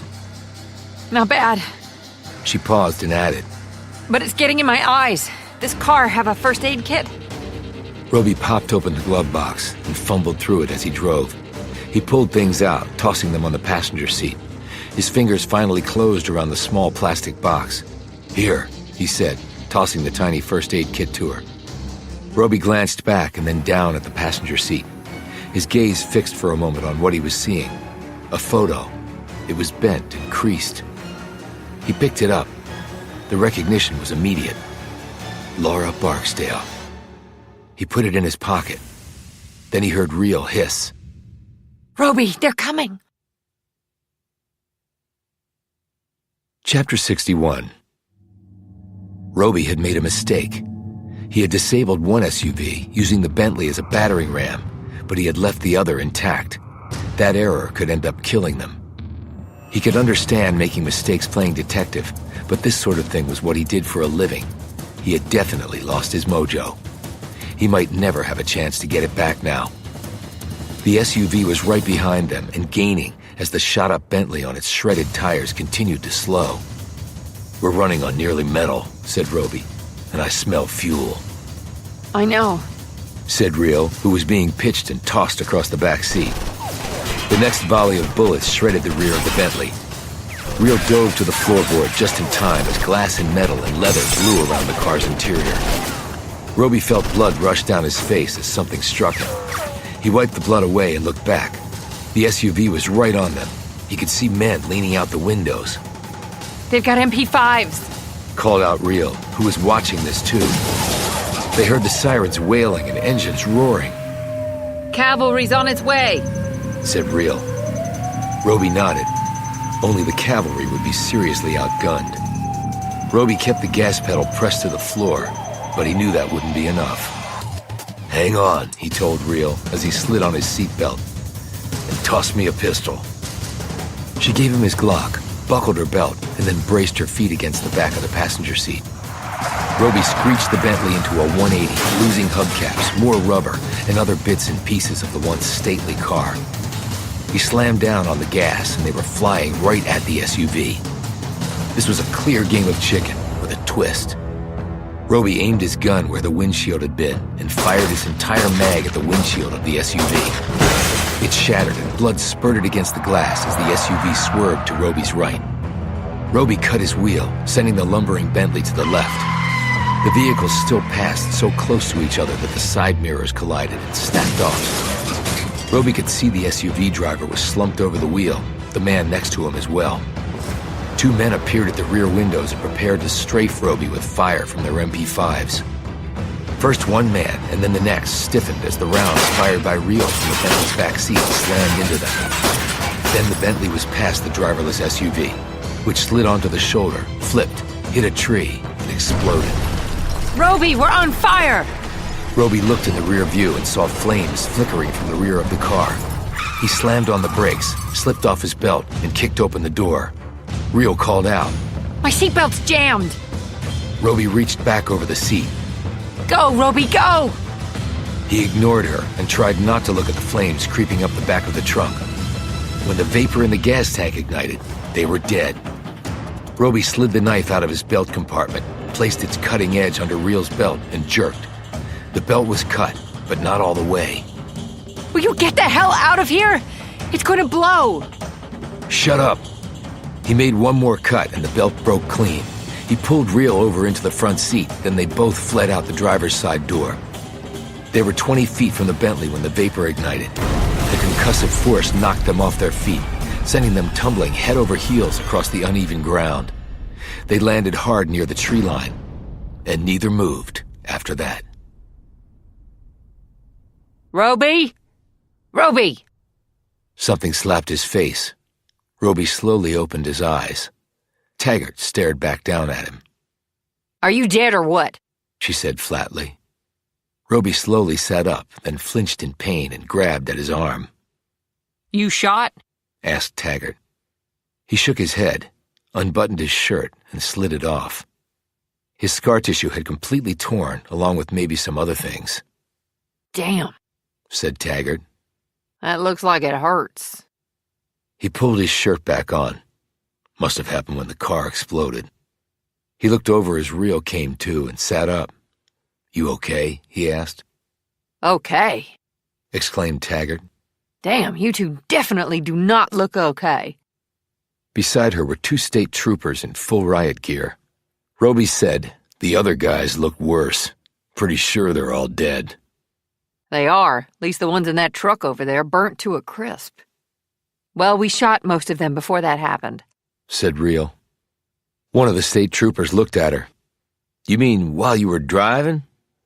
Rio looked at him.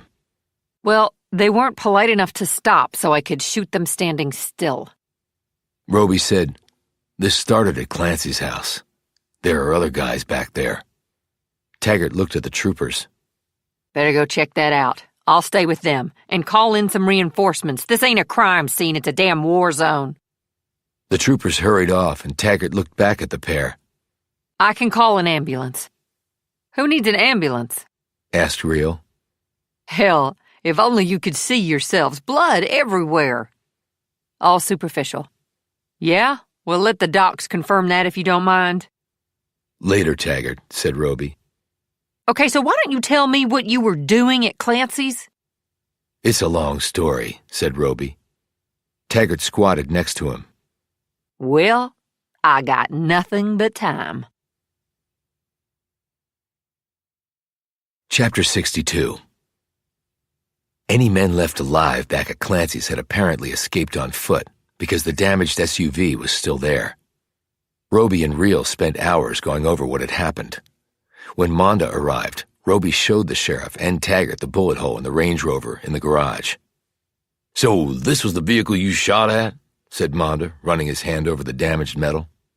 Yes, which also means that Sarah Chisholm's killer was driving it. Well, I'll get the forensics team out here to go over this thing, said Monda. What else? Bobby Wendell gave us the heads up about these guys gunning for us. Monda looked surprised by this. So he's more or less admitting that he was involved? Maybe less than more, but he's out of the country by now with his family. What? Exclaimed Monda. He was concerned about his family's safety, explained Roby. Don't know if he's coming back, but I don't think he murdered anybody, so he can keep. Damn it to hell, Roby, said Monda. I got people to answer to. Well, you weren't interested in going after him before. Well, the situation has changed. I got me dead bodies all over the damn place. I don't like it, not one bit. Roby rubbed his injured arm. Well, I can't say I care for it either. Taggart noted this and said, Okay, you and Rio ought to go get checked out. Monda said, I'll drive you. We can talk some more. No thanks, Sheriff. We have a car here. We can drive ourselves. Well, I'll call Doc Holloway, said Monda. He's an early riser. You know where his office is? Roby nodded. He and Rio climbed into their car and drove off. Rio drove because Roby was having trouble with his arm. Bad? She said. Old wound just got worse. That one was my fault, but you should have had it fixed before now. Famous last words. He reached into his pocket and pulled out the photo. Rio glanced at it. Who is she? Laura Barksdale. Your old flame? Where'd you get it? It was in the glove compartment of the Bentley. What do you think it was doing there? I don't know, but there has to be a reason it was there. Do you think it's connected to what's been going on? Again, I don't know, but we need to find out. Sherman's dead. But Pete's not. And he might have been driving the Range Rover. But you don't think he killed Sarah Chisholm? I didn't. Now I'm not so sure. But I want to ask him about this picture. Did you ever find out what happened to the Barksdales? Just that they apparently left Cantrell without a trace. How does a family leave a small town and no one know? Well, apparently it happened. Your dad should know, shouldn't he? I mean, he was here all that time and he knew them. He says he doesn't know what happened to them. And you believe him? Maybe I'm getting cynical in my old age, Jess, but I'm starting not to believe anybody. Good. I haven't believed anyone in years, sometimes not even myself. They drove on. Doc Holloway was waiting for them, dressed in a white shirt, a tie, and a white lab coat. His nurse was not in attendance. She didn't get in until 9, Holloway told them, and it was not yet 7 in the morning. He examined Reel first, cleaning up her gashes, slashes, and cuts from where bits of material blown off by the fired rounds had punctured her skin. "You hurt anywhere else?" asked Holloway as he finished stitching up a gash on her neck. Nothing that won't keep, she said. "How'd you come by all these?" he asked. Fast living. Roby was up next, and the prognosis wasn't as good. "You've completely torn the scar tissue, which in turn has torn some ligaments and done some more internal damage," said Holloway. "I can patch up the other areas, but that one's going to require surgery." He slowly lifted Roby's arm up and back, and Roby winced with each movement. "I'm going to put you in a sling for now. You'll need to keep it as immobile as possible. But you need to have that surgery done, Mr. Roby, or the damage really could be permanent." "Understood, Doc. Thanks." After Holloway cleaned up his other wounds, he helped Roby put his shirt back on. Then he fixed up the sling for Roby's damaged arm. Holloway glanced at him as he put his instruments and equipment away. "You and your friend have certainly been busy in our small town." "Wouldn't be here if we didn't have to be," said Roby. "No, I understand about your father. I hear he's out of jail. On bail. When will the trial be?" "Maybe there won't be a trial." "Oh, really? Why is that?" asked Holloway suspiciously. "If we find who really killed Sherman Clancy. I understand the evidence was fairly damning to Dan Roby. Evidence is a funny thing. It all depends on perspective. Are you yourself in law enforcement?" "You could say that." "Clancy and the 2 Chisholm girls. 3 murders in a relatively short period of time. We're not used to that here." "I hope most places wouldn't be used to that." "Do you think it's one person doing all this?" "I don't know," replied Roby, watching him closely. "What do you think?" "Well, I'm just a doctor, not a detective." "But doctors have to be sort of like a detective, investigating symptoms and arriving at the truth of a person's condition. That's actually a large part of what we do. Speaking of a person's true condition, have you been by to see Billy lately?" "Billy Falconer, you mean?" "Yes." "I have, as a matter of fact." "And how is he doing?" "He's dying, Mr. Roby, and there's nothing any of us can do about that." "Well, that seems to be the case for a lot of folks in Cantrell," Roby shot back. Chapter 63. Okay, you officially look like death warmed over, said Reel as they walked out of Holloway's office. He examined the sutures on her neck, gauze on her face, and bandages on both arms. "Well, then we make quite a pair, because you look like shit," Roby retorted. They drove back to the Willows. Dan Roby met them on the porch. "My God," he said as he saw them fully. "I've seen infantry coming out of a firefight in Nam look better than you two." "It wasn't too pretty," conceded Roby. "Taggart called me," Dan said, "and filled me in a little." He looked at his son's arm in a sling. "Is it bad?" "I'll get it fixed up at some point." Some point soon, added Reel. Or the damage could be permanent. He glanced at her. I was standing on the other side of a partially open door when Holloway told you that. I'm just naturally curious. Dan led them inside and insisted on making them breakfast. Priscilla had taken Tyler to get a haircut, he said, and Victoria was still in bed with a migraine. Eggs, bacon, grits, biscuits, and fresh coffee were served up, and they all sat down to eat. "So tell me what happened," Dan said. Roby and Reel took turns filling him in. Dan shook his head. So it was Clancy's Range Rover that was used when Sarah Chisholm was killed. I thought it must be something like that when you two ran out of here after I made that comment. It did make me start thinking, said Roby, and we nearly got killed in the process, but the bullet hole was there. Dan said, And the Wendells? Who would have thought they'd be mixed up with such criminals? Bad stuff happens in all kinds of families, said Reel. I know, but I would have thought that Bobby Wendell would have been smarter about it. Hiring thugs to make this problem go away? Well, you play with snakes and you gonna get bit. And he was officially bitten. Roby put his cup of coffee down, pulled out the photo of Laura, and slid it across to his father. Dan took it up and stared at it. Where'd you get this? In Sherman Clancy's Bentley. I wonder what it was doing there. I wonder, too. The tone of his voice made his father glance up. He said sternly, Why don't you just say what you're thinking, son, instead of beating around the bush like you always do? What happened to the Barksdales? I told you I didn't know. And not to beat around the bush, I don't believe you. So you're saying I'm lying? Whatever you want to call it, said Roby evenly.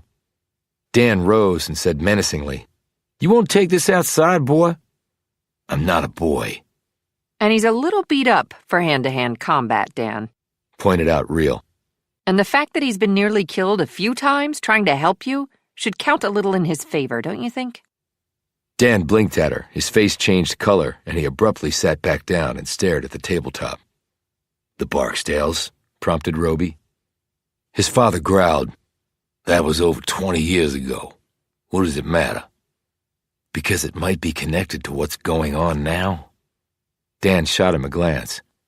How do you figure that? The photo was in Clancy's possession. Clancy was a blackmailer. I can't think of another reason why he would have that photo. As far as I knew, he didn't even know the Barksdales. They were from far different classes of people. That's true, and those classes generally don't mix in Mississippi. But they might have mixed. We were told that Nelson Wendell used a shack on Sherman Clancy's farm to have his little get-together with the kids. It was how Clancy got on to what Wendell was really doing and then started his blackmailing. Dan looked disgusted. What scum? He should have gone to the cops. He was after dollars, not doing the right thing, commented Reel. Roby added, Pete said his father thought the shack was being used by Wendell for liaisons with women. He probably would have blackmailed him either way, but the kid thing was far worse than having mistresses. But let's get back to the Barksdales. Dan said, So you think he was blackmailing them too? Did he have a way to? How would I know that? I was a humble Cantrell lawyer back then. Just like Clancy, I didn't rub elbows with the likes of the Barksdales. I told you that. But I dated Laura. In fact, I wanted to run off with Laura. Father and son stared across the table at each other while Reel glanced between them. So that was what happened, said Dan accusingly. Thanks for finally getting around to telling me. No, it didn't happen because Laura decided to stay, so I went alone. Dan eyed him fiercely. And why did you do that? You had a damn college scholarship to play football at Ole Miss. Sure, you were a little undersized for quarterback, but you had grit, and you would have gotten an education, made something of yourself. I did make something of myself. But not here, said his father. You had to run off to do it. Cut me and your mother right out. She was already gone, Dad. Long gone by then. You saw to that. Reel rose. They both glanced at her. I think what's about to come should be between you two men only. I'll be waiting outside, Roby, when you're done. She paused and looked in turn at each of them. Do I have to check for weapons? She wasn't entirely joking. We'll be fine, said Roby. She walked out after giving him a meaningful glance. Roby turned back to his father. I had to get out of Cantrell. Why? You damn well know why. Because you were here. Is that right? Snapped his father. Just up and left without a word. You left home. So did I. Why was it okay for you and not me? Dan erupted. Because my old man was a what? Interrupted Roby. An asshole that made his son's life a living hell? Who made things so bad that his own wife couldn't live with him and finally up and left, leaving the son alone with him? You just blurred two lives, Will, mine and yours, said his father. Apparently they were identical, shot back Roby. You can't understand. You don't know anything about. Then why don't you explain it to me, Dad? Because I'm here now, and I'm listening. You don't want to hear anything I have to say, his father scoffed. Actually, that's the reason I came back here. Bullshit. Roby continued on, his tone level and calm. It was as though he had rehearsed his entire adult life to say what he was about to. I have a job, Dad. A complex one. That requires me to be absolutely perfect at what I do. But on my last two missions, I wasn't perfect. I was far from it, in fact. Here Roby paused, and when he continued, his voice had grown strained. I killed someone I shouldn't have. And the next go-round, I saw something that wasn't even there. A little boy and his old man. But they weren't there. They were just in my head. He tried to say something else, but the words were all muddled in his head. He had thought through what he would say to his father many times. Now that he had the chance, he just couldn't manage it. The case clock in the foyer ticked out the time as the men stared at each other. It felt nearly an eternity, perhaps longer, to both of them. Finally, his father spoke. I told Laura you'd gone off without her. Roby felt like someone had fired a bullet right into his brain. What? He said quietly, trying to keep what he was feeling restrained inside of him, because he wasn't sure what would happen if he didn't. I told her you wanted to start life fresh away from here. When? She came by a few days after you left. She wanted to know where you were. I saw your stuff was gone, and that old clunker too. I knew what happened. Even if you hadn't bothered to leave me a damn note, anything could have happened to you. Anything. Dan slammed his fist on the table. You had no right to tell her anything. I had every right. You were my son, even if you had run off, and you didn't take her with you, so I figured you just didn't want her. So I told her that, flat out. And what did she do? She ran off crying. Dan lowered his head, his angry expression gone. But Roby felt it all building inside of him. For one split second, he imagined himself pulling his gun. You didn't need her, continued Dan. Stop talking, Dad, Roby said, his voice barely a whisper. She just would have weighed you down. You wanted out of Cantrell? Well, you needed to make a clean break of it. And that father of hers, Roby stood. Shut up, Dad. Dan looked up at him, anger flashing across his features, until he saw the look on his son's face. And perhaps, for the first time in his life, at least since Vietnam, Dan Roby seemed afraid for his life. Before he did something he might regret, Roby turned and walked out. Chapter 64. How'd it go? Asked Reel. She and Roby were out on the rear porch of the Willows. I'm not talking about it, snapped Roby. His heart was racing, his blood pressure had spiked, and he thought he might be sick to his stomach. He was the exact opposite of cold zero, a physiological level he might never experience again. Roby slowly pulled out the photo of Laura Barksdale. So was he able to enlighten you on that? Asked Reel. Roby nodded. In a way I never imagined. What does that mean? But Roby shook his head. Not now, Jess. Reel took the photo and studied it. She was very beautiful. Yeah, she was. I could see how a young man would fall head over heels for her. Yeah, said Roby as he took the photo back. So you must have come to this house a lot back then. Not that often, actually. Why? Her parents wouldn't have approved. What? You weren't blue blood enough? They loved it that I was the starting quarterback on the state championship team. But other than that, no, I wasn't blue blood enough. When we were talking to Pete, you mentioned she had a brother? Yeah, he was a couple years older, Emmett Barksdale. Reel looked around the property. So a prominent family just disappears and no one in Cantrell knows anything about it?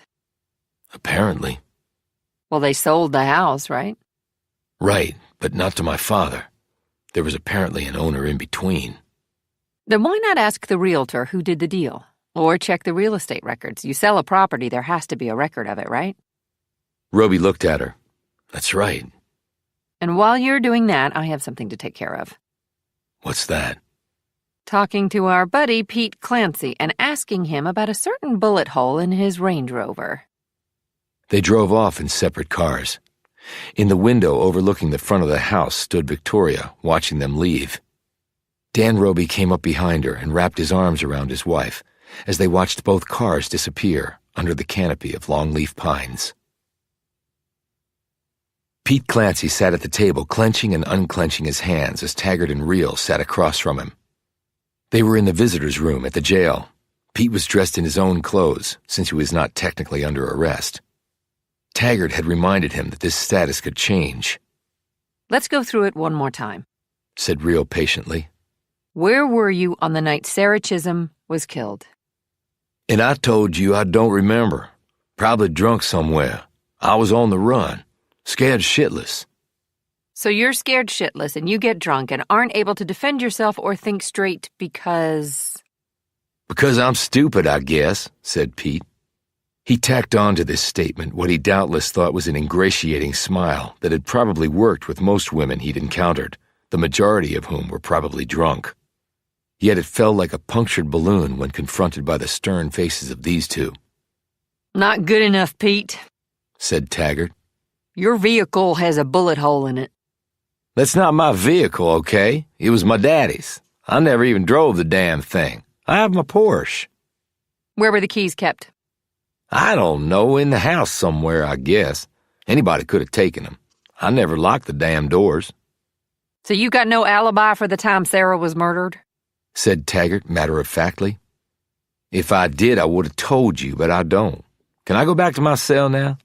I got some sleep to catch up on. And hey, can I get a beer in here? And maybe some barbecue? He started to get up, but Reel reached across and pushed him back down. You can't leave yet because we're not done. I want a lawyer. You're not entitled to one, replied Taggart. Pete pointed a finger at her. You can't screw with me. I watch TV. When you say you want a lawyer, you guys have to back the hell off and can't ask me no more damn questions. You're not entitled to one, said Reel. Because you're not under arrest. Taggart nodded. That's exactly right. What kind of shit is this? Bellowed Pete. Then I want the hell out of here. Reel said, Fine. The guys who almost killed you, I'm sure, are still out there watching this place. Tell them I said hello. This is fucking unbelievable, yelled Pete. Well, the world's not perfect, is it? Said Reel calmly. So why don't you take a deep breath, compose yourself, think back, and tell us where you were on the night Sarah was killed. I already told you. Reel reached over and gripped his wrist. Take a deep breath, compose yourself, and try to remember. Then you can go back to your cell. That's the carrot, Pete. So go get the carrot. Or else you are the prime suspect for Sarah's murder. She removed her hand and Pete slumped back, rubbing a hand through his unkempt hair. He drew a long breath and his features calmed. Okay, when was she killed again? Reel told him. Right. Pete bent over, his brows nearly touching as he concentrated. Then he smiled. Hell, I know. I was in New Orleans, at the OK Corral bar on Bourbon Street. Got my ass thrown off the mechanical bull like 5 times. When did you get there and when did you leave? Asked Taggart. Got there around 11 that night and left around 4 in the morning. Anybody verify that? My buddy's one of the bartenders there, and there was a girl I met there. She left with me. He smiled. If you know what I mean. Names and numbers, please. Said Taggart. My buddy's name is Kyle. You can call the bar. They'll find him. He served me my drink, so's I remember. And the girl? Pete fished around in his pockets until he found a square patch of what looked to be foil. He slid it across the table. In black magic marker was a phone number and a name. Lou Ann. Both women looked at the square without touching it. That's a condom wrapper, said Taggart with disgust. I know it is. Only thing I could find for her to write on. Reel said, Well, at least you're practicing safe sex. Count me among the astonished. I don't want to be no daddy. You know what kids cost? It's a damn disgrace. Taggart sighed and left to make the calls while Pete went back to his cell. She came back into the room about 30 minutes later and sat down next to Reel. Okay. Kyle from the bar remembers Pete clearly. He said he got there about 11:30. He remembered because he was expecting him at 11 and had just checked the clock and was going to text him when Pete walked in. And he didn't leave the bar until nearly 4, so that corroborates Pete's account. And not that we needed to know, but I talked to Luann, and she said that Pete and her were together until about 8 in the morning when he went to get coffee and beignets and never came back. Since I'm a lady and don't use that kind of language, I won't tell you what she called him, but it rhymes with other pucker. So there's no way he shot Sarah or was driving the Range Rover. No way. Agreed Taggart. Not even if he had a private jet. So somebody else took the Range Rover and killed Sarah. Looks that way. Which means we're just going around in circles, said Reel with a sigh. Chapter 65. Roby closed the heavy book. He was in the courthouse's real estate section. Not all records were digitized yet. He'd been told by the clerk, so he had done his research the old-fashioned way, by flipping through pages of dusty deed books she had gathered for him. The documents had the signatures of the parties on them, and Roby had studied the signatures of Henry and Ellen Barksdale. He couldn't swear they were their authentic signatures, but these documents had been recorded and thus notarized, and ID would have had to be produced, he'd assumed. Though everyone hereabouts would have known the Barksdales by sight. Then there was the transaction where his father and Victoria had purchased the home from the family that had bought it from the Barksdales. He looked at his dad's precise signature, as ramrod straight as he was, and next to his was Victoria's signature, loose and flowing. He stopped by the clerk's office on his way out. The clerk was a heavyset woman in her 60s with thinning hair dyed a muted burgundy. Roby didn't know if this was intentional or an experiment gone wrong, but the woman was cheerful and helpful. She told him that the Willows had been sold by the Barksdales a little over 20 years ago. The buyer had been a businessman and his wife from Baton Rouge. They had lived in the property for years, and they had sold it to the Robys because they were getting on in years and were downsizing. She believed they had moved over to Alabama. I remember the sale because it was the largest in the county up to that time. I knew Laura Barksdale, said Roby. I know you did. My son went to Cantrell with you. He wasn't on the football team, but the year you boys won the championship, I think the whole school thought they were part of the team. It was special, said Roby. And weren't you and Laura homecoming king and queen that year? Yes, we were. Roby hadn't thought about this in a long time, but the image of a young man in a dirty sweat-stained football uniform and Laura in her tight dress and tiara instantly came into his mind. The ceremony had been conducted during halftime of a game. Laura had made him promise not to get her dirty while they walked across the field, although she did let him kiss her when they snuck under the bleachers right before the half was over. He felt himself smiling. When he came out of this memory, he saw the clerk staring at him, a grin on her face. Nice memory? She asked. Pretty nice, said Roby. So the Barksdales sold out and what? Did they move away? They must have. If they had bought here, I would have known about it. I've been here over 30 years. But you don't know where they went. She shook her head. It always seemed peculiar to me that they sold that place. I always thought it would be kept in the family, handed down to the kids and all. I mean, it had been in the Barksdale family for the better part of 2 centuries. And you've never seen any of them since? Well, I've seen Emmett Barksdale. Roby gaped. Really? When? Just a few days ago. Roby started. A few days ago? Here? Yes, I was going up the steps of the courthouse and he was coming down them. You sure it was him? Well, I don't know if you remember Emmett, but he was tall and good-looking and had the bluest eyes I've ever seen. I know it had been 20 years and his hair was a lot thinner, but I could swear it was him. But you didn't talk to him? I started to say hello, but then I was interrupted by somebody I worked with here. She had a question about something. When I was done with her, Emmett was gone. But he was coming out of the courthouse? That's right. Any idea what he did in there? Well, I could ask. I'm not the only clerk here. Would you? The lady rose and came back a few minutes later. Seems he was doing what you were doing. Looking at land records. Any in particular? He had the exact same deed books you did. For the Willows? That's right. Thanks, Anytime. Go Panthers! she said, referring to the mascot of Cantrell High. Roby walked out of the courthouse and saw Rhea leaning against her car, waiting for him. Saw your car, figured you were in the courthouse checking records. Any luck with Pete?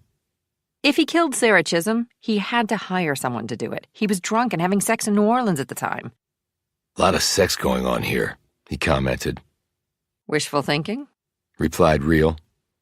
He glared at her. Okay. Just trying to lighten the mood. But what about you? Anything at the courthouse? The clerk doesn't know what happened to the Barksdales. They sold the property to the folks that sold it to my dad in Victoria. This was a couple years after I left Cantrell. Okay. But she told me that she had seen Emmett Barksdale, Laura's brother, coming out of the courthouse a few days ago. He was checking out the land records for his old home. Rhea looked blankly at him. Why would he be doing that? Thinking of buying it back? No idea. But why would he want the place? Nostalgia? After all this time, why not buy it when the other owners wanted to sell? Maybe he didn't know about it back then.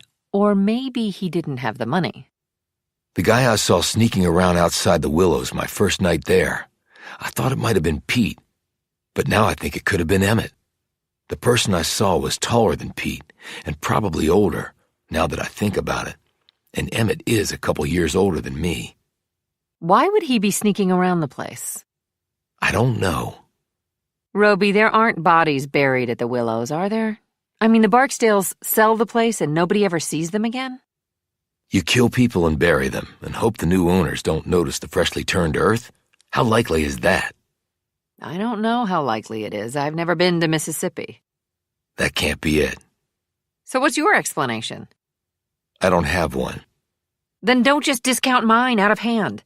But if something about the Barksdales is connected to what's going on now, how does that work exactly? We come back to what we talked about before. What if Clancy was blackmailing one of the Barksdales? That would be a motive for his murder. Roby sighed. But all these years later? Maybe the blackmailing didn't start until recently. That presumes Clancy knew where the Barksdales moved to. Maybe he did. This is getting way too complicated, Jessica. Maybe that's because we're making it too complicated. But if Emmett Barksdale is hanging around here, then he might know all about it. Right, but we don't know where he is. You said he was sneaking around the Willows, but the woman at the courthouse said she saw him coming out, so it's not like he's in complete hiding. He might surface again. Roby said nothing for a few moments, and then his brow cleared as an idea obviously hit him. He pulled out the photo of Wendell and the children. Wendell was in his mid-60s when he died. Okay. And Henry Barksdale was roughly the same age, same generation as my dad. Wait a minute, are you saying... Roby held up the photo. What if Henry Barksdale was the one taking the picture? Chapter 66. Rhea stared over at him, her brows elevated. That's a leap of logic, isn't it? Not so much. So do you mean Sherman Clancy cut a deal with Barksdale? Give me enough stuff I can blackmail Nelson Wendell with, and I'll let you alone? Well, Wendell probably had a lot more money. But Barksdale would be a fool to trust Clancy. Maybe he didn't have much choice, and Pete said his dad let Wendell use his shack. He thought at first for women. Maybe they never intended for Clancy to know what they were really doing, but he found out. Now that makes more sense. And I always wondered about the connection between Nelson Wendell and Clancy. They didn't move in the same circles, Hell, Wendell didn't even live in Cantrell. But Wendell and Barksdale, now they moved in the same circles. So maybe Barksdale arranged all of this after he found out he and Wendell shared a thing for kids. That could be how Wendell and Clancy hooked up, through Barksdale. Or maybe Clancy was never supposed to know Wendell was even involved. Right, that's more likely. But Clancy was enterprising, saw his chance, and took it. But you found out that Barksdale didn't leave Cantrell until a couple of years after you did. Maybe that's when Clancy started to put the squeeze on him. He had pictures. It would be the blue blood Barksdale's ruin. Hell, maybe he sold the house in order to pay off Clancy.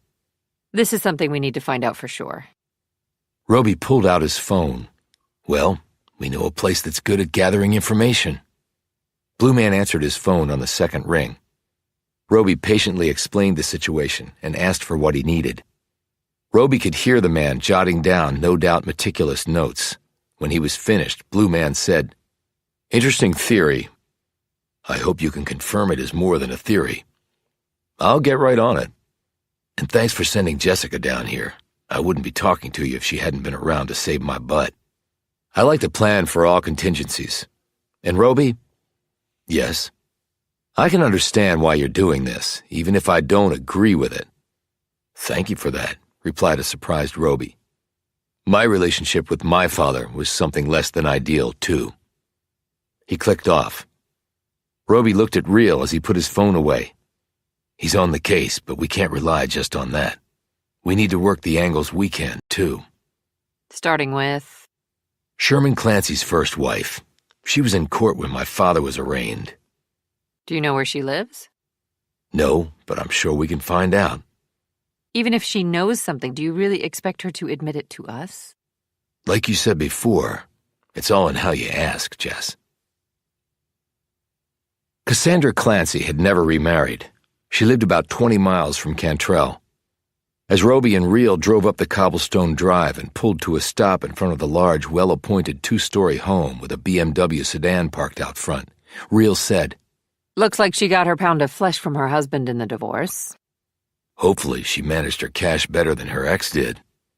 They got out and went up to the door. Roby knocked, and they heard footsteps heading their way. The door opened, and Cassandra stood there. Roby had not gotten a good look at her in the courtroom, but now he could see that she had aged poorly. Her skin sagged and was mottled with sun damage. Her hair had been permed to such an extent that it was thin and wispy, and her scalp showed through in various places. Her clothes were costly, though, and fit her stout body well, hiding the depth of the belly and width of the hips. "Can I help you?" she said cautiously. "I'm Will Roby.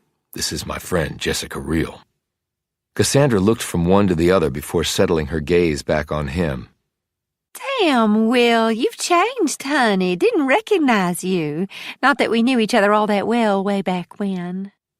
"No, I guess we didn't, but I went to school with a couple of your children."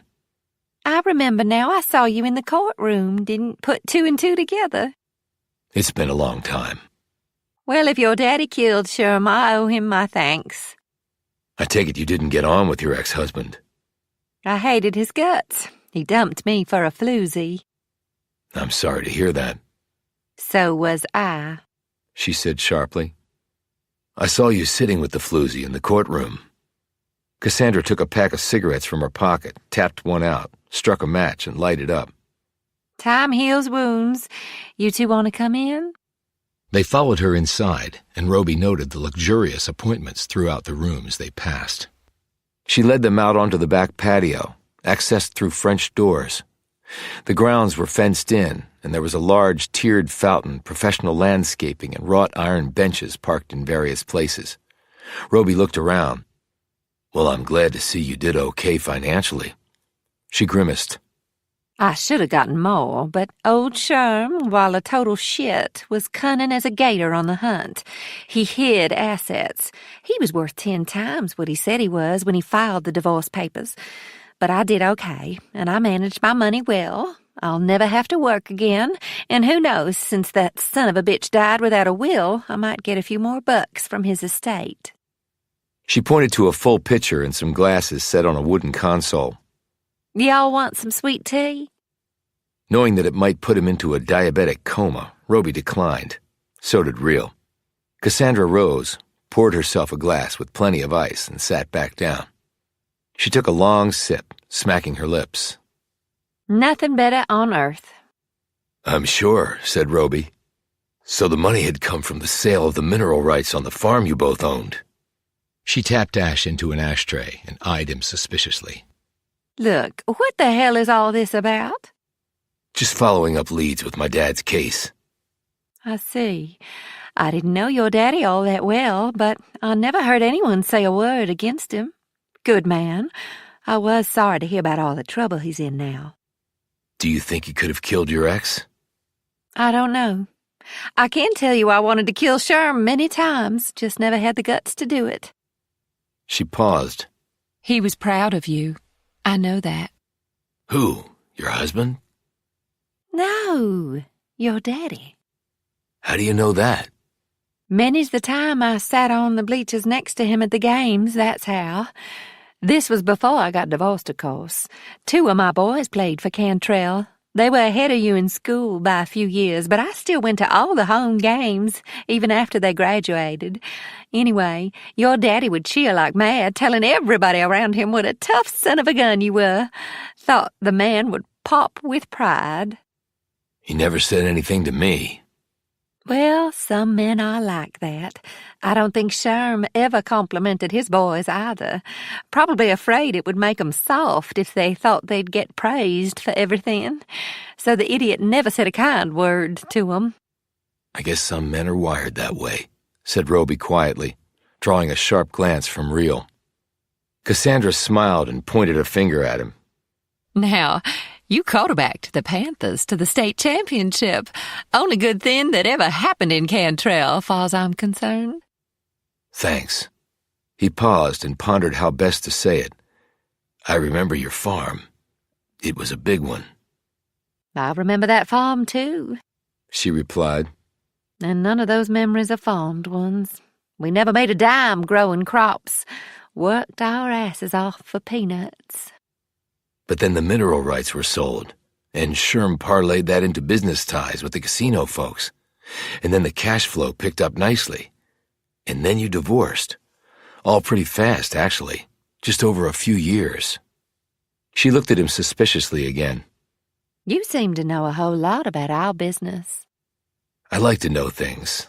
Like, for instance, what sort of dealings your husband had with Henry Barksdale and Nelson Wendell. Roby emphasized the names to see the woman's reaction.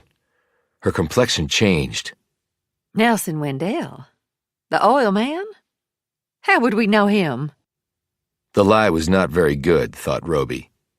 What energy company bought the mineral rights to your property, Miss Clancy? Asked Real. The woman turned to face her. Why does that matter? It would matter if it was Coastal Energy. Cassandra stood and said darkly, I want you 2 out of my house, right now. Neither Roby nor Real moved. Roby said, People have died, Ms. Clancy. Murdered. Including your husband. We know why he was murdered. Do you? And do you want to be next? Her lips were trembling, but Cassandra still stood there looking defiant. I think you should sit down, said Real. And let's talk about this before things get even worse. Cassandra abruptly sat, smoked down her cigarette, and hastily lit another. There's a shack on the back part of your farm. You remember that? Asked Roby. Cassandra said nothing. He took out the photo and slid it across to her. This was taken inside that shack, wasn't it? Cassandra glanced at the photo and then just as quickly looked away. And that man is the late, if unlamented, Nelson Wendell, added Real. Roby tapped the photo. The thing is, Cassandra, where did the little kids come from? The woman's face turned red, and she started to breathe more heavily. She grabbed her chest. I think I might be having a heart attack, she gasped. I think you're having a panic attack. We can call an ambulance if you want, but my question will still be out there, and maybe the police will be the ones to come and ask you the next time. Her chest stopped heaving, and she glared at him venomously. It's not legally actionable anymore. They have to file criminal charges before they turn 21, and the statute of limitations has run on the civil side, too. You checked the law, so you must have known all about it then, said Roby. Cassandra was trembling. If my ex did something bad, that's on him, not me. So where did the kids come from? I have no idea what you're even talking about. But like you said, you're home free, Miss Clancy. The law can't touch you now. She tapped her ash and said nothing. Your kids doing okay? She said warily. Yes, and the grandkiddies, too. Got 6 of them, all just fine. Unlike the kids in the shack, did you and your husband befriend folks saying you'd take care of their kids for them while they were working, maybe? And instead you let 2 pedophiles loose on them? She barked. You two get the hell out of my house, now, before I call the cops. The cops know we're here, said Roby. We're working with Sheriff Monda on this. Cassandra nearly dropped her cigarette. He knows you're here. Roby nodded. He knows a lot, said Real. Pretty much everything we do. She sputtered. It's not actionable. I'm telling you that. It's not. But that's not the same as the truth coming out. They may not be able to take you to court, but I wonder how your kids will take the news, and your grandkids. I'll sue you. That would be slander. I'll sue you. Screamed Cassandra. Well, one absolute defense to slander is the truth. He pulled out his phone and held it up. I recorded everything you said. That's illegal. Is it? Maybe, maybe not.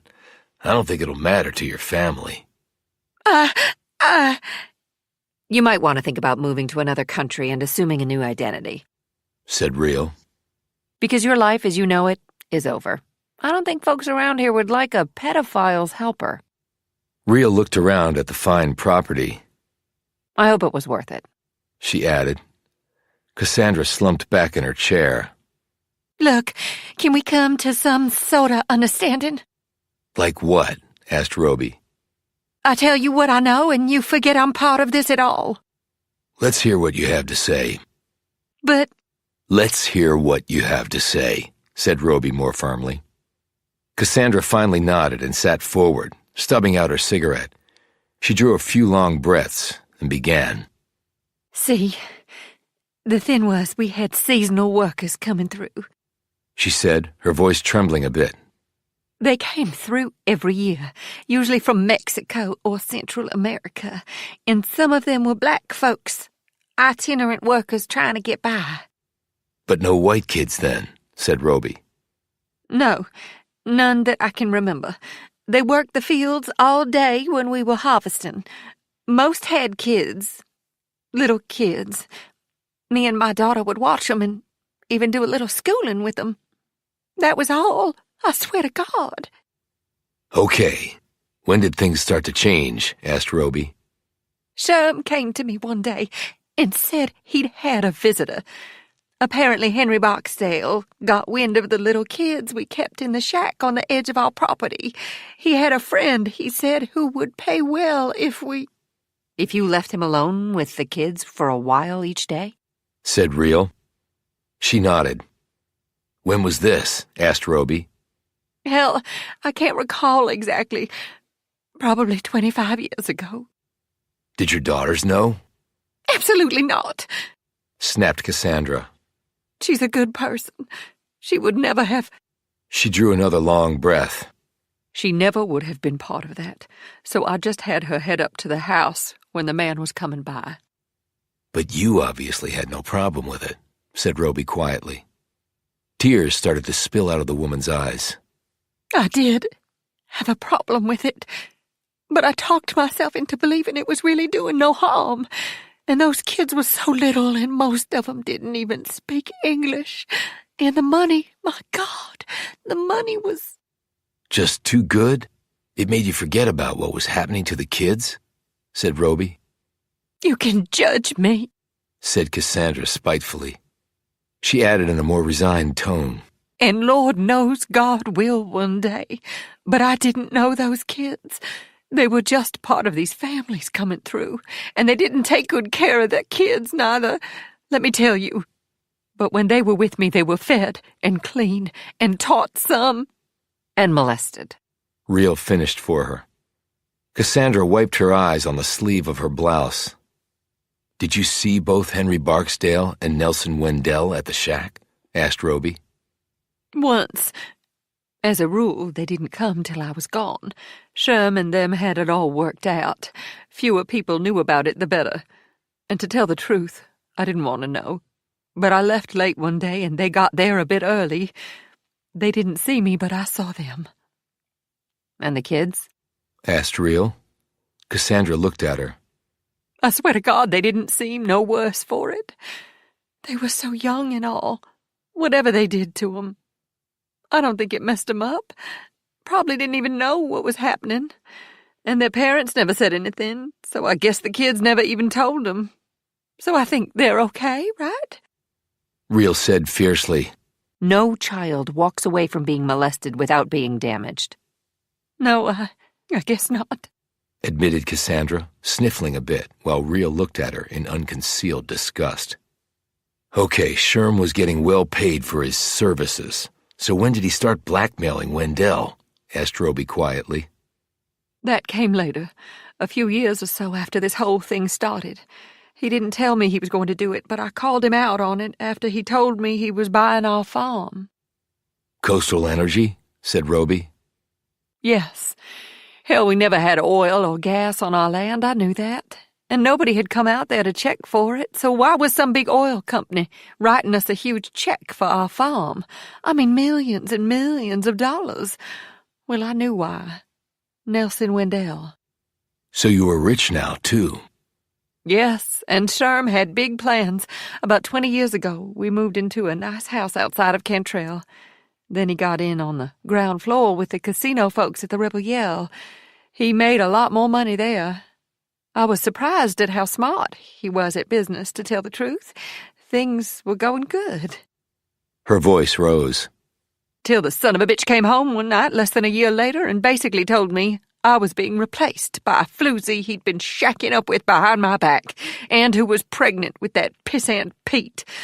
I got my money, though he screwed me on that and bought this place. He built that monstrosity over near Cantrell, and he and that floozy had Pete. Then the floozy got the boot, and it was just him and Pete only stayed because he's lazy-ass living off Sherm's money. He's probably 19 and probably can't even wipe himself. The house burned down, said Roby. So I heard, said Cassandra, not hiding her glee.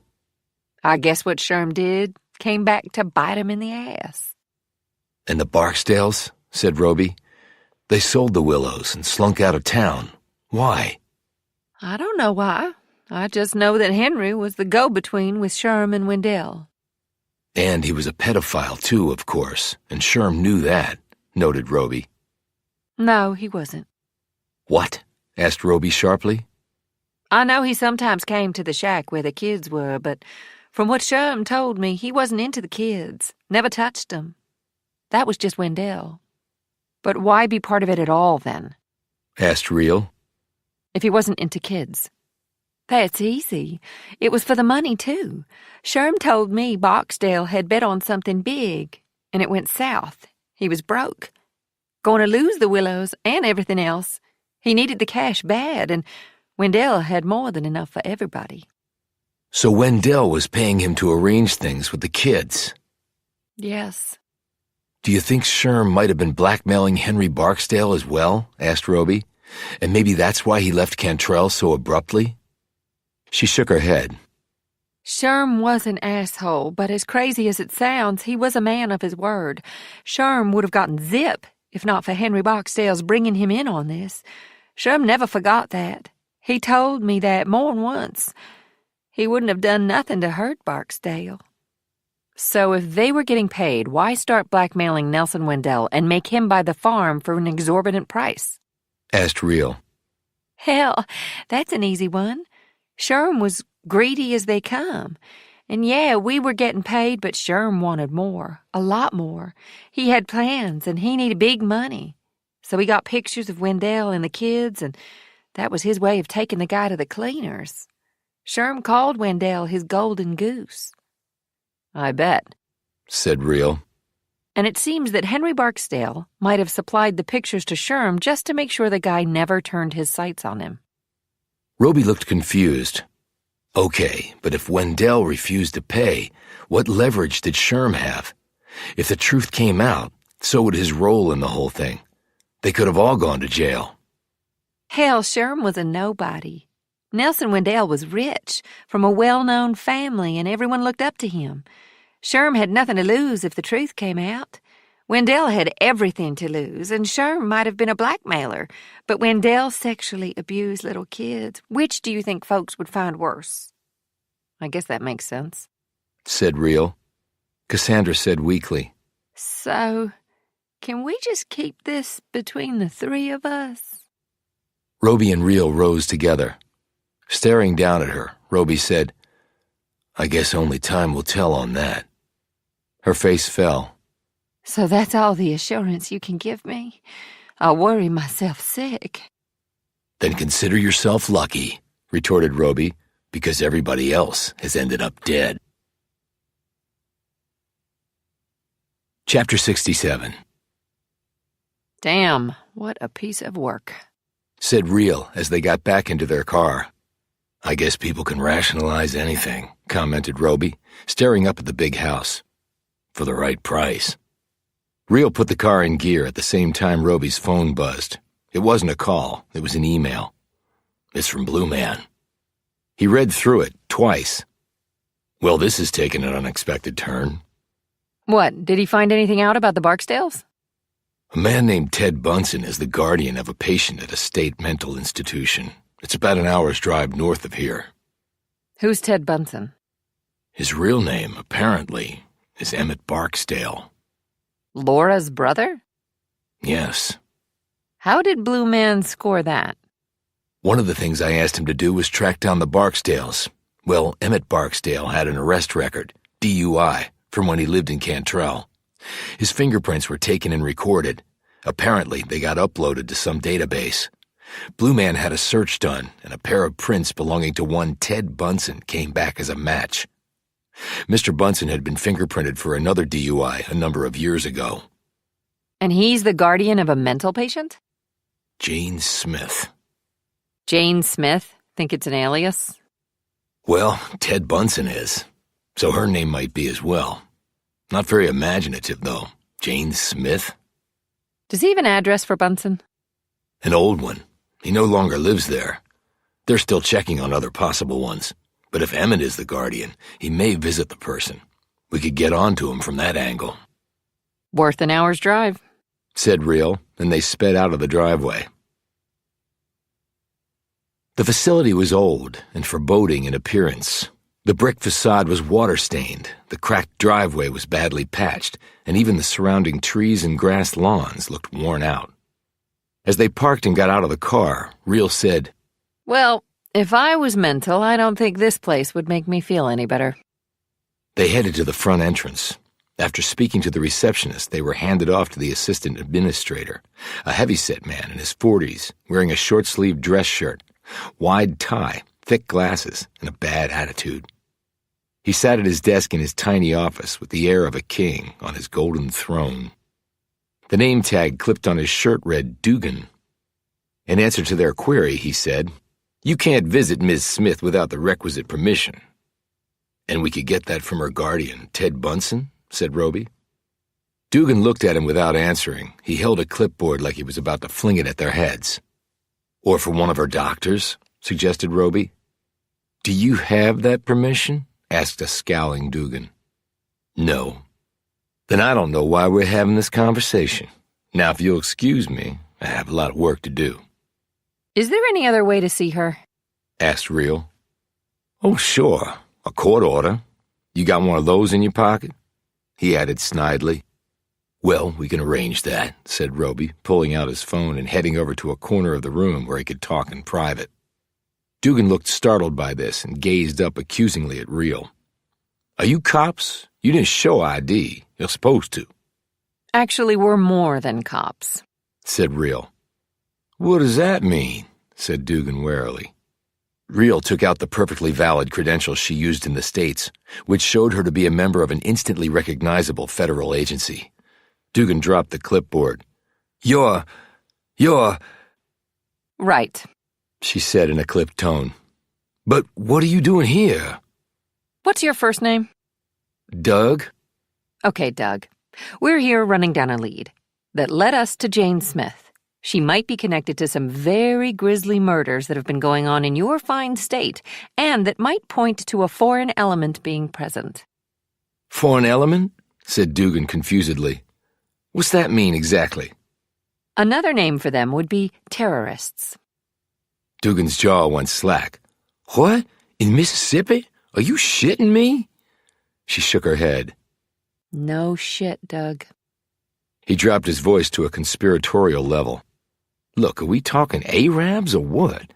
If so, I can get me some boys together loaded for bear to go after them desert suckers. I don't know if they are Muslims. We were hoping Ms. Smith could enlighten us. He waved this off. If you're counting on that, you're out of luck. Why? Because she's nuts, that's why. So she can't communicate? No, I mean she can talk, but it's like talking to a damn 4-year-old. Or maybe she's actually speaking in code. Give me a break. Do you get what I'm saying? She's a wacko bird. What terrorist would involve someone like that? She could give it all away. Are you sure she's really wacko? I think the docs would know if she's faking. But if she's, let's say, autistic or has Asperger's, she may be able to remember long streams of data that could be used to communicate plans and orders to various cells, and use the cover of being here to avert suspicion. That sounds mighty unlikely to me. Arabs and Jane Smith? Besides, there haven't been any Arabs come to visit her. They'd stick out here, don't you think? This is Mississippi. We're a God-fearing people. Our God, not theirs, he added forcefully. Well, think about it. Not all terrorists are Muslim. Some are homegrown, like Timothy McVeigh. Still, said Dugan, looking highly skeptical, Ted Bunsen is the only one who does visit her. And we have not ruled out Mr. Bunsen as a possible suspect in this, considering that the name Ted Bunsen is an alias. Dugan paled. Oh, okay. I didn't know nothing about that, but I still don't see what I can do. Look, Doug, our investigations led us here. But if you won't let us in to see her without a court order and something happens in the interim... She took out a pen and a small pad of paper. Is your full first name Douglas? Why? He said suspiciously. I have to get it right for my report. If heads roll on this, I don't want anyone pointing their fingers at me. See what I mean? They'll have to point them elsewhere, like at you. But I got rules to go by, and the administrator's out this week. It's just me running the show. Hey, Doug, it's your call. But I have to tell you, that excuse will not cut it if a building blows up or a plane goes down. What are you going to say when 60 Minutes sticks a camera in your face? Sorry, I had petty rules to go by? Good luck with that. Dugan looked like he might faint. But what the hell can I do? You can let us see Jane Smith. But I could get in trouble. Anybody comes down on you, we will take care of it. Way I see it, you're being a patriot. Putting your duty as a citizen above a stupid rule. I don't know about this. Fine, Doug. I hope the other shoe doesn't drop on this because about a dozen people have died so far and I don't see it getting any better. A dozen people? In Mississippi? Have you been reading about the goings-on in Cantrell? Doug nodded. I remember reading about a couple of murders down there, yeah.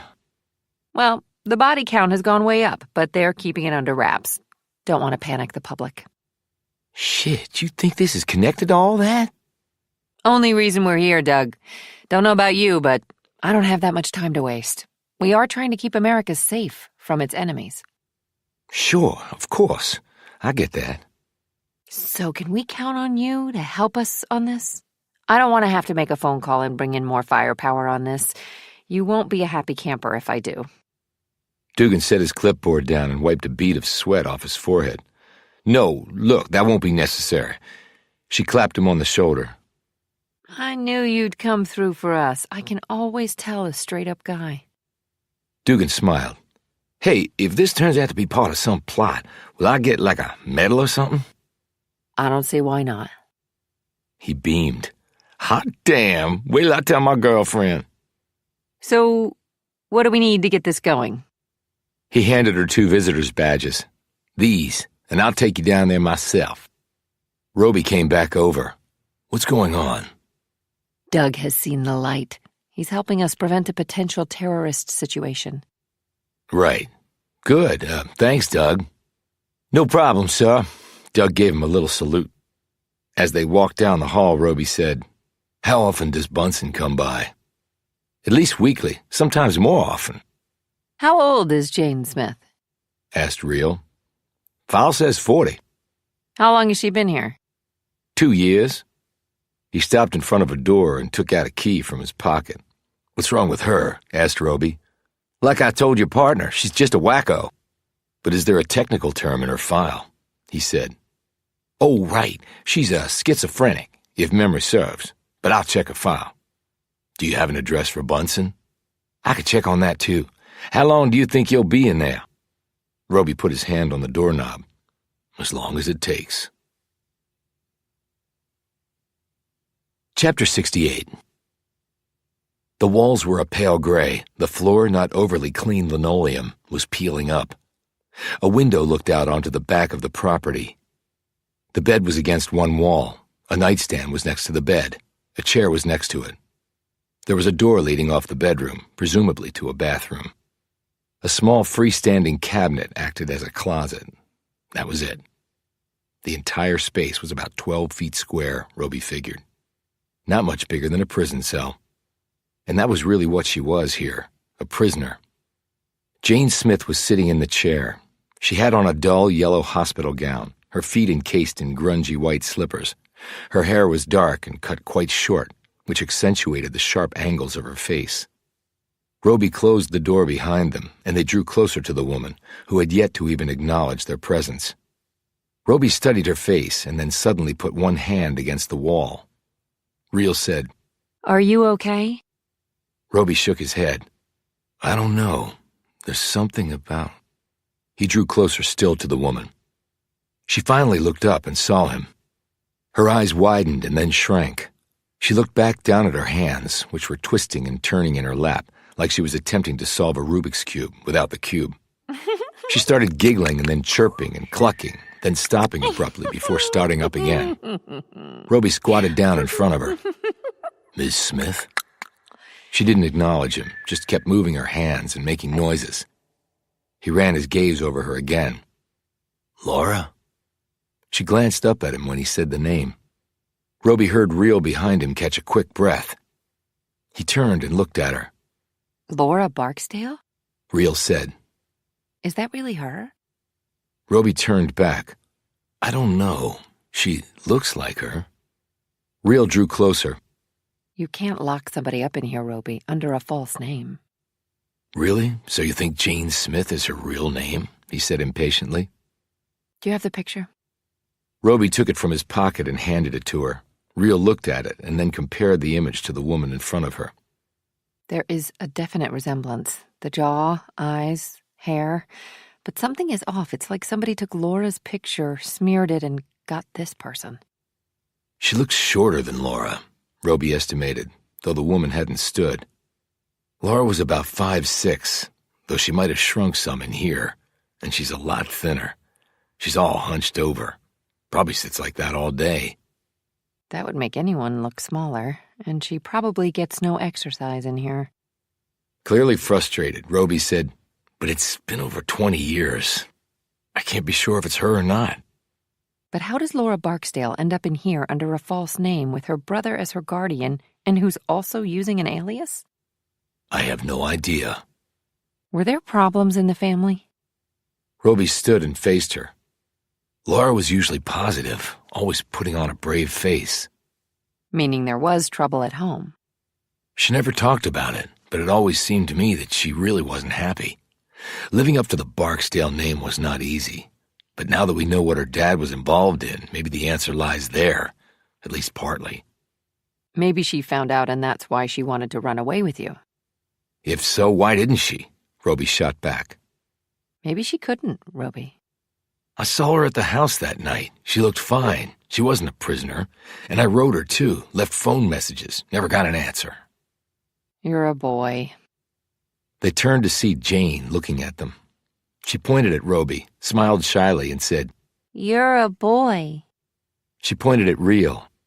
And you're a girl. Jane looked very pleased with herself for this observation. That's right, said Roby, squatting down in front of her again. I'm Will. Will Roby. He waited to see if either his name or his face sparked any hint of recognition from her. Will? That's right. Who's the girl, Will? I'm Jessica, said Real. Can you tell me your name? I bet it's a pretty one. Jane. Is it a pretty name? Yes, it is. And your last name? Jane looked confused by this question. It's Jane. What's your name? Roby and Real looked at each other. He said, Jane, does Ted come to see you? She nodded. He brings me things to eat. I like to eat, but not the things they have here. She lowered her voice to a near whisper. They have stinky things here. Will he visit you today? She nodded. He comes to see me. He brings me things to eat, not stinky things. But he hasn't been in today? Asked Roby. She nodded. Ted comes to see me. Roby sighed and stood.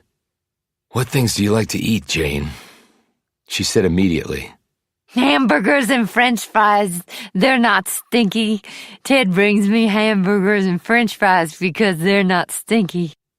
Anybody else come to visit? Your mother or father, maybe? Hamburgers and French fries. They're my favorites. She rose and shuffled like an old woman over to the window and looked out. There was a solitary tree visible, and flitting around it were some birds. Jane pointed at them. What are they? Those things. Roby walked over and stood next to her. They're called birds. How do they do that? She began to hop off the floor. That. She looked at Roby questioningly. They have wings, so they can fly. By her expression, she clearly had no idea what this meant. She sat back down, hunched over, and started twisting her hands around again. Then the chirps, giggles, and clucks started up. She sounded like a small child at imaginative play. I saw a McDonald's on the way over, said Real. Maybe some non-stinky food will jog her memory. I don't think she has a memory. I think she is what she is. I wonder what sorts of meds she's on.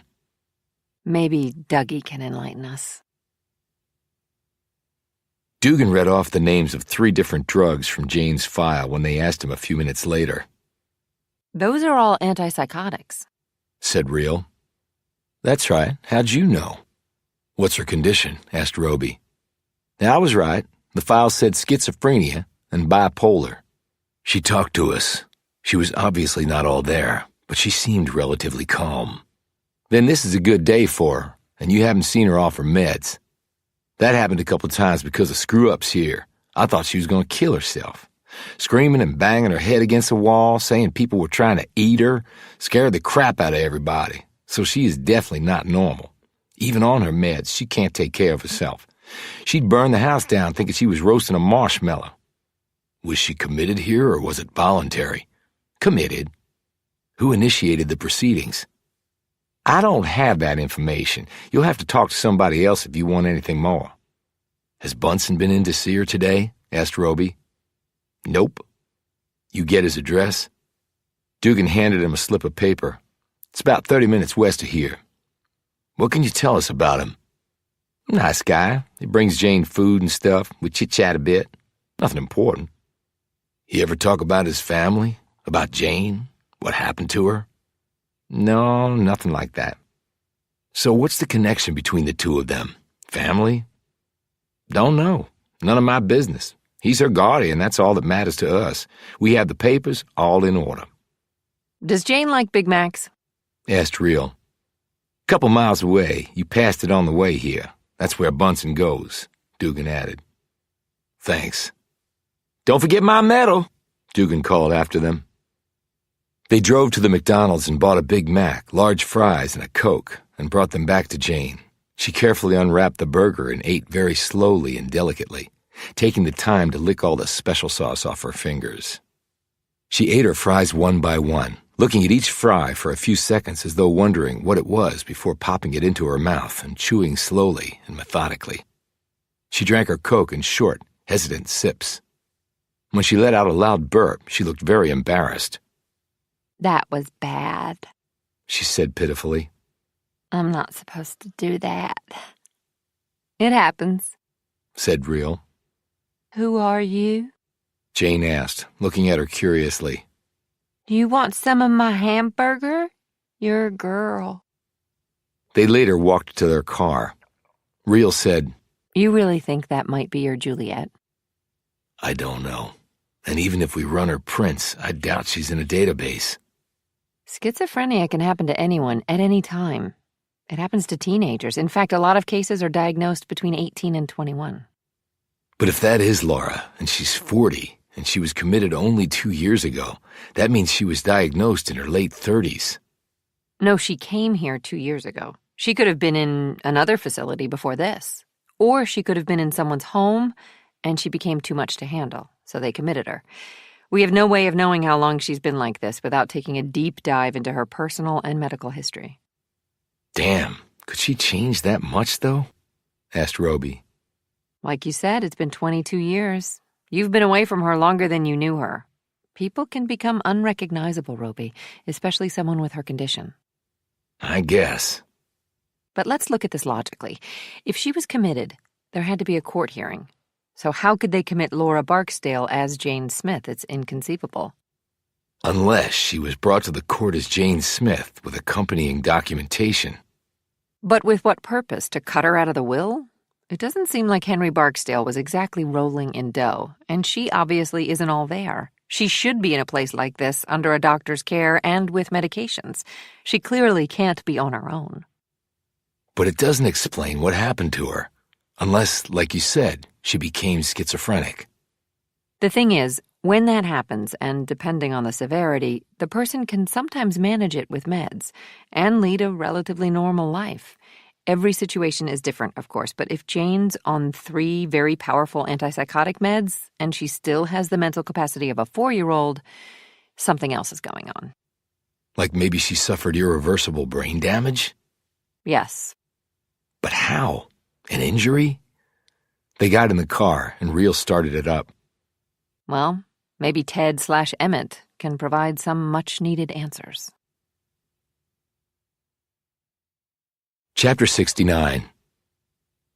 Well, the guy's not rich, said Roby as they pulled into the neighborhood where Emmett Barksdale lived under the name Ted Bunsen.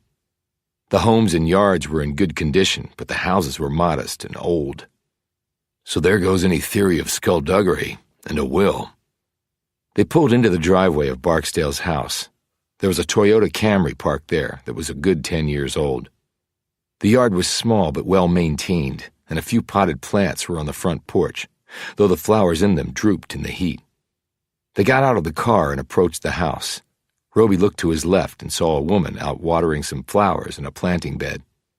To his right, a man worked on his car in the driveway. Neither paid much attention to Roby and Real.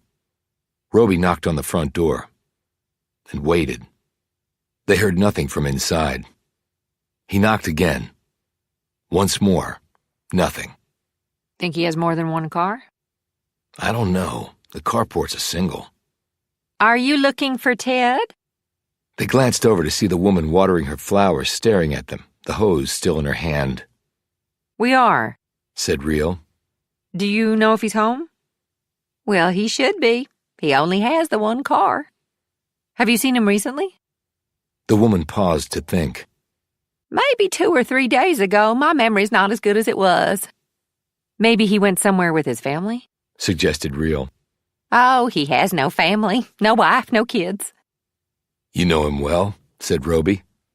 The woman frowned. Not that well, no. He's nice enough, but keeps to himself mostly. Do you know what he does for a living? Who exactly are you? We're trying to find Ted to ask him about Jane Smith. The woman looked at him blankly. He's her guardian. She's a patient at a mental institution. We have some information that needs to be conveyed to Mr. Bunsen about her. Have you tried to phone or email him? It's information that needs to be communicated in person, said Roby, fairly serious. Oh, dear, I see. Well, I don't know what to tell you. I didn't even know he was someone's guardian. I think he might be home. This came from the man who'd been working on his car. He wiped his hands on a rag as he walked over to them. Are you cops? Is Ted in some kind of trouble? I really can't say. We just need to speak with him. You said you think he's home? Why? The car is in the exact same position it was 2 days ago. Ted usually pulls it into the carport, keeps the sun from beating down on it, and I would have heard it start up. I'm a light sleeper. How about when you weren't here? Thing is, I've been here for the last 3 days. Got laid off from my job, so I've been working here fixing a bunch of stuff up. Haven't left once. So you saw Ted come in? Said Real. Yeah, 2 days ago. And that car hasn't moved from that spot. How can you be so sure about that? Said Roby, glancing at the car's positioning.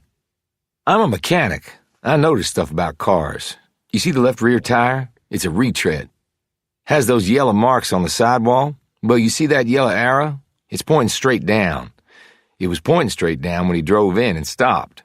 I noticed because I asked him what had happened to his tire. He said he'd run over a nail and had to get that one. I went over and looked at the retread to make sure it was okay. Sometimes they screw you on that, but it looked fine. That's how I got a real good look at that arrow. So how likely is it he'd park a second time with that arrow in the exact same position? Not likely, said Roby. Good eye. He glanced up at the front door and then at Real. What do you think? He asked her. I think we need to find out if the man is home or not. Do you think something might have happened to him? Said the woman. In answer, Roby and Real drew their weapons. Both the man and the woman took steps back. Roby said, If we're not back out in 5 minutes, call the cops, okay? The woman looked like she might faint, but the man said, Right, got it. 5 minutes. He looked at his watch as Roby went to the front door and Real headed around back. Roby picked the front door lock. Real put her elbow through a glass pane of the back door, reached through, and turned the knob. They met in the middle of the first floor, having each cleared their half of the main level. They both eyed the stairs going up. Mr. Bunsen, called out Roby, we need to speak with you. Are you okay? There was only silence as a response. Okay, this is getting weirder by the second, commented Real. They headed up the steps, their guns still out and pointing ahead. They cleared one bedroom, then a second. And then came the bathroom in the hall, and their search was over. The man was lying in the bathtub. There was no water in the tub, but he was naked. His eyes were open. He was not breathing, and had not been for a while. There was dried blood between his legs. They took a closer look. Damn, said Roby. The man's privates had been cut off. Emmett Barksdale? Asked Real.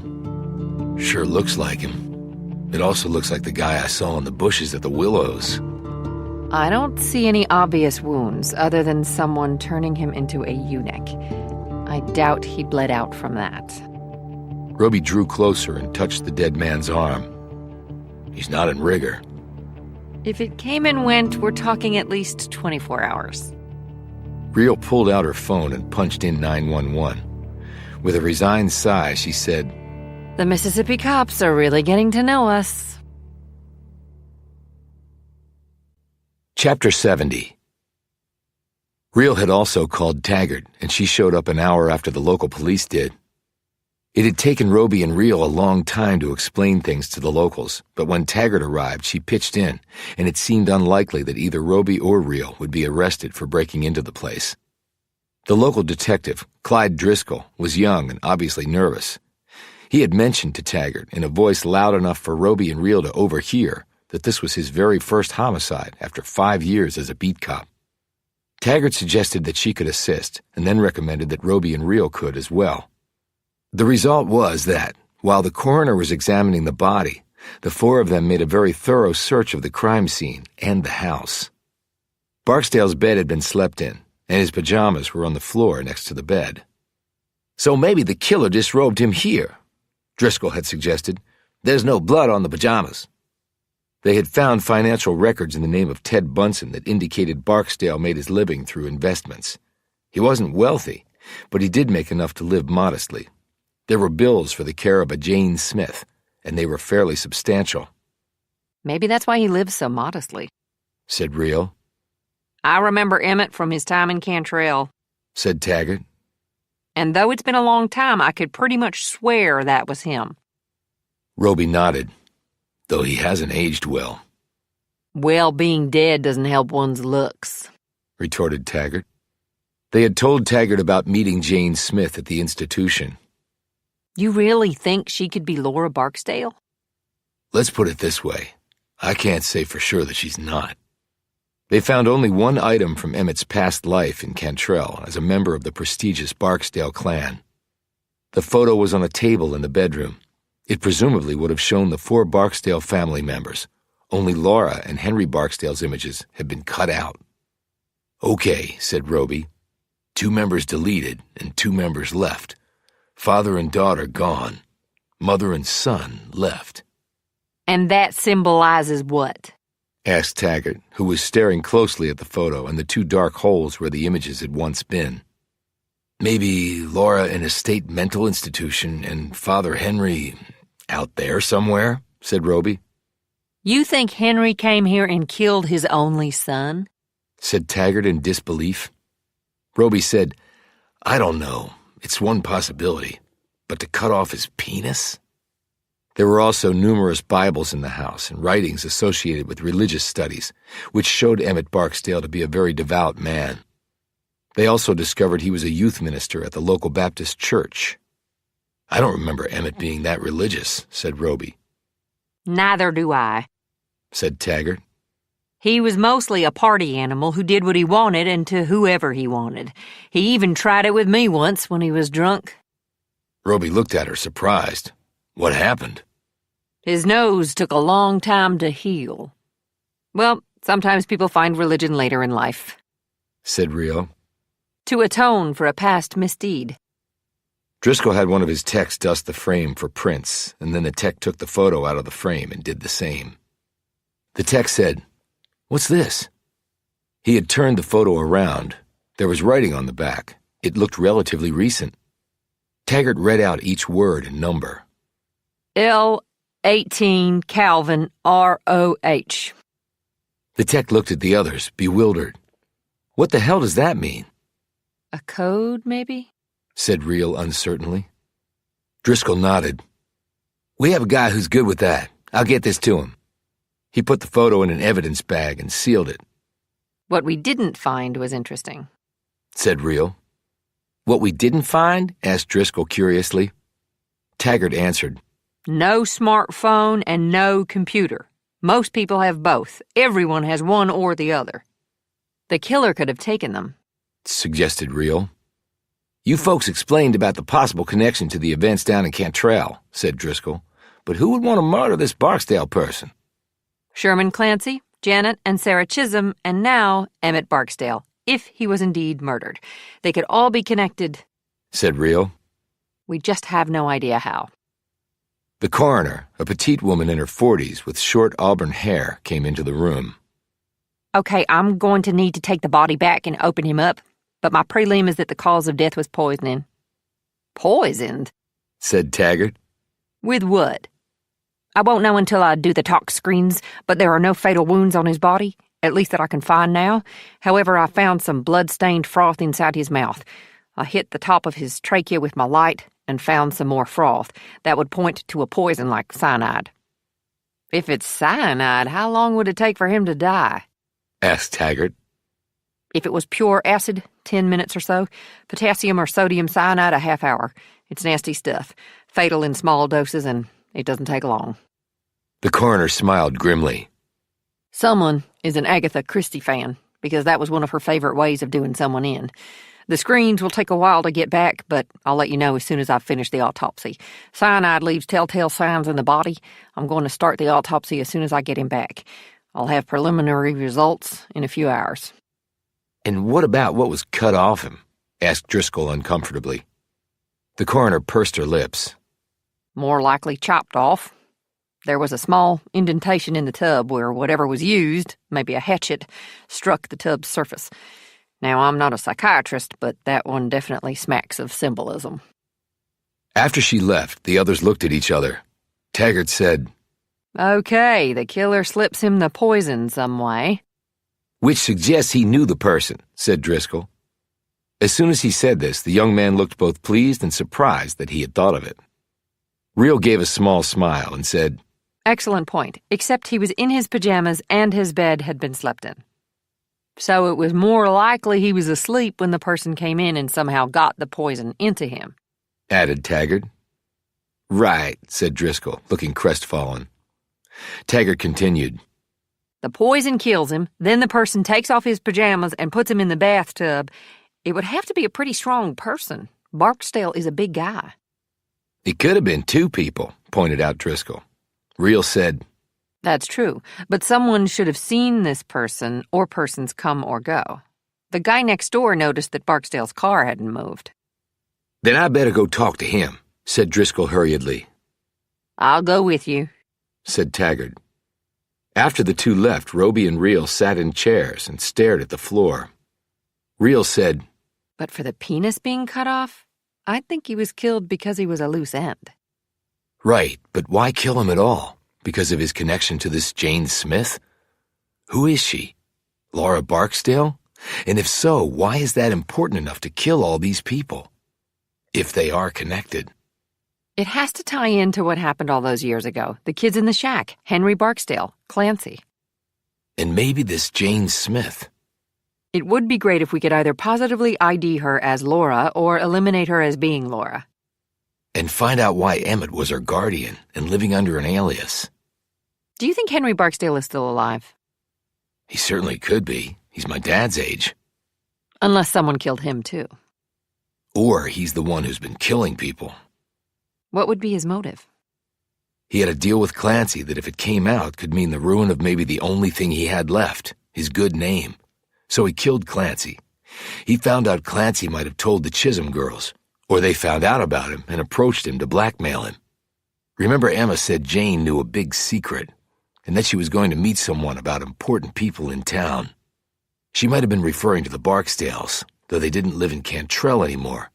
She could have told Sarah, so he killed them. And his son, Emmett? He knew what his father had done and had to die.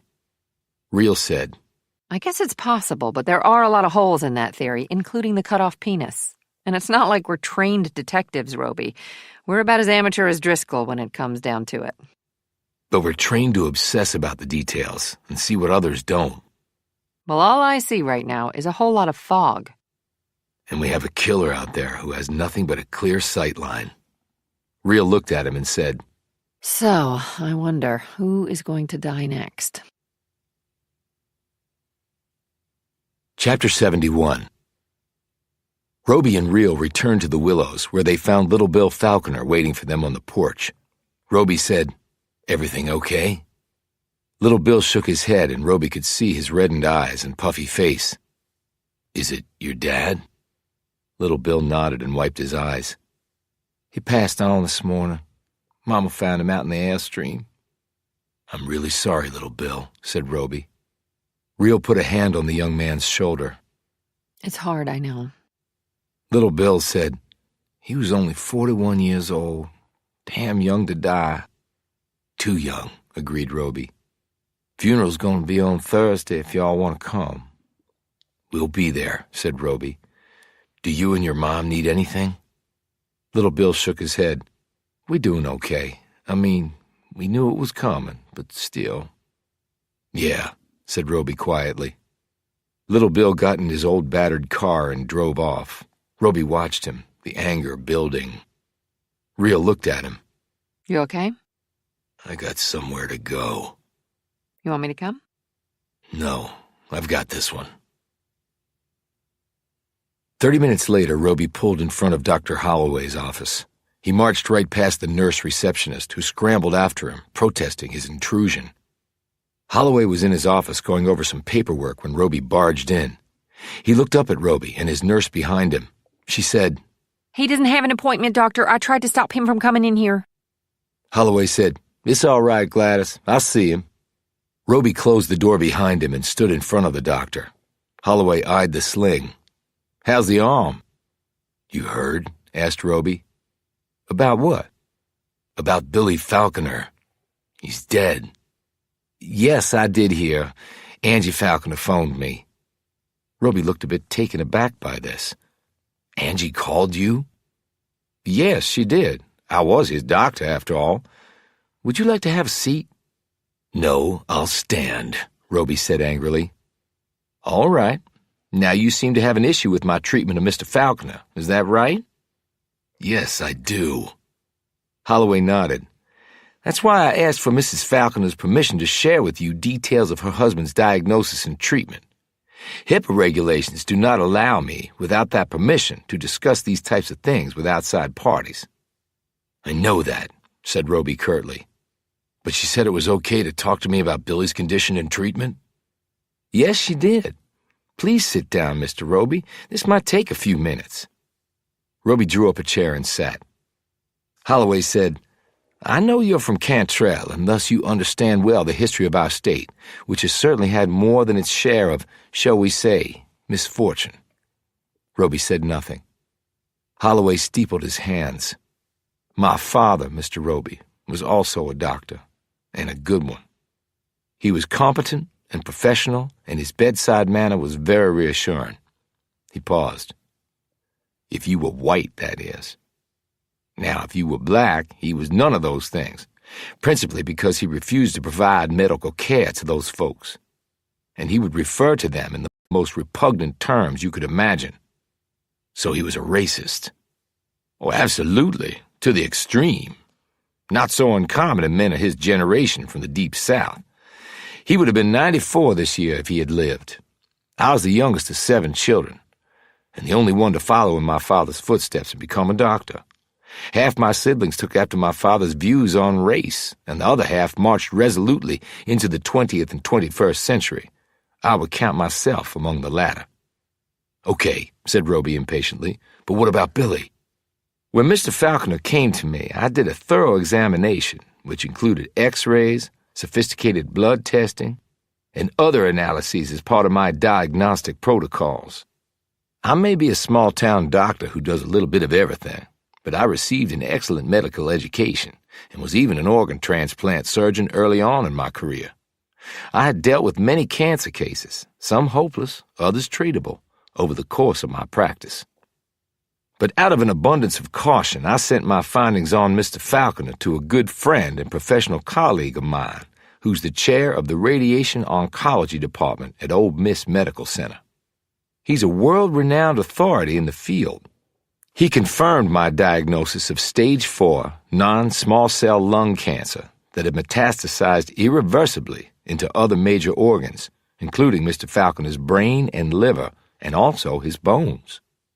At that stage, there are some treatment options, but no realistic possibility of a cure. This particular cancer was virulently aggressive, and options were limited. Nevertheless, we explored the various options, including radiation, chemotherapy cocktails, and a combination of both. I even looked into some experimental trials that were going on in different states, but unfortunately, Mr. Falconer, for various reasons, did not meet the test criteria. In any event, treatment would have been physically arduous, and at best would have bought him only a few more months of life, and hardly at high quality. I discussed this at length with the Falconers, and they ultimately made the decision to forego any type of treatment. The decision was made to make him as comfortable and pain-free as possible until the end came. "But Billy told me all he was taking was oxygen." Billy did not understand many of the things that I explained to him. He was not educated in medical matters, and his brain had already been impacted by the cancer. His short-term memory was very poor, and his grasp of details lacking. "He remembered our championship football game in great detail," interjected Roby. "I'm not surprised by that. I said his short-term memory was impacted, but memories from long ago might very well be crystal clear. When the end draws near, the mind reaches out for some comfort, some happiness.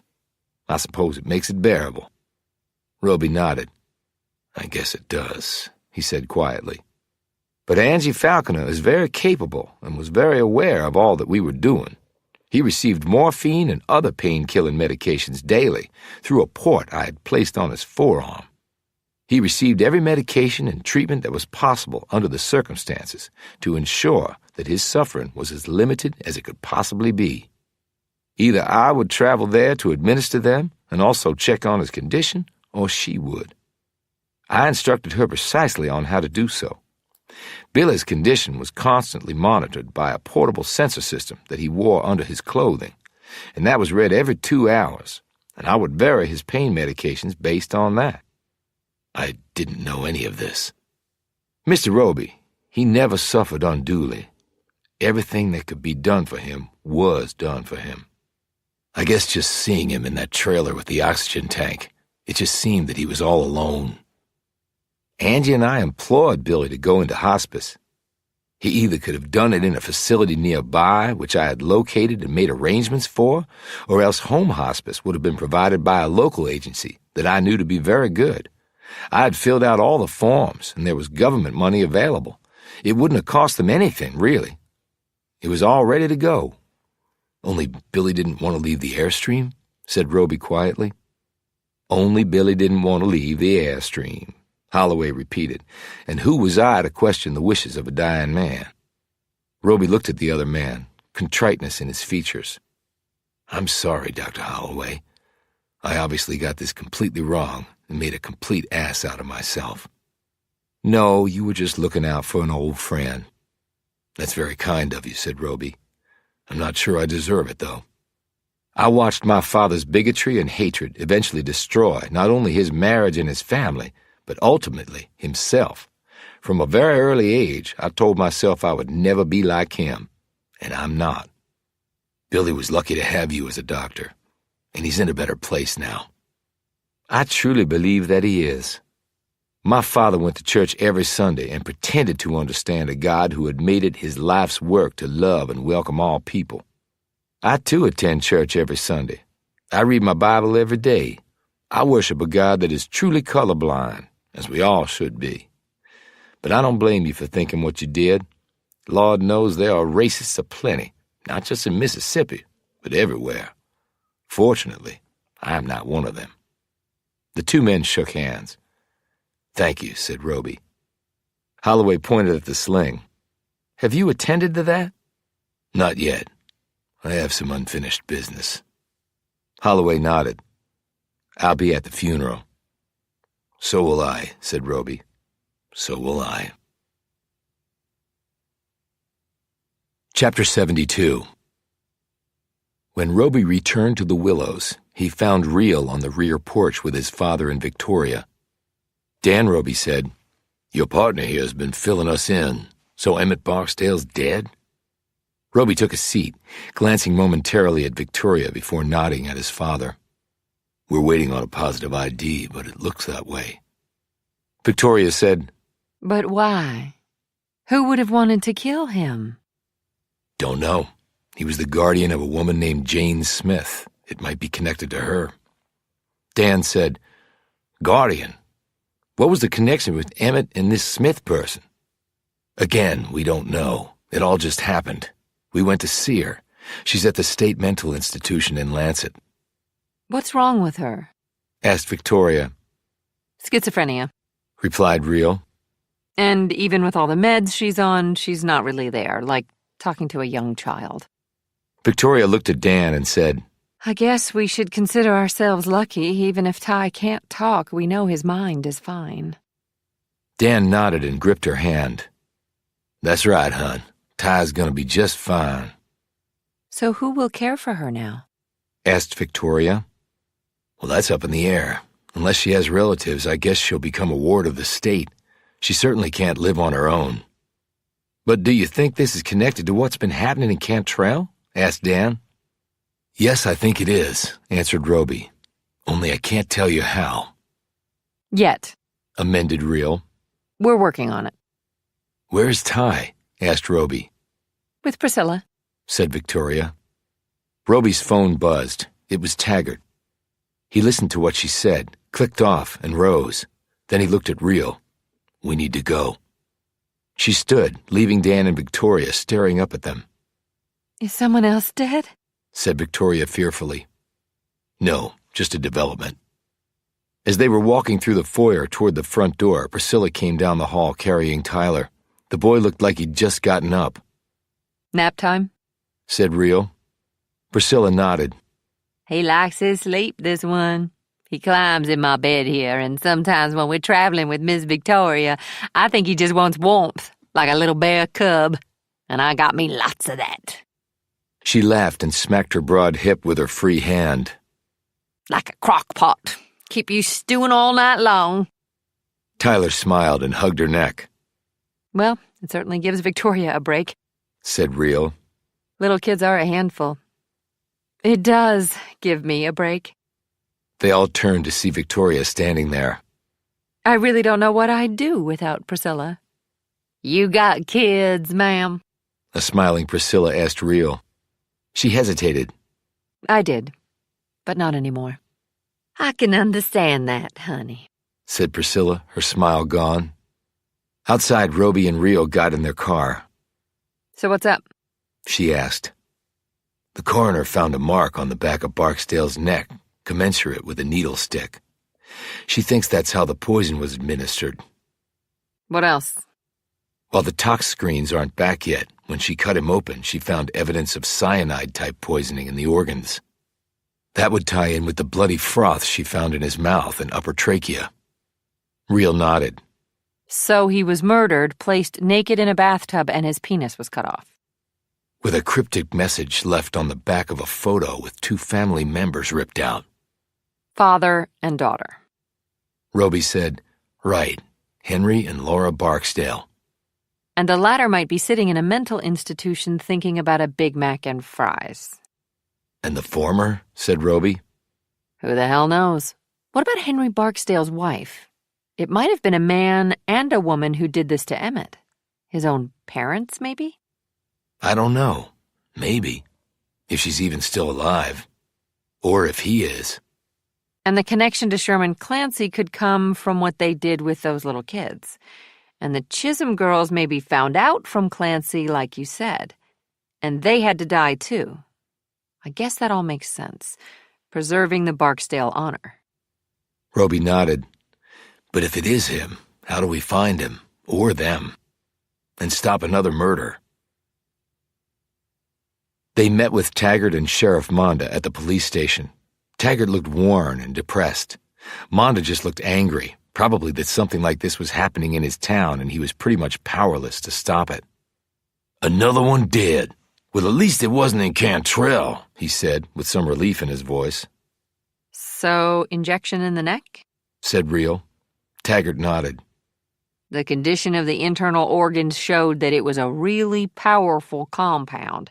She said the person would have been dead in minutes. Without ever waking up, said Roby. Even when he felt the sting of the syringe? Doc said it was possible the poison would have incapacitated him right from the get-go. He might have thrashed around a bit when the needle struck him, but he probably wouldn't have been able to defend himself. Have we found out anything else about this Jane Smith person? Asked Real. Working on it, said Taggart. It's not easy, though. Patient confidentiality. We had to apply for a court order. It'll take some time. I'm not sure how much time we have left, said Roby. Meaning you think this person will kill again? Said Monda.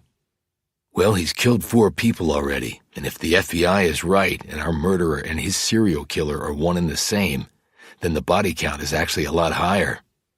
But how can that really be the case, Roby? Said Taggart. That would be a hell of a coincidence. Coincidences are often in the eye of the beholder, retorted Roby.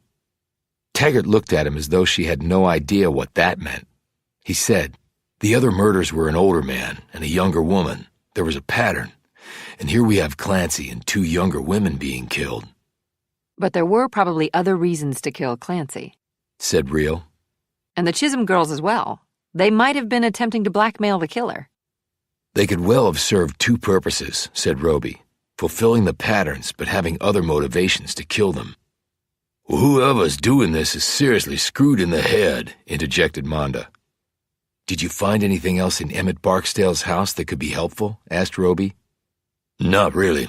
The killer presumably took his phone and/or his laptop because there might have been incriminating items on there. Did you dig up any family or friends who'd had contact with him? Not yet. He really didn't seem to have anyone like that. And the neighbors saw and heard exactly nothing. Whoever did this was pretty stealthy, and it might have been quite late at night, since Barksdale was already in bed. Anything on where his parents might be? No, said Taggart. We're making inquiries, but they've been gone from Cantrell for over 20 years. No telling where they are, if they're even still alive. Do you remember when they left? Asked Roby. Not the exact day, no. It was like they were here one minute and gone the next. I remember not seeing Laura or Emmett for a long time. It was like they just stopped coming into town. I know Laura wanted to leave Cantrell and do something with her life. You mean leave with you? Asked Taggart, eyeing him closely. Why do you say that? Asked Roby suspiciously. Small town, Roby. Hard to keep things secret. You and Laura were in love, everybody knew that, and then you up and leave and she's still here? Something was off. Maybe things just didn't work out, he said tersely. So she didn't go with you, and now maybe she's sitting in a mental institution. I think she might have made the wrong choice. That wasn't Roby's fault, said Rio. Not saying it was, replied Taggart. Everybody needs to take responsibility for their own life and live with the choices they make. You sound like you speak from experience, said Rio. Hun, you live long enough, we all damn well speak from experience. Chapter 73. The day of Billy Falconer's funeral was so hot that the flowers drooped precipitously, right along with the people. Many turned out for the graveside service, both blacks and whites. As Roby surveyed the crowd, he wasn't sure why this was, until he saw that many of the whites were young people. And then he saw little Bill Falconer smack in their midst, accepting their collective condolences. Maybe there was hope, Roby thought. Tony Moses came up to him before the service. Sad thing when someone dies this young, she said. Nobody is guaranteed a tomorrow, said Roby. And don't I know that, he thought.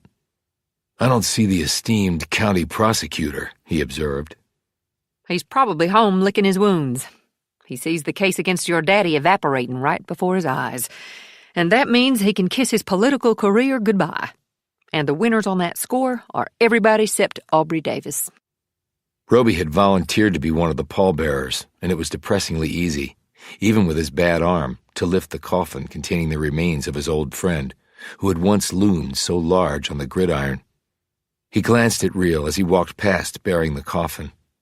They exchanged a telling look that might have been interpreted as, "When our time comes, will we even get a funeral?" A black minister spoke, and then Angie and little Bill said a few words. The coffin was lowered into the dirt, and folks started drifting away. That was the way it was, the burial ritual. You set them in the earth and walked away to keep living, until it was your turn to be left behind. Dr. Holloway was waiting for Roby at the line of cars parked along the quiet interior street of the cemetery. "It was a nice service," said Holloway. "Yeah," said Roby. "As nice as it can be, considering the purpose." "Will you be staying on much longer here?" "Unfinished business." "Clancy and the Chisholm girls?" Roby nodded as Reel joined them. "Anything I can do to help?" asked Holloway. Roby was surprised by this, but said, "Not unless you have a miracle or two up your sleeve." Holloway smiled weakly. "I don't think that I do, sorry." Roby stared at him for a few minutes and then decided it was worth a shot. Holloway was an educated man. "Does L18 or Calvin or ROH mean anything to you?" Holloway frowned. "Not Calvin or ROH, but L18? In what context?" That's the problem. We don't know, said Reel. Holloway thought about it for a few moments. "Well, it's not normally referred to in such a shorthand way, but if the context, for instance, is religious, it might mean Leviticus chapter 18. Both Roby and Real tensed. He said, "Leviticus, you mean from the Bible?" "The Hebrew Bible, yes." Do you know what it refers to? Asked Real. My biblical knowledge is a little rusty. "To the commands given to Moses on Mount Sinai." Regarding what, exactly? "Well, the Holiness Code. It lists certain sexual activities that are considered unclean and therefore prohibited. Verse 22 of the chapter has caused all the controversy regarding homosexuality. You know, that man shall not lie with mankind as with womankind." "You don't happen to have a Bible with you, do you?" asked Roby. "I have one in my car. You're welcome to it." They went to Holloway's car and he gave them the copy of his Bible. "I'll bring it back to you," promised Roby. "No, keep it. I try to give them out to people as often as I can. I consider it a way of paying it forward. I don't agree with everything in there. I mean, we must all come into the 21st century, but just the Golden Rule and its progeny would certainly make the world a better place if more widely followed." "Thanks," said Roby. "And don't forget about your arm. I was serious. You don't want permanent damage." Holloway drove off while Roby flipped to Leviticus chapter 18. He read down the passages. Anything strike you? Asked Real. "It deals with homosexuality, like he said, but it also talks about something else." What? "Incest." Incest? What kind? Roby read a bit more, then looked up at her. "Between brother and sister, for one." Real gazed at him. So do you think... "Emmett and Laura?" Roby grimaced. Real said, He was older, she was younger. Her own brother having sex with her might make her depressed and confused and want to get the hell out of town. "But I never would have thought that Emmett..." Roby, you said people can justify anything they do, whether it's incest... She paused for a moment. or killing people. He looked at her for a long moment. "Are you talking about us with that last part?" he said quietly. Maybe I am. He looked back at Billy Falconer's grave and all the air seemed to go out of Roby. He turned back to Real. "Then let's go get a drink and get out of this damn heat before we wade too deeply into the crap inside our heads. We might never get back out." They drove to a local bar, ordered beers, and sat at the back table where a wall AC unit was blasting away. People were staring at them from all corners of the place. I love being in a place where I'm so popular. Real said dourly. "Cantrell is just that kind of place. What kind of place? One you don't visit. But if you do, people will stare at you until you get the hell out." They each had another beer, and the afternoon slowly gave way to evening. Real pulled out her phone and started tapping keys. "What are you doing?" asked Roby. She held up a finger and then finished typing. I just Googled incest and ROH, the term from the back of the photo we found. "Did you get a hit?" She stared at the screen. This one looks promising. She read over the article. Okay, ROH stands for runs of homozygosity. "That explains a lot," said Roby sarcastically. "What the hell is homozygosity?" Real read some more. It's related to genetics. Inbreeding results in big upswings in homozygosity. The article says that means that identical chromosomal segments by descents are basically paired off together. That's a bad thing, obviously. It leads to lots of undesirable things happening to any offspring of an incestuous relationship. That's what happened with the royals, right? Blue Bloods and Mad Kings syndrome. They kept marrying close relatives to keep their bloodlines pure, but they were really screwing them up. It's why doing that's now outlawed. Yes, and that ties in with the Leviticus 18, which deals with those sorts of incestuous situations. And Jane Smith? Could be the result of that. Not that she was the product of an incestuous relationship, of course, which is what ROH refers to.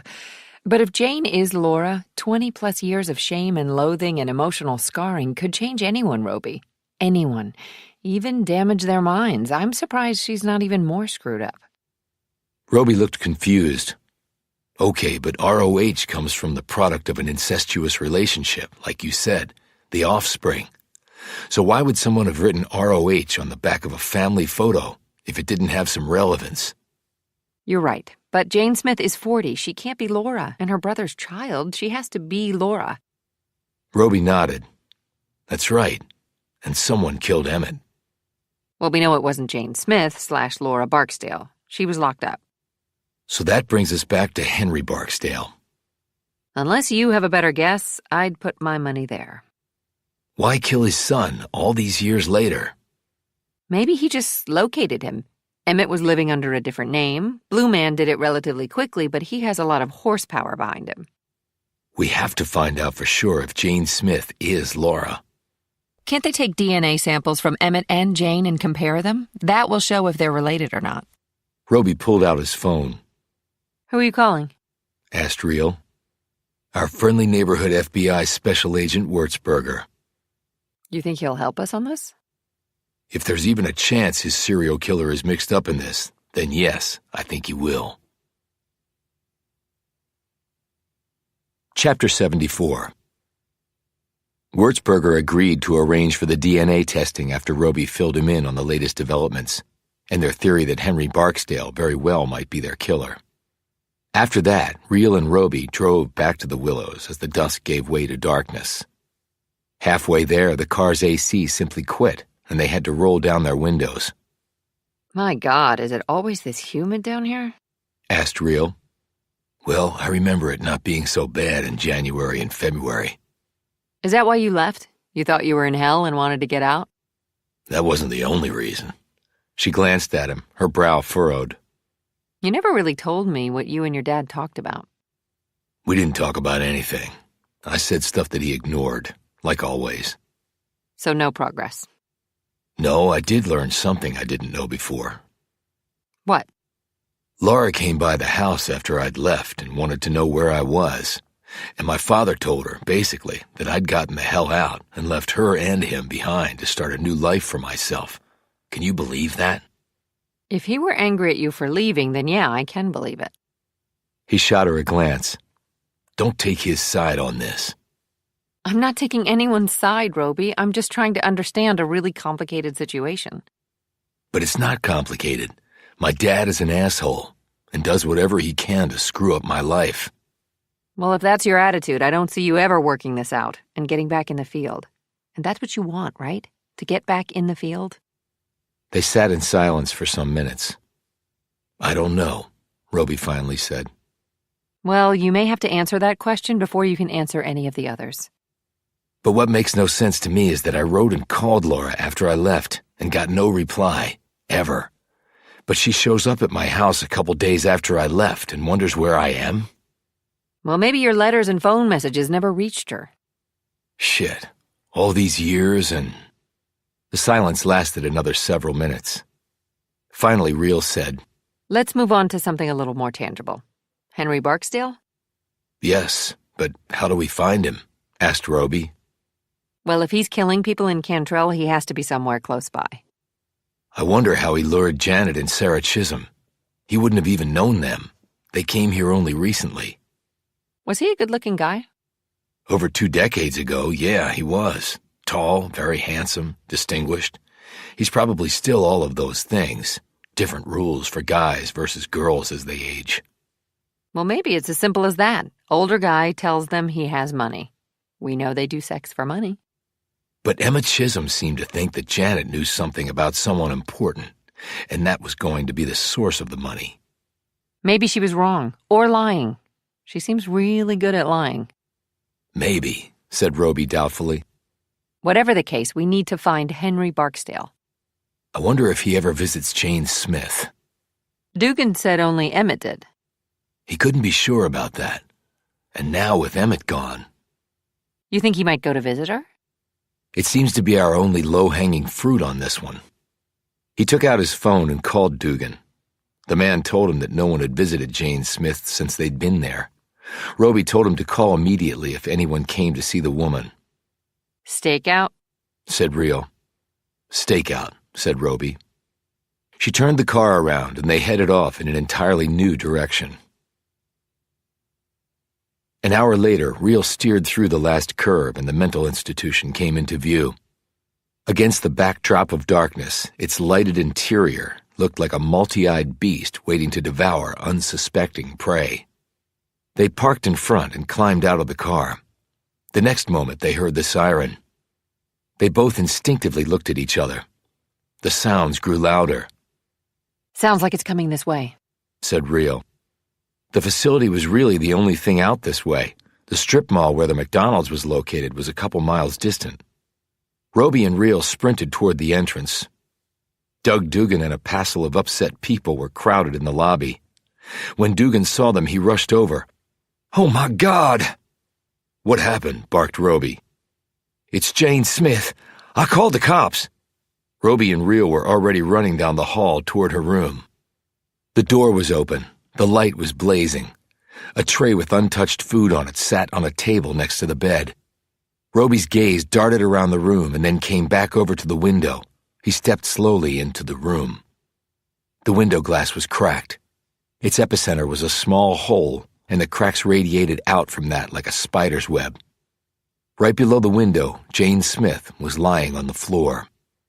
Roby could see the entry wound. It was a bullet hole dead center of her forehead.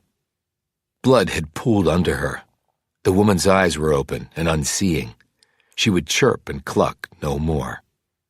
Reel stepped to the window and looked out. Nothing. She looked down at Smith. The blood's already started to coagulate.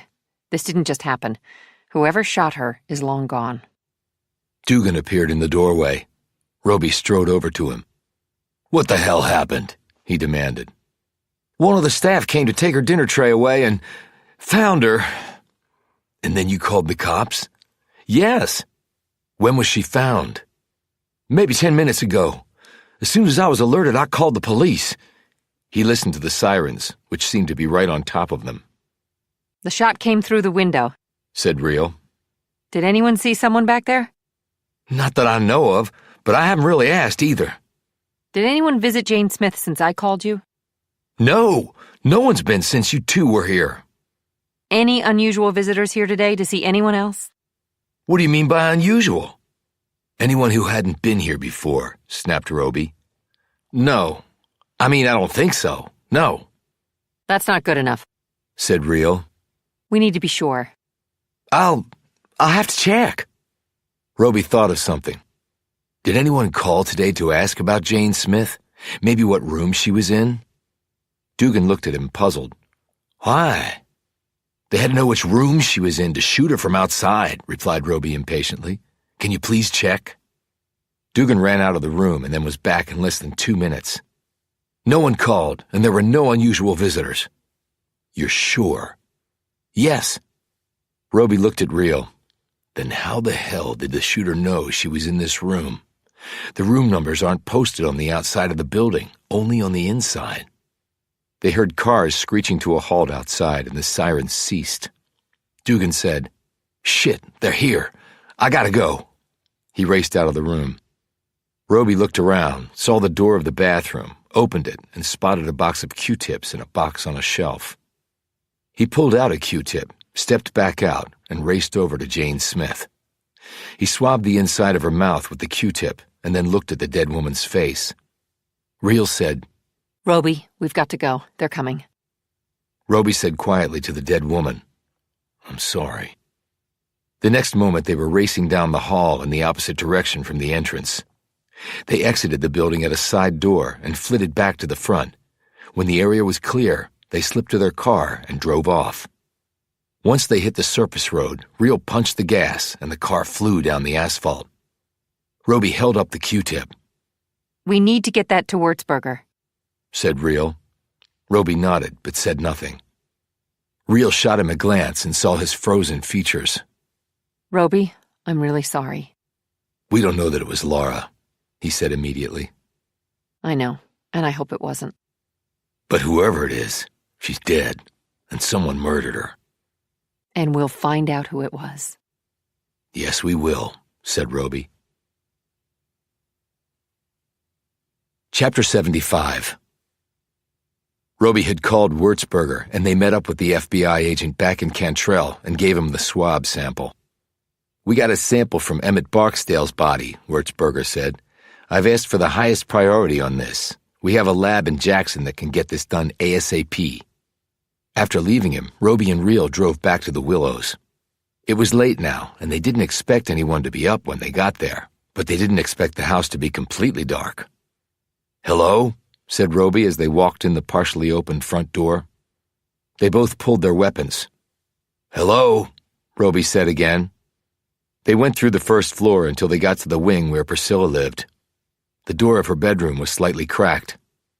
"Priscilla?" said Roby. "It's Will Roby." There was no reply. Roby eased the door open and looked around. Real was right next to him. She saw it first. Or rather, her. There, said Real. Priscilla was lying on the floor next to her bed. Roby raced over to her and knelt down. "Damn it," he said. She was on her side. The knife was still sticking out of her back. Real looked over her shoulder. "She's dead," said Roby. "Looks like the blade went right through her heart." He touched her skin. "She's still warm. It wasn't long ago."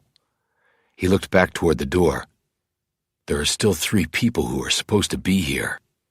They ran out of the room and up the stairs and reached Dan and Victoria's bedroom first. It was empty, but there were signs of a struggle. A table was knocked over and a lamp had been broken. Ty's room was empty and had not been slept in.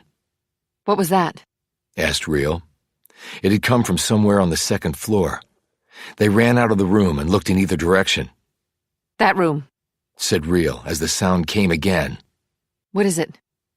I don't know, said Roby. I've never been in there. The sound came again. It was a groan.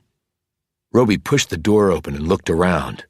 It was set up as a study with a desk, bookshelves, and comfortable chairs. "Dad!" cried out Roby. His father was lying on the floor next to his desk. His head had a bloody gash in the back, and Dan Roby was struggling to get up. Roby and Real rushed over to him. "Dad, just stay where you are. What happened?" Somebody hit me from behind." "Are you hurt anywhere else?" No, just my head." "Did you see who hit you?" His father shook his head and then slumped back down. Real was already calling 911. She ordered an ambulance and then phoned the police. They're on their way, she said. Roby was holding his father's head. "Get me a wet towel." Real ran out to do this. Roby said, "Just take it easy, Dad. You're gonna be okay." Victoria, Ty. "It's okay, just keep still. The ambulance is on its way." While Roby was waiting for Real, he glanced around the office, looking for any clues that might lead them to whoever had done this. One shelf was devoted to sports memorabilia. As he saw this, he gaped. When Real came back in with the wet towel, Roby had her apply it to his father's head wound. Then he bolted out of the room and down the stairs. He hurtled onto the front porch, hung a left, and rushed around to the rear of the house. He reached the garage and went inside. The Volvo was gone. The Range Rover was there. Roby raced over to it and stared for a moment at the New Orleans sticker on the back of the SUV. He used his knife to peel it off. Underneath was what he thought he'd find. A bullet hole. The bullet hole caused by my gun when I fired it at the vehicle driving away from Sarah Chisholm's murder. The bullet hole in the Range Rover in Sherman Clancy's garage had been created later. So it would be found and concluded that that vehicle was involved and not this one. The ambulance arrived at the same time the police did. Taggart had phoned and let Roby know that she and Sheriff Monda were on their way. A bolo had been put out on the Volvo, and Victoria and Tyler Roby. Roby led Real back to the garage and showed her the bullet hole. How did you find that? She asked. The shelf full of Dallas Cowboy memorabilia in my dad's study. Why would a Cowboys fan have a Saint sticker? But who put it there? Whoever shot Sarah Chisholm. The same person who took Victoria and Ty. But why the hell killed Priscilla? I don't know. They raced back around to the front of the house. Where do you think they've taken Victoria and Ty? Asked Real. I don't know. Why even kidnap them? I don't know, okay? Barked Roby. Okay. Said Real calmly. Okay. It could be Henry Barksdale. Why would he come here and do this? It's his old homestead. If he's crazy enough to kill all these people, then he might have come here and attacked your father, killed Priscilla, and then taken Victoria and Ty. Maybe he saw them as interlopers. If it was Barksdale, he could be anywhere. Not anywhere. Like you said, Priscilla's body was still warm. This did not happen that long ago. He couldn't have gone far. Roby's expression cleared, and he said, maybe he went to... At that moment, his father came out on a gurney, and Roby and Real helped load his father into the ambulance. How is he? Roby asked one of the paramedics. Concussion and a nasty gash, but he seems okay otherwise. Vitals are strong. He's a tough guy. Roby said, give me a minute. He climbed up into the ambulance and sat next to his father. You're going to be okay, said Roby. Lucky they hit you in the head. It's unbreakable. His father stared at him grimly. Where are they? They told me Victoria and Tyler are missing. We don't know. We believe Henry Barksdale is behind this. Barksdale? Why the hell would he take Victoria and my son, damn it? Roby put a calming hand on the older man's shoulder. We'll find them. I have an idea of where they might have gone. Somewhere on the old Clancy farm. And Dad, whoever killed Sarah Chisholm was driving your Range Rover. What? Roby explained about the New Orleans Saints sticker covering the bullet hole. His father had partly risen in his anxiety. Then he slowly lowered himself back down. You okay? Asked Roby anxiously. I'm just very tired. He gripped his son's hand. Please find them. I will, Dad. I promise. I will. Roby climbed out of the ambulance. The paramedics closed the doors, and the vehicle drove off. Then he sprinted toward the car with Real right behind him. Where are we going? She called out. To where all this really started. It took them nearly an hour to get there. They drove as close as they could to the old shack on Sherman Clancy's farm, then continued on foot from there. There was little moonlight, and twice they stumbled as they made their way quickly over the uneven ground. Even at this late hour, the air was so humid that Roby's clothes were plastered to him. They heard rustlings and the occasional rattle from the woods, but trudged on. They slowed as they drew closer to the old wooden structure. It was dark. They could hear nothing from inside. They circled the building and then came back around to the front. Then they pulled their weapons and approached the door slowly. I didn't see the Volvo anywhere, whispered Real. Roby nodded, his gaze tight on the shack. In his mind, he imagined little kids trooping in there, no doubt believing they would be fed and looked after, only to have something else, something horrible, happen to them. They reached the small porch. The wood creaked under their feet. Roby's hand tightened on his gun. He slipped off the sling so he could make use of his other arm. Real flitted over to the other side of the door. She leaned against the wall and looked at him. In barely a whisper, she said, No back door. This is the only way in or out. He nodded, pointed at Real, held up 3 fingers, and then slowly dropped them one at a time. When the last finger went down, Real kicked open the door and sprang inside. Roby was right behind her. They started to do their sweeps and then stopped. In the middle of the room was Tyler, sitting in a chair. Roby froze for an instant when he saw the little boy. In his mind flashed the child he'd seen reaching for his father. It just came from nowhere, like the thrust of a knife into his belly. Roby! It was Real. He jerked out of his paralysis, but not in time. The shot rang out. There was a grunt, and a gasp, and a body dropped to the floor. A light came on, blinding Roby. He looked down to see Real on the floor, unconscious and bleeding. Then the voice called out from the periphery of darkness. Hello, Will. It's been a long time. Chapter 76. The light was shifted, and Roby could see it was coming from a battery-operated camping lantern. Now he could see the person standing in one corner of the room. It was not Henry Barksdale holding a gun pointed at Roby. Victoria looked back at him, the tightest of smiles playing over her lips. Roby stared back at her, his mind unable to process what was happening. She took 2 steps forward. Please put your weapon on the floor and kick it toward me, she said. And I know you keep another one in the waistband at the small of your back. I saw that before. Do the same with that one. When Roby didn't move, Victoria pointed her gun at Reel. The next one is the kill shot. Roby placed his gun on the floor, then took out his backup and kicked them both toward Victoria. Please do the same with your partners. Roby did so, and Victoria, without ever taking her gaze off Roby, used her foot to move the 4 guns to the far back wall and behind her. "Who are you?" asked Roby. I'm very surprised by that question, Will. I thought by now you would know. He looked at Reel. "She needs medical help, now!" That won't be happening. Roby bent down to check Reel. The shot had hit her in the oblique and gone completely through. Still, the bleeding was bad. Roby used his sling to staunch the flow. Get away from her, Will. "She's gonna die if I don't stop the bleeding." You're both going to die, so it doesn't really matter. Now stand up. He glanced at her to see that her pistol was now pointed at Tyler. The little boy looked up at his mother with an expression of horror. You'd shoot your own son?" said Roby slowly. Stand up, She said once more, the absolute calm in her voice more unnerving than if she had been screaming at him. Roby slowly rose. "Who are you?" he asked again. How was your trip to the East Coast, Will? Was it fun going solo? Did you not miss me the least little bit when you left Cantrell?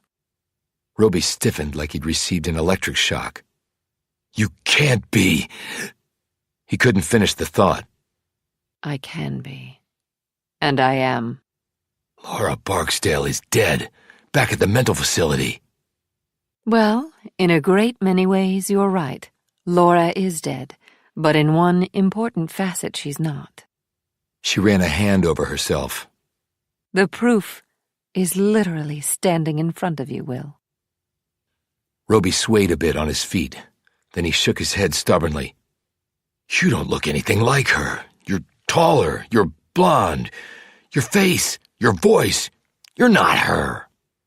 I grew 2 inches when I was 19. Barksdale trait, apparently. Really changed my body. The face? Plastic surgery. The hair? Dyed. The voice? You don't sound anything like you used to either. You leave Mississippi, you start pronouncing your G's again, and my brown eyes turned to baby blues by the miracle of laser surgery. "I don't believe this." How many people do you think recognize their high school classmates at their 25th reunion, Will? Between 18 and their 40s, people change. They get fat or thin, bald or bottle blonde. We remember them as taller or shorter. She paused. But I must admit, I changed more than most. "Why? Why do all that?" Because I didn't want anything left of the old Laura. I really didn't like her very much, Will. Or rather, I didn't like what had happened to her. What others had done to her. "This is not possible," said Roby. "You can't be Laura." The last thing you said to me 22 years ago, do you want me to tell you? I remember it like you said it 22 seconds ago. Do you want to hear it, Will? When Roby said nothing, she continued. You told me, I will always be there for you, Laura. That's what you said to me, by the rock wall, next to my dear mother's fabulous Barksdale garden. Now Roby took a step back, his glistening eyes widening in shock as the truth swept over him. But you weren't always there for me, Will. In fact, you were never there for me, were you? Not when I really needed you. When Reel moaned, Roby looked down at her and then back to Victoria. "Please let me get her help. Then you can do what you want with me." Victoria shook her head. Doesn't work that way. This plays out on my terms, not yours. Roby knelt next to Reel and put a comforting hand on her shoulder while he tightened the sling around her wound, trying to stop the bleeding. I told you not to do that. I won't say it again. Roby rose. "Why did you kill all those people?" It wasn't madness, if that's what you're thinking. Not all people who kill are mad, Will. You've killed, right? You've killed people here. And Dan told me that you serve your country somehow, which also involves killing people. So are you deranged? Are you mad? I doubt you think you are. Roby said nothing, but his breathing accelerated and he felt as if a giant hand were smashing down on his chest. Victoria leaned against the wall but kept the gun pointed at him. If you want explanations, here they are. Janet Chisholm was a slut. She sold herself to Sherman Clancy, so did her sister, for money. I befriended both of them, and then killed them. Emma Chisholm said Janet was going to make money off of some secrets of important people in town. Victoria snorted. Janet Chisholm was a liar, but she told her kid sister a little of the truth. I was the important person who was going to give Janet money. After Janet was dead, I told Sarah that maybe her father was the killer, that maybe all that religion had made him nuts. I told her she needed to get out of town, that I would help her, that I felt sorry for her, wanted her to have a better life. She added in a scoffing tone. As if. Old horny men and stupid greedy young women just doesn't work out. I didn't like it, so I stopped it. But I have to admit I didn't know you two would be there when I killed Sarah. That was a bit of a complication. It was lucky I saw her in town that day and told her to meet just off the road instead of in the clearing. Otherwise, we might have had this confrontation earlier. I put a round in the Rover. You covered the hole with a New Orleans Saints sticker. And then you fired a round into the Rover in Clancy's garage to make it seem as though that Rover was used. Only you apparently didn't remember that Dad is a Cowboys fan. She shrugged. We all make mistakes.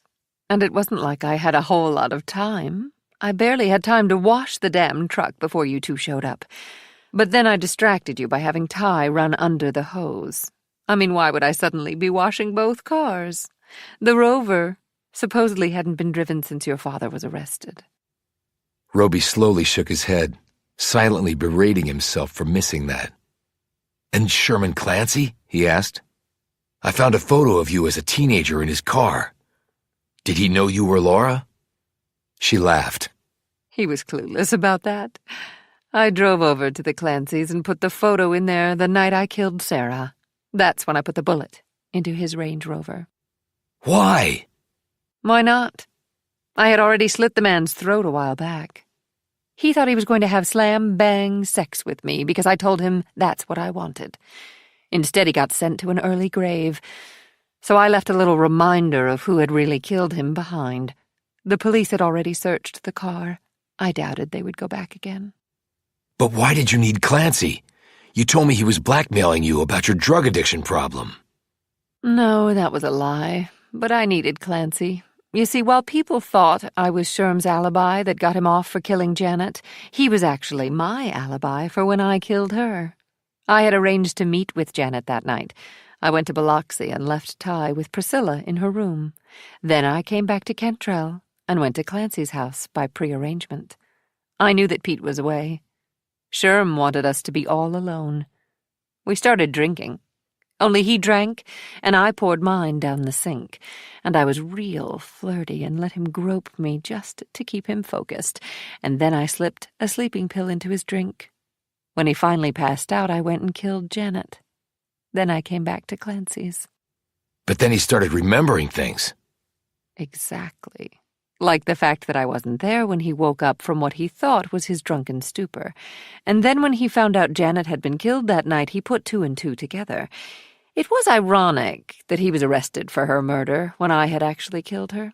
And then I had to swoop in to save poor Sherm by giving him an alibi, when he was actually providing me with one. But once he was out of jail, he secretly met with me and told me what he'd figured out. And then he really tried to blackmail me. Well, I knew he was experienced in that endeavor, but it wouldn't work with me. He was going to die. In fact, I had already planned to kill him regardless. Why? How else could I get your dear old dad arrested for murder? The unfaithful wife, the angry husband, the dead lover, the arrest, the noble life ruined. It was a nice story, and it fit together so damn well. You see, he was the object of my revenge because I didn't know where you were. And I looked, Will, but I could never find you. And then you just walked right back into Cantrell. I couldn't believe my luck when I saw you at the Willows. So you planted all that evidence against my father? Of course I did. I'm nothing if not thorough. Why do that to my father? He never did anything to you. Her smile disappeared and her voice hardened. Oh, really?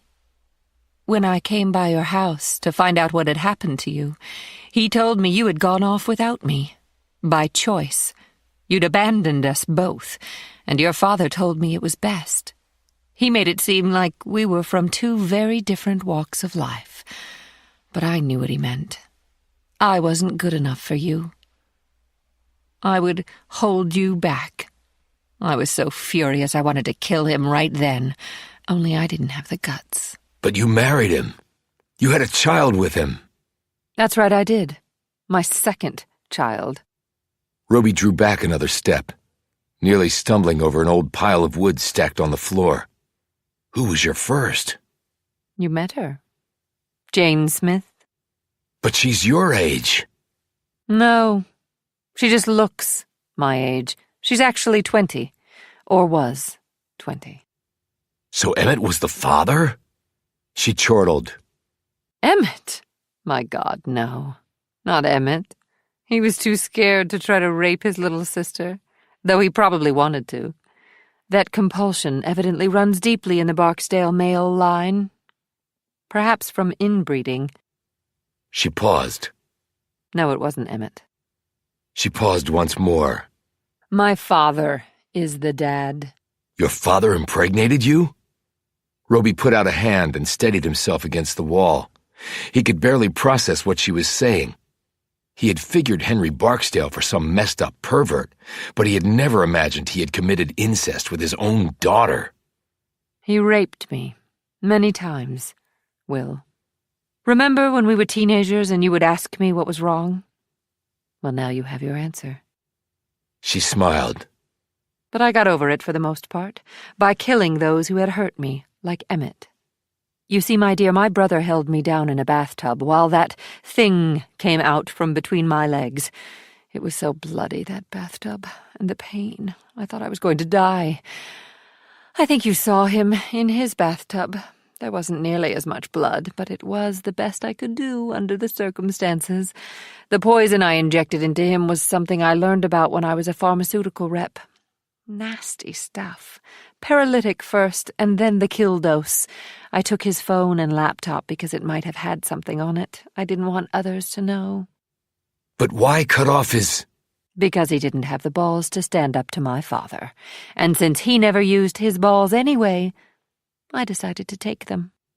So it was Emmett at the Willows. And you're right. He did search my car, and he left me a note wanting to meet with me. Luckily, I found it before you did, and we did meet. How did he know you were Laura? He told me he had his suspicions when he heard someone had married Judge Roby and moved into the Willows. He said he watched me one day, recognized certain things about me that I guess even I didn't know and thus couldn't change. And then he went down to the courthouse and checked my signature on the paperwork for when Dan and I bought the Willows. It matched Laura's handwriting, which he knew very well. I would have hardly given him the credit for having the brains. She added wistfully. Why did he want to meet? To reconcile, I think. I wasn't really paying attention to that part because I was preoccupied with pondering how I was going to murder him. Like you, I had no idea where he was. And then he just walked back into my life. But he also wanted me to assume care for Jane. He had a terminal illness of some kind, he told me. I'm sure his autopsy will show it. Why was he caring for Jane? Because I suppose my brother had some guilt. I didn't. That's why I left.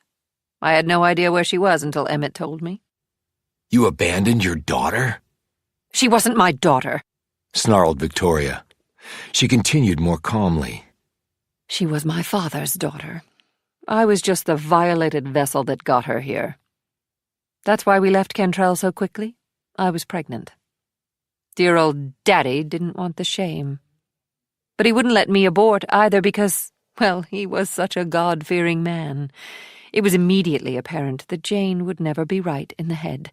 Her blood was blue, you see, not red. That's why they have laws against such things, but Daddy was a Barksdale, and thus above it all. I wasn't going to live with that, take care of that, but I'm sure you noticed the resemblance when you met her. I thought it was you. But how can she look so much older if she's her child? Nasty genetics when father beds daughter. You just never know what you're going to get. ROH. Very good, Will. So you looked at the back of the photo. And Leviticus 18? Ironic that it doesn't expressly prohibit father-daughter sex. Did you note the omission? Roby shook his head. She smiled. Most believe it's because that particular act is so obviously heinous, so I even bother banning it. And who is Calvin? John Calvin, French philosopher. You see, I read up on the subject. He didn't believe that Leviticus 18 prohibited fathers from screwing their daughters, but he also believed it was immoral to do so. What an insight. Too bad my father wasn't as enlightened. But you killed Jane? Emmett told me what room she was in. I had convinced him that I really cared about her, wanted to assume responsibility for her. I killed him, and then I killed her. That's my idea of assuming responsibility. Emmett I can maybe understand, but why kill her?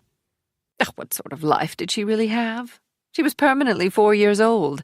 I tapped on her window. She came over to it, her little face all full of wonder and surprise, and I put a bullet right between her eyes. Roby just shook his head at this cruel comment. She didn't deserve to die. None of this was her fault. And you think it was my fault, Will? Trust me, I had different plans for my life.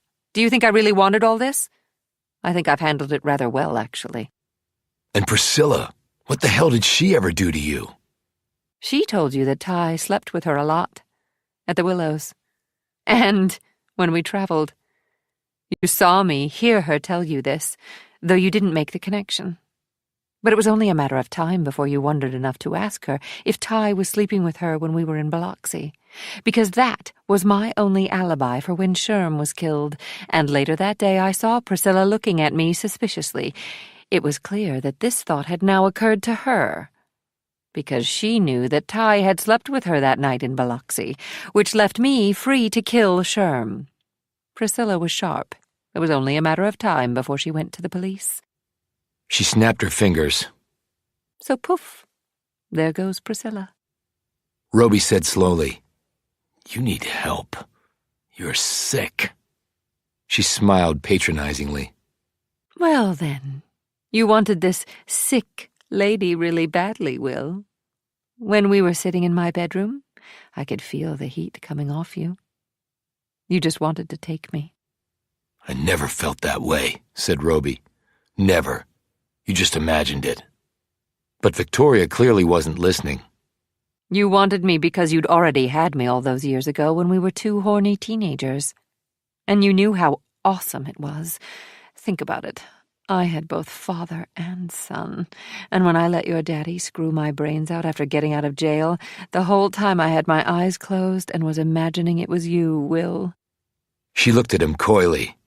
And given time, I would have gotten you into my bed again, you know I would. Because you, like all men, are weak, guided primarily by your prick. Were you the source of the credible threats against my dad? Of course. With him in prison, I was free to move about and do what I needed to do. And your father?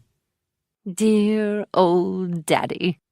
She tapped the floor with her foot. He's resting comfortably under the little shack where he brought all those poor kids to get screwed by Nelson Wendell. So you knew about that? After the fact, yes. Daddy was too refined to work for a living, so he made his money the old-fashioned way, by profiting off the misery of others. Roby glanced down. He's really buried here? This seemed to be the proper place to put him for all of eternity, don't you agree? A native Mississippian laid to rest in Mississippi soil. I hope all the manure laid in the surrounding fields leached down here. Shit should be with shit, after all. Why did you want to live at the Willows, with all that happened to you there? It's about taking control of your life. I loved the Willows. I just didn't love any of the people who lived there with me. Mother died from cancer. Lucky for her, because if she hadn't, she would have died by my hand. So she knew? And as a proper Barksdale lady, she kept quiet. It would have ruined her reputation. She couldn't have that. My welfare was a distant second on her priority list. You didn't kill my father, though. You just knocked him out. It wasn't for sentimental reasons, Will. I'm long past that. If he were dead, he wouldn't have to suffer through the loss of both his sons. How did you know I'd even come to the shack? How could you not?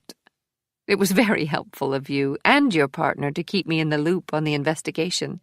And I asked discreet questions here and there, if you recall, so I knew you suspected my father. And I also knew that you had found out about this place.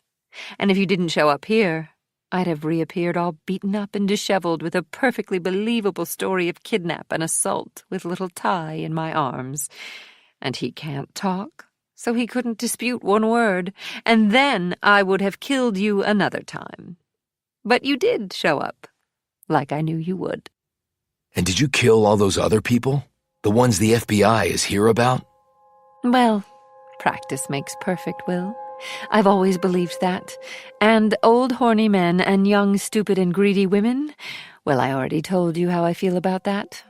So relieving the world of a few, I consider it time well spent.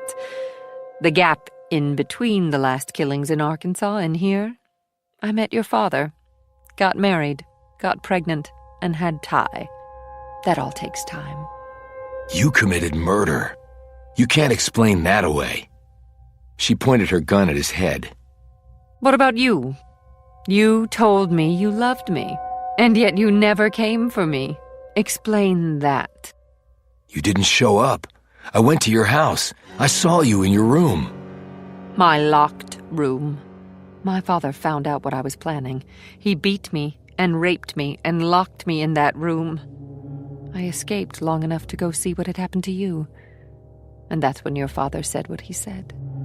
Laura, if I had known what he was doing to you, I would have broken into the house and taken you with me. Bullshit. You should have known. I would have been there for you if I could. You should have rescued me, but no, you just left because you wanted to. I thought you had changed your mind. People in love don't just change their mind. You wanted a life without me, like your father said. That meant you didn't really love me. That meant you lied to me. Damn it, that's not true. I wrote and phoned. I left messages. She sent a round ripping past his ear so close he could feel the wake of the bullet. He ducked down. She looked at him stonily. Letters. You wrote me letters and left phone messages, and you really thought that was good enough? My father made sure I received none of them. You should have known that. Roby straightened. I tried, Victoria. I really did. Well, you didn't try hard enough. Roby calmed. So how does this end? She looked over at Ty. Jane Smith was a genetic freak, thanks to Daddy. Ty was mine. And he doesn't even talk. She shook her head. It must be me, Will. I had always blamed things on my father, but maybe I was the problem. You can kill me, but don't hurt him, Victoria. He's just a little boy. I can't say that I don't have feelings for Ty. I actually do. I don't want to hurt him. He's nice enough. But he's a freak, Will. Just like Jane. Just like dear old Dad. Hell, just like me. She pointed her gun directly at Ty's head. Laura, don't do this, Roby said quickly. Don't call me that! She screamed. Okay, I'm sorry. Victoria, please don't. Begging. So weak. So unattractive, Will. I would have expected so much better from you. But then my taste in men, not so good. She swiveled her gun around and took aim at his head. When you see him in the world of shit, tell Daddy I said hello. The scream destroyed the silence of the night so completely, so jarringly, that Roby nearly collapsed. and Victoria almost dropped her weapon. It was Ty. His mouth was open, and he was screaming so loudly it was as though he had been saving all of this up during nearly 3 years of life to unleash it now. Quick as a flash, Roby grabbed one of the pieces of wood and hurled it at Victoria. She fell back against the lantern, knocking it over and throwing them all into darkness. But she struggled back up, rubbing the blood off her face where the wood had hit her. By the time she had regained her footing, however, Roby had snatched up Ty and raced through the doorway. The next moment, his feet hit dirt, and he was sprinting toward the woods. Chapter 77. 100 yards from the shack, Roby hit a tree root and sprawled on the dirt, cutting his face on a bush with leaves sharp as knives as he went down. Then his shoulder hit something hard, and he felt a pop. Tyler flew out of his grasp and rolled along the ground. Roby clutched his arm, which was bleeding where the scar tissue had reopened. He could barely raise the limb now. It might be broken, too. He picked up Tyler again, and holding him in one arm, ran on. Cradling Tyler against his chest, he managed to pull out his phone and dialed 911. The call did not go through. He glanced at the upper screen. No service. He heard movement behind him. She was coming. And as he looked back, Roby could see that she had a flashlight. He ran to his left, knifed between 2 trees, and then ran a zigzag route toward where he knew the Pearl River was. As a boy and then a teenager, he had sought out the serenity of the water when his father had driven him to near tears. Now, though, there would be no peace at the Pearl. But there might be escape. He redoubled his efforts. He had listened for, but had not heard a gunshot. He prayed with all his heart that Rio was still alive. He didn't really have a plan for going back to get her, but he knew that that was the ultimate goal. Yet he and Tyler had to survive first. The terrain here had changed over the course of 2 decades, and he found himself stumbling and nearly falling time and again. And then the clouds parted, allowing the full moon to illuminate his surroundings better. That was good and bad. Good that he could see. Bad that it would be easier for Victoria to find him and Tyler. He had not even had time to think about the astonishing fact that his high school sweetheart was now his stepmother, or that she had been the killer they'd been searching for this whole time. Ordinarily, Roby would have simply attacked and killed his opponent, but he had no weapon, a useless limb, and a 2-year-old in his one good arm, and a partner who desperately needed medical attention, and an armed serial killer right behind him. He cleared the last line of trees and reached the mossy wet bank of the Pearl. He looked left, then right, then straight ahead. The river here was barely 100 yards across, but as he stepped closer, Roby could make out a pair of eyes just above the surface of the water, glinting in the moonlight. As a native Mississippian, he knew what that was. A gator. Gators could hunt pretty much any time, but night was when they did their real damage. He looked behind him. The steps were growing closer. He could see shafts of her flashlight cutting through the trees. When Victoria reached them, she was going to just shoot them. He didn't know which one of them she would kill first, him or Tyler. He looked down at the little boy, who was shaking so badly it was like he had been plunged into Arctic waters. Roby had no idea how much emotional trauma all this had caused the 2-year-old, but he knew it had to be a lot. He took another step toward the water, drawing within a few feet of the bank. The pair of eyes slowly slid out of sight. As they did so, he was able to see part of the body, including the tail. The thing was just waiting and praying, if gators did so, that Roby would step into the water. That battle wouldn't take long. Even with 2 good arms and no little boy in tow, Roby would be hard put to fight off what looked to be a full-sized gator on the blood hunt. In his current situation, it would be hopeless. The steps behind him were growing closer. Her voice called out. Will, this is just delaying the inevitable. I always sized you up as being brave. Come out now, and I'll kill you first. That way you won't have to see tie-dye. That's the best deal you're going to get.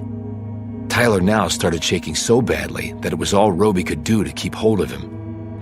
He backed to the edge of the water. There was nowhere else to go, except into the Pearl. So how did he want to die? By Victoria's bullet or a gator's bite? He shifted Tyler to his bad arm. The pain was so awful that Roby had to clench his teeth and fight the waves of nausea that swept over him. He squatted down and picked up a fist-sized rock. Not a terribly potent weapon, but better than nothing. He hefted it in his hand. He had been an accurate passer as a high school quarterback, and though this was more shot put than pigskin, he was not going to have to heave it as far. He listened to the sounds coming from in front of him, and also to the lapping of water behind him. The gator apparently had no patience. If Roby would not come into the water, the gator would come onto the land to earn his dinner. Tyler squirmed more. Roby whispered, "Ty, please hold still. We've got one chance with this. Just one." His bad arm was crumpling under the weight of the boy. "I need to set you down, Ty, okay?" The boy immediately gripped Roby with all his strength. The shockwave of pain hit Roby like a bolt of lightning. He felt a huge swath of scar tissue tear completely away. His shirt became wet as the blood started to flow from where the tear had reached the healthier part of his flesh. "Ty, just for a second, son. This is our only chance. Please, please do this. Trust me, will you? Trust me." Tyler slowly nodded his head. Roby bent down until Ty could reach his feet down and touch the ground. "Now get behind me," said Roby. He looked back. The gator's eyes were visible again, but he was at least 50 feet from their side of the bank. Roby gazed back toward the front. The footsteps were almost there. The flash of light broke through the trees. The next second, there she was. Victoria illuminated them with her flashlight. Very disappointing, Will, very. Roby had hidden the rock behind him. His grip tightened around it. He figured they were separated by 15 yards. Too far. She had to come closer. "There's a gator in the water," he said. She took a few steps toward him and smiled. So your choice. Gator bait now, or he gets you after I shoot you? If I were you, I'd take the bullet first. "I've told Tyler to run as soon as you fire. You're too far away to shoot him from that distance. He's too small." Well, that's easily remedied. She took another step forward, and then another. Roby figured 10 yards now, maybe less. 30 feet. He had thrown footballs through tire rings at a greater distance than that. "Why are you doing this, Laura?" I told you not to call me that. "But that's your name. It's not Victoria. It's Laura. A woman I loved. A woman I wanted to share my life with." You're lying. You left me. "I thought you didn't want me, Laura. If your dreams were shattered, so were mine. I thought we'd be together. I really did." But your father told me. "He was wrong. He didn't know what he was saying. He was pissed at me for leaving him. He just took it out on you. He shouldn't have said what he did." She glared at him, her eyes suddenly glistening with tears, the grip on the gun now shaky. "You can kill me if you want, but don't hurt Tyler. None of this is his fault." It's your fault. "That's right, it is. This is not about him." He reached out to her and inched forward. "Just give me the gun, Laura. You don't have to kill anybody else. We'll get you the help you need." She smiled, and the look on her face was truly paralyzing. You asked back at the shack how this was going to end, Will. Well, not by my giving you my gun. It's going to end like this. She drew closer still, and her finger went to the trigger guard. This was it. Tyler screamed. Roby whirled. He saw the armored head come out of the water, barely 2 feet from them. He had lost track of the gator that could swim faster than any Olympian. Yet as Roby eyed the gruesome creature, everything seemed to slow down for him. His heartbeat eased. His blood pressure dropped a few points. His breathing calmed. Cold zero. His little brother was not going to die in the jaws of a gator. Roby took aim, with his naked eye instead of through optics, and threw the stone, not at Victoria, but at the gator. His aim was as good as it had been back when he was flinging touchdowns for Cantrell High. The stone hit the gator directly in the eye with great force. Blood spurted out of the socket.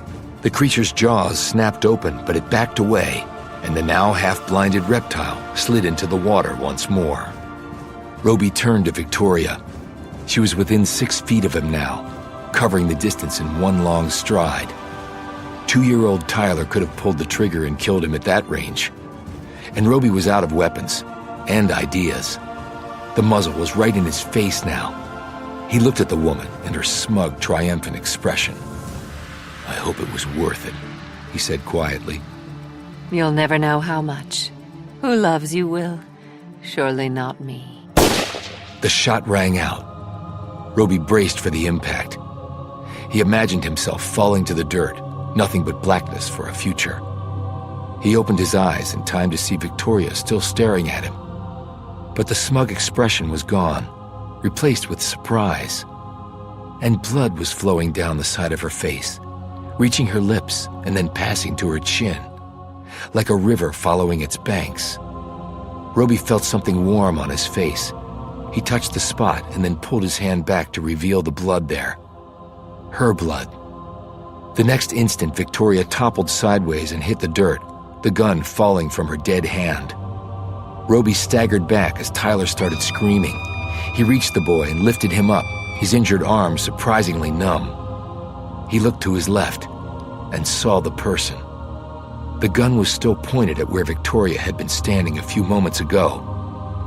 Then it slowly lowered. "Dad?" said Roby in disbelief. He had thought that it would be real, with some Herculean effort standing there. For one long moment, Dan and Will Roby stared at each other over the distance of a fatal shot fired.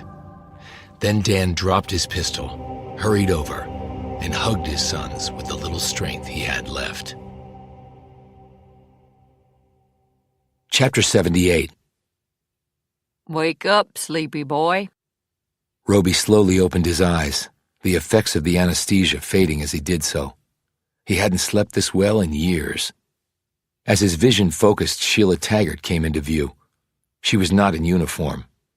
Doc said you came through it just fine, said Taggart. Roby slowly nodded. A lot had happened since his father had appeared at the river's edge and fired that shot. Part of it was blurry, and part of it was crystal clear. They had gone back to the shack, gotten real, and driven off in the same ambulance that Roby's father had been loaded into back at the Willows. While his father drove with Tyler buckled in the seat next to him, Roby had called Taggart and triaged Real on the way to the hospital. She had been immediately taken into surgery. It was only when Real was safely away that Roby had collapsed from his own blood loss and what was later determined to be a broken clavicle and a perforated artery in his arm that had come close to rupturing. He had been stabilized and then taken by medevac chopper to Jackson for the surgery that had permanently fixed his injuries. Roby focused more fully on Taggart. In a croaky voice, he said, "Jessica?" She's going to be fine. She came out of surgery fine, Will. He closed his eyes and let out a long breath. When he reopened them, he said, "My dad showed up in an ambulance. How?" Taggart drew up a chair and sat down next to him. Well, the way my colleague laid it out to me, your daddy sat up in that ambulance, took the deputy's weapon and made everyone get out, and then he drove off in the damn thing. But how did he know where we were? I have not been made privy to that information. Where is he now? At home, with Ty. Roby slowly nodded again. Though the anesthesia was receding, he still felt in a fog. It was disconcerting. He didn't like it. Is Ty okay? Physically, yes. Emotionally, it might take a while. I got briefed a little, but you're really the one who knows everything that happened. We're going to need a statement from you when you feel up to it. I know, said Roby groggily. Don't worry. I won't be forgetting a single detail. Ever. So, Laura Barksdale, huh? Who would have ever thought? Yeah, said Roby. Who would have thought? A week later, Roby was brought back to Cantrell and spent several hours with Sheriff Monda and Agent Wurzberger. Evidence linking the crimes across the various states was compared with forensic evidence taken from Victoria's body. The results matched, and the case was closed on each of them. The woman had indeed been busy. He was reunited with Real the next day. She was in a wheelchair, looking pale and tired. The shot fired by Victoria had done more internal damage than was first thought. A full recovery was expected to take at least a few more weeks, clearly not fast enough for her. After Roby filled her in on everything, they sat together in a room at the Cantrell police station. Mississippi did not turn out to be so good for us, said Real, wincing slightly as she adjusted herself in the wheelchair. No, it didn't. Roby fell silent and studied the floor. His arm was back in a sling and would be for a while. What? She finally asked. I left you behind, Jess. You had no choice, Roby. You were between a rock and a hard place. You took Ty. You saved him from that monster. I was going to come back for you. I had no doubt. I only wished I could have been the one to shoot her. When I saw my dad, I'd never been more stunned in my life. He fell silent again, his features troubled and brooding. Real noted this and said, She wasn't Laura anymore. You realize that, right? She wasn't your Juliet anymore. Maybe she never was. Like you said, people can rationalize anything.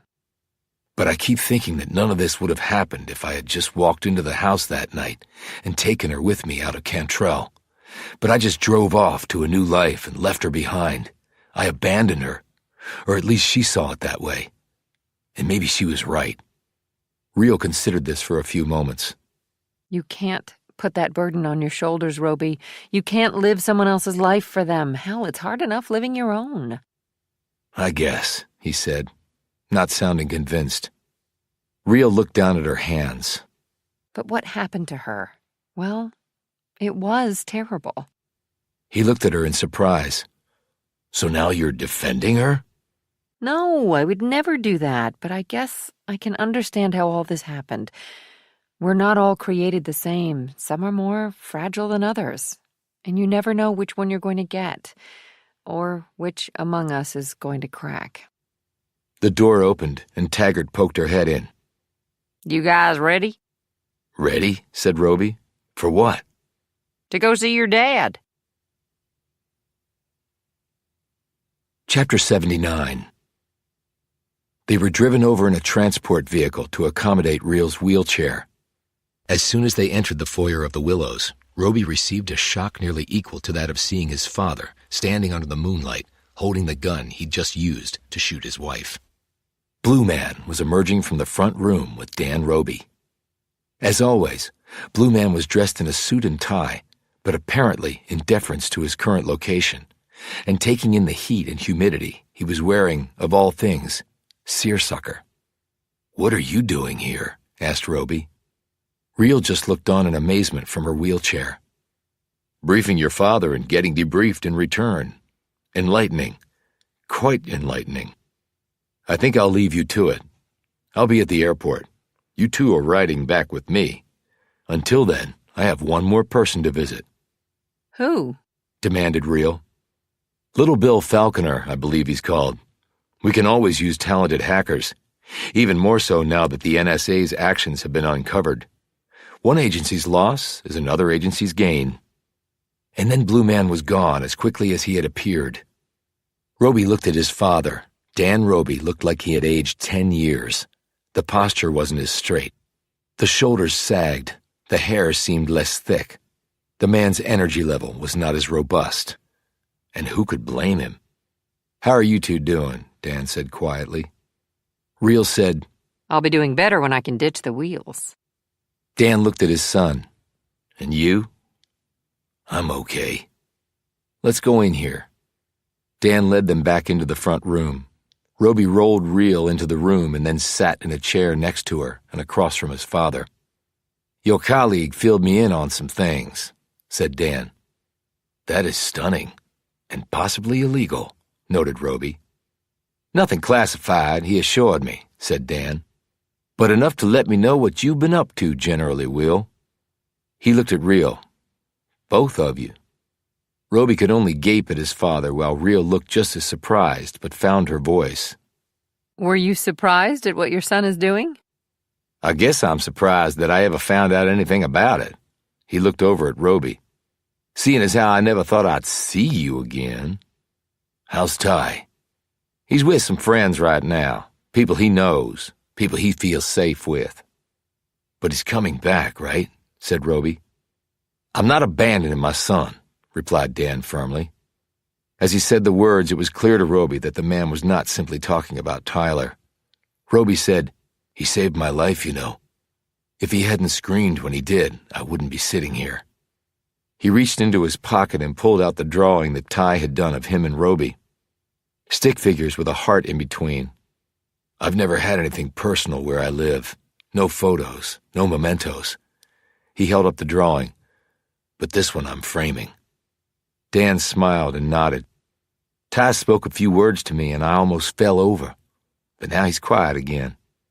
The doctor said not to push it. He's been through hell and back. He saw me. He saw what I did to his mother. Even though I had to. She was gonna... I'm not sure he'll... Dan looked away, shaking his head and rubbing at his eyes.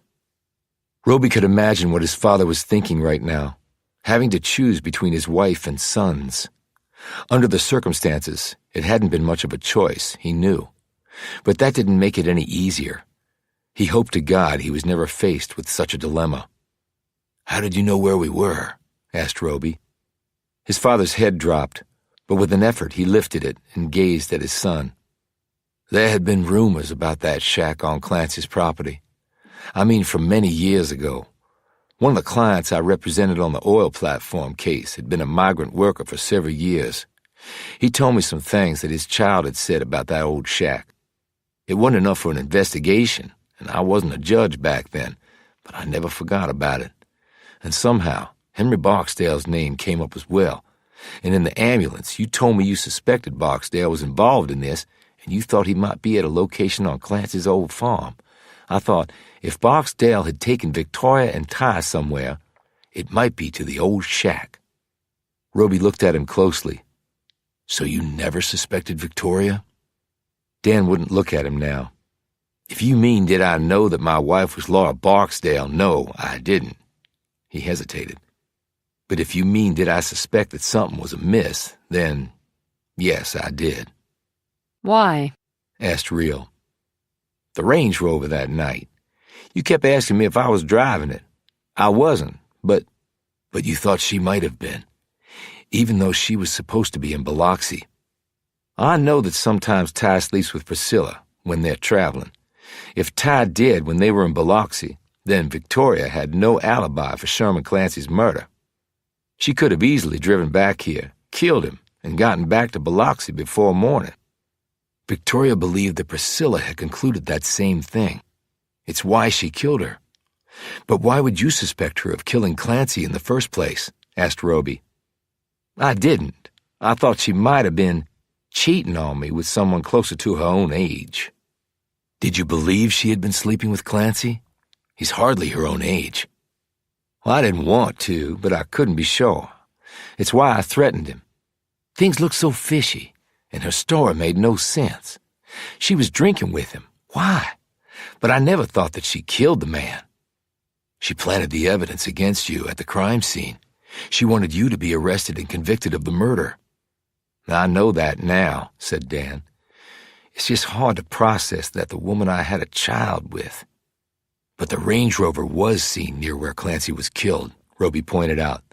They thought it was you driving, but it was actually Victoria. At first I thought the witnesses had to be mistaken, or else they had seen Clancy's Rover and not mine. I must have been asleep when she came back and took the truck, but I never put that together, principally because I did not know the woman I had married was what she turned out to be. But you showed up in time to save us. How? I got there just as she was running into the woods. I followed her. I saw that she had a gun. Something was off, way off. And when you saw her on the banks of the Pearl, I heard the exchange between you two. I knew then what she had done and what she was about to do. You saved my life. There was nothing I could have done. Without you there, both Ty and I would be dead. A long silence ensued until Dan slipped his glasses from his shirt pocket, put them on, pulled out his wallet, and extracted a picture. He looked down at it for a few moments and then slid it across to Roby. Roby gazed down at it and saw a young man with a granite jaw and a flinty expression wearing the uniform of a United States Marine. Dan said, "That was my father, your grandfather, Adam Roby. I know you two never met, and he's been dead for years now, but that was him. In that picture, he was just back from the Pacific. Fought the Japanese all the way across the biggest ocean in the world. Guadalcanal, Kwajalein, Guam, Iwo Jima, Okinawa. All hellish. All beyond human comprehension. His company suffered a 70% mortality rate. He was awarded pretty much every medal they gave out to a fighting man. Probably killed more men than he could remember, and saw more of his buddies die than he would ever care to recall. He came home, threw all his medals in a box, and never talked about the war. I only learned later from other people what he'd done. He was a braver soldier than I ever thought of being." Roby lifted his gaze from the photo. "Okay," he said questioningly. "But what's the point, Dad?" "Look, son, he didn't just throw his medals in that box. He threw himself, or who he used to be, which was a simple farm boy from Arkansas who wanted to play baseball for the St. Louis Cardinals and married his childhood sweetheart. He did neither. He just killed Japanese soldiers and then he came home, got married to another woman he didn't love because his sweetheart had married someone else, and they had me." "So what are you saying happened to him?" asked Roby. "They didn't even have the term PTSD back then, but what those boys saw and did, nothing prepared them for it. It changed them forever, and not in a good way. The soldiers who fought in World War II never talked about that. They were expected to just get back to their civilian lives and carry on like the last 4 years of hell had never even happened. Like they were supposed to hit some big reset button, and they did, with varying degrees of success or failure." He reached over and tapped the photo. "Like your grandfather." "So he had PTSD?" His father nodded. "That's what they would call it now. He seemed to think I was the enemy, Will, that he had to attack, relentlessly, with his fists and with his tongue.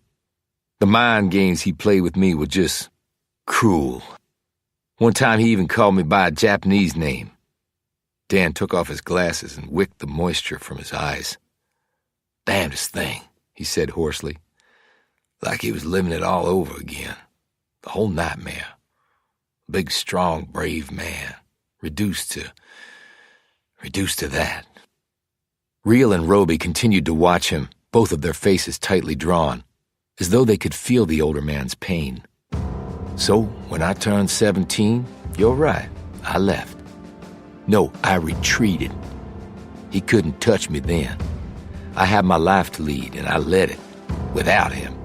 Because with him, I was done. But you joined the Marines, too, right in the middle of Vietnam. You knew you were going to be in combat." "I know. So why, after all that?" Dan didn't speak for nearly a minute. "As crazy as it sounds when I say it, I guess I wanted to show my old man that you could fight a war and not come home the way he did." They really didn't understand PTSD after Vietnam either, said Reel slowly. "No, they didn't. And we didn't come home to ticker-tape parades like the World War II boys did. We came home to hatred and disgust and, maybe even worse, indifference. After getting your ass shot up for years in jungles you couldn't find on a map, it was a little disheartening." "So what you did to me?" said Roby slowly. Dan leaned back in his chair. "I guess what I showed, son, is that it's impossible to fight a war and not come home changed. At least speaking for Adam and Dan Roby." He cleared his throat. "Funny how the mind works. When I was yelling at you or roughing you up, I could see in my head my father doing the same to me. And I'm not trying to make light of what I did to you, but what he did to me was even worse. And part of me was telling myself I would never do that to my own boy, while the other part of me was doing just that." As his father sat forward and put his hands on the table, Roby could see that they were trembling. Dan said, "But most vets don't do what we did to their children, and I thank God for that.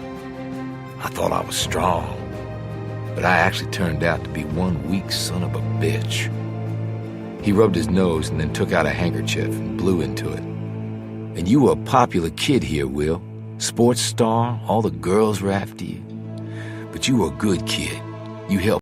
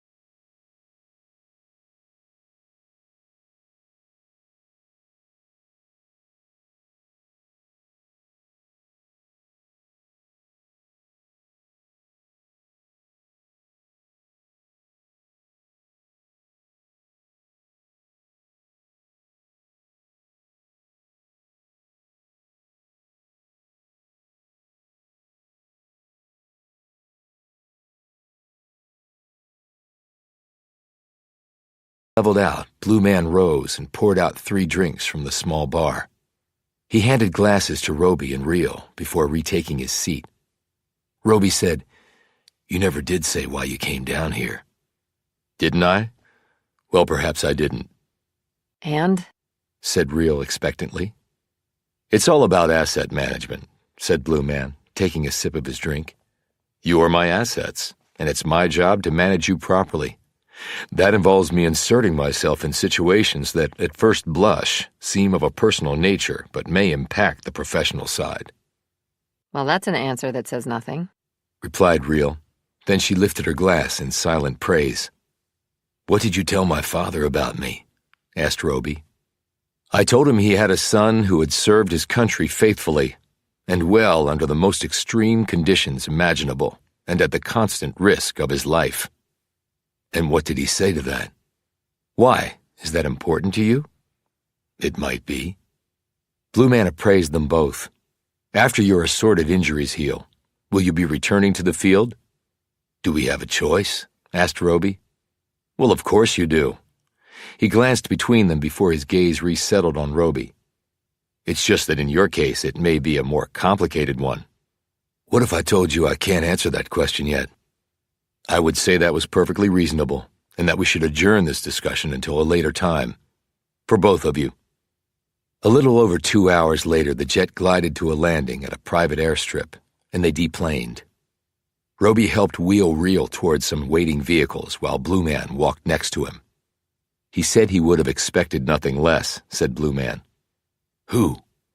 Your father, when I told him what you did for us. Why do I think you're lying? I may be very good at prevaricating, but I also know when it is time to tell the truth, and I just did. Let me just see to our transportation arrangements. He left them and walked ahead to the vehicles. Reel reached up and gripped Roby's hand. You know you're going to be okay, right? And how exactly do you know that? Just 2 reasons, but they're compelling ones. What are they? You've got me, Roby, and I've got you. And while we might fall sometimes together, well, together we are unbeatable. 5 minutes later, they were driven off, back to what neither of them was exactly sure. But they were returning to their world, so secure in the knowledge that they would, at least, not have to face whatever it was alone. And for Will Roby and Jessica Reel, where each new day could easily be the last one they would ever have, that was all that really mattered.